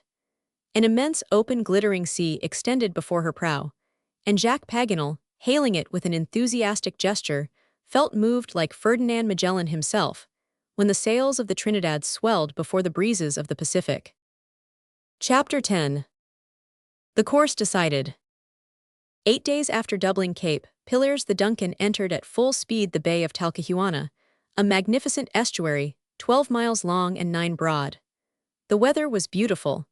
Not a cloud is seen in the sky of this country from November to March, and the wind from the south blows continually along these coasts, which are protected by the chain of the Andes. Captain Mangles, according to Lord Glenarvan's orders, had kept close to the shore of the continent, examining the numerous wrecks that lined it. A waif, a broken spar, a piece of wood fashioned by the hand of man, might guide the Duncan to the scene of the shipwreck.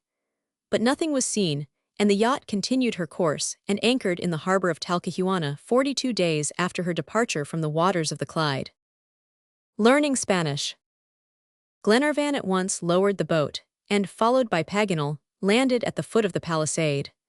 The learned geographer, profiting by the circumstance, would have made use of the language which he had studied so conscientiously, but to his great astonishment, he could not make himself understood by the natives. "The accent is what I need," said he.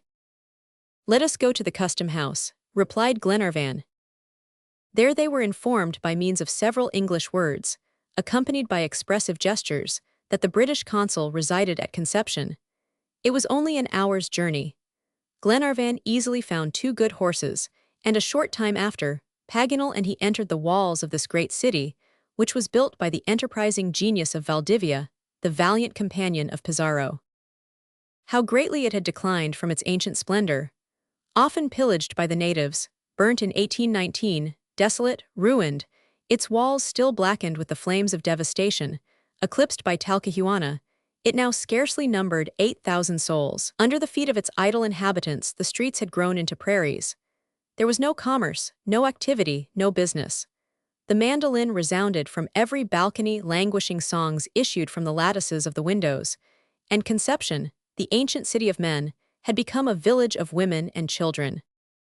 Glenarvan appeared little desirous of seeking the causes of this decline, though Jacques Paganel attacked him on this subject, and without losing an instant, betook himself to the house of J.R. Bentock, Esquire, Consul of Her Britannic Majesty. This individual received him very courteously, and when he learned the story of Captain Grant, undertook to search along the entire coast. The question whether the Britannia had been wrecked on the shores of Chile or Araucania was decided in the negative. No report of such an event had come either to the consul or his colleagues in other parts of the country. But Glenarvan was not discouraged. He returned to Talcahuano, and sparing neither fatigue, trouble, or money, he sent men to the coast, but their search was in vain. The most minute inquiries among the people of the vicinity were of no avail. They were forced to conclude that the Britannia had left no trace of her shipwreck. In conception. Try again. Glenarvan then informed his companions of the failure of his endeavors. Mary Grant and her brother could not restrain their grief. It was now 6 days since the arrival of the Duncan at Talcahuano. The passengers were together in the cabin. Lady Helena was consoling, not by her words, for what could she say, but by her caresses, the 2 children of the captain. Jacques Paganel had taken up the document again, and was regarding it with earnest attention, as if he would have drawn from it new secrets. For an hour he had examined it thus, when Glenarvan, addressing him, said, "Paganel, I appeal to your sagacity. Is the interpretation we have made of this document incorrect? Is the sense of these words illogical?" Paganel did not answer. He was reflecting. "Are we mistaken as to the supposed scene of the shipwreck?" continued Glenarvan. "Does not the name Patagonia suggest itself at once to the mind?" Paganel was still silent. "In short," said Glenarvan, "does not the word Indian justify us still more?" "Perfectly," replied MacNab. "And therefore, is it not evident that these shipwrecked men, when they wrote these lines, expected to be prisoners of the Indians?" "There you are wrong, my dear lord," said Paganel at last, "and if your other conclusions are just, the last at least does not seem to me rational." "What do you mean?" asked Lady Helena, while all eyes were turned towards the geographer. "I mean," answered Paganel, emphasizing his words, "that Captain Grant is now prisoner of the Indians, and I will add that the document leaves no doubt on this point." "Explain yourself, sir," said Miss Grant. "Nothing is easier, my dear Mary. Instead of reading they will be prisoners, read they are prisoners, and all will be clear." "But that is impossible," replied Glenarvan. "Impossible, and why, my noble friend?" asked Paganel, smiling. "Because the bottle must have been thrown when the vessel was breaking on the rocks. Hence the degrees of longitude and latitude apply to the very place of shipwreck." "Nothing proves it," said Paganel, earnestly. "And I do not see why the shipwrecked sailors, after being carried by the Indians into the interior of the country, could not have sought to make known by means of this bottle the place of their captivity." "Simply, my dear Paganel, because to throw a bottle into the sea it is necessary, at least, that the sea should be before you." "Or in the absence of the sea," added Paganel, "the rivers which flow into it." An astonished silence followed this unexpected, yet reasonable, answer. By the flash that brightened the eyes of his hearers, Paganel knew that each of them had conceived a new hope. Lady Helena was the first to resume the conversation. "What an idea!" she exclaimed. "What a good idea," added the geographer simply. "Your advice, then?" asked Glenarvan. "My advice is to find the 37th parallel, just where it meets the American coast, and follow it, without deviating half a degree, to the point where it strikes the Atlantic. Perhaps we shall find on its course the survivors of the Britannia."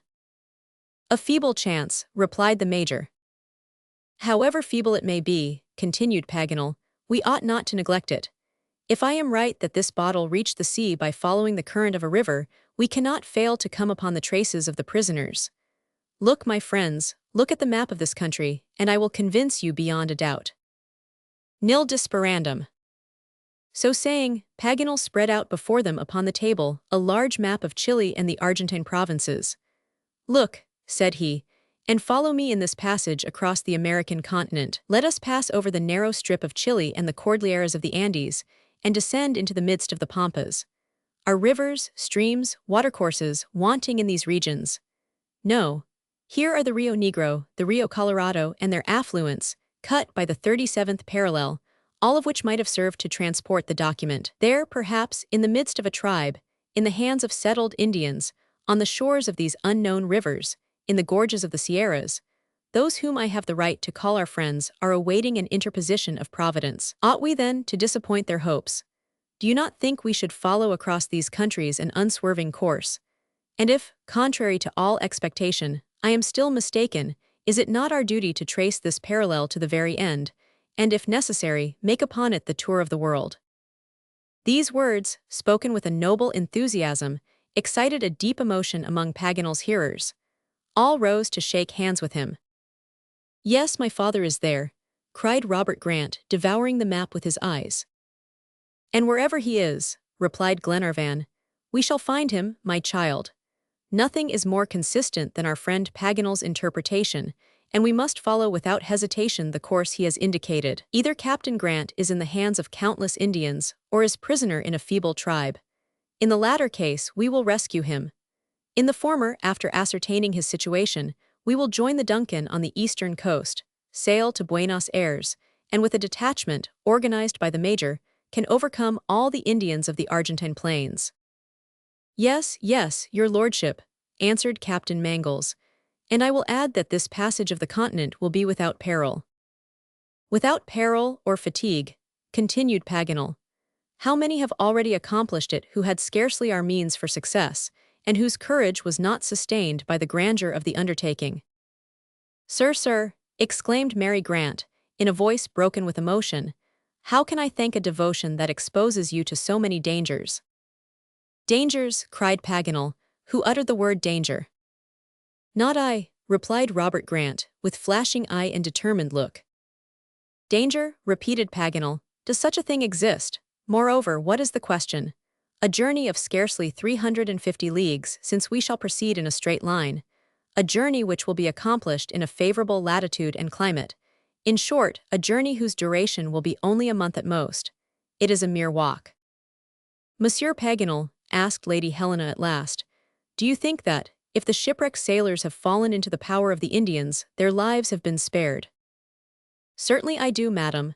The Indians are not cannibals. Far from that. One of my countrymen whom I knew in the society was 3 years prisoner among the Indians of the Pampas. He suffered, was ill-treated, but at last gained the victory in this trying ordeal. A European is a useful person in these countries. The Indians know his value and esteem him very highly." "Well then, there is no more hesitation," said Glenarvan. "We must start, and that too without delay. What course shall we take?" "An easy and agreeable one," replied Paganel. "A few mountains to begin with, then a gentle descent on the eastern slope of the Andes, and at last a level, grassy, sandy plain, a real garden." "Let us see the map," said the Major. "Here it is, my dear MacNab. We shall begin at the end of the 37th parallel on the coast of Chile.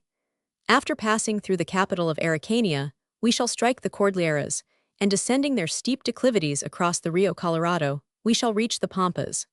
Passing the frontiers of Buenos Aires, we shall continue our search until we reach the shores of the Atlantic. A stroll across the country." Thus speaking and developing the program of the expedition, Paganel did not even take the trouble to look at the map spread before him. And he had no need to, educated in the schools of Frezier, Molina, Humboldt, and Mears, his unerring memory could neither be deceived nor baffled. After finishing his plan, he added, "Therefore, my dear friends, the course is straight. In 30 days we shall accomplish it, and arrive before the Duncan on the eastern shore, since the westerly winds will delay her progress." "The Duncan then," said Captain Mangles, "will cross the 37th parallel between Cape Corrientes and Cape St. Antonio." "Exactly." "And whom would you constitute the members of such an expedition?" asked Glenarvan. "The fewer the better. The only point is to ascertain the situation of Captain Grant, and not to engage in combat with the Indians. I think that Lord Glenarvan, as our chief, the Major, who would yield his place to no one, your servant Jack Paganel." "And I," cried Robert Grant. "Robert," said Mary. "And why not?" answered Paganel. "Travels develop youth, we 4 then, and 3 sailors of the Duncan." "What?" exclaimed Captain Mangles. "Your lordship does not intercede for me." "My dear fellow," replied Glenarvan, "we shall leave the ladies on board, the dearest objects we have in the world. Who would watch over them, if not the devoted captain of the Duncan?" "We cannot accompany you then," said Lady Helena, whose eyes were dimmed by a mist of sadness. "My dear wife," replied Glenarvan, "our journey will be performed with unusual rapidity, our separation will be short, and—" The mate, Tom Austin, Wilson, a powerful fellow, and Mulready were the fortunate ones. "Good afternoon." "Yes, yes, I understand you," answered Lady Helena. "Go then, and may you succeed in your enterprise." "Besides, this is not a journey," added Paganel. "What is it then?" asked Lady Helena. "A passage, nothing more. We shall pass, that is all, like honest men, over the country and do all the good possible. Transfer beneficendo is our motto." With these words the discussion ended. The preparations were begun that very day, and it was resolved to keep the expedition secret, in order not to alarm the Indians. The 14th of October was fixed for the day of departure. When they came to choose the sailors who were to go, they all offered their services, and Glenarvan was forced to make a choice. He preferred to have them draw lots, that he might not mortify such brave men. This was accordingly done, and the mate, Tom Austin, Wilson, a powerful fellow, and Mulready were the fortunate ones. Lord Glenarvan had displayed great energy in his preparations, for he wished to be ready at the day appointed, and he was. Captain Mangles likewise supplied his ship with coal, that he might put to sea at any moment. He wished to gain the Argentine shore before the travelers. Hence there was a real rivalry between Glenarvan and the captain, which was of advantage to both. At last, on the 14th of October, at the time agreed upon, everyone was ready. At the moment of departure the passengers of the yacht assembled in the cabin. The Duncan was on the point of starting, and already her propeller was agitating the quiet waters of Talcahuano Bay. Glenarvan, Paganel, MacNab, Robert Grant, Tom Austin, Wilson, and Mulready, armed with carbines and Colt's revolvers, were preparing to leave the vessel. Guides and mules were waiting for them on shore. "It is time," said Lord Glenarvan at last.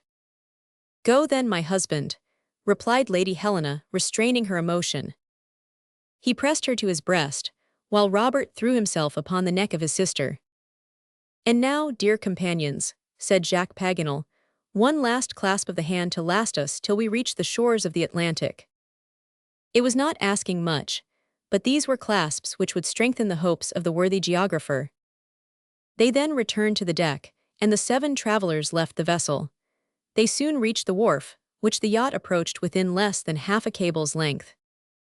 Lady Helena cried for the last time, "My friends, God help you."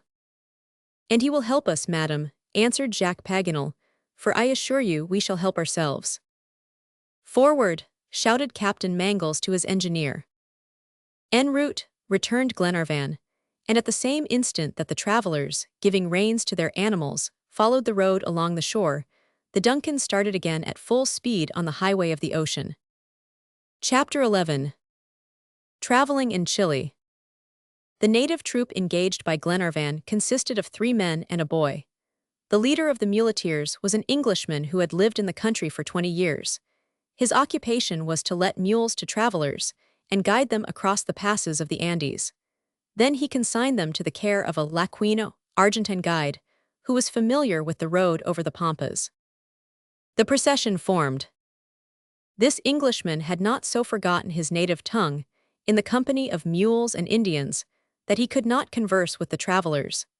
Hence it was easy for Glenarvan to make known his wishes, and for the muleteer to execute his orders, of which circumstance the former availed himself, since Paganel had not yet succeeded in making himself understood. This leader, or catapaz, in the language of Chile, was assisted by 2 native peons and a boy of 12. The peons had charge of the mules laden with the baggage of the party, and the boy led the madrina little mare, which wore small bells, and went in advance of the other 10 mules. The travelers were mounted on 7, and the catapaz on 1, of these animals, while the 2 others carried the provisions and a few rolls of cloth designed to ensure the goodwill of the chiefs of the plains. The peons traveled on foot according to their custom. This journey in South America was, therefore, to be performed under the most favorable conditions of safety and speed. Crossing the Andes is not an ordinary journey. It cannot be undertaken without employing those hardy mules, of which the most preferable belong to the Argentine Republic. These excellent animals have attained in that country a development superior to their pristine quality and strength. They are not very particular about their food, drink only once a day, and easily make 10 leagues in 8 hours. There are no taverns on this route from one ocean to the other. You eat dried meat, rice seasoned with allspice, and whatever game can be captured on the way. In the mountains the torrents, and in the plains the rivers, furnish water, generally flavored with a few drops of rum, of which each has a supply in an oxhorn called chiffle. However, care must be taken not to indulge too much in alcoholic drinks, which are specially injurious in a region where the nervous system is peculiarly excited. As for your bedding, it consists merely of the native saddle called recado. This saddle is made of sheepskins tanned on one side and covered with wool on the other, and is supported by broad girths elaborately embroidered. A traveler wrapped in one of these warm coverings can brave with impunity the dampness of the nights, and enjoy the soundest repose. Glenarvan, who knew how to travel and conform to the customs of different countries, had adopted the Chilean costume for himself and his friends. Paganel and Robert, 2 children, a large and a small one, felt no pleasure in introducing their heads into the national poncho, a large blanket with a hole in the center, and their legs into leathern stirrups. They would rather have seen their mules richly caparisoned, with the Arab bit in their mouths, a long bridle of braided leather for a whip, and their heads adorned with metal ornaments and the alforjas, double saddlebags containing the provisions. Land and water.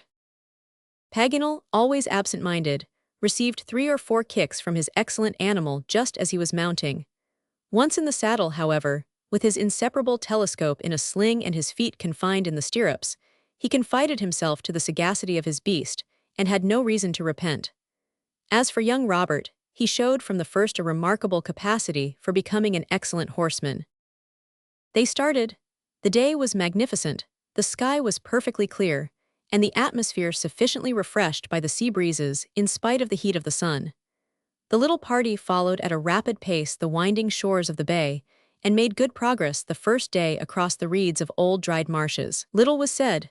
The parting farewells had left a deep impression upon the minds of all. They could still see the smoke of the Duncan as she gradually disappeared on the horizon. All were silent, except Paganel. This studious geographer kept asking himself questions and answering them in his new language. The Castaways was, moreover, quite a taciturn man whose avocation had not made him loquacious. He scarcely spoke to his peons, for they understood their duty very well. Whenever a mule stopped, they urged him with a guttural cry. If this did not suffice, a good pebble thrown with sure aim overcame his obstinacy. If a girth gave way or a bridle was loosened, the peon, taking off his poncho, enveloped the head of the animal, which, when the injury was repaired, resumed its pace. The custom of the muleteers is to set out at 8 o'clock in the morning after breakfast, and travel thus till it is time to rest at 4 o'clock in the afternoon. Glenarvan, accordingly, conformed to this custom. Precisely when the signal to halt was given by the Castaways, the travelers arrived at the city of Araco, situated at the southern extremity of the bay, without having left the foam-washed shore of the ocean. They would have had to proceed 20 miles farther to the west to reach the limits of the 37th parallel. But Glenarvan's agents had already traversed that part of the coast without meeting with any signs of shipwreck. A new exploration became, therefore, useless, and it was decided that the city of Araco should be chosen as their point of departure. From this, their course was to be directed towards the east in a rigorously straight line. The little party entered the city and took up their quarters in the open court of a tavern, whose accommodations were still in a rudimentary state. While supper was preparing, Glenarvan, Paganel and the Castaways took a walk among the thatch-roofed houses. Except a church and the remains of a convent of Franciscans, Araco presented nothing interesting. Glenarvan attempted to make some inquiries, but failed, while Paganel was in despair at not being able to make himself understood by the inhabitants.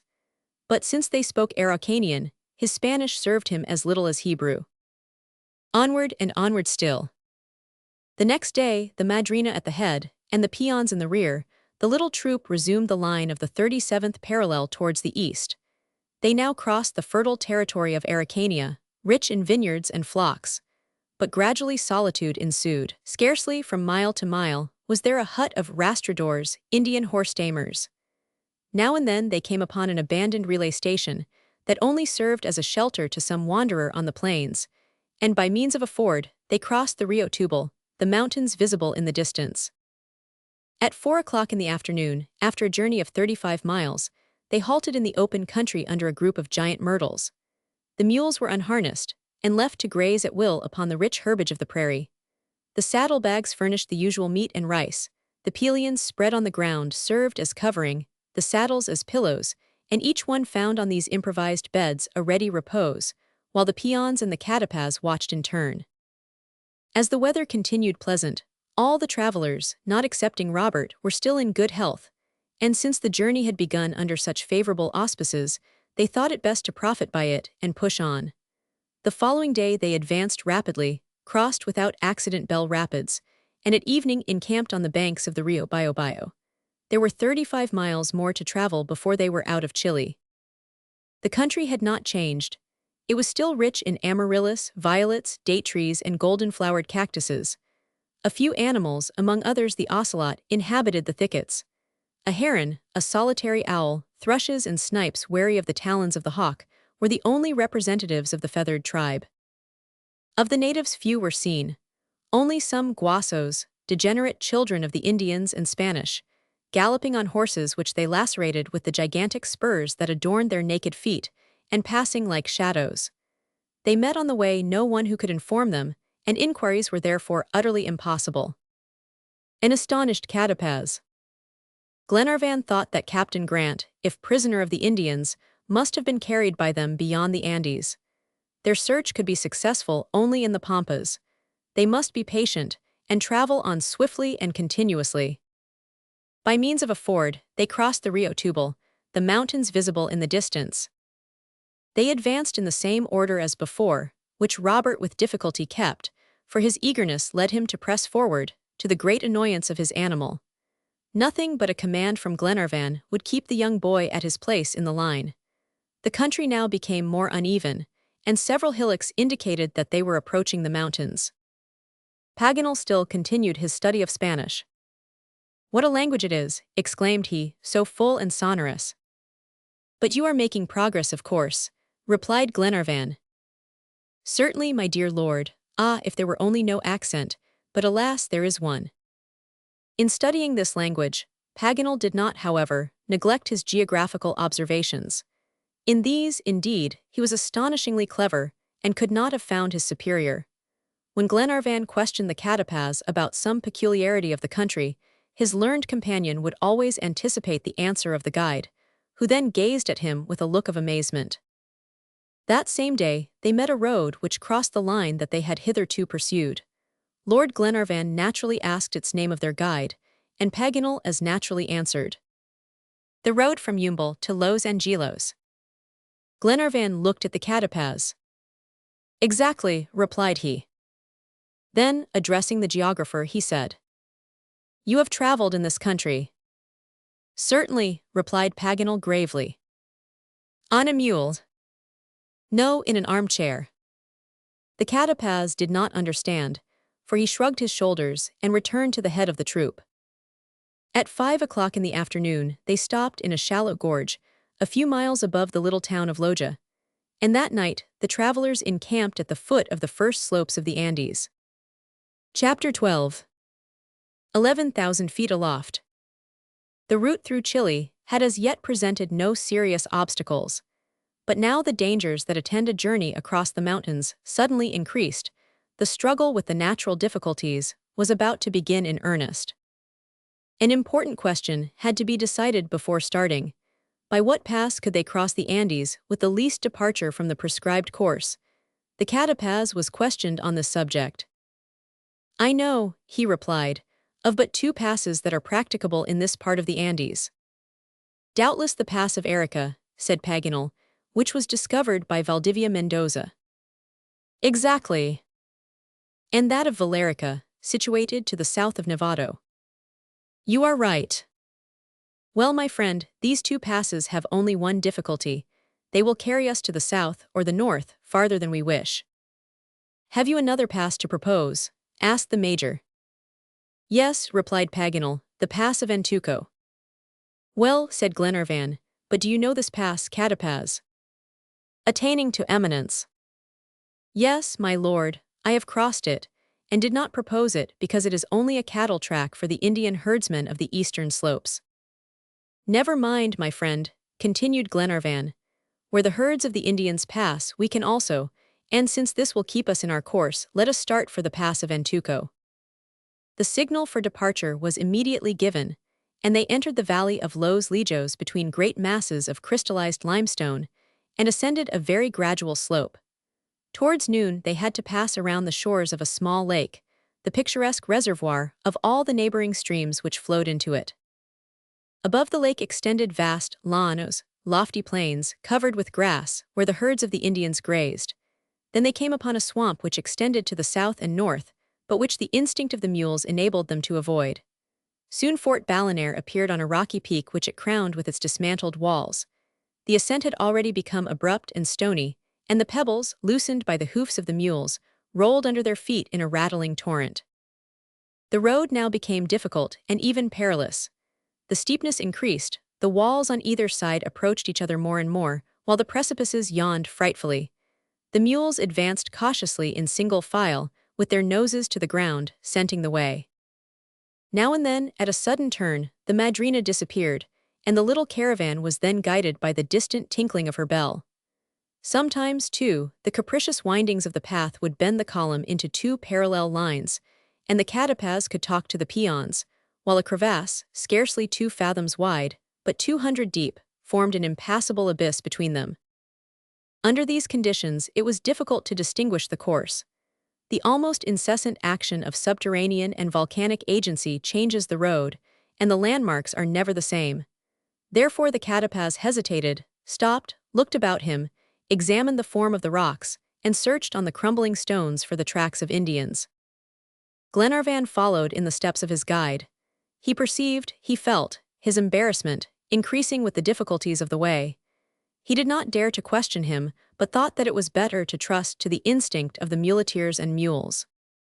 For an hour longer the catapaz wandered at a venture, but always seeking the more elevated parts of the mountain. At last he was forced to stop short. They were at the bottom of a narrow valley, one of those ravines that the Indians call quebradas. A perpendicular wall of porphyry barred their exit. Climbing a mountain. The catapaz, after searching vainly for a passage, dismounted, folded his arms and waited. Glenarvan approached him. "Have you lost your way?" he asked. "No, my lord," replied the catapaz. "But we are not at the pass of Antuco." "We are." "Are you not mistaken?" "I am not. Here are the remains of a fire made by the Indians, and the tracks left by their horses." "Well, they passed this way." "Yes, but we cannot. The last earthquake has made it impracticable." "For mules," replied the major, "but not for men." "That is for you to decide," said the catapaz. "I have done what I could. My mules and I are ready to turn back, if you please, and search for the other passes of the Andes." "But that will cause a delay." "Of 3 days at least." Glenarvan listened in silence to the words of the catapaz, who had evidently acted in accordance with his engagement. His mules could go no farther, but when the proposal was made to retrace their steps, Glenarvan turned towards his companions and said, "Do you wish to go on?" "We will follow you," replied Tom Austin. "And even precede you," added Paganel. "What is it, after all, to scale a chain of mountains whose opposite slopes afford an unusually easy descent?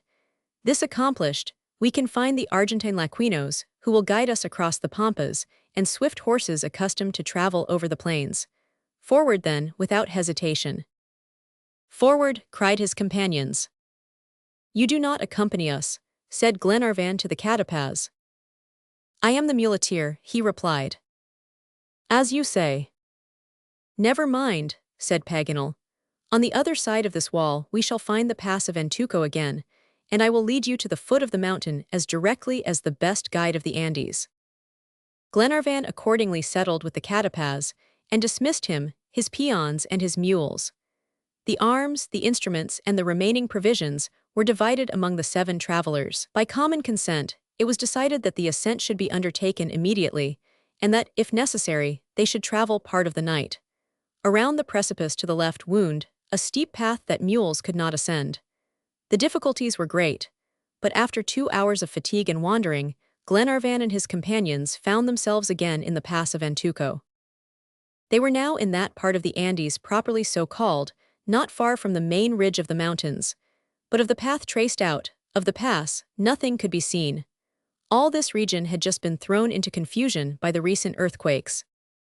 They ascended all night, climbed almost inaccessible plateaus, and leaped over broad and deep crevasses. Their arms took the place of ropes, and their shoulders served as steps. The strength of Mulrady and the skill of Wilson were often called into requisition. Many times, without their devotion and courage, the little party could not have advanced. Glenarvan never lost sight of young Robert, whose youth and eagerness led him to acts of rashness, while Paganel pressed on with all the ardor of a Frenchman. As for the Major, he only moved as much as was necessary, no more, no less, and mounted the path by an almost insensible motion. Did he perceive that he had been ascending for several hours? It is not certain. Perhaps he imagined he was descending. Practicing Excelsior. At 5 o'clock in the morning, the travelers had attained a height of 7,500 feet. They were now on the lower ridges, the last limit of arborescent vegetation. At this hour, the aspect of these regions was entirely changed. Great blocks of glittering ice, of a bluish color in certain parts, rose on all sides and reflected the first rays of the sun. The ascent now became very perilous. They no longer advanced without carefully examining the ice. Wilson had taken the lead, and with his foot tested the surface of the glaciers. His companions followed exactly in his footsteps and avoided uttering a word, for the least sound might have caused the fall of the snowy masses suspended 800 feet above their heads. They had reached the region of shrubs, which, 450 feet higher, gave place to grass and cactuses. At 11,000 feet, all traces of vegetation disappeared. The travelers had stopped only once to recruit their strength by a hasty repast, and with superhuman courage, they resumed the ascent in the face of the ever-increasing dangers. 2 hours more of terrible exertion followed. They kept ascending, in order to reach the highest summit of this part of the mountain. Somewhat serious. The strength of the little troop, however, in spite of their courage, was almost gone. Glenarvan, seeing the exhaustion of his companions, regretted having engaged in the undertaking. Young Robert struggled against fatigue, but could go no farther. Glenarvan stopped. "We must take a rest," said he, for he clearly saw that no one else would make this proposal. "Take a rest," replied Paganel. "How, where? We have no shelter." "It is indispensable, if only for Robert." "No, my lord," replied the courageous child. "I can still walk, do not stop." "We will carry you, my boy," said Paganel. "But we must, at all hazards, reach the eastern slope. There, perhaps, we shall find some hut in which we can take refuge. I ask for 2 hours more of travel." "Do you all agree?" asked Glenarvan. "Yes," replied his companions. "I will take charge of the brave boy," added the equally brave Mulrady. They resumed their march towards the east. 2 hours more of terrible exertion followed. They kept ascending, in order to reach the highest summit of this part of the mountain. Whatever were the desires of these courageous men, the moment now came when the most valiant failed, and dizziness, that terrible malady of the mountains, exhausted not only their physical strength but their moral courage. It is impossible to struggle with impunity against fatigues of this kind. Soon falls became frequent, and those who fell could only advance by dragging themselves on their knees. Exhaustion was about to put an end to this too prolonged ascent, and Glenarvan was considering with terror the extent of the snow, the cold which in this fatal region was so much to be dreaded, the shadows that were deepening on the solitary peaks, and the absence of a shelter for the night, when the Major stopped him, and in a calm tone said, "A hut." Chapter 13. A sudden descent. Anyone but MacNab would have passed by, around, or even over this hut 100 times without suspecting its existence. A projection on the surface of the snow scarcely distinguished it from the surrounding rocks. It was necessary to uncover it. After half an hour of persistent labor, Wilson and Mulrady had cleared away the entrance to the casucha, and the little party stepped in. A restaurant reopened. This casucha, constructed by the Indians, was made of adobes, a kind of bricks dried in the sun. 10 persons could easily find room inside, and if its walls had not been sufficiently watertight in the rainy season, at this time at least, they were some protection against the severity of the cold. There was, besides, a sort of fireplace with a flue of bricks very poorly laid, which enabled them to kindle a fire, and thus withstand the external temperature. "Here is a shelter, at least," said Glenarvan, "even if it is not comfortable. Providence has led us hither, and we cannot do better than accept this fortune." "Why," replied Paganel, "it is a palace.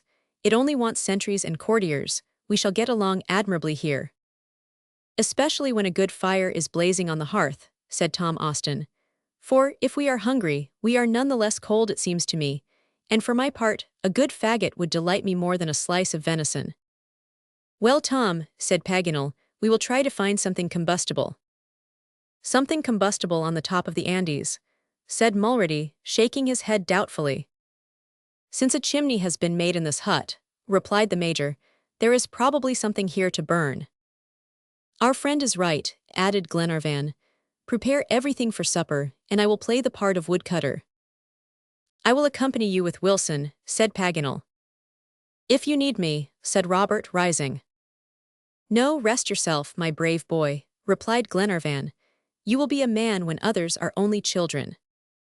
Glenarvan, Paganel, and Wilson went out of the hut. It was 6 o'clock in the evening. The cold was keen and cutting, in spite of the calmness of the air. The azure of the sky was already fading, and the sun shedding his last rays on the lofty peaks of the mountains. Reaching a hillock of porphyry, they scanned the horizon in every direction. They had now gained the summit of the Andes, which commanded an extended prospect. To the east, the sides of the mountains declined by gentle gradations, down which they could see the peons sliding several hundred feet below. In the distance extended long lines of scattered rocks and stones that had been crowded back by glacial avalanches. The valley of the Colorado was already growing dim in the increasing twilight. The elevations of land, the crags and the peaks, illumined by the rays of the sun, gradually faded, and darkness covered the whole eastern slope of the Andes. Towards the north undulated a succession of ridges that mingled together insensibly. To the south, however, the view was magnificent, and as night descended, the grandeur was inimitable.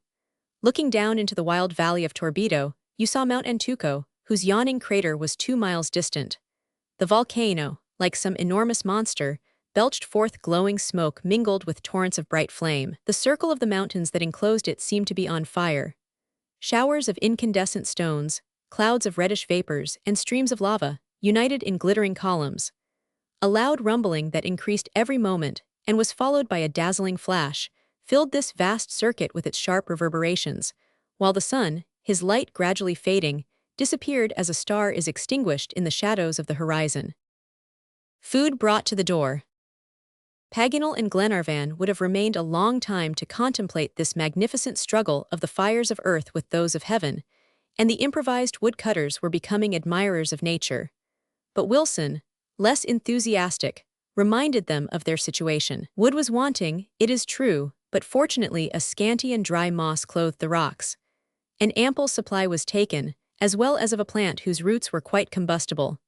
This precious fuel was brought to the hut and piled in the fireplace, but it was difficult to kindle the fire, and especially to keep it burning. When the viands were prepared, each one drank several mouthfuls of hot coffee with delight. As for the dried meat, it appeared a little unsatisfactory, which provoked on the part of Paganel a remark as useless as it was true. "Indeed," said he, "I must confess a llama steak would not be bad just now."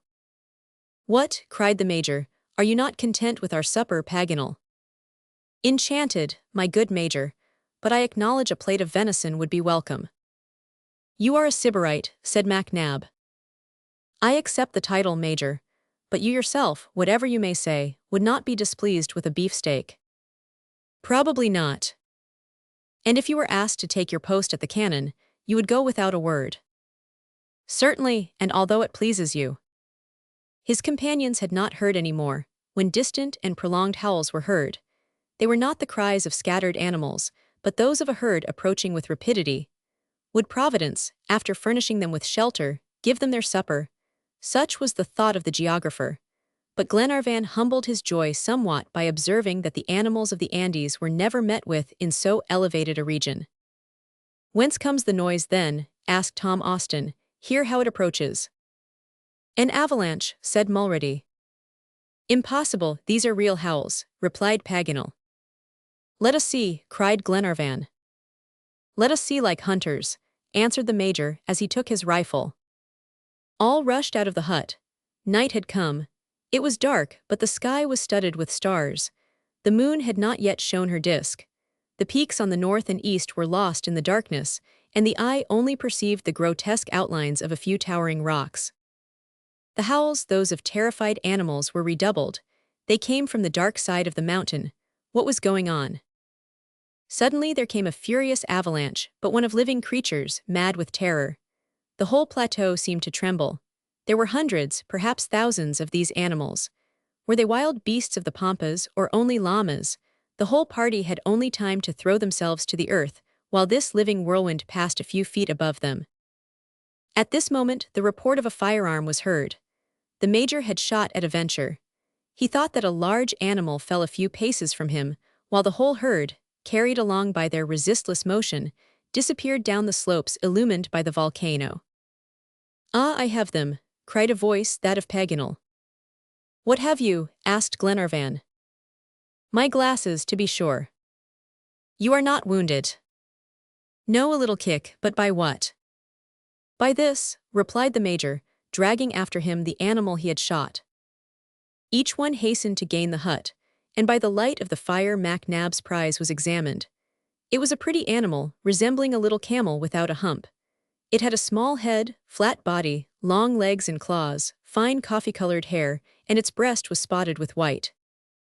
Scarcely had Paganel looked at it when he exclaimed, "It is a guanaco." "What is that?" asked Glenarvan. "An animal that eats itself." "And is it good?" "A dish for the gods." "Delicious, a dish for the gods. I knew well that you would like fresh meat for supper, and what meat this is, but who will dress the animal?" "I will," said Wilson. "Well, I will engage to broil it," replied Paganel. "You are a cook then, Monsieur Paganel," said Robert. "Certainly, my boy, a Frenchman is always a cook." In a little while Paganel placed large slices of meat on the coals, and in a short time, served up to his companions this appetizing viand. No one hesitated, but each attacked it ravenously. To the great amazement of the geographer, a general grimace accompanied by a pee-wah followed the first mouthful. "It is horrible," said one. "It is not eatable," replied another. The poor geographer, whatever was the difficulty, was forced to agree that this steak was not acceptable even to starving men. They therefore began to launch jokes at him and deride his dish for the gods, while he himself sought a reason for this unaccountable result. "I have it," he cried, "I have it." "Is the meat too old?" asked Mac Nab calmly. "No, my intolerant Major, but it has traveled too much. How could I forget that?" "What do you mean?" asked Tom Austin. "I mean that the animal is not good unless killed when at rest. I can affirm from the taste that it has come from a distance, and consequently, the whole herd." "You are certain of this," said Glenarvan. "Absolutely so." But what event could have terrified these animals so, and driven them at a time when they ought to be peacefully sleeping in their lairs? "As to that, my dear Glenarvan," said Paganel, "it is impossible for me to say. If you believe me, let us search no farther. For my part, I am dying for want of sleep. Let us retire, Major." "Very well, Paganel." Thereupon each wrapped himself in his poncho. The fuel was replenished for the night, and soon all but Glenarvan were buried in profound repose. He alone did not sleep. A secret uneasiness held him in a state of wakeful fatigue.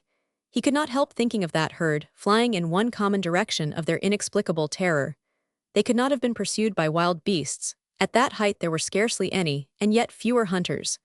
What fright had driven them over the abysses of Antarctica, and what was the cause of it? He thought of their strange situation, and felt a presentiment of coming danger. However, under the influence of a partial drowsiness, his ideas gradually modified, and fear gave place to hope. He saw himself in anticipation, on the morrow, on the plain at the foot of the Andes. There his actual search was to begin, and success was not, perhaps, far distant. He thought of Captain Grant and his 2 sailors, delivered from a cruel slavery. These images passed rapidly before his mind, every instant interrupted by a flash of fire, a spark, a flame, illumining the faces of his sleeping companions, and casting a flickering shadow over the walls of the hut. Then his presentiments returned with more vividness, while he listened vaguely to the external sounds so difficult to explain on these solitary summits. At one moment he thought he heard distant rumblings, dull and threatening like the rollings of thunder. These sounds could be caused only by a tempest raging on the sides of the mountain. He wished to convince himself and left the hut. The moon had risen, and the sky was clear and calm. Not a cloud was to be seen either above or below, only now and then the moving shadows of the flames of the volcano. At the zenith twinkled thousands of stars, while the rumbling still continued. They seemed to approach and run along the chain of the mountains. The internal rumblings, the din of the avalanche, the crash of the blocks of granite, and the whirlwinds of snow rendered all communication with each other impossible. Glenarvan returned more uneasy than before, seeking to divine what relation there was between these subterranean noises and the flight of the guanacos. He looked at his watch. It was 2 o'clock. However, having no certain knowledge of immediate danger, he did not wake his companions, whom fatigue held in a deep repose, but fell himself into a heavy sleep that lasted several hours. All at once a violent crash startled him to his feet. It was a deafening roar, like the irregular noise of innumerable artillery wagons rolling over a hollow pavement. Glenarvan suddenly felt the earth tremble beneath his feet. He saw the hut sway and start open. "Look out!" he cried. His companions, awakened and thrown into confusion, were hurried down a rapid descent. The day was breaking, and the scene was terrible. The form of the mountains suddenly changed, their tops were truncated, the tottering peaks disappeared as if a pitfall had opened at their base. A mass, several miles in extent, became detached entire and slid towards the plain. "An earthquake!" cried Paganel. He was not mistaken. It was one of those phenomena frequent on the mountain frontier of Chile. This portion of the globe is disturbed by subterranean fires, and the volcanoes of this chain afford only insufficient outlets for the confined vapors. In the meantime, the plateau, to which 7 stunned and terrified men clung by the tufts of moss, glided with the rapidity of an express. Not a cry was possible, not a movement of escape. They could not hear each other. The internal rumblings, the din of the avalanche, the crash of the blocks of granite, and the whirlwinds of snow rendered all communication with each other impossible. A steep gradient. At one time the mass would slide without jolts or jars. At another, seized with a pitching and rolling motion like the deck of a vessel shaken by the billows, it would run along the edge of the abysses into which the fragments of the mountain fell, uproot the trees of centuries, and level with the precision of an enormous scythe all the inequalities of the eastern slope. How long this indescribable scene lasted, no one could tell. In what abyss all were to be engulfed, no one was able to foresee. Whether they were all there alive, or whether one of them was lying at the bottom of a crevasse, no one could say. Stunned by the swiftness of the descent, chilled by the keenness of the cold, blinded by the whirlwinds of snow, they panted, exhausted and almost inanimate, and only clung to the rocks by the supreme instinct of preservation. All at once, a shock of unusual violence arrested their gliding vehicle. They were thrown forward and rolled upon the last declivities of the mountains. The plateau had stopped short. For a few moments no one stirred. At last one rose, deafened by the shock but yet firm. It was the Major. He shook off the snow that blinded him and looked around. His companions were not very far from one another. He counted them. All but one lay on the ground. The missing one was Robert Grant. Chapter 14. Providentially rescued. The eastern side of the Andes consists of long slopes, declining gradually to the plain upon which a portion of the mass had suddenly stopped. In this new country, garnished with rich pastures and adorned with magnificent vegetation, an incalculable number of apple trees, planted at the time of the conquest, glowed with their golden fruit and formed true forests. It seemed as if a part of beautiful Normandy had been cast into these monotonous regions, and under any other circumstances, the eye of a traveler would have been struck with this sudden transition from desert to oasis, from snowy peak to verdant prairie, from winter to summer.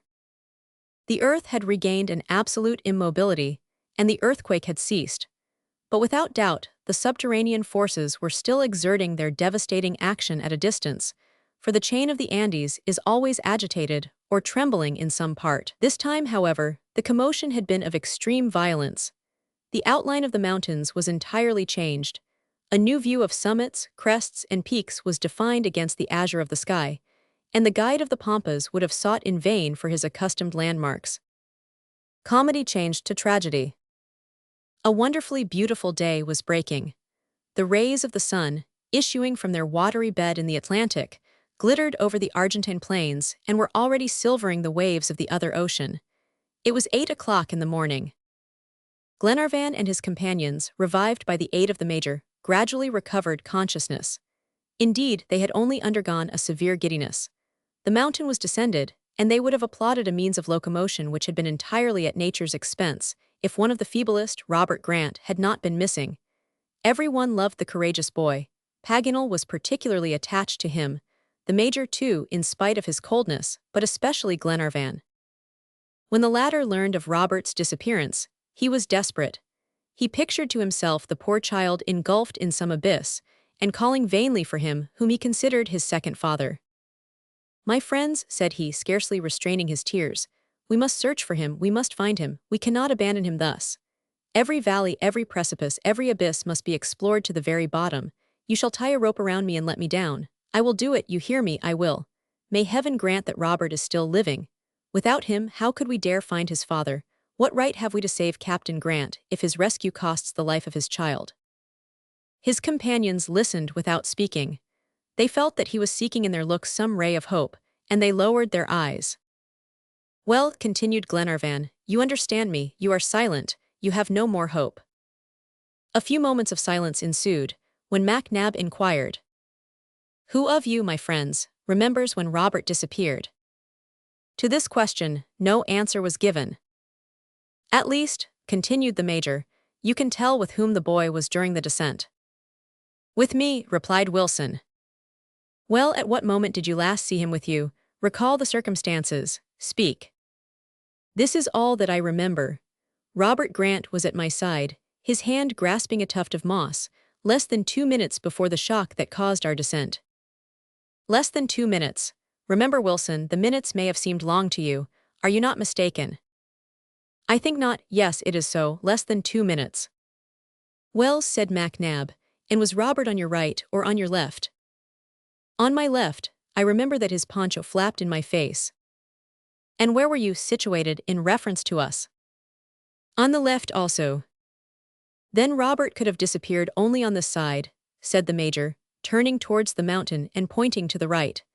"And also considering the time that has elapsed since his disappearance, the child must have fallen at a high part of the mountain. There we must search, and by taking different ways, we shall find him." Not a word more was said. The 6 men, scaling the declivities of the mountain, stationed themselves at different heights along the ridge and began their search. They kept always to the right of their line of descent, sounding the smallest fissures, descending to the bottom of precipices half filled with fragments of the mass, and more than one came forth with his garments in shreds, his feet and hands lacerated, at the peril of his life. A sleepless night. All this portion of the Andes, except a few inaccessible plateaus, was carefully explored for many hours without one of these brave men thinking of rest. But it was a vain search. The child had not only found death in the mountains, but also a tomb, the stone of which, made of some enormous rock, was forever closed over him. Towards noon Glenarvan and his companions, bruised and exhausted, found themselves again in the valley. The former was a prey to the most violent grief. He scarcely spoke, and from his lips issued only these words, broken by sighs, "I will not go, I will not go." Each understood this determination, and respected it. "We will wait," said Paganel to the Major and Tom Austin. "Let us take some rest and recruit our strength.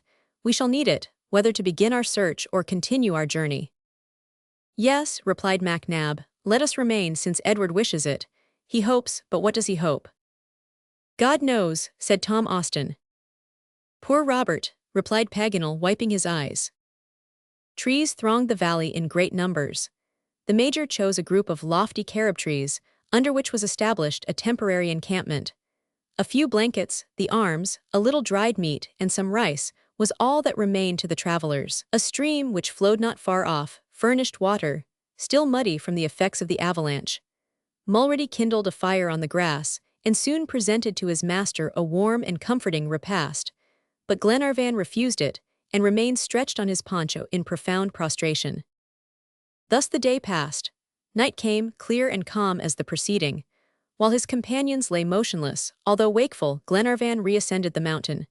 He listened closely, still hoping that a last cry might reach him. He ventured alone and afar, pressing his ear to the ground, listening, restraining the beatings of his heart, and calling in a voice of despair. The whole night long he wandered on the mountain. Sometimes Paganel, sometimes the Major, followed him, ready to help him on the slippery summits or on the edge of the chasms where his rashness led him. But his last efforts were fruitless, and to the cry of "Robert, Robert," 1,000 times repeated, echo alone replied. Day dawned, and it was necessary to go in search of Glenarvan on the mountain, and bring him in spite of his reluctance back to the encampment. His despair was terrible. Who would now dare to speak to him of departure, and propose leaving this fatal valley? But the provisions were failing. They would soon meet the Argentine guides and horses to take them across the Pampas. To retrace their steps was more difficult than to advance. Besides, the Atlantic was the place appointed to meet the Duncan. All these reasons did not permit a longer delay, and it was for the interest of all that the hour for departure should be no longer deferred. Mac Nab attempted to draw Glenarvan from his grief. For a long time he spoke without his friend appearing to hear him. Glenarvan shook his head. At length, words escaped his lips. "Go," said he. "Yes, go." 1 hour more. "Well, 1 hour more," replied the worthy Major. When it had passed, Glenarvan asked for another. You would have thought a condemned man was praying for his life. Thus it continued till about noon, when Mac Nab, by the advice of all, would no longer hesitate, and told Glenarvan that they must go. The lives of his companions depended upon a prompt decision. "Yes, yes," replied Glenarvan, "we will go, we will go." But as he spoke his eyes were turned away from Mac Nab. His gaze was fixed upon a black speck in the air.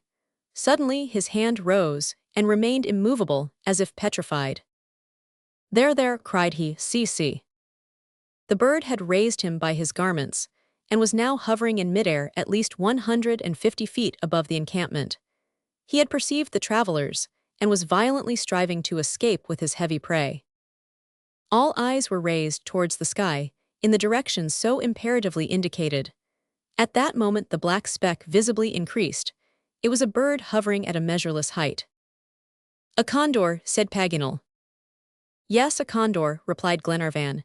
"Who knows? He is coming, he is descending, let us wait." What did Glenarvan hope? Was his reason wandering? He had said, "Who knows?" Paganel was not mistaken. The condor became more distinct every moment. This magnificent bird, long revered by the Incas, is the king of the southern Andes. In these regions he attains an extraordinary development. His strength is prodigious, and he often precipitates oxen to the bottom of the abysses. He attacks sheep, goats, and calves wandering on the plain, and carries them in his talons to a great height.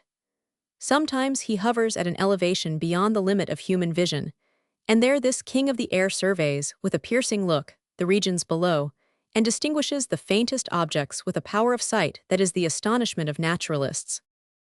What had the condor seen? A corpse, that of Robert Grant. "Who knows?" repeated Glenarvan without losing sight of him. The enormous bird approached, now hovering, now falling with the swiftness of inert bodies. He soon described circles of larger extent, and could be perfectly distinguished. He measured 15 feet across his wings, which supported him in the air almost without motion, for it is the peculiarity of these great birds to sail with a majestic calmness, unlike all others of the winged tribes. The Major and Wilson had seized their rifles, but Glenarvan stopped them with a gesture. The condor was approaching in the circles of his flight, a sort of inaccessible plateau, a quarter of a mile distant. He was turning with a vertical rapidity, opening and closing his formidable claws, and shaking his cartilaginous neck. "Something worse." "There's there," cried Glenarvan. Then suddenly, a thought flashed through his mind. "If Robert is still living," exclaimed he with a cry of terror, "this bird, fire, my friends, fire."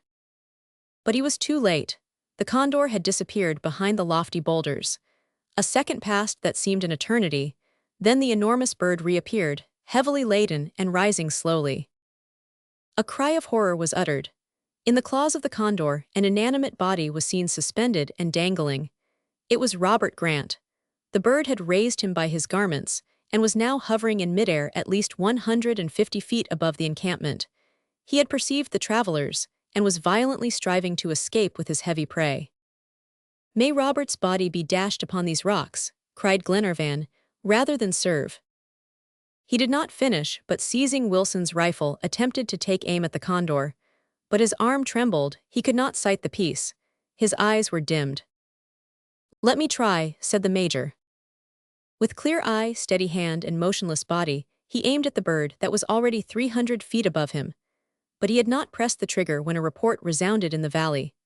A light smoke curled up between two rocks, and the condor, shot in the head, fell, slowly turning, sustained by his broad outspread wings. He had not released his prey, and at last reached the ground, 10 paces from the banks of the stream. "Quick, quick," said Glenarvan, and without seeking whence this providential shot had come, he rushed towards the condor. His companions closely followed him. The lost is found.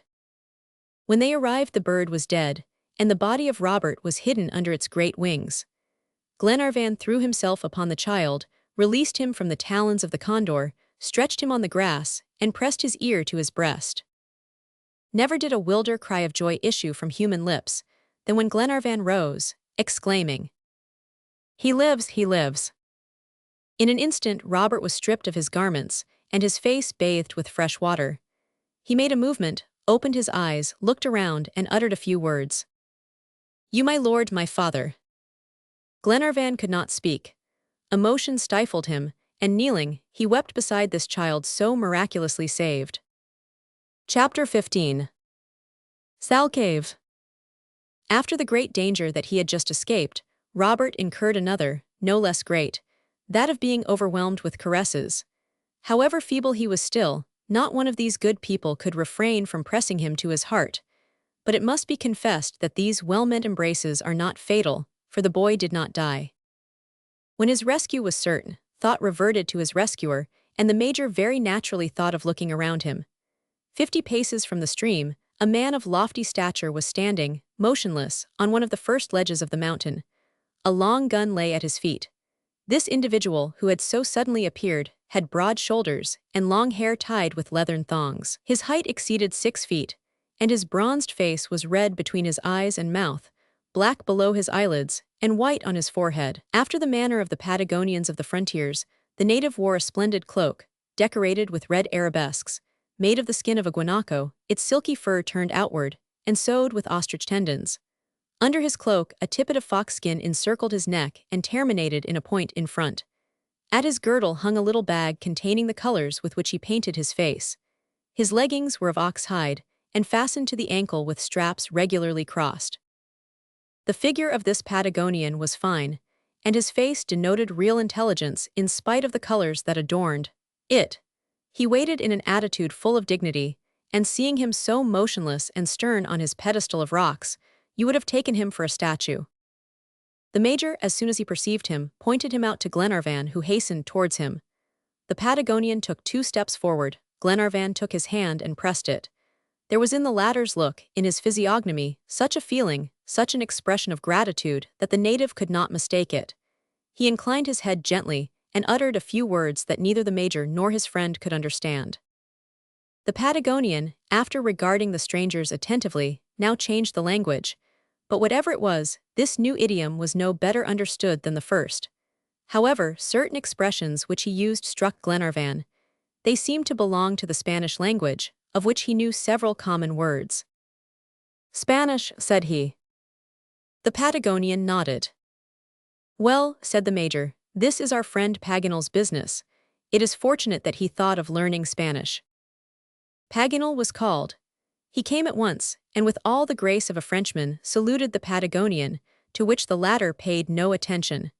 The geographer was informed of the state of affairs, and was only too glad to use his diligently acquired knowledge. "Something wrong." "Exactly," said he, and opening his mouth widely in order to articulate better, he said, in his best Spanish, "You are a brave man." The native listened, but did not answer. "He does not understand," said the geographer. Perhaps you do not pronounce well, replied the major. Very true, curse the pronunciation. And again Paganel began, but with no better success. I will change the expression, said he, and pronouncing with magisterial slowness, he uttered these words. A Patagonian, doubtless. The native remained mute as before. Answer, added Paganel. The Patagonian did not reply. Do you understand? Cried Paganel, violently enough to damage his organs of speech. It was evident that the Indian did not understand, for he answered, but in Spanish. I do not understand.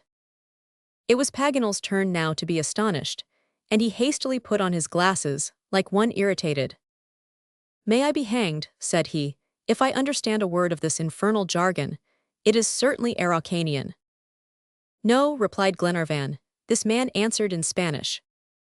And turning to the Patagonian, he repeated. The Spanish. Yes, replied the native. Paganel's surprise became amazement.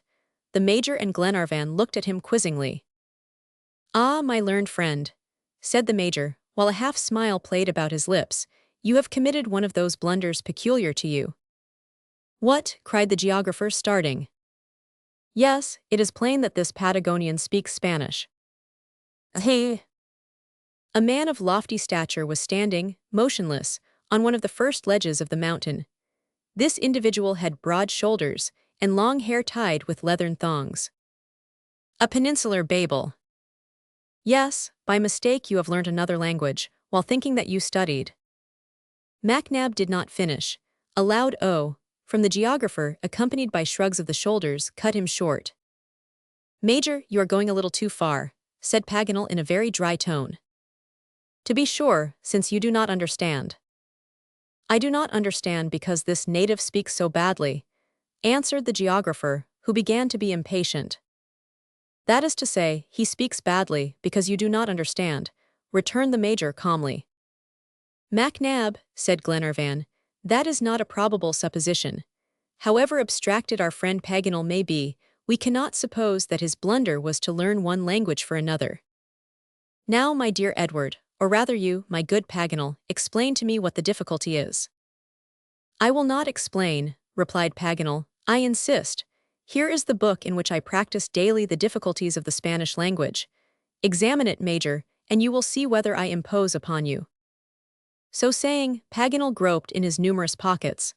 After searching a few moments, he drew forth a volume in a very bad state, and presented it with an air of assurance. The major took the book and looked at it. Well, what work is this? He asked. The Lusiad, replied Paganel, an admirable poem which. The Lusiad, cried Glenarvan. Yes, my friend, the Lusiad of the immortal Camões, nothing more or less. Camões, repeated Glenarvan. But unfortunate friend, Camões was a Portuguese. It is Portuguese that you have been studying for 6 weeks. Camões, Lusiad, Portuguese. Paganel could say no more. His eyes wandered, while a peal of Homeric laughter rang in his ears. The Patagonian did not wink. He waited patiently for the explanation of this event, which was totally incomprehensible to him. Insensate fool, cried Paganel at last. What is it so? Is it not a mere joke? Have I done this? It is the confusion of languages as at Babel. My friends, to start for India and arrive at Chile, to learn Spanish and speak Portuguese. This is too much, and if it continues, I shall some day throw myself out of the window instead of my cigar. To hear Paganel take his blunder thus, to see his comical actions, it was impossible to keep serious. Besides, he set the example himself. Laugh, my friends, said he, laugh with a will, you cannot laugh as much as I do at myself. And he uttered the most formidable peal of laughter that ever issued from the mouth of a geographer. But we are none the less without an interpreter, said the major. Oh, do not be troubled, replied Paganel. The Portuguese and Spanish resemble each other so much that I made a mistake. However, this very resemblance will soon enable me to rectify my error, and in a short time I will thank this worthy Patagonian in the language he speaks so well. Paganel was right, for he could soon exchange a few words with the native. He even learned that his name was Thalcave, a word which signifies in Araucanian, the thunderer. This surname was doubtless given to him for his skill in the use of firearms. Better prospects. But Glenarvan was particularly rejoiced to discover that the Patagonian was a guide, and moreover, a guide of the Pampas. There was, therefore, something so providential in this meeting that the success of the enterprise seemed already an accomplished fact, and no one any longer doubted the rescue of Captain Grant. In the meantime, the travelers and the Patagonian had returned to Robert. The latter stretched his arms towards the native, who, without a word, placed his hand upon his head. He examined the child and felt his wounded limbs. Then, smiling, he went and gathered on the banks of the stream a few handfuls of wild celery, with which he rubbed the boy's body. Under this treatment, performed with an extreme gentleness, the child felt his strength revive, and it was plain that a few hours would suffice to restore him.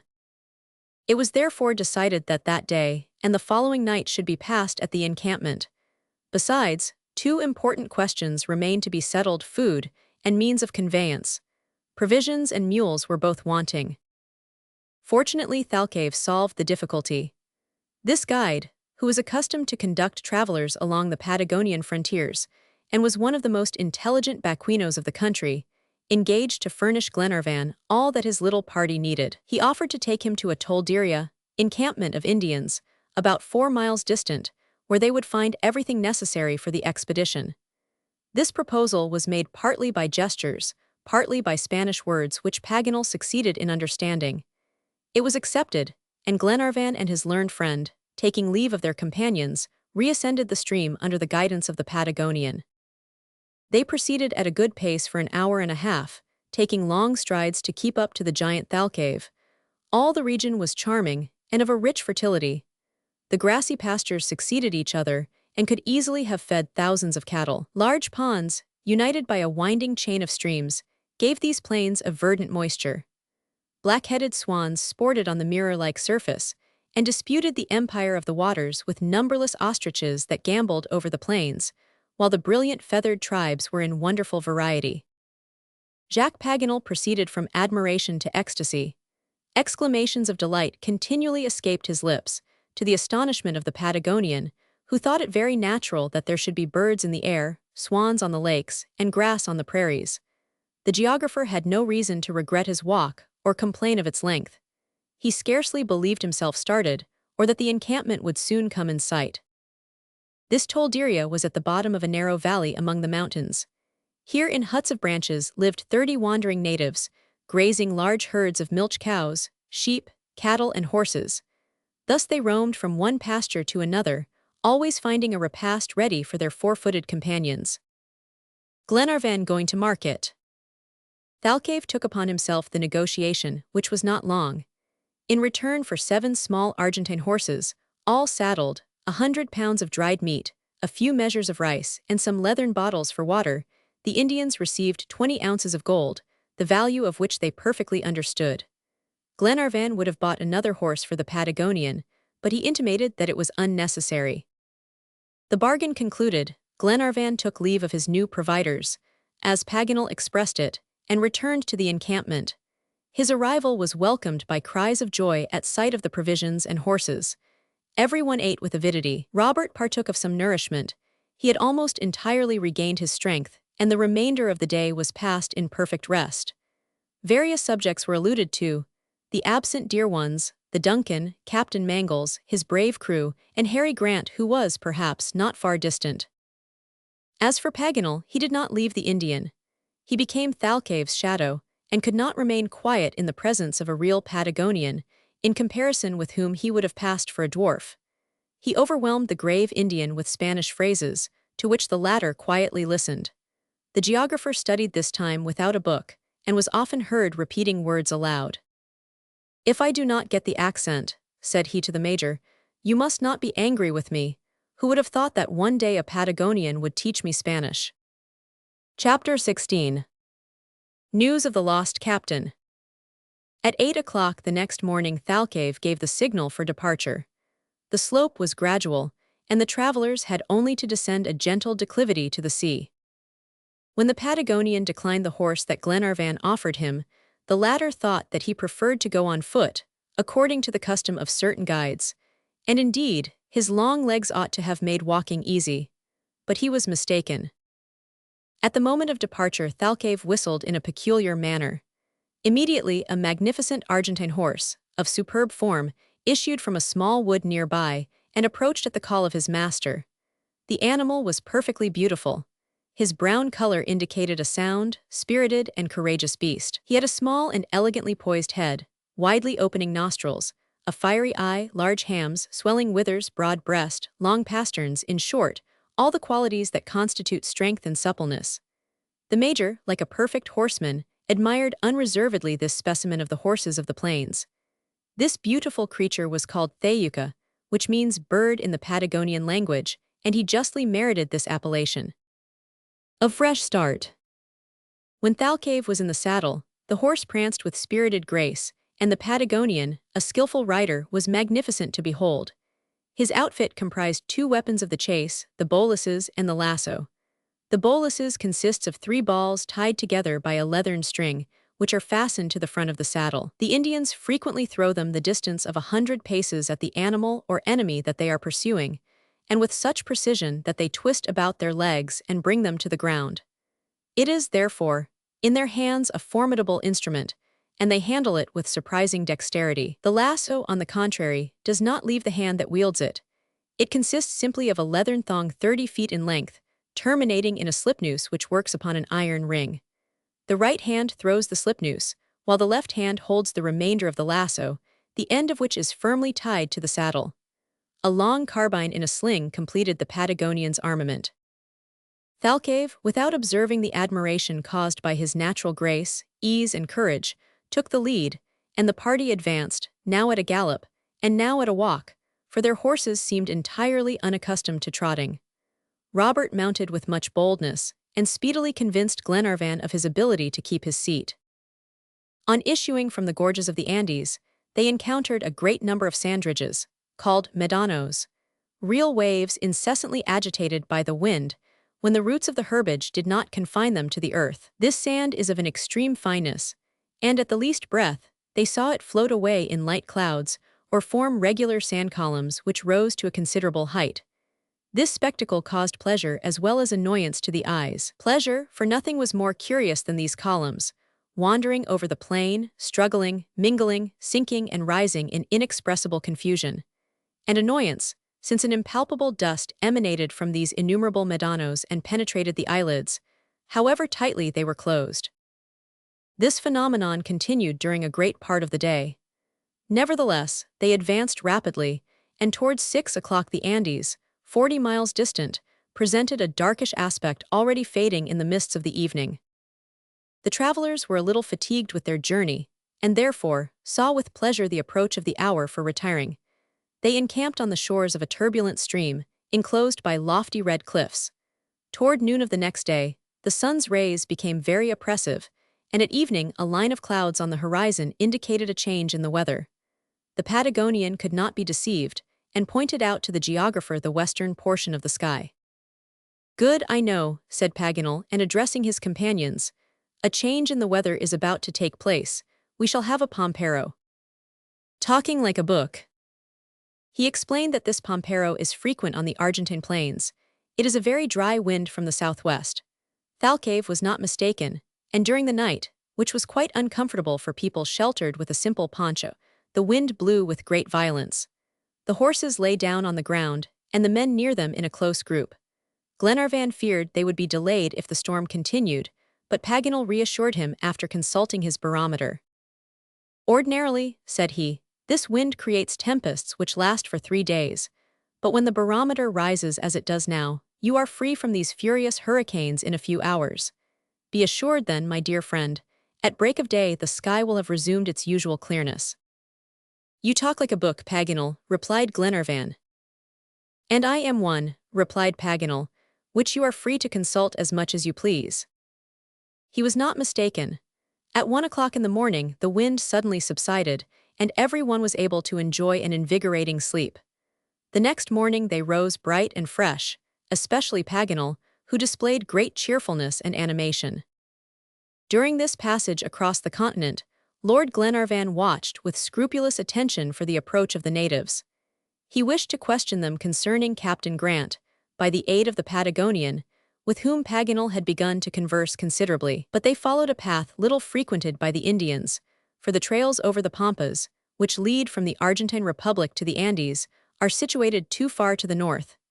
If by chance a wandering horseman appeared in the distance, he fled rapidly away, little caring to come in contact with strangers. However, although Glenarvan, in the interest of his search, regretted the absence of the Indians, an incident took place which singularly justified the interpretation of the document. Several times the course pursued by the expedition crossed paths on the Pampas, among others quite an important road, that from Carmen to Mendoza, distinguishable by the bones of such animals as mules, horses, sheep, and oxen, whose remains were scattered by the birds of prey and lay bleaching in the sun. There were thousands of them, and without doubt, more than one human skeleton had added its bones to those of these humbler animals.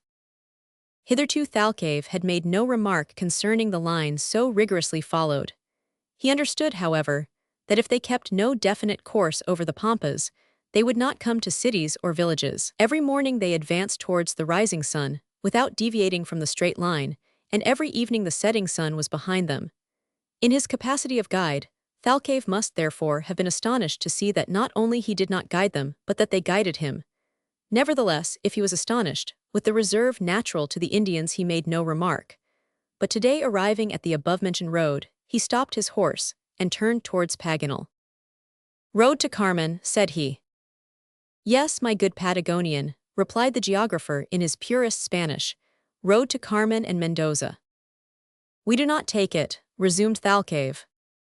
"No," answered Paganel. "And we are going always to the east." "That is going nowhere." "Who knows?" Thalcave was silent, and gazed at the geographer with profound surprise. He did not admit, however, that Paganel was joking the least in the world. An Indian, with his natural seriousness, never imagines that you are not speaking in earnest. "You are not going to Carmen, then?"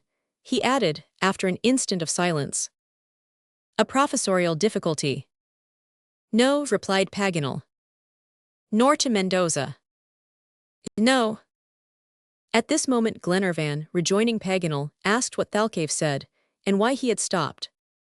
When he had told him, Glenarvan said, "Could you not explain to him the object of our expedition, and why we must always proceed toward the east?" "That would be very difficult," answered Paganel, "for an Indian understands nothing of geography." "But," said the Major seriously, "is it the history or the historian that he cannot understand?" "Ah, MacNab," said Paganel, "you still doubt my Spanish. Try, my worthy friend." "Very well." Paganel turned to the Patagonian, and began a discourse, frequently interrupted for want of words, and from the difficulty of explaining to a half-ignorant savage details, which were rather incomprehensible to him. The geographer was just then a curious sight. He gesticulated, articulated, and exerted himself in 100 ways, while great drops of sweat rolled down his face. When his tongue could no longer move, his arm came to his aid. He dismounted and traced on the sand a geographical map, with lines of latitude and longitude, the two oceans, and the road to Carmen. Never was professor in such embarrassment. Thalcave watched these maneuvers without showing whether he comprehended or not. The lesson in geography lasted more than half an hour. At last Paganel ceased, wiped his face, which was wet with perspiration, and looked at the Patagonian. "Did he understand?" inquired Glenarvan. "We shall see," replied Paganel, "but if he did not, I give it up." "Perhaps." Thalcave did not stir. He no longer spoke. His eyes were fixed upon the figures traced on the sand, which the wind was gradually effacing. An important road, that from Carmen to Mendoza, distinguishable by the bones of such animals as mules, horses, sheep, and oxen, whose remains were scattered by the birds of prey, and lay bleaching in the sun. "Well?" asked Paganel. Thalcave did not appear to hear him. Paganel already saw an ironical smile forming upon the lips of the Major, and, wishing to save his reputation, had begun with renewed energy his geographical demonstrations, when the Patagonian stopped him with a gesture. "You are searching for a prisoner," he said. "Yes," replied Paganel. "And exactly on the line from the setting to the rising sun," said Thalcave, indicating by a comparison, in the Indian manner, the course from west to east. "Yes, yes, that is it." "And it is your God," said the Patagonian, "who has confided to the waves of the vast ocean the secrets of the prisoner." "God himself." "May his will be accomplished then," replied Thalcave with a certain solemnity. "We will go to the east, and if necessary, even to the sun." Paganel, in his exultation over his pupil, immediately translated to his companions the replies of the Indian.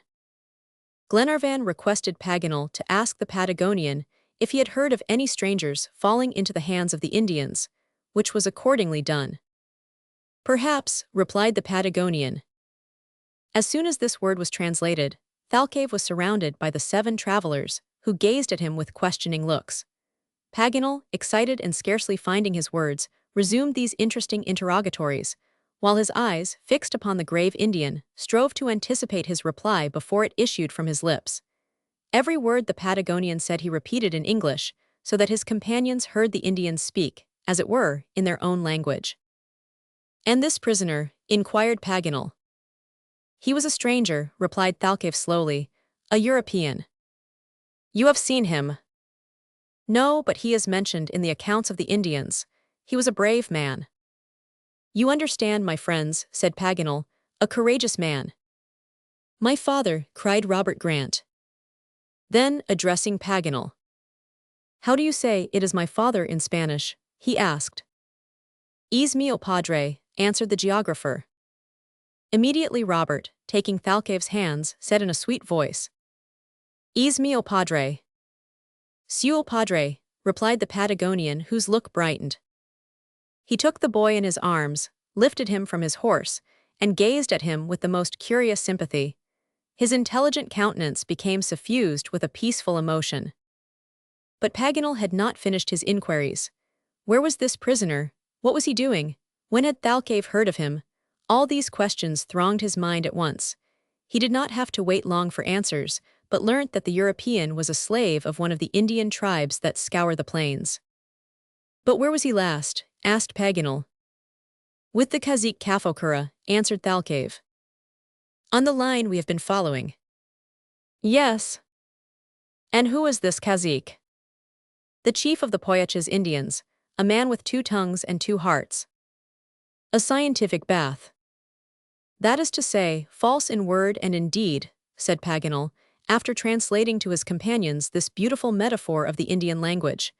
"And can we rescue our friend?" he added. "Perhaps so, if your friend is still in the hands of the Indians." "And when did you hear of him?" "A long time ago, and since then, the sun has brought back 2 summers to the sky." Glenarvan's joy could not be described. This answer coincided exactly with the date of the document, but one question remained to be asked. "You speak of a prisoner," said Paganel, "but were there not 3? "I do not know," replied Thalcave. "And you know nothing of their actual situation?" "Nothing." This last word ended the conversation. It was possible that the 3 prisoners had been separated a long time, but the substance of the Patagonian's information was that the Indians spoke of a European who had fallen into their power. The date of his captivity, the place where he must have been, everything, even to the Patagonian phrase used to express his courage, related evidently to Captain Harry Grant.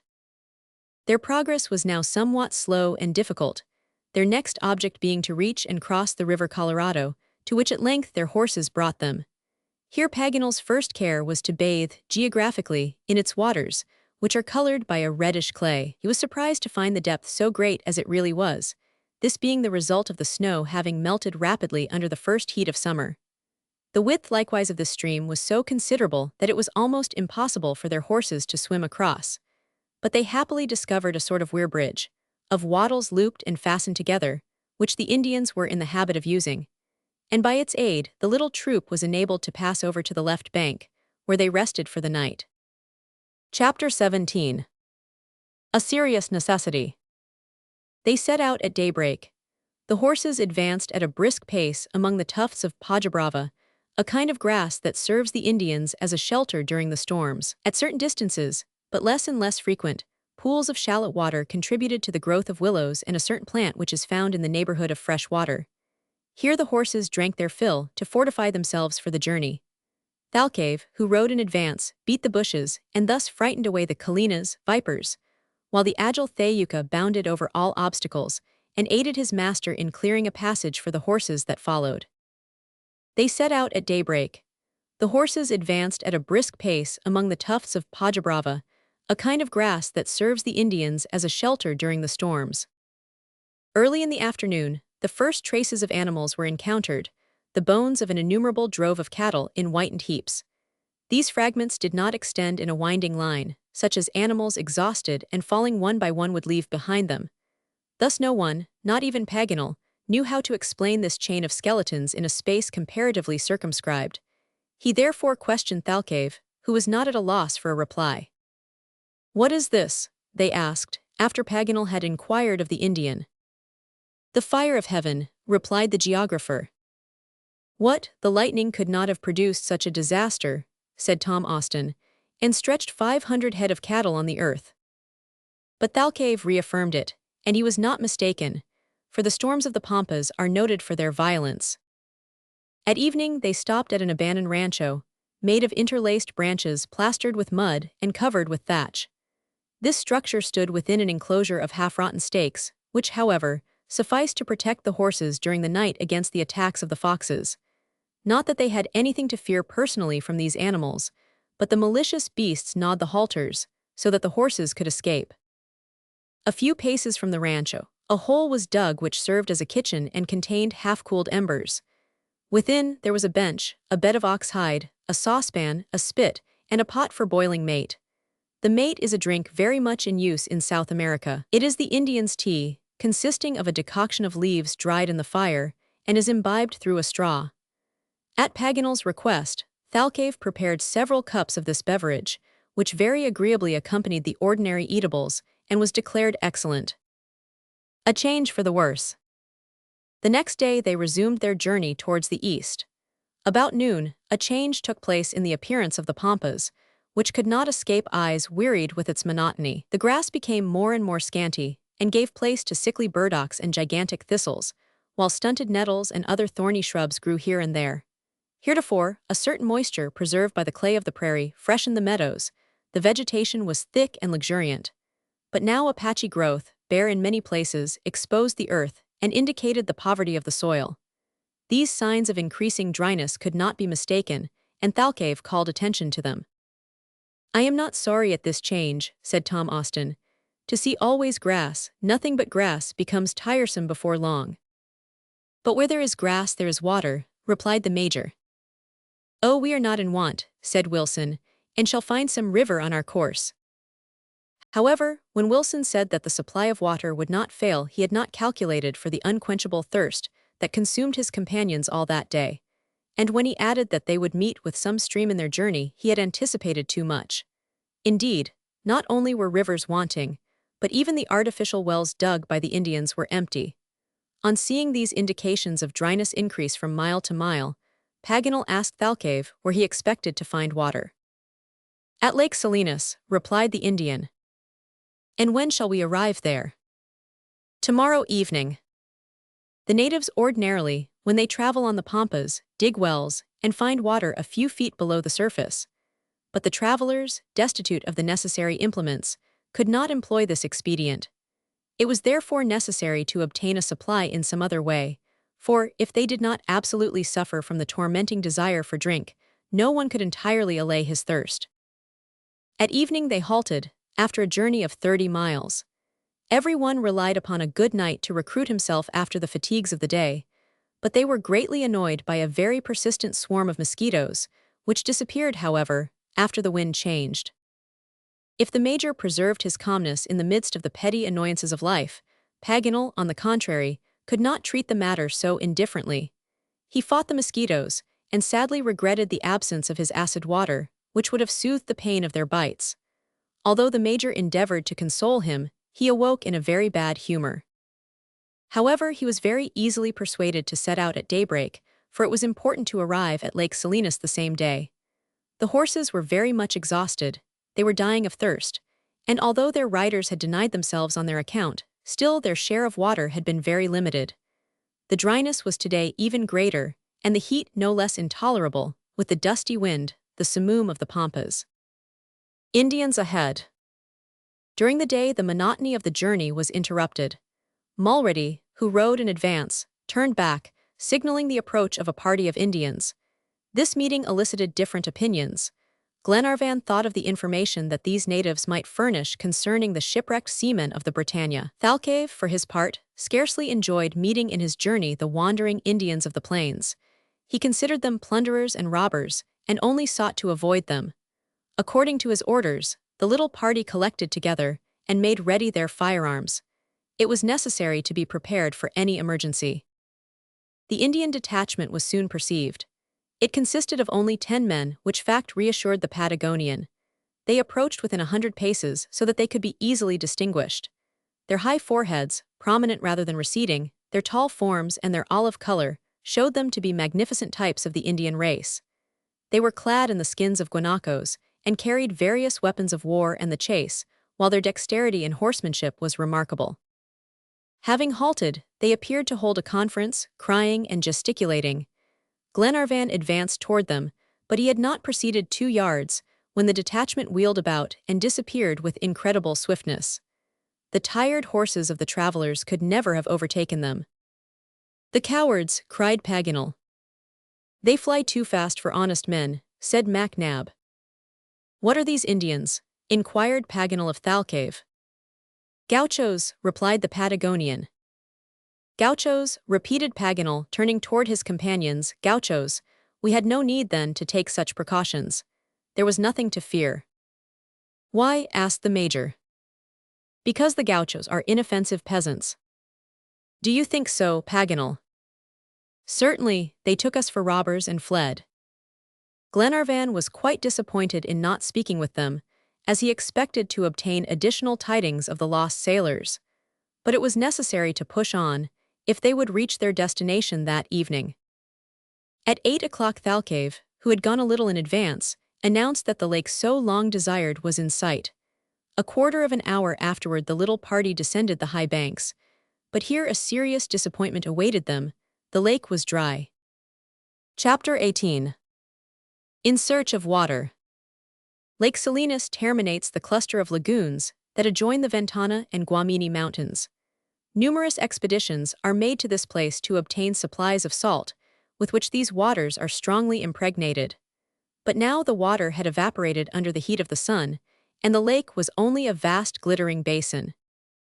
When Thalcave announced the presence of a drinkable liquid at Lake Salinas, he meant the streams of fresh water that flow from it in many places. But at this time, its affluents were as dry as itself. The burning sun had absorbed everything. Hence, the consternation was general when the thirsty party arrived at the parched shores of Lake Salinas. It was necessary to take counsel. The little water in the leathern bottles was half spoiled, and could not quench their thirst, which began to make itself acutely felt. Hunger and fatigue gave place to this imperative want. A rauca, a kind of upright tent of leather which stood in a hollow and had been abandoned by the natives, served as a refuge for the travelers, while their horses, stretched on the muddy shores of the lake, ate the saline plants and dry reeds, although reluctantly. When each had sat down in the rauca, Paganel asked Thalcave's advice as to what was best to be done. A rapid conversation, of which Glenarvan caught a few words, ensued between the geographer and the Indian. Thalcave spoke calmly, while Paganel gesticulated for both. This consultation lasted a few minutes, and then the Patagonian folded his arms. "What did he say?" inquired Glenarvan. "I thought I understood him to advise us to separate." "Yes, into 2 parties," replied Paganel. "Those of us whose horses are so overcome with fatigue and thirst that they can scarcely move will continue the journey as well as possible. Those who are better mounted, on the contrary, will ride in advance and reconnoiter the Guamini River, which empties into Lake San Lucas. If there is sufficient water there, they will wait for their companions on the banks of the stream. If not, they will return to save the rest a useless journey." "And then?" asked Tom Austin. "Then we must go southward to the first branches of the Ventana Mountains, where the rivers are numerous." "The plan is good," replied Glenarvan, "and we will follow it without delay. my horse has not suffered so much yet from want of water, and I offer to accompany Thalcave." "Oh, my lord, take me," cried Robert, as if a pleasure excursion were in question. "But can you keep up with us, my child?" "Yes, I have a good beast that asks nothing better than to go in advance. Will you, my lord, I beseech you?" "Come then, my boy," said Glenarvan, delighted not to be separated from Robert.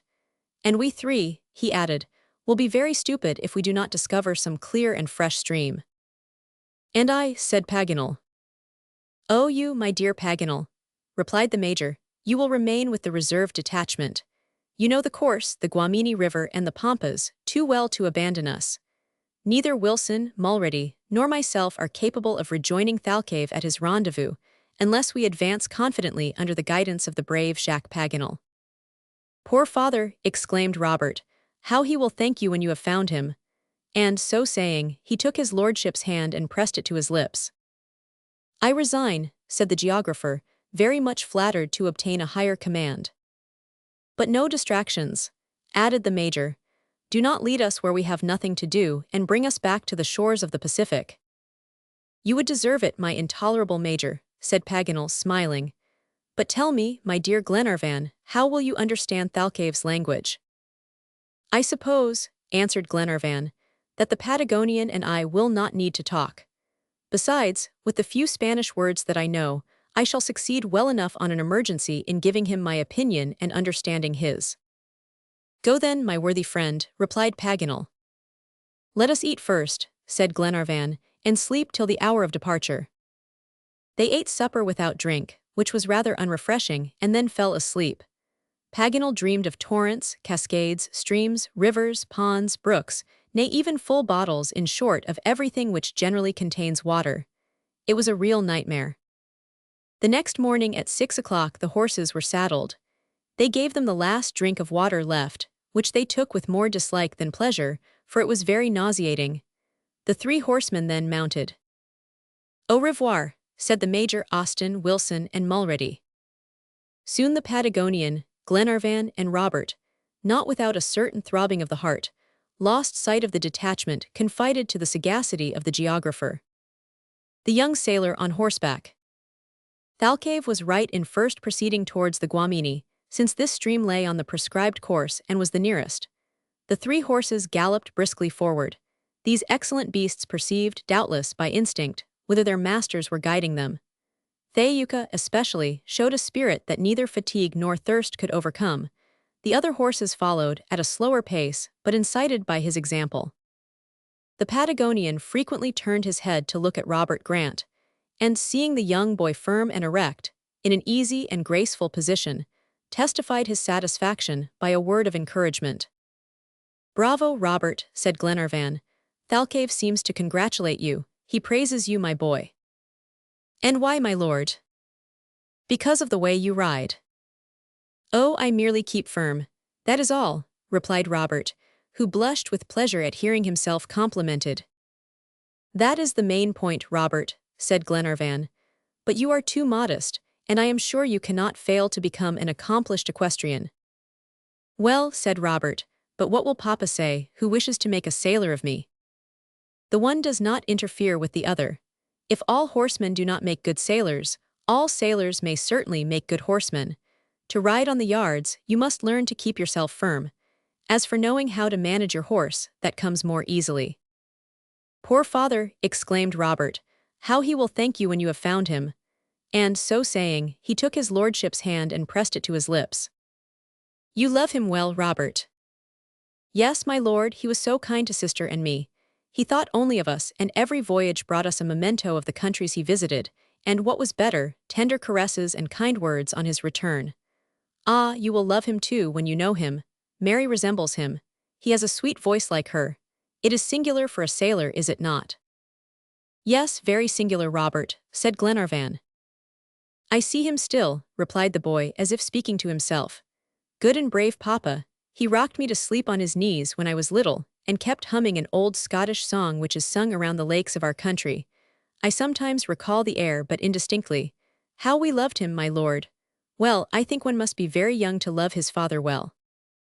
"And old to reverence him, my child," replied Glenarvan, quite moved by the words that came from this young heart. During this conversation, their horses had relaxed their pace and fallen behind the other, but Thalcave called them, and they resumed their former gait.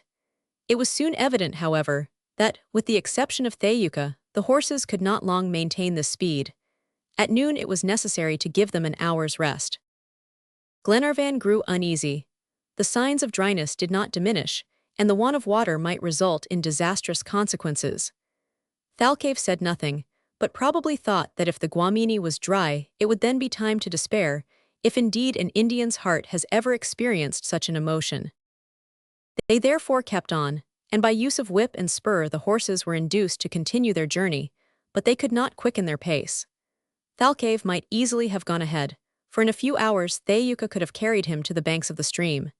He doubtless thought of it, but probably did not like to leave his two companions alone in the midst of this desert, and that he might not outstrip them, he forced Thayuka to lessen his speed. It was not, however, without much resistance, prancing and neighing, that Thalcave's horse consented to keep pace with the others. It was not so much the strength as the voice of his master which restrained him. The Indian actually talked to his horse, and the animal, if he did not answer, at least comprehended him. The Patagonian must have used excellent arguments, for, after discussing some time, Thayuka yielded, and obeyed his master's commands. Gained at last. But if Thayuka understood Thalcave, Thalcave had none the less understood Thayuka. The intelligent animal, through his superior instincts, had perceived a moisture in the air. He inhaled it eagerly, and kept moving his tongue, as if it were steeped in a grateful liquid. The Patagonian could not be deceived. Water was not far distant. He therefore encouraged his companions by explaining the impatience of his horse, which the others were not long in understanding. They made a final effort, and galloped after the Indian. About 3 o'clock, a bright line appeared in a hollow of the plain. It trembled under the rays of the sun. "Water!" cried Glenarvan. "Water, yes, water!" cried Robert. They had no more need to urge their horses. The poor beasts, feeling their strength renewed, rushed forward with an irresistible eagerness. In a few moments they had reached the Guamini River, and saddled as they were, plunged to their breasts into the cooling stream. Their masters imitated their example, without reluctance, and took an afternoon bath which was as healthful as it was pleasant. "Ah, how good it is," said Robert, as he quenched his thirst in the middle of the river. "Be moderate, my boy," said Glenarvan, who did not set a good example. Nothing was heard but the sound of rapid drinking. As for Thalcave, he drank quietly, without hurrying, long and deeply, till they might perhaps fear that the stream would be drained. "Well," said Glenarvan, "our friends will not be disappointed in their expectations. They are sure, on arriving at the Guamini, to find an abundance of clear water, if Thalcave leaves any." "But could we not go to meet them?" asked Robert. "We could spare them several hours of anxiety." "Doubtless, my boy, but how carry the water? Wilson has charge of the water bottles. No, it is better to wait, as we agreed. Calculating the necessary time, and the slow pace of the horses, our friends will be here at night. Let us, then, prepare them a safe shelter and a good repast." Thalcave had not waited for Glenarvan's orders to search for a place to encamp.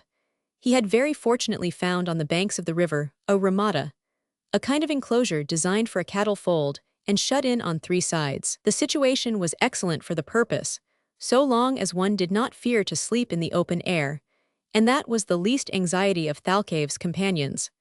Thus they did not seek a better retreat, but stretched themselves on the ground in the sun to dry their water-soaked garments. "Well, since here is shelter," said Glenarvan, "let us think of supper. Our friends must be satisfied with the couriers whom they have sent forward, and if I am not greatly mistaken, they will have no reason to complain. I think an hour's hunting will not be time lost. Are you ready, Robert?" "Yes, my lord," replied he with gun in hand. An evening's sport. Glenarvan had conceived this idea, because the banks of the Guamini seemed to be the haunt of the game of the surrounding plains. Tinamous, a kind of partridge, plovers called teru-teru, yellow rails, and waterfowl of magnificent green were seen rising in flocks. As for quadrupeds, they did not make their appearance, but Thalcave, pointing to the tall grass and thick coppice, explained that they were hidden there.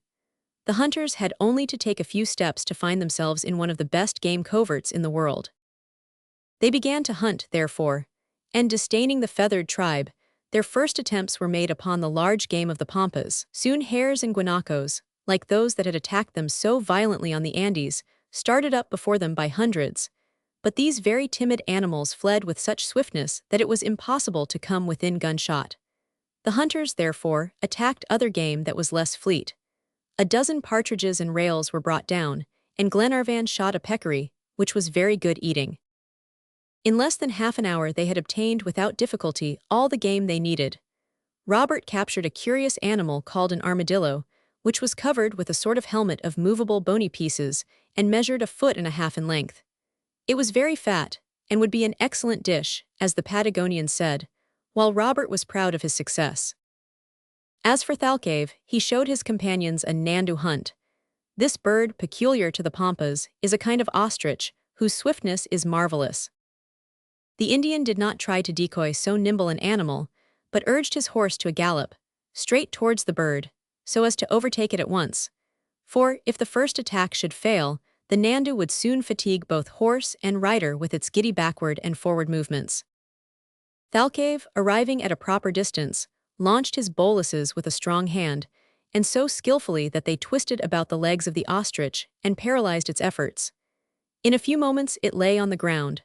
The Indians soon captured his prize and contributed it to the common repast. The string of partridges, Thalcave's ostrich, Glenarvan's peccary, and Robert's armadillo were brought back to camp. The ostrich and the peccary were immediately stripped of their skin and cut into small slices.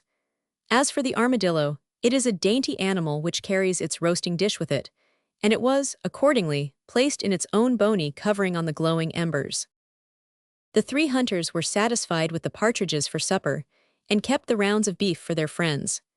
This repast was washed down with clear water, which was then considered superior to all the wines in the world. The horses were not forgot. A great quantity of dry fodder, piled in the ramada, served them for food and bedding. Desert silence. When everything was ready, Glenarvan, Robert, and the Indian wrapped themselves in their ponchos, and stretched their limbs on a bundle of alfafairs, the usual bed of the hunters of the pampas. Chapter 19. The Red Wolves. Night came, the night of the new moon. Only the uncertain light of the stars illumined the plain. On the horizon the zodiacal light faded away in a dark mist. The waters of the Guamini flowed without a murmur, while birds, quadrupeds, and reptiles reposed after the fatigues of the day. The silence of the desert reigned on the vast expanse of the pampas. Glenarvan, Robert, and Thalcave had yielded to the common law, and stretched on their thick beds of grass, they enjoyed a refreshing sleep. The horses, overcome with fatigue, had lain down on the ground. Thalcave alone, like a true-blooded horse, slept standing, spirited in repose as in action, and ready to start at the least sign from his master.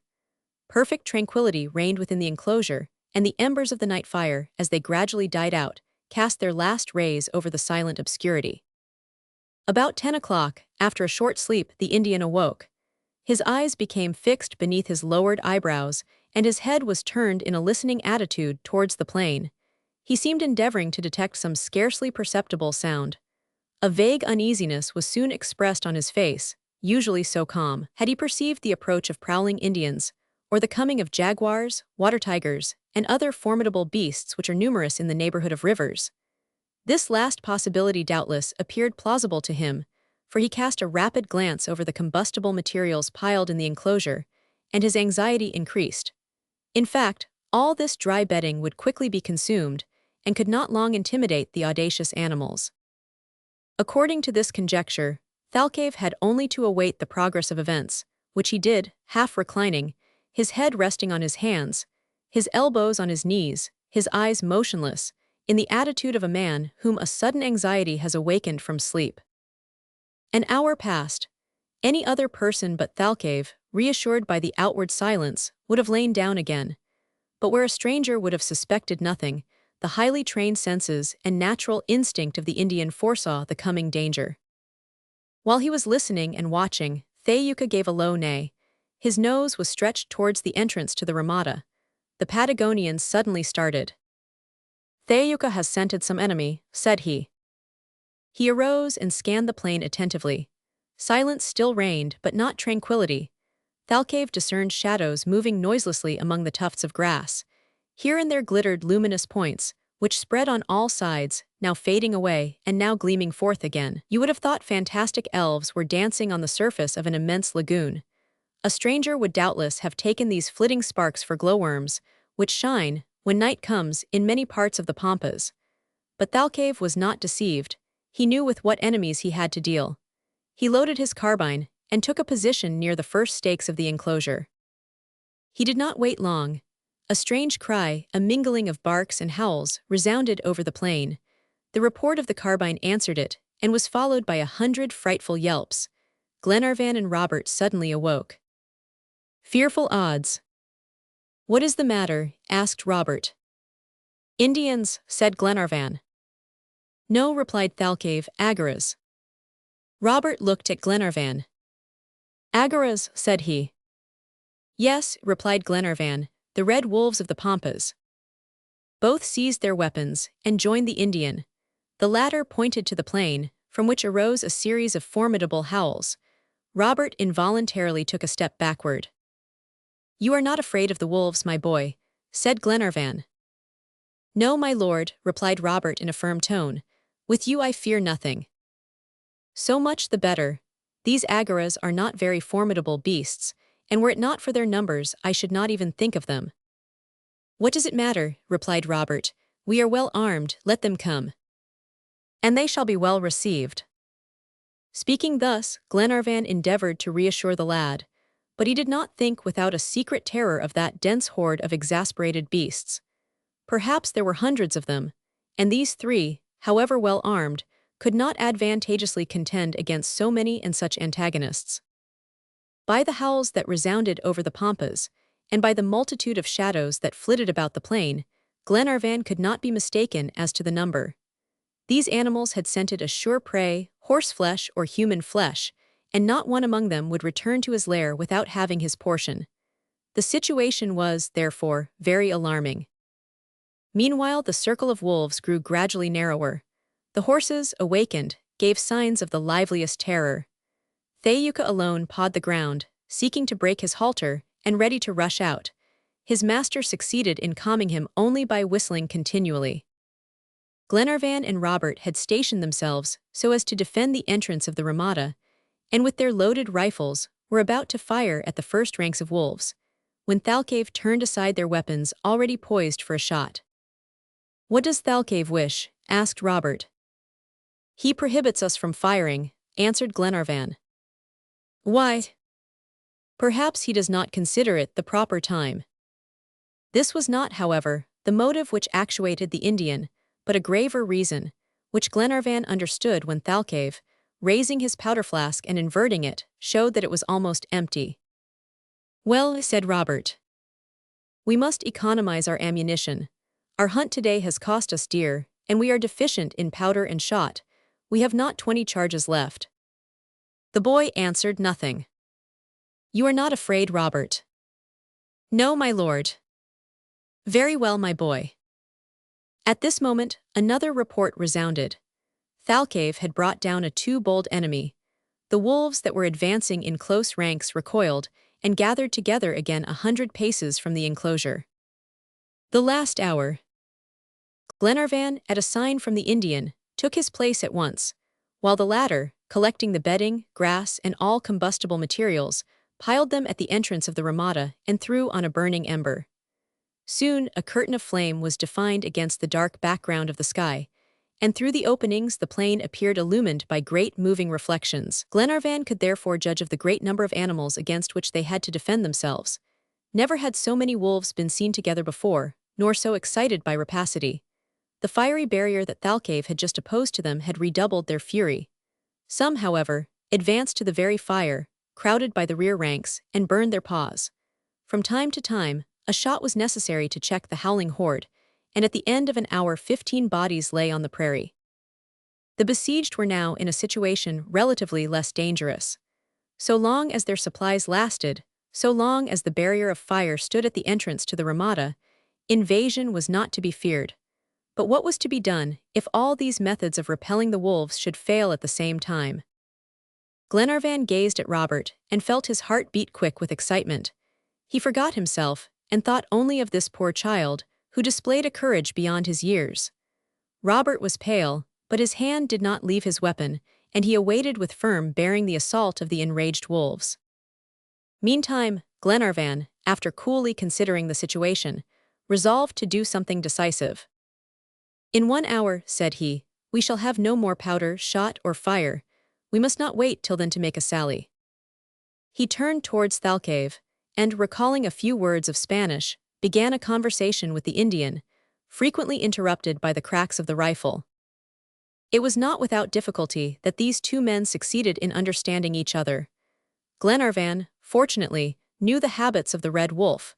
Without this knowledge, he could not have interpreted the words and gestures of the Patagonian. Nevertheless, a quarter of an hour passed before he could give to Robert the meaning of Thalcave's answer. He had questioned the Indian concerning their situation. "And what did he answer?" inquired Robert. "He said that, cost what it may, we must hold out till daybreak. The Agara goes out only at night, and when morning comes he returns to his lair. He is the wolf of darkness, a cowardly beast that fears the daylight." "Well, let us defend ourselves till day." "Yes, my boy, and with our knives if we can no longer use our guns." Already Thalcave had set the example, and when a wolf approached the fire, the long knife of the Patagonian was thrust through the flames and drawn back again red with blood. However, the means of defense were failing. About 2 o'clock in the morning, Thalcave threw into the fire the last armful of fuel, and the besieged had only 5 charges left. Glenarvan cast about him a sorrowful glance. He thought of the child who was there, of his companions, of all whom he loved. Robert said nothing. Perhaps the danger did not appear imminent to his hopeful spirit. But Glenarvan pictured to himself that terrible event, now apparently inevitable, the being devoured alive. He was not master of his emotion. He drew the child to his breast, he clasped him to his heart, he pressed his lips to his forehead, while tears flowed from his eyes. Robert gazed at him with a smile. "I am not afraid," said he. "No, my boy, no," replied Glenarvan. "And you are right. In 2 hours day will appear, and we shall be saved. Well done, Thalcave, my brave Patagonian," cried he, as the Indian killed with the butt of his gun 2 enormous beasts that were attempting to cross the glowing barrier. A dying hope. But at this moment the dying light of the fire showed him the Agaras advancing in a dense body to assail the Ramada. The denouement of the bloody drama was approaching. The fire gradually subsided for want of fuel, the flames sank. The plain, before illumined, now relapsed into shadow, and in the shadow reappeared the terrible eyes of the red wolves. A few moments more, and the whole drove would rush into the enclosure.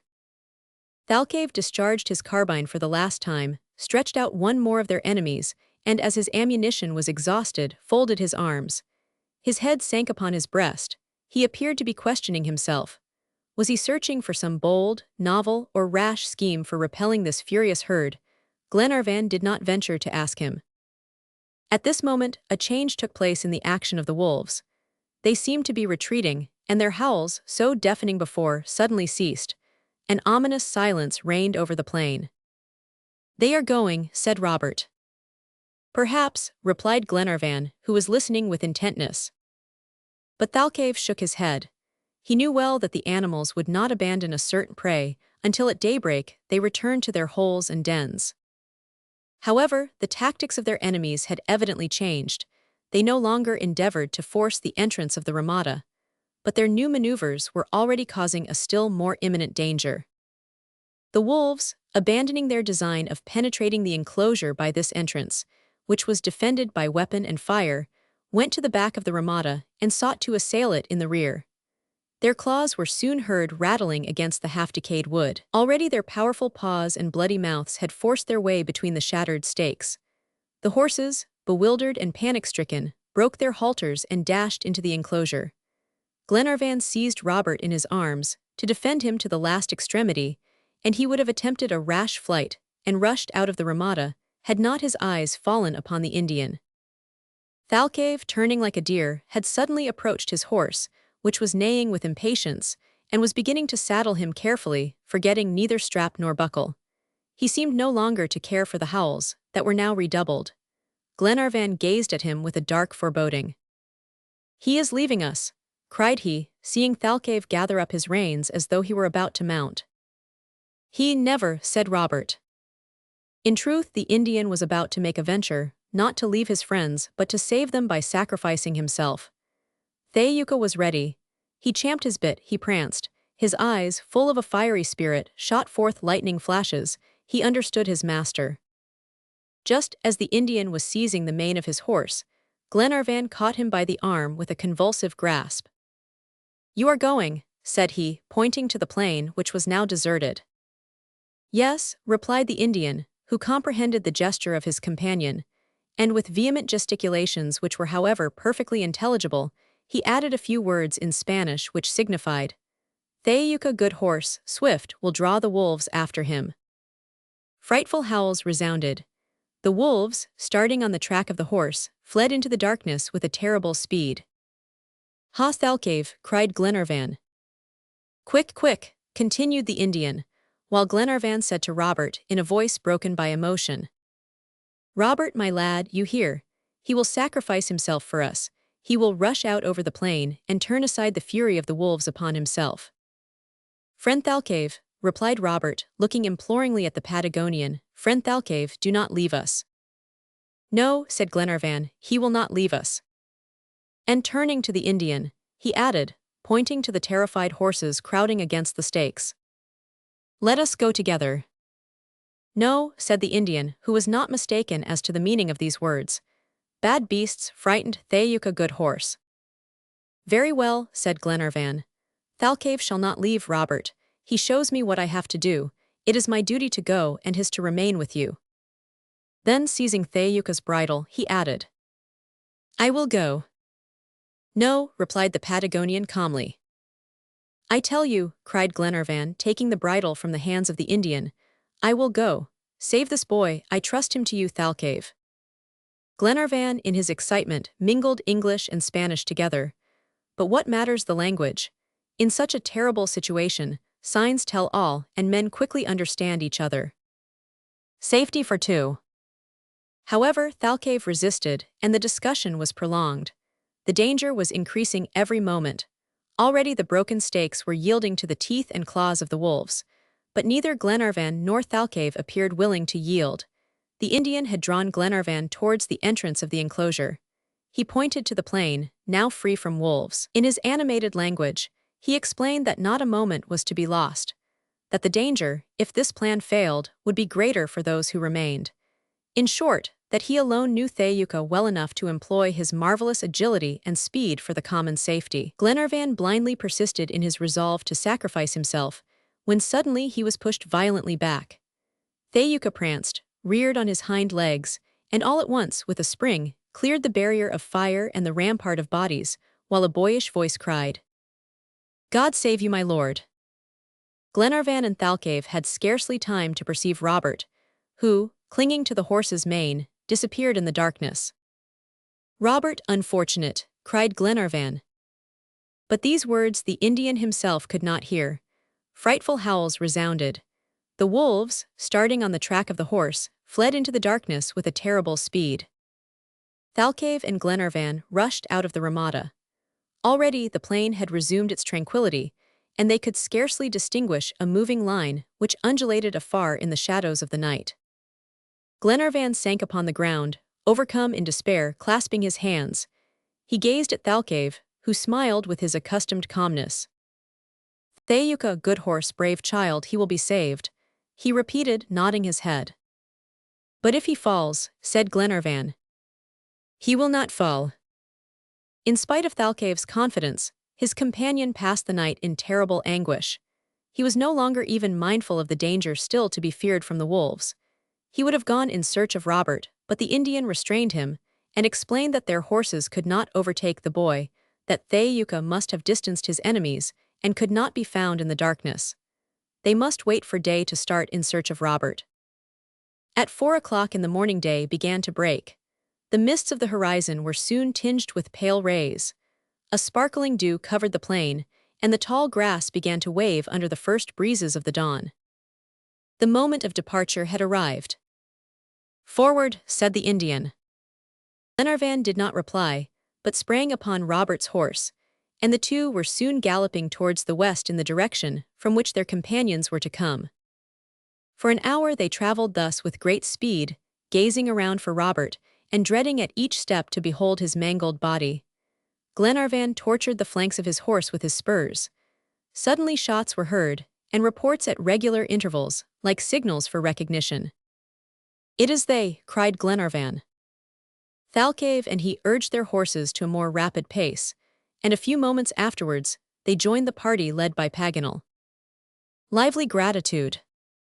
To Glenarvan's joy, Robert was there, alive, borne by the noble Thaouka, who neighed with pleasure at seeing his master. "Ah, my boy," cried Glenarvan with unspeakable tenderness, and Robert and he, dismounting, rushed into each other's arms. Then it was the Indian's turn to clasp to his breast the courageous son of Captain Grant. He lives," exclaimed Glenarvan. "Yes," replied Robert, "thanks to Thaouka." The Indian had not waited for these words of gratitude to embrace his horse, but at that very moment he spoke to him and embraced him, as if human blood flowed in the veins of the noble animal. Then, turning towards Paganel, he pointed to young Robert.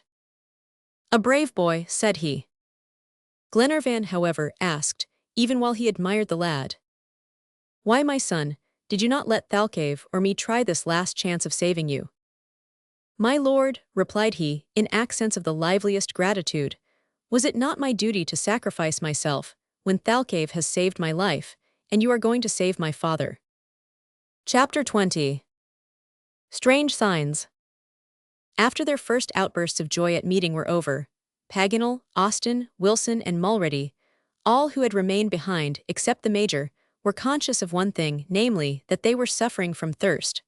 Fortunately, the Guamini flowed at no great distance. They accordingly continued their journey, and at 7 o'clock in the morning the little party arrived at the Ramada. On seeing its entrance strewn with the bodies of the wolves, it was easy to understand the violence of the attack and the vigor of the defense. The travelers, after fully quenching their thirst, devoted their attention to breakfast in the enclosure. The ostrich steaks were declared excellent, and the armadillo, roasted in its own covering, was a delicious dish. "To eat reasonably of this," said Paganel, "would be ingratitude towards Providence. We really must eat immoderately." And he did so accordingly, but was not sick, thanks to the clear water of the Guamini, which appeared to possess superior digestive properties. Aerostatic experiments. At 10 o'clock, Glenarvan gave the signal for departure. The water bottles were filled, and they set out. The horses, being greatly revived, evinced much spirit, and maintained an easy and almost continuous canter. The next morning they crossed the boundary which separates the Argentine plains from the Pampas. Here Thalcave hoped to meet the chiefs in whose hands he doubted not that he should find Harry Grant, and rescue him and his 2 companions from slavery. Since they had left the Guamini, the travelers noticed with great satisfaction a considerable change in the temperature, thanks to the cold winds of Patagonia which cause continual currents of air. Neither man nor beast had any reason to complain after suffering so much from dryness and heat. They therefore pushed on with courage and confidence. But whatever might have been said, the country seemed to be entirely uninhabited, or, to use a more exact word, disinhabited. Frequently they skirted the shores of freshwater lagoons, on whose banks, in the shelter of the bushes, tiny wrens skipped and melodious larks warbled, in company with the brilliant plumaged tanagers. These pretty birds gaily fluttered about, heedless of the haughty starlings that strutted on the banks like soldiers with their epaulets and red breasts. In the thorny coppices the nests of the Anubis swung like hammocks, and on the shores of the lagoons magnificent flamingos, marching in regular file, spread their fiery-colored wings to the wind. Their nests were seen, by thousands together, like a small village, in the shape of truncated cones a foot high. The birds were not startled at the approach of the travelers, which was contrary to Paganel's calculations. "I have been curious for a long time," said he to the Major, "to see a flamingo fly." "Well," said MacNab, "now, since I have an opportunity, I shall profit by it." "Do so, Paganel." "Come with me, Major, and you too, Robert, I need witnesses." And Paganel, leaving his companions to go on, proceeded towards the flock of flamingos, followed by Robert and the Major. Arriving within range, Paganel fired a blank charge, for he would not needlessly destroy even a bird, and all the flamingos flew away, while the geographer gazed at them attentively through his glasses. "Well," said he to the major when the flock had disappeared, "did you see them fly?" "Certainly," replied MacNab, "you could not do otherwise unless you were blind. But let us hasten on, for we have fallen a mile behind." When he had joined his companions, Paganel found Glenarvan in excited conversation with the Indian, whom he did not appear to understand. Thalcave had frequently stopped to examine the horizon, and each time his countenance expressed a lively astonishment. Glenarvan, not seeing his ordinary interpreter present, had attempted, but in vain, to question the Patagonian. So, as soon as he perceived the geographer at a distance, he cried, "Come, friend Paganel, Thalcave, and I can scarcely succeed in understanding each other." Paganel conversed a few moments with the Indian, and turning to Glenarvan said, "Thalcave is astonished at a circumstance that is really strange." "What?" "At meeting neither Indians, nor any traces of them, on these plains, which are usually furrowed with their trails, whether they are driving home the cattle stolen from the ranchos, or going to the Andes to sell their Zorillo carpets and whips of braided leather." "And to what does Thalcave attribute this abandonment?" "He cannot tell, he is astonished, that is all." "But what Indians did he expect to find in this part of the Pampas?" "The very ones who have had foreign prisoners, those natives who are commanded by the caziques Cafocura, Catriel, and Yanchitras." "Who are these caziques?"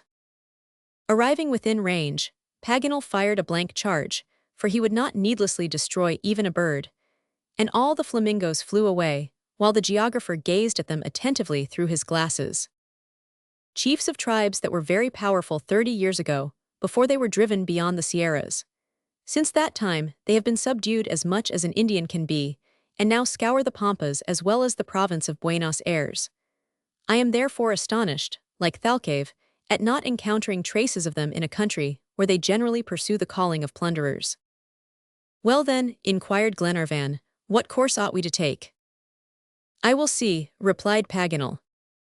After a few moments' conversation with Thalcave, he said, "This is his advice, which seems to me very wise. We must continue our journey to the east as far as Fort Independence, and there, if we have no news of Captain Grant, we shall at least know what has become of the Indians of the plain." "Is Fort Independence far?" "No, it is situated at Tandil, 60 miles distant." "And when shall we arrive there?" "On the evening of the day after tomorrow." Glenarvan was quite disconcerted at finding no Indians on the Pampas, a circumstance which was little expected. There are ordinarily too many of them. Some special cause must therefore have removed them, but a serious question was to be considered. If Captain Grant was a prisoner of one of these tribes, had he been carried to the north or to the south?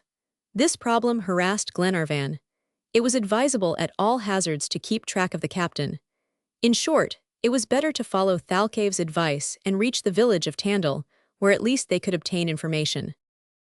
About 4 o'clock in the afternoon, they approached a hill that might have passed for a mountain in so level a country.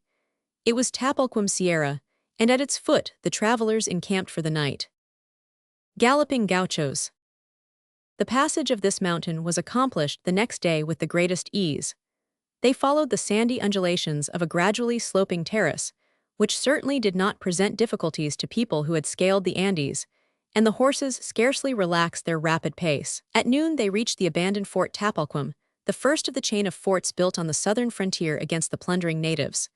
But not a shadow of an Indian did they encounter, to the increasing surprise of Thalcave, although, towards the middle of the day, 3 rovers of the plain, well armed and mounted, gazed for a moment at the little party, but prevented their approach, galloping away with incredible rapidity. Glenarvan was furious. "Gauchos," said the Patagonian. "Ah, gauchos," replied MacNab. "Well, Paganel, what do you think of these creatures?" "I think they look like famous bandits," answered Paganel. "And hence, of course, are, my dear geographer." "Of course, my dear major." Paganel's avowal was followed by a general laugh, which did not disconcert him at all. According to Thalcave's orders, they advanced in close ranks, and at evening encamped in a spacious abandoned rancho, where the chief Catriel generally assembled his bands of natives. From an examination of the ground and the absence of fresh tracks, the Patagonian knew that it had not been occupied for a long time. The next morning Glenarvan and his companions found themselves again on the plain. The first estancias, vast establishments for raising cattle, which border upon the Tandil, were descried. But Thalcave resolved not to stop, but to keep straight on to Fort Independence, where he wished to obtain information, especially concerning the singular condition of this abandoned country. The trees, so rare since leaving the Andes, now reappeared. The greater part of these have been planted since the arrival of the Europeans on the American continent. They generally surround corrals, vast cattle enclosures protected with stakes. Here thousands of cattle, sheep, cows, and horses, branded with the mark of the owner, graze and fatten, while large numbers of huge dogs keep watch. The soil is admirably adapted to raising cattle and yields an excellent fodder. The people lead the life of the shepherds of the Bible. Their flocks are perhaps even more numerous than those which fed on the plains of Mesopotamia, but the family element is wanting, and the owners of the great folds of the Pampas have little to recommend themselves or their manner of life. Paganel explained all these particulars to his companions, and even succeeded in interesting the Major. Thalcave, meanwhile, hastened their progress, as he wished to arrive that evening at Fort Independence. The horses, urged on by their masters, and following the example of Thayuka, dashed through the tall grass. They passed several farms, fortified and defended by deep ditches. The principal house was provided with an elevated terrace, from which the inmates could fire upon the plunderers of the plain.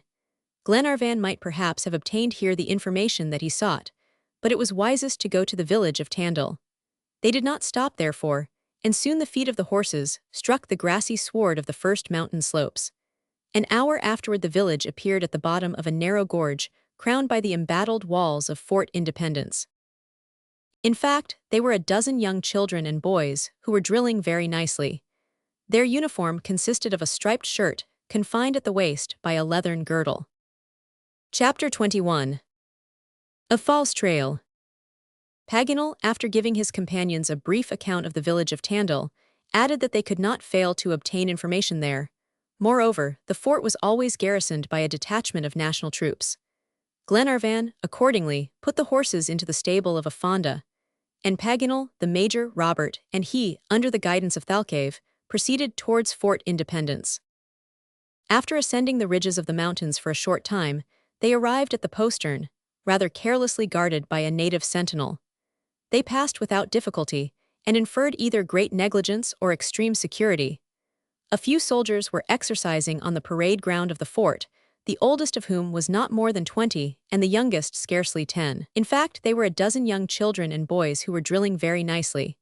Their uniform consisted of a striped shirt confined at the waist by a leathern girdle. The mildness of the climate justified this light costume. Each of these young soldiers carried a gun and a sword, which were too long and heavy for the little fellows. All had a certain family resemblance, and the corporal who commanded resembled them too. They were 12 brothers, who were parading under the orders of the 13th. An Argentine commandant. Paganel was not astonished. He remembered his Argentine statistics, and knew that in this country the average number of children in a family exceeds 9. But what surprised him exceedingly was to see these little soldiers practicing the French tactics, and to hear the orders of the corporal given in his own native language. "This is singular," said he. But Glenarvan had not come to see boys drill, still less to occupy himself with their nationality or relationship. He did not, therefore, give Paganel time to express further astonishment, but besought him to ask for the commander of the fortress. Paganel did so, and one of the soldiers proceeded towards a small building which served as the barracks. A few moments after, the commander appeared in person. He was a man of 50, robust, with a military air, thick whiskers, prominent cheekbones, gray hair, and commanding look, so far as one could judge through the clouds of smoke that issued from his short pipe. Thalcave, addressing him, introduced Lord Glenarvan and his companions. While he spoke, the commander kept scrutinizing Paganel with quite embarrassing persistence. The geographer did not know what the trooper meant, and was about to ask him, when the latter unceremoniously seized his hand, and said, in a joyous tone, in his own language, "A Frenchman." "Yes, a Frenchman," replied Paganel. "Ah, I am delighted. Welcome, welcome, I am almost a Frenchman," cried the commander, shaking the geographer's arm with rather painful violence.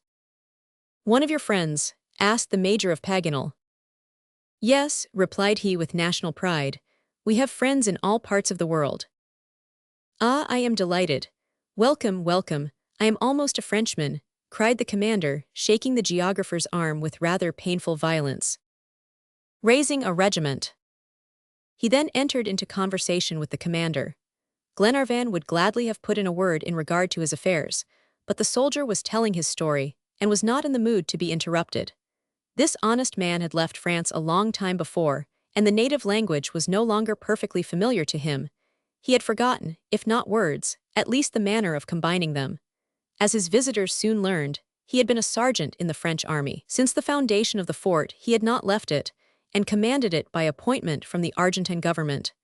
He was by parentage a Basque, and his name was Manuel Ifereguer. A year after his arrival in the country, Sergeant Manuel was naturalized, joined the Argentine army, and married an honest Indian woman who had twins, boys to be sure, for the sergeant's worthy consort would never present him with daughters. Manuel did not think of any other calling than that of the soldier, and hoped, in time, with the help of God, to offer to the Republic a whole battalion of young soldiers. You have seen them, said he. Charming fellows, good soldiers, Jose, Juan, Miguel, Pepe. Pepe is only 7 years old and is already biting his cartridge. Pepe, hearing himself complimented, joined his 2 little feet, and presented arms with perfect precision. He will do, added the sergeant. He will be a major or brigadier general one day.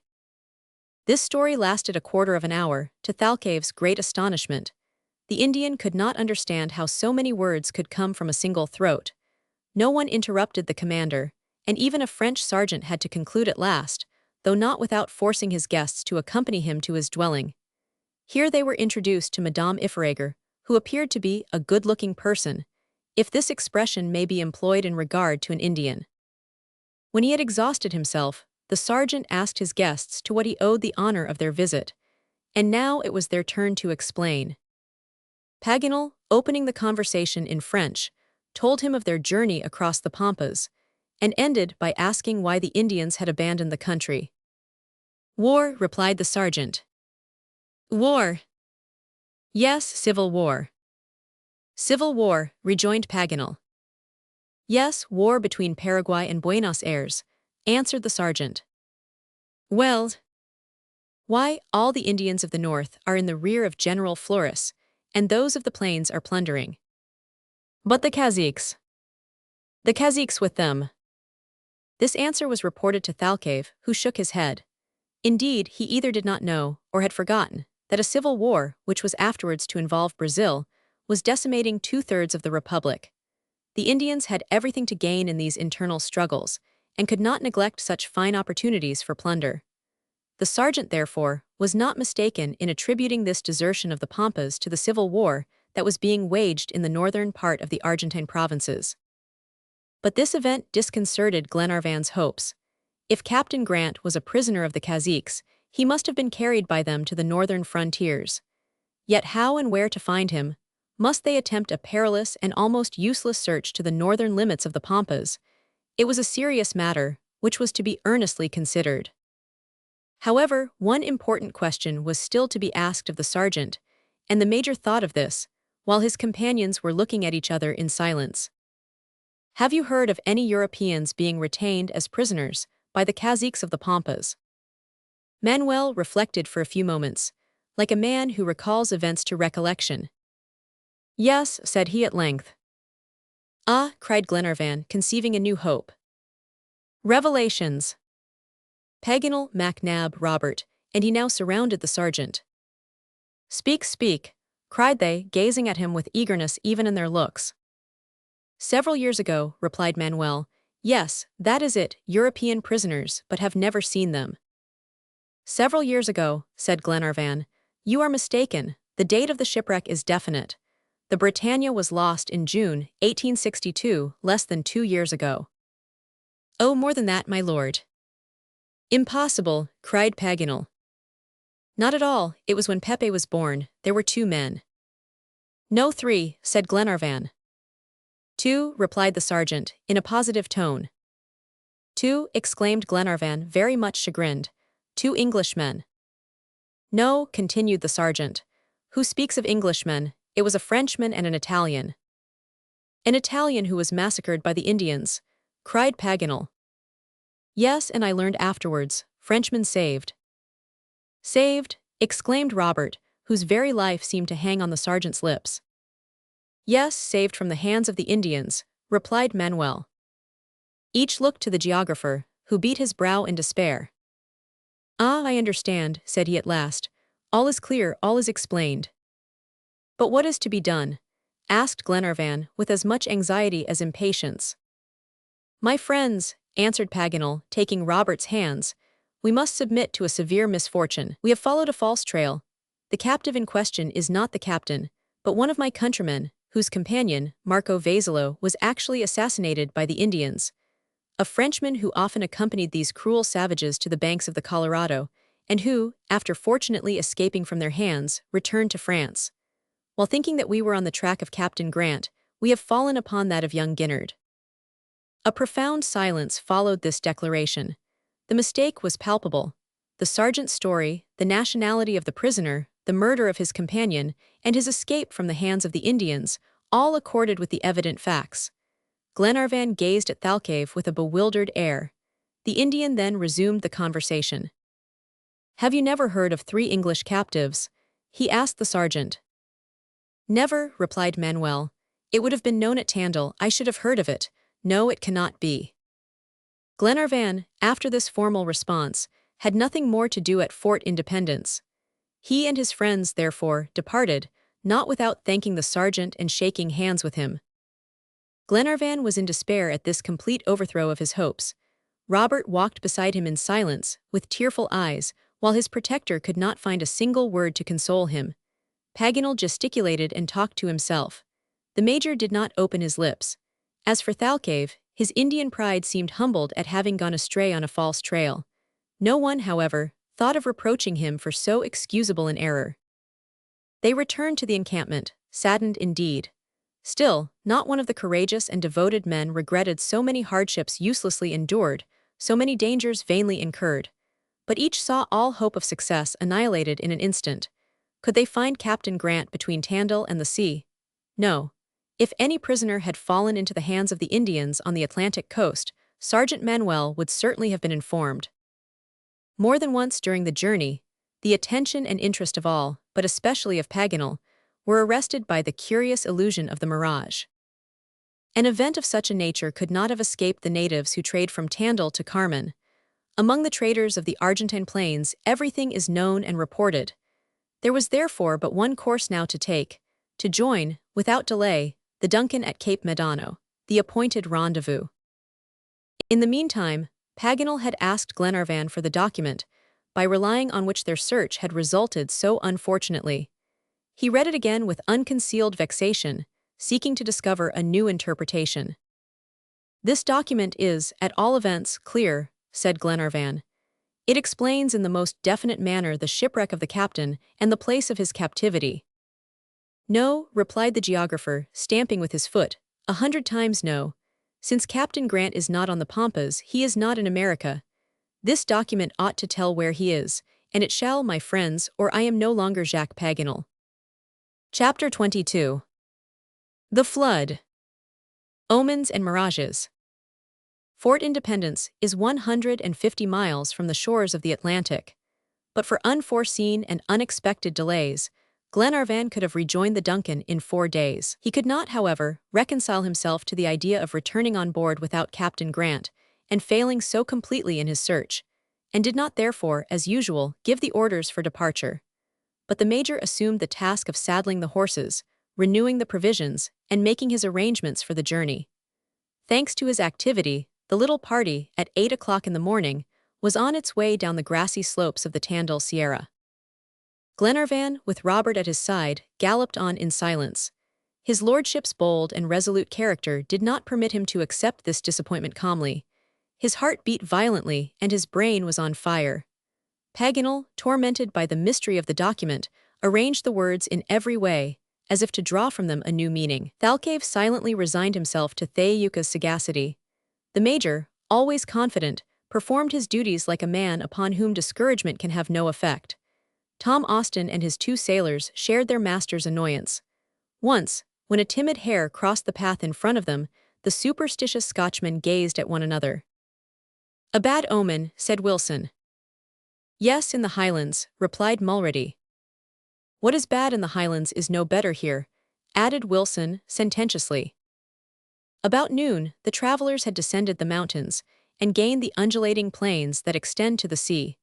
The boundless prairie spread its broad carpet of verdure before them. More than once during the journey, the attention and interest of all, but especially of Paganel, were arrested by the curious illusion of the mirage, by which was presented in the sky, at the limits of the horizon, a semblance of the estancias, the poplars and willows near them, and other objects, the images being so much like the reality that it required a strong effort to realize their deceptive character. The weather hitherto had been fine, but now the sky assumed a less pleasing aspect. Masses of vapor, generated by the high temperature of the preceding days, condensed into thick clouds and threatened to dissolve in showers of rain. Moreover, the proximity of the Atlantic and the west wind, which here reigns supreme, rendered the climate of this region peculiarly moist. However, for that day at least the heavy clouds did not break, and at evening the horses, after traveling 40 miles, halted on the edge of a deep Canada, an immense natural ditch filled with water. A shelter was wanting, but the ponchos served for tents as well as clothing, and peaceful slumbers enwrapped all. The next day, as they progressed farther, the presence of subterranean streams betrayed itself more noticeably, and moisture was seen in every depression of the ground. Soon they came to large ponds, some already deep and others just forming. So long as there were only lagoons, the horses could easily extricate themselves, but with these treacherous swamps it was more difficult. Tall grass obstructed them, and it was necessary to incur the danger before it could be understood. These quagmires had been already fatal to more than one human being. Robert, who had ridden half a mile in advance, returned at a gallop, crying, Monsieur Paganel, a forest of horns." "What," replied the geographer, "have you found a forest of horns?" Yes, or at least a field." "A field, you are dreaming, my boy," said Paganel, shrugging his shoulders. "I am not dreaming," retorted Robert. "You shall see for yourself. This is a strange country, people sow horns and they spring up like corn. I should like very well to have some of the seed." "But he speaks seriously," said the Major. "Yes, Major, you shall see." Robert was not mistaken, and soon they found themselves before a vast field of horns, regularly planted. "Well," said Robert. "This is something singular," replied Paganel, turning towards the Indian with a questioning look. "An anxious Indian." "The horns come from the ground," explained Thalcave, "and the cattle are under it." "What?" cried Paganel. "Is there a whole drove in this mire?" "Yes," answered the Patagonian. In fact, a vast herd had perished in this bog, which had given way beneath them. Hundreds of cattle had thus met their death, side, by suffocation in this vast quagmire. This circumstance, which sometimes takes place on the plains, could not be ignored by the Indian, and it was a warning which it was proper to heed. They passed around this immense hecatomb, which would have satisfied the most exacting gods of antiquity, and an hour after the field of horns was far behind. Thalcave now began to observe with an anxious air the state of things around him. He frequently stopped and rose in his stirrups. His tall form enabled him to survey a wide range, but perceiving nothing that could enlighten him, he resumed his undeviating course. A mile farther he stopped again, and turning from the beaten track, proceeded a short distance, first to the north, then to the south, and then resumed his place at the head of the party, without saying either what he hoped or what he feared. These maneuvers, many times repeated, puzzled Paganel and annoyed Glenarvan. The geographer was accordingly requested to interrogate the Indian, which he did at once. Thalcave replied that he was astonished to see the plain so soaked with moisture. Never within his recollection, since he had performed the office of guide, had his feet trodden a soil so saturated. Even in the season of the great rains, the Argentine plain was always easily passed. "But to what do you attribute this increasing moisture?" asked Paganel. "I know not," replied the Indian, "and what if I did? Do the mountain streams, when swollen with the rains, ever overflow their banks?" "Sometimes." "And now, perhaps?" "Perhaps," said Thalcave. Paganel was forced to be contented with this answer, and communicated to Glenarvan the result of the conversation. "And what does Thalcave advise?" inquired Glenarvan. "What is to be done?" asked Paganel of the Patagonian. "Advance quickly," replied the Indian. This advice was easier to give than to follow.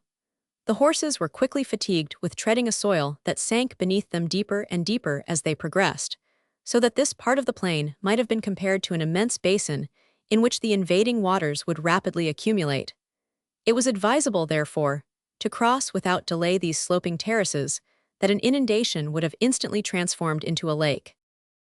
They hastened their pace, though there was no great depth to the water which spread out in a sheet beneath the horses' feet. About 2 o'clock the floodgates of the heavens opened, and tropical torrents of rain descended. Never was a finer opportunity presented for showing oneself a philosopher. There was no chance of escaping this deluge, and it was better for the travelers to receive it stoically. Their ponchos were soon dripping, and their hats wet them still more, like roofs whose gutters have overflowed. The fringes of the saddlecloths seemed so many liquid streams, and the horsemen, bespattered by their animals, whose hoofs splashed in the water at every step, rode in a double shower, which came from the ground as well as the sky. Hydropathic treatment. It was in this wretchedly cold and exhausted state that they arrived, towards evening, at a very miserable rancho.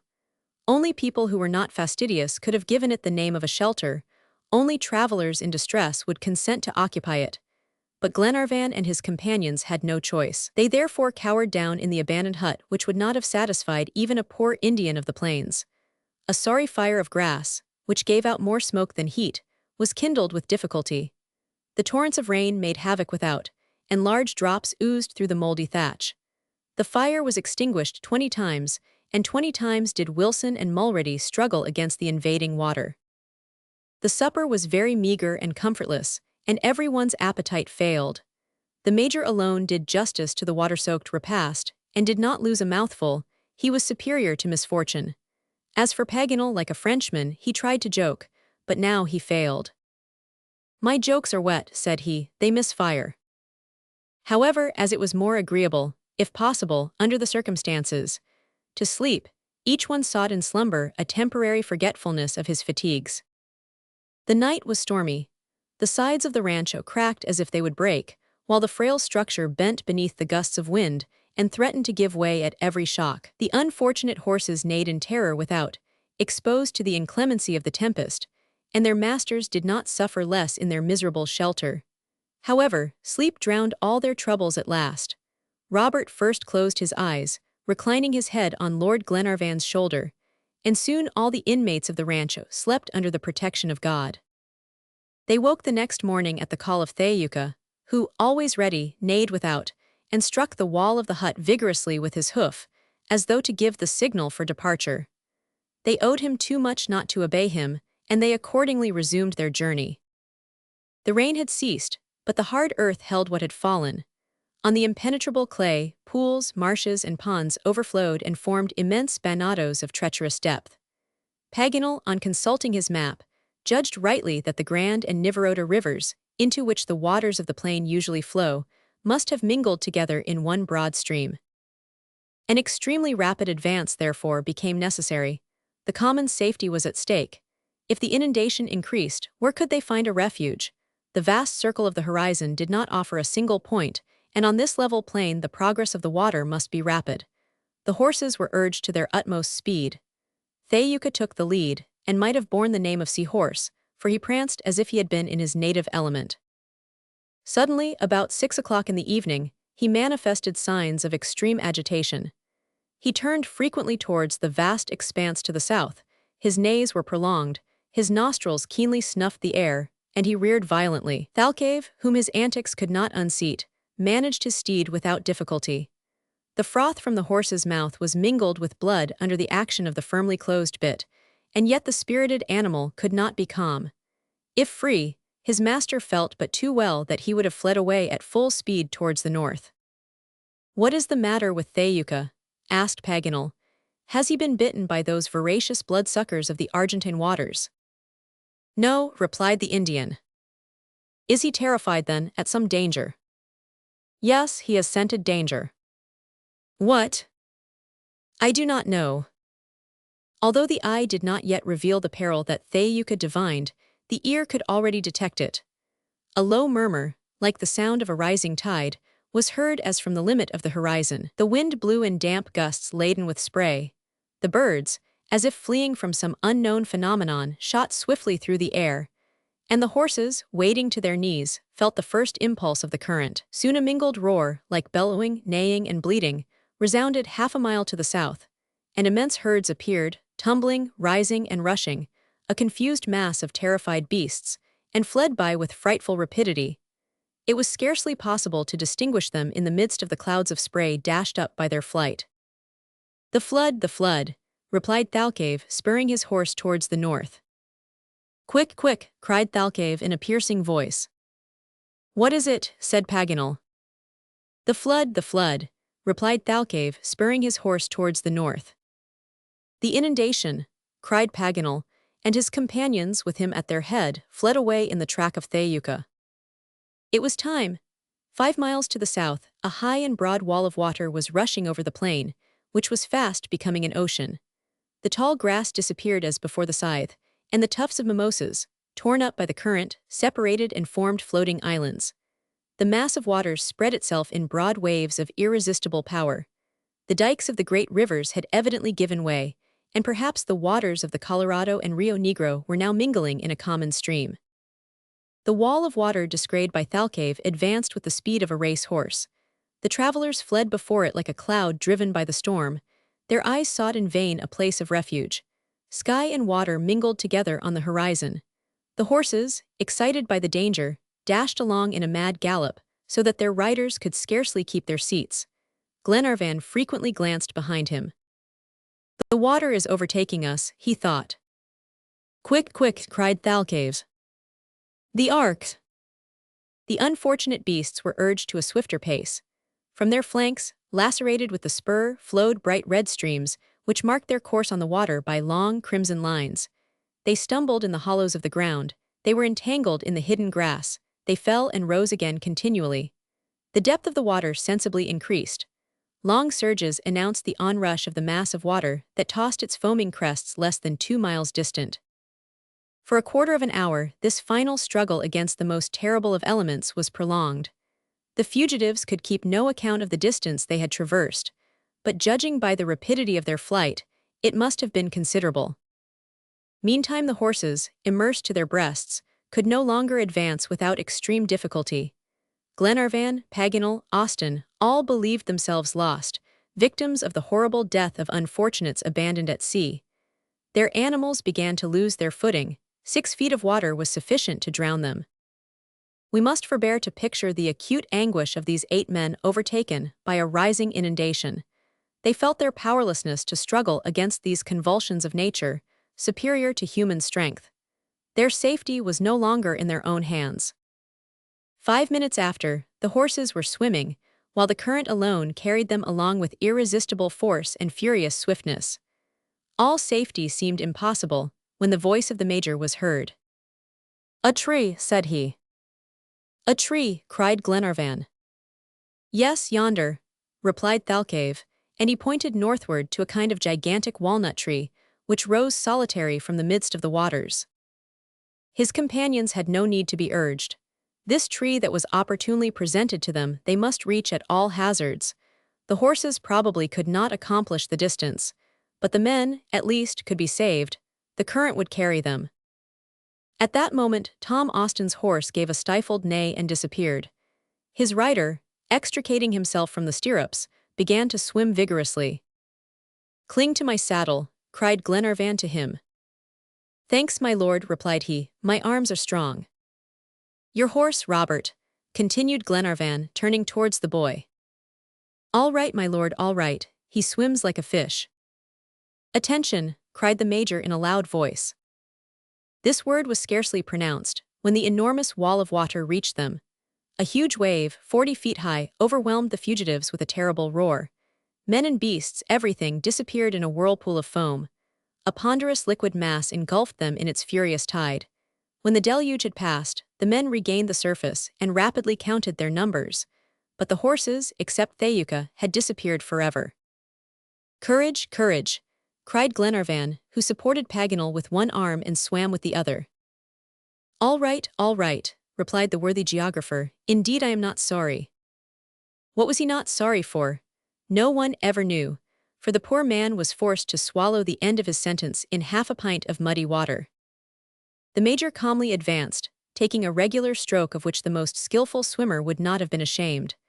The sailors worked their way along like porpoises in their native element.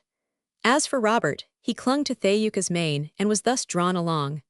The horse proudly cut the waters, and kept himself instinctively on a line with the tree, towards which the current bore him, and which was now not far distant. In a few moments the entire party reached it. It was fortunate, for if this refuge had failed, all chance of safety would have vanished, and they must have perished in the waves. The water was up to the top of the trunk where the main branches grew, so that it was easy to grasp them. Thalcave, leaving his horse and lifting Robert, seized the first limb, and soon his powerful arms had lodged the exhausted swimmers in a place of safety. But Thayuka, carried away by the current, was rapidly disappearing. He turned his intelligent head towards his master, and shaking his long mane, neighed for him beseechingly. A huge wave, 40 feet high, overwhelmed the fugitives with a terrible roar. Men and beasts, everything, disappeared in a whirlpool of foam. A ponderous liquid mass engulfed them in its furious tide. "Do you abandon him?" said Paganel. "Aye," cried the Indian, and plunging into the tempestuous waters, he reappeared some distance from the tree. A few moments after, his arm rested upon the neck of Thayuka, and horseman swam away together towards the misty horizon of the north. Chapter 23. A Singular Abode. The tree upon which Glenarvan and his companions had just found refuge resembled a walnut tree. It had the same shining foliage and rounded form. It was the ombu, which is met with only on the Argentine plains. It had an enormous, twisted trunk, and was confined to the earth not only by its great roots, but also by strong shoots which held it most tenaciously. It had thus resisted the force of the inundation. An ornithological omnium gatherum. This ombu measured 100 feet in height, and might have covered with its shade a circumference of 360 feet. All the upper part rested on 3 great branches, which forked from the top of the trunk, that was 6 feet in diameter. 2 of these branches were nearly perpendicular, and supported the immense canopy of foliage, whose crossed, twisted, and interlaced limbs, as if woven by the hand of a basket-maker, formed an impenetrable shelter. The third branch, on the contrary, extended almost horizontally over the roaring waters. Its leaves were bathed in them, while it seemed a promontory to this island of verdure surrounded by an ocean. There was abundant space, also, in the interior of this gigantic tree. The foliage, which was not very dense at its outer circumference, left large openings like skylights, and made it well ventilated and cool. At sight of these branches rising in innumerable ramifications towards the clouds, while the parasitic convolvuli bound them to each other, and the rays of the sun shone through the interstices of the leaves, you would really have thought that the trunk of this ombu bore upon itself alone an entire forest. On the arrival of the fugitives, a feathered population flew away to the top branches, protesting by their cries against so flagrant a usurpation of their dwelling. These birds, that had themselves sought refuge upon this solitary ombu, were seen by hundreds, blackbirds, starlings, and many other richly feathered varieties, and when they flew away it seemed as if a gust of wind had stripped the tree of its leaves. Such was the asylum offered to Glenarvan's little party. Robert and the nimble Wilson were scarcely perched in the tree before they hastened to climb to the topmost branches. Their heads protruded above the dome of verdure. From this lofty position, the view embraced a wide range. The ocean created by the inundation surrounded them on all sides, and their eyes could discern no limit. No other tree emerged from the watery surface. The ombu, alone in the midst of the unconfined waters, groaned at every shock. At a distance, borne along by the impetuous current, floated uprooted trunks, twisted branches, thatch torn from some demolished ranch, beams swept by the waters from the roofs of cattle folds, bodies of drowned animals, bloody skins, and on a swaying tree, a whole family of growling jaguars that clung with their claws to this fragile raft. Still farther off, a black speck almost invisible attracted Wilson's attention. It was Thalcave and his faithful Thayuka, disappearing in the distance. He turned his intelligent head towards his master, and, shaking his long mane, neighed for him beseechingly. A committee of supply. Thalcave, friend Thalcave, cried Robert, stretching out his hands towards the courageous Patagonian. He will be saved, Mr. Robert, said Wilson, but let us join Lord Glenarvan. A moment after, Robert and the sailor descended the 3 stories of branches and found themselves among their companions. Glenarvan, Paganel, the Major, Austen, and Mulready were seated astraddle, or dangling in the branches, according to their own inclinations. Wilson gave an account of their visit to the top of the tree. All shared his opinion in regard to Thalcave. The only question was whether Thalcave would save Thayuka or Thayuka Thalcave. The present situation of these refugees was undeniably insecure. The tree would not probably give way to the force of the current, but the rising waters might reach the top branches, for the depression of the soil made this part of the plain a deep reservoir. Glenarvan's first care, therefore, was to establish, by means of notches, points of comparison which enabled him to note the different heights of the water. The flood was now stationary, and it appeared to have reached its greatest elevation.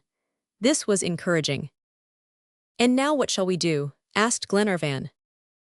"Build our nest, of course," replied Paganel. "Build our nest," cried Robert.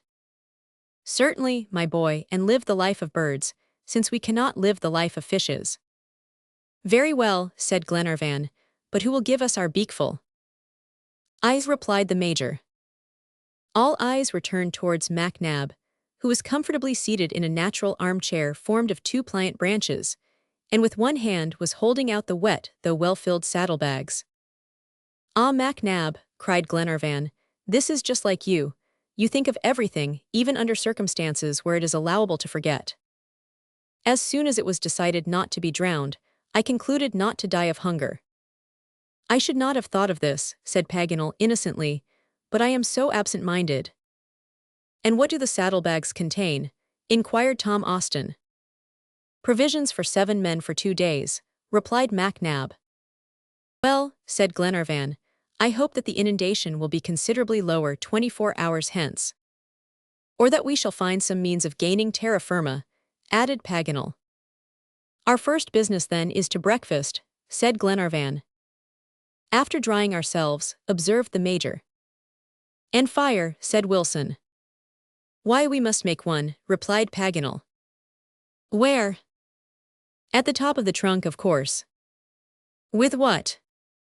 "With dead wood that we shall cut in the tree." "But how kindle it?" said Glenarvan. "Our tinder is like a wet sponge." "We will manage that," answered Paganel. "A little dry moss, a ray of sunlight, the lens of my telescope, and you will see by what a fire I will dry myself. Who will go for wood in the forest?" "I," cried Robert, and followed by his friend Wilson, he disappeared like a cat in the depths of the foliage. Going birds nesting. During their absence, Paganel found dry moss in sufficient quantity. He availed himself of a ray of sunlight, which was easy, for the orb of day now shone with a vivid brightness. And then, with the aid of his lens, he kindled without difficulty the combustible materials which were laid on a bed of leaves in the fork of the branches. It was a natural fireplace, with no danger of conflagration. Wilson and Robert soon returned with an armful of dead wood which was cast on the fire. Paganel, to cause a draught, placed himself above the fireplace, his long legs crossed in the Arab fashion. Then, moving his body rapidly up and down, he produced, by means of his poncho, a strong current of air. The wood kindled, and a bright, roaring flame soon rose from this improvised oven. Each dried himself in his own way, while the ponchos, hung on the branches, swung to and fro in the breeze. They now breakfasted, sparingly however, for they had to allow for the following day. The immense basin might not perhaps be empty so soon as Glenarvan hoped, and moreover, the provisions were limited. The tree bore no fruit, but fortunately it afforded a remarkable supply of fresh eggs, thanks to the numerous nests that loaded the branches, not to speak of their feathered occupants. These resources were by no means to be despised. The question now was, therefore, in case of a prolonged stay, how to secure comfortable quarters. "Since the kitchen and dining room are on the ground floor," said Paganel, "we will sleep in the first story. The house is large, the rent reasonable, and we must take our ease. I perceive that above there are natural cradles, in which, when we have once laid ourselves, we shall sleep as well as in the best beds in the world. We have nothing to fear. Moreover, we will keep watch, and there are enough of us to repulse all the wild animals." "Only we have no arms," said Tom Austin. "I have my revolvers," said Glenarvan. "And I mine," replied Robert. "What use," continued Tom Austin, "if Mr. Paganel does not find the means of manufacturing powder?" "It is not necessary," replied Mac Nab, showing a full flask. "Where did you get that, Major?" inquired Paganel. "Of Thalcave. He thought it might be useful to us, and gave it to me before going back to Thayuka." "Brave and generous Indian," cried Glenarvan. "Yes," added Tom Austin, "if all the Patagonians are fashioned after this model, I pay my respects to Patagonia." "I desire that the horse be not forgotten," said Paganel. "He forms part of the Patagonian, and if I am not greatly mistaken, we shall see them again." "How far are we from the Atlantic?" inquired the Major. "Not more than 40 miles," answered Paganel. "And now, my friends, since each is free to act, I ask permission to leave you. I am going to choose an observatory above, and with the aid of my telescope, will keep you acquainted with what goes on here." The geographer was allowed to go. He very adroitly swung himself from branch to branch, and disappeared behind the thick curtain of foliage. His companions at once occupied themselves with making the sleeping room and preparing their beds, which was neither a difficult nor a lengthy task. As there were no bedclothes to fix nor furniture to arrange, each soon resumed his place by the fire. They then conversed, but not about their present condition, which they must patiently endure. They returned to the inexhaustible subject of Captain Grant's recovery. If the waters subsided, in 3 days the travelers would be again on board the Duncan. But the captain and his 2 sailors, those unfortunate castaways, would not be with them, and it even seemed after this failure, after this vain search in South America, as if all hope of finding them were irrevocably lost. Whither direct a new search?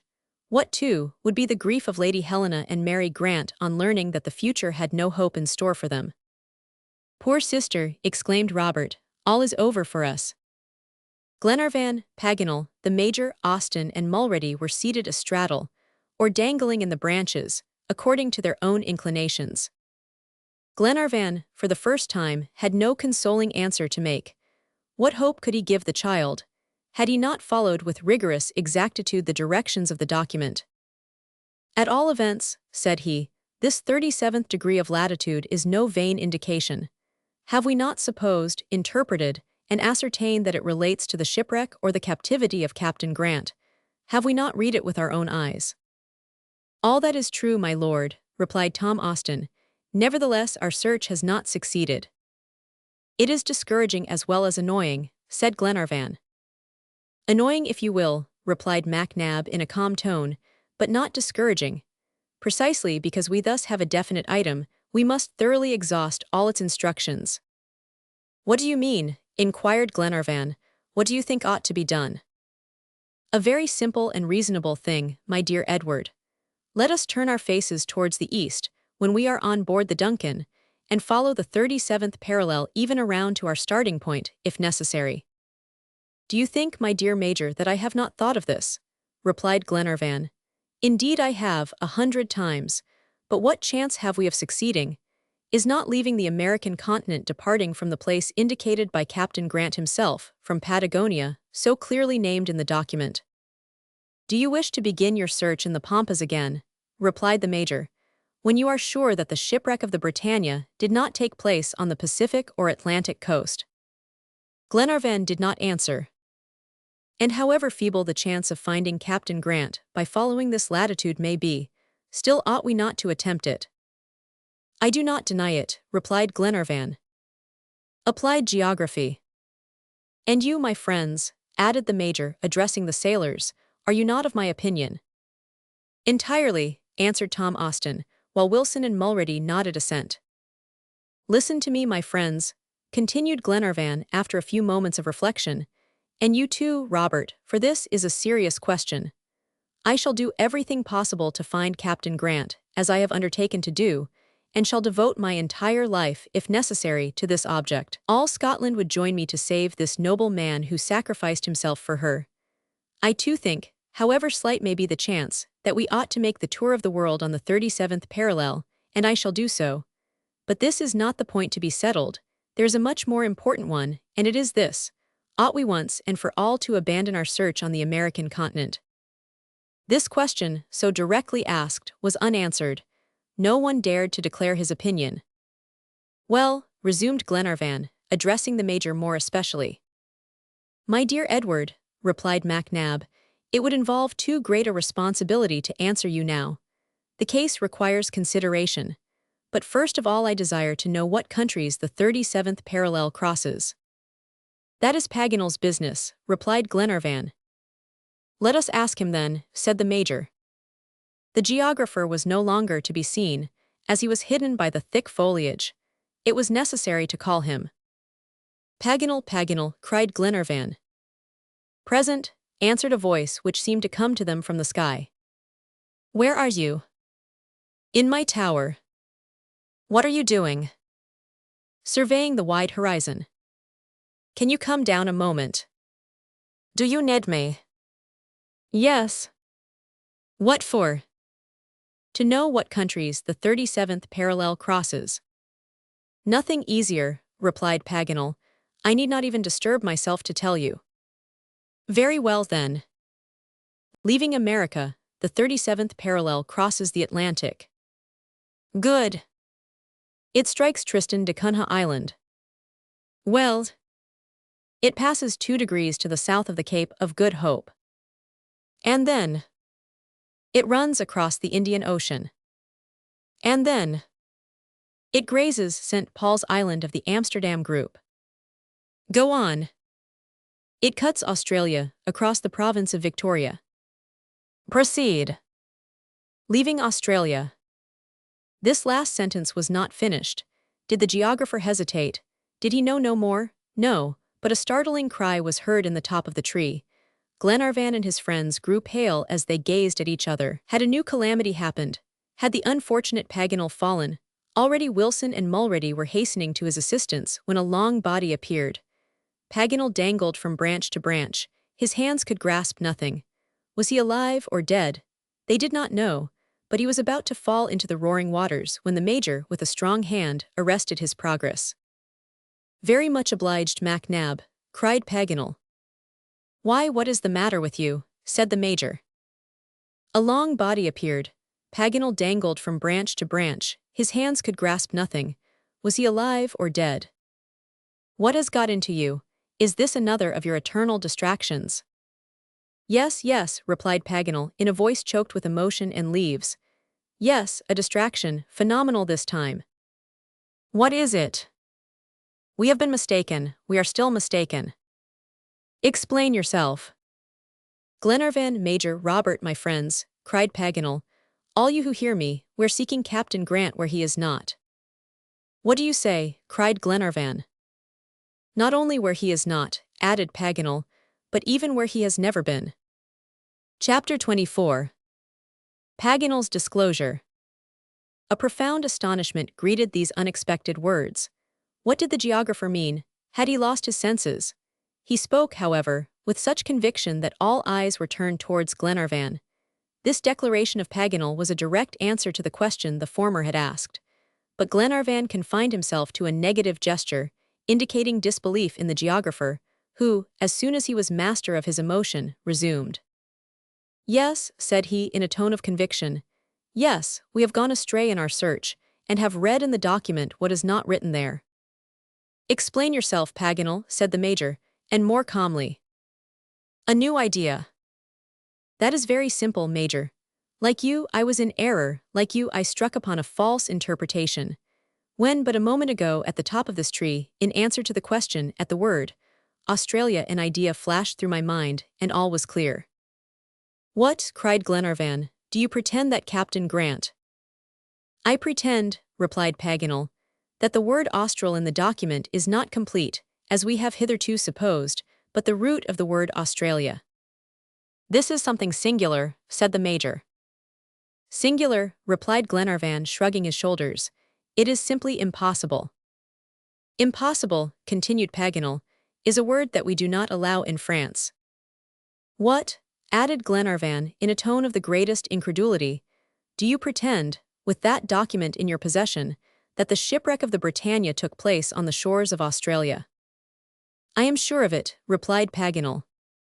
"By my faith, Paganel," said Glenarvan, This is a pretension that astonishes me greatly, coming from the secretary of a geographical society.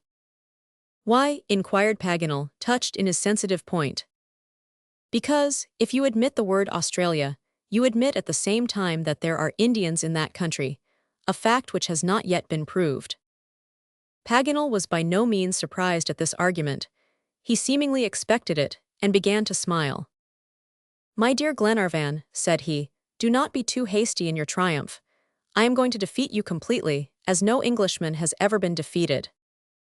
I ask nothing better, defeat me, Paganel. Listen then. You say that the Indians mentioned in the document belong exclusively to Patagonia. The incomplete word Indi does not mean Indians, but natives indigenes. Now do you admit that there are natives in Australia?" It must be confessed that Glenarvan now gazed fixedly at Paganel. "Bravo, Paganel," said the Major. "Do you admit my interpretation, my dear lord?" "Yes," replied Glenarvan, "if you can prove to me that the imperfect word Goni does not relate to the country of the Patagonians." "No," cried Paganel, "it certainly does not mean Patagonia. Read anything you will but that." "But what?" "Cosmogony, Theogony, Agony." "Agony," cried the Major. "That is indifferent to me," replied Paganel. "The word has no importance. I shall not even search for what it may signify. The principal point is that Austral means Australia, and we must have been blindly following a false trail, not to have discovered before so evident a meaning. If I had found the document, if my judgment had not been set aside by your interpretation, I should never have understood it otherwise." This time cheers, congratulations, and compliments greeted Paganel's words. Austin, the sailors, the Major, and Robert especially, were delighted to revive their hopes, and applauded the worthy geographer. Glenarvan, who had gradually been undeceived, was, as he said, almost ready to surrender. "One last remark, my dear Paganel, and I have only to bow before your sagacity." "I'll speak." "How do you arrange these newly interpreted words, and in what way do you read the document?" The hunt promised well, and gave hopes of culinary wonders. "Nothing is easier. Here is the document," said Paganel, producing the precious paper that he had studied so conscientiously for several days. A profound silence ensued, while the geographer, collecting his thoughts, took his time to answer. His finger followed the incomplete lines on the document, while in a confident tone, he expressed himself in the following terms. June 7, 1862, the brig Britannia of Glasgow foundered after, let us put, if you wish, 2 days, 3 days, or a long struggle. It matters little, it is quite unimportant, on the coast of Australia. Directing their course to shore, 2 sailors and Captain Grant endeavored to land, or did land on the continent where they will be, or are prisoners of cruel natives. They cast this document, and so forth. Is it clear? "It is clear," replied Glenarvan, "if the word continent can be applied to Australia, which is only an island. Be assured, my dear Glenarvan, the best geographers are agreed in naming this island the Australian continent." "Then I have but one thing to say, my friends," cried Glenarvan. "To Australia, and may Heaven assist us." "To Australia," repeated his companions with one accord. "Do you know, Paganel," added Glenarvan, "that your presence on board the Duncan is a providential circumstance?" "Well," replied Paganel, "let us suppose that I am an envoy of Providence, and say no more about it." A festive banquet. Thus ended this conversation, that in the future led to such great results. It completely changed the moral condition of the travelers. They had caught again the thread of the labyrinth in which they had thought themselves forever lost. A new hope arose on the ruins of their fallen projects. They could fearlessly leave behind them this American continent, and already all their thoughts flew away to the Australian land. On reaching the Duncan, they would not bring despair on board, and Lady Helena and Mary Grant would not have to lament the irrevocable loss of the captain. Thus they forgot the dangers of their situation in their newfound joy, and their only regret was that they could not start at once. It was now 4 o'clock in the afternoon, and they resolved to take supper at 6. Paganel wished to celebrate this joyful day by a splendid banquet. As the bill of fare was very limited, he proposed to Robert that they should go hunting in the neighboring forest, at which idea the boy clapped his hands. They took Thalcave's powder flask, cleaned the revolvers, loaded them with fine shot, and started. "Do not go far," said the Major, gravely, to the 2 huntsmen. After their departure, Glenarvan and MacNab went to consult the notches on the tree, while Wilson and Mulrady revived the smoldering embers. Arriving at the surface of this immense lake, they saw no sign of abatement. The waters seemed to have attained their highest elevation, but the violence with which they rolled from south to north proved that the equilibrium of the Argentine rivers was not yet established. Before the liquid mass could lower, it must first become calm, like the sea when flood tide ends and ebb begins. They could not, therefore, expect a subsidence of the waters so long as they flowed towards the north with such swiftness. While Glenarvan and the Major were making these observations, reports resounded in the tree, accompanied by cries of joy almost as noisy. The clear treble of Robert contrasted sharply with the deep bass of Paganel, and the strife was which should be the most boyish. The hunt promised well, and gave hopes of culinary wonders. When the Major and Glenarvan returned to the fire, they had to congratulate Wilson upon an excellent idea. The honest sailor had devoted himself to fishing with wonderful success, with the aid of a pin and a piece of string. Several dozen of little fish, delicate as smelts, called mojaras, wriggled in a fold of his poncho, and seemed likely to make an exquisite dish.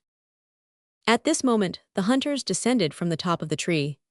Paganel carefully carried some black swallows' eggs and a string of sparrows, which he meant afterwards to serve up as larks. Robert had adroitly brought down several pairs of jilgueros, little green and yellow birds, which are excellent eating and very much in demand in the Montevideo market. The geographer, who knew many ways of preparing eggs, had to confine himself this time to cooking them in the hot ashes. However, the repast was as varied as it was delicate. The dried meat, the hard eggs, the broiled mojaras, and the roast sparrows and jilgueros formed a repast which was long remembered. The conversation was very animated. Paganel was greatly complimented in his twofold capacity of hunter and cook, and accepted these encomiums with the modesty that belongs to true merit. Then he gave himself up to singular observations on the magnificent tree that sheltered them with its foliage, and whose extent, as he declared, was immense.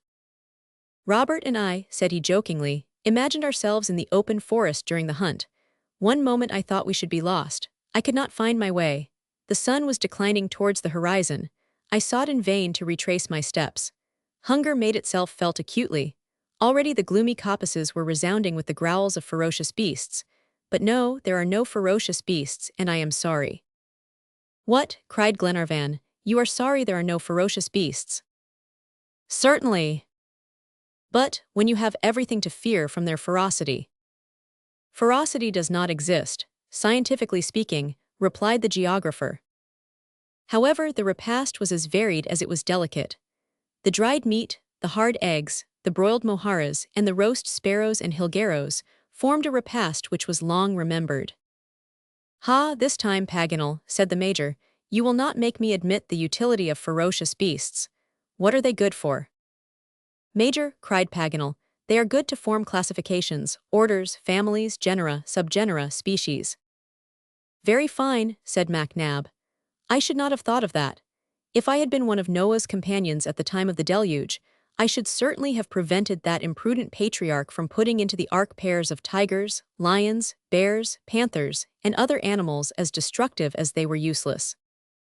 Should you have done so? Inquired Paganel. I should. Well, you would have been wrong in a zoological point of view.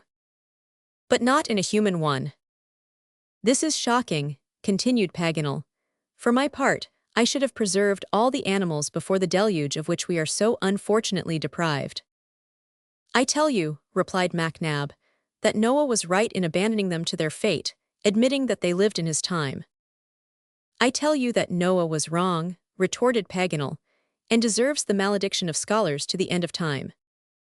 The listeners to this argument could not help laughing at seeing the two friends dispute about what Noah ought to have done or left undone.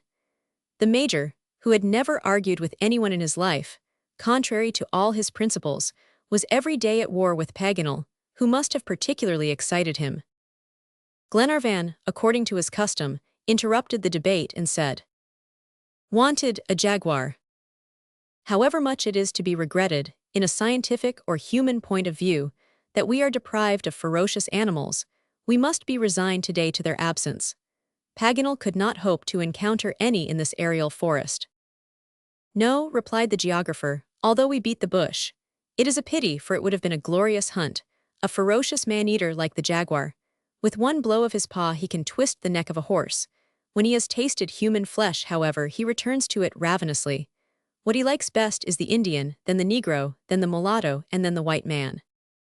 However that may be, my good Paganel, said Glenarvan, so long as there are no Indians, mulattoes, or Negroes among us, I rejoice in the absence of your dear jaguars. Our situation is not, of course, so agreeable. What, cried Paganel, you complain of your lot? Certainly, replied Glenarvan. Are you at your ease in these uncomfortable and uncushioned branches? I have never been more so, even in my own study. We lead the life of birds, we sing and flutter about. I almost think that men were destined to live in the trees. They only want wings, said the Major. They will make them some day. In the meantime, replied Glenarvan, permit me, my dear friend, to prefer the sand of a park, the floor of a house, or the deck of a vessel to this aerial abode. Glenarvan, said Paganel, we must take things as they come. If favorable, so much the better; if unfavorable, we must not mind it. I see you long for the comforts of Malcolm Castle. No, but I am certain that Robert is perfectly happy, interrupted Paganel, to secure one advocate, at least, of his theories. Yes, Monsieur Paganel, cried the boy in a joyful tone. It is natural at his age, replied Glenarvan. And at mine, added the geographer. The less ease we have, the fewer wants, the happier we are. Well, said the Major, here is Paganel going to make an attack upon riches and gilded splendor. No, my dear Major, continued Paganel, but if you wish, I will tell you, in this connection, a little Arab story that occurs to me. Yes, yes, Monsieur Paganel, cried Robert. And what will your story prove? Asked the Major. What all stories prove, my brave companion. Not much then, replied MacNab. But go on, Scheherazade, and tell one of those stories that you relate so well.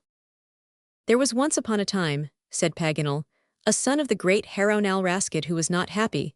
He accordingly consulted an old dervish, who told him that happiness was a very difficult thing to find in this world. However, added he, I know an infallible way to procure you happiness. What is it? Inquired the young prince.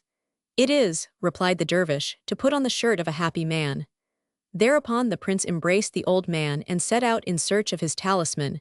He visited all the capitals of the earth. He tried the shirts of kings, emperors, princes, and nobles, but it was a useless task. He was no happier. Then he put on the shirts of artists, warriors, and merchants, but with no more success. He had thus traveled far without finding happiness.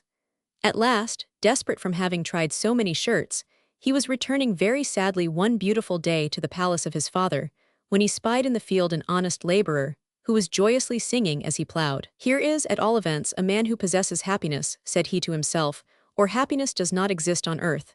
He approached him. Good man, said he, are you happy? Yes, replied the other. You wish for nothing. No, you would not change your lot for that of a king. Never. Well, sell me your shirt. My shirt, I have none. They were agreed on this point, that it was necessary to have courage for every fortune, and be contented with a tree when one has neither palace nor cottage. Chapter 25. Between Fire and Water. Jacques Paganel's story had a very great success. He was greatly applauded, but each retained his own opinion, and the geographer obtained the result common to most discussions, of convincing nobody. However, they were agreed on this point, that it was necessary to have courage for every fortune, and be contented with a tree when one has neither palace nor cottage. During the course of this confabulation evening had come on. Only a good sleep could thoroughly refresh, after this eventful day. The inmates of the tree felt themselves not only fatigued by the sudden changes of the inundation, but especially overcome by the heat, which had been excessive. Their feathered companions had already set the example. The jilgueros, those nightingales of the pampas, had ceased their melodious warblings, and all the birds had disappeared in the recesses of the foliage. The best plan was to imitate them. But before retiring to their nest, as Paganel said, Glenarvan, Robert, and he climbed to the observatory to examine for the last time the watery expanse. It was about 9 o'clock. The sun had just set in the sparkling mists of the horizon, and all the western part of the firmament was bathed in a warm vapor. The constellations, usually so dazzling, seemed veiled in a soft haze. Still they could be distinguished, and Paganel pointed out to Robert, for Glenarvan's benefit, that zone where the stars are most brilliant. Philosophy and ponchos. While the geographer was discoursing thus, the whole eastern horizon assumed a stormy aspect. A dense and dark band, clearly defined, gradually rose, dimming the light of the stars. This cloud of threatening appearance soon invaded almost the entire vault of the sky. Its motive power must have been inherent in itself, for there was not a breath of wind, not a leaf stirred on the tree, not a ripple curled the surface of the waters. Even the air seemed to fail, as if some huge pneumatic machine had rarefied it. A strong electric current was perceptible in the atmosphere, and every creature felt it course along the nerves. Glenarvan, Paganel, and Robert were sensibly affected by these electric currents. "We shall have a storm," said Paganel. "You are not afraid of thunder?" asked Glenarvan of the boy. "Oh no, my lord," replied Robert. "Well, so much the better, for the storm is now not far distant." "And it will be violent," continued Paganel, "so far as I can judge from the state of the sky." "It is not the storm that troubles me," said Glenarvan, "but the torrents of rain with which it will be accompanied. We shall be drenched to the skin again. Whatever you may say, Paganel, a nest cannot suffice a man, as you will soon learn to your cost." "Oh yes, it can with philosophy," briskly replied the geographer. "Philosophy does not prevent you from getting wet." "No, but it warms you." "Well then," said Glenarvan, "let us join our friends and persuade them to envelop us with their philosophy and their ponchos as closely as possible, and especially to lay in a stock of patience, for we shall need it." So saying, he gave another look at the threatening sky. The mass of clouds now covered it entirely. A faint line of light towards the horizon was scarcely discernible in the dimness. The somber appearance of the water had increased, and between the dark mass below and the clouds above there was scarcely a separation. At the same time, all perception seemed dulled, and a leaden torpor rested upon both eyes and ears, while the silence was profound. "Let us go down," said Glenarvan. "The lightning will soon be here." His two companions and himself slid down the smooth branches, and were somewhat surprised to find themselves in a remarkable kind of twilight, which was produced by myriads of luminous objects that crossed each other and buzzed on the surface of the water. "Phosphorescences," said Glenarvan. "No," replied Paganel, "but phosphorescent insects, real glowworms, living diamonds, and not expensive, of which the ladies of Buenos Aires make magnificent ornaments for themselves." "What," cried Robert, "are these things that fly like sparks insects?" "Yes, my boy." Robert caught one of the brilliant creatures. Paganel was right. It was a kind of large beetle, an inch in length, to which the Indians give the name of tuco-tuco. This curious insect threw out flashes at 2 points situated in front of its sheath, and its light would have enabled one to read in the darkness. Paganel, on bringing it close to his watch, saw that it was 10 o'clock. Glenarvan now joined the major and the 3 sailors, and gave them instructions for the night. A terrible storm was to be expected. After the first rollings of the thunder, the wind would doubtless break forth and the tree be violently shaken. It was therefore advisable for everyone to tie himself firmly to the bed of branches that had been appropriated to him. If they could not avoid the torrents of the sky, they must at least guard against those of the earth, and not fall into the rapid current that broke against the trunk of the tree. They wished each other good night without much hope of passing one, and then each, getting into his aerial resting place, wrapped himself in his poncho and waited for sleep. The incessant flashes assumed various forms. Some, darting perpendicularly towards the earth, were repeated 5 or 6 times in the same place. Others spread in zigzag lines, and produced on the dark vault of the heavens astonishing jets of arborescent flame. But the approach of a mighty tempest brings to the hearts of most sentient beings a vague anxiety of which the bravest cannot divest themselves. The occupants of the tree, agitated and fearful, could not close their eyes, and the first thunderclap found them all awake. It took place about 11 o'clock, resembling a distant rumbling. Glenarvan climbed to the end of the branch and peered out from the foliage. The dark firmament was fitfully illumined by vivid and brilliant flashes, which the waters brightly reflected, and which disclosed great rifts in the clouds. Glenarvan, after surveying the zenith and the horizon, returned to his couch. "What do you think, Glenarvan?" asked Paganel. I think that the storm is beginning, and if it continues, it will be terrible." "So much the better," replied the enthusiastic Paganel.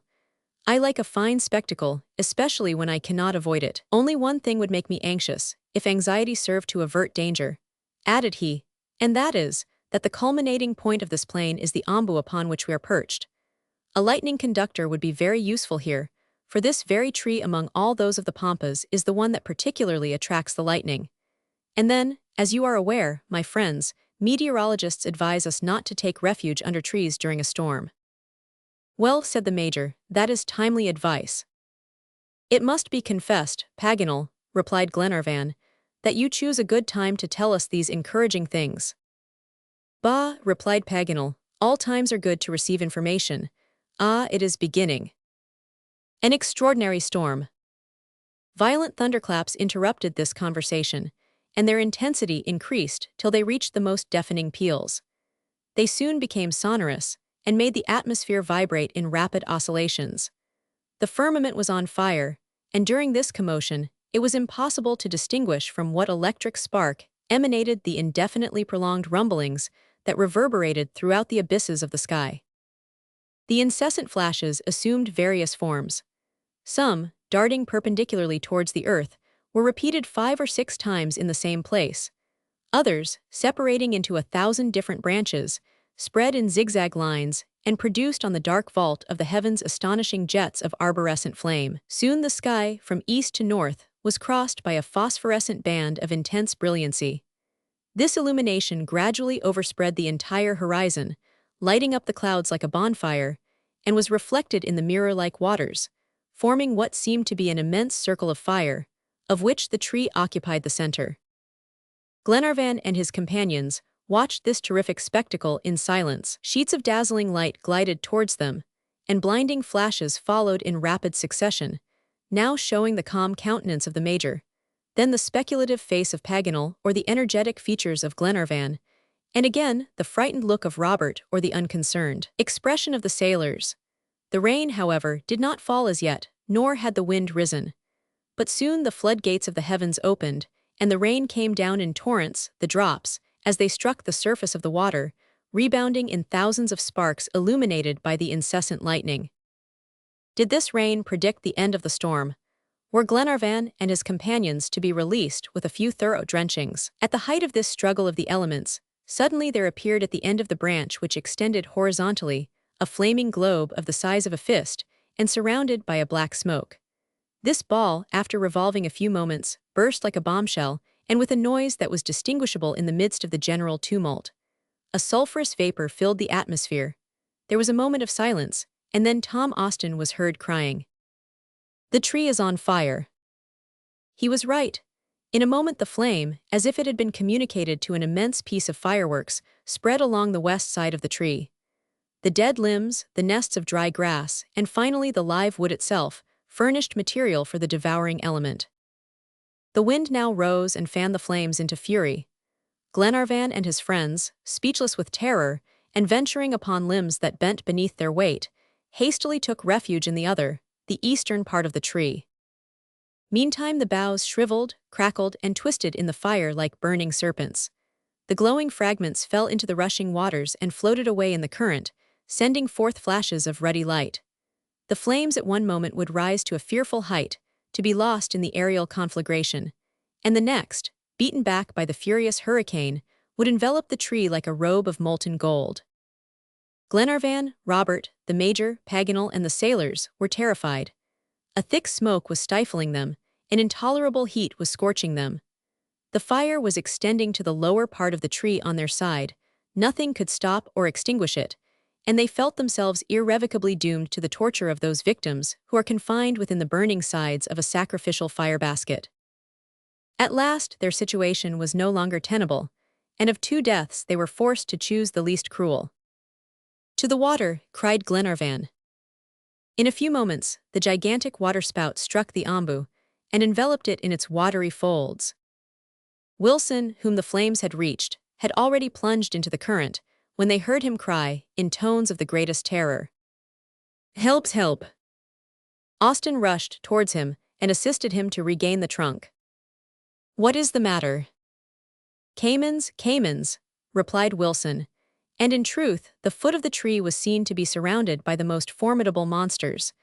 Their scales glittered in broad plates of light, sharply defined by the conflagration. Their flat tails, their pointed heads, their protruding eyes, their jaws, extending back of their ears, all these characteristic signs were unmistakable.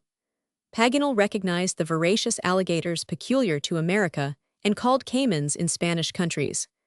There were a dozen of them, beating the water with their powerful tails and attacking the tree with their terrible teeth. At this sight, the unfortunate travelers felt themselves lost indeed. A horrible death was in store for them, to perish either by the flames or by the teeth of the alligators. There are circumstances in which man is powerless to struggle, and where a raging element can only be repulsed by another equally strong.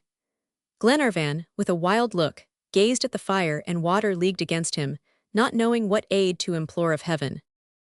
The storm had now begun to abate, but it had developed in the air a great quantity of vapor, which the electric phenomena were about to set in violent commotion. To the south, an enormous waterspout was gradually forming, an inverted cone of mist, uniting the raging waters below to the stormy clouds above. It advanced revolving with frightful rapidity, collected at its center a liquid column, and by a powerful attraction, caused by its gyratory motion, drew towards it all the surrounding currents of air. A strange bark. In a few moments, the gigantic waterspout struck the ombu and enveloped it in its watery folds. The tree was shaken to its very base, so that Glenarvan might have thought that the alligators had attacked it with their powerful jaws and were uprooting it from the ground. His companions and he, clinging to one another, felt the mighty tree give way and fall, and saw its flaming branches plunge into the tumultuous waters with a frightful hiss. It was the work of a second. The waterspout had passed, to exert elsewhere its destructive violence, and pumping the waters of the plain as if it would exhaust them. The tree now, loosened from its moorings, floated onward under the combined impulses of wind and current. The alligators had fled, except one which crawled along the upturned roots and advanced with open jaws. But Mulrady, seizing a large brand, struck the creature so powerful a blow that he broke its back. The vanquished animal sank in the eddies of the torrent, still lashing his formidable tail with terrible violence. Glenarvan and his companions, delivered from these voracious creatures, took refuge on the branches to leeward of the fire, while the tree, wrapped by the blast of the hurricane in glowing sheets of flame, floated on like a burning ship in the darkness of the night. Chapter 26. The return on board. For 2 hours, the tree floated on the immense lake without reaching terra firma. The flames had gradually died out, and thus the principal danger of this terrible voyage had vanished. The current, still keeping its original direction, flowed from southwest to northeast. The darkness, though illumined now and then by flashes, had become profound, and Paganel sought in vain for his bearings. But the storm was abating. The large drops of rain gave place to light spray that was scattered by the wind, while the huge distended clouds were crossed by light bands. The tree advanced rapidly on the impetuous torrent, gliding with surprising swiftness, as if some powerful propelling means were enclosed within its trunk. There was as yet no certainty that they would not float on thus for many days. About 3 o'clock in the morning, however, the Major observed that the roots now and then struck the bottom. Tom Austin, by means of a long branch, carefully sounded, and declared that the water was growing shallow. 20 minutes later, a shock was felt, and the progress of the tree was checked. "Land, land!" cried Paganel in ringing tones. The ends of the charred branches had struck against a hillock on the ground, and never were navigators more delighted to land. Already Robert and Wilson, having reached a firm plateau, were uttering shouts of joy, when a well-known whistle was heard. The sound of a horse's hoofs was heard upon the plain, and the tall form of the Indian emerged from the darkness. The sound of a horse's hoofs was heard upon the plain, and the tall form of the Indian emerged from the darkness. "Thalcave!" cried Robert. "Thalcave!" repeated his companions, as with one voice. "Friends," said the Patagonian, who had waited for them there, knowing that the current would carry them as it had carried him. At the same moment, he raised Robert in his arms and clasped him to his breast. Glenarvan, the Major, and the sailors, delighted to see their faithful guide again, shook his hands with the most earnest cordiality. The Patagonian then conducted them to an abandoned estancia. Here a good fire was burning, which revived them, and on the coals were roasting succulent slices of venison, to which they did ample justice. And when their refreshed minds began to reflect, they could scarcely believe that they had escaped so many perils: the fire, the water, and the formidable alligators. Thalcave, in a few words, told his story to Paganel, and ascribed to his intrepid horse all the honor of having saved him. Paganel then endeavored to explain to him the new interpretation of the document, and the hopes it led them to entertain. Did the Indian understand the geographer's ingenious suppositions?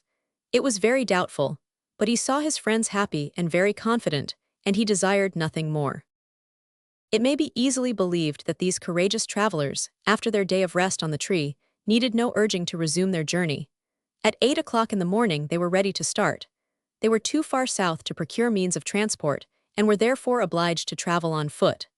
The distance, however, was only 40 miles, and Thayuka would not refuse to carry from time to time a tired pedestrian. In 36 hours they would reach the shores of the Atlantic. In the dark. As soon as refreshed, the guide and his companions left behind them the immense basin, still covered with the waters, and proceeded across elevated plains, on which here and there were seen groves planted by Europeans, meadows, and occasionally native trees. Thus the day passed. The next morning, 15 miles before reaching the ocean, its proximity was perceptible. They hastened on in order to reach Lake Salado, on the shores of the Atlantic, the same day. They were beginning to feel fatigued, when they perceived sandhills that hid the foaming waves, and soon the prolonged murmur of the rising tide struck upon their ears. "The ocean," cried Paganel. "Yes, the ocean," replied Thalcave. And these wanderers, whose strength had seemed almost about to fail, climbed the mounds with wonderful agility. But the darkness was profound, and their eyes wandered in vain over the gloomy expanse. They looked for the Duncan, but could not discern her. "She is there at all events," said Glenarvan, "waiting for us." "We shall see her tomorrow," replied MacNab. Tom Austin shouted seaward but received no answer. The wind was very strong and the sea tempestuous. The clouds were driving from the west, and the foaming crests of the waves broke over the beach in masses of spray. If the Duncan was at the appointed rendezvous, the lookout man could neither hear nor be heard. The coast afforded no shelter. There was no bay, no harbor, no cove, not even a creek. The beach consisted of long sandbanks that were lost in the sea, and the vicinity of which is more dangerous than that of the rocks in the face of wind and tide. These banks, in fact, increase the waves. The sea is peculiarly boisterous around them, and ships are sure to be lost if they strike on these bars in heavy storms. It was therefore very natural that the Duncan, considering this coast dangerous, and knowing it to be without a port of shelter, kept at a distance. Captain Mangles must have kept to the windward as far as possible. This was Tom Austin's opinion, and he declared that the Duncan was not less than 5 miles at sea.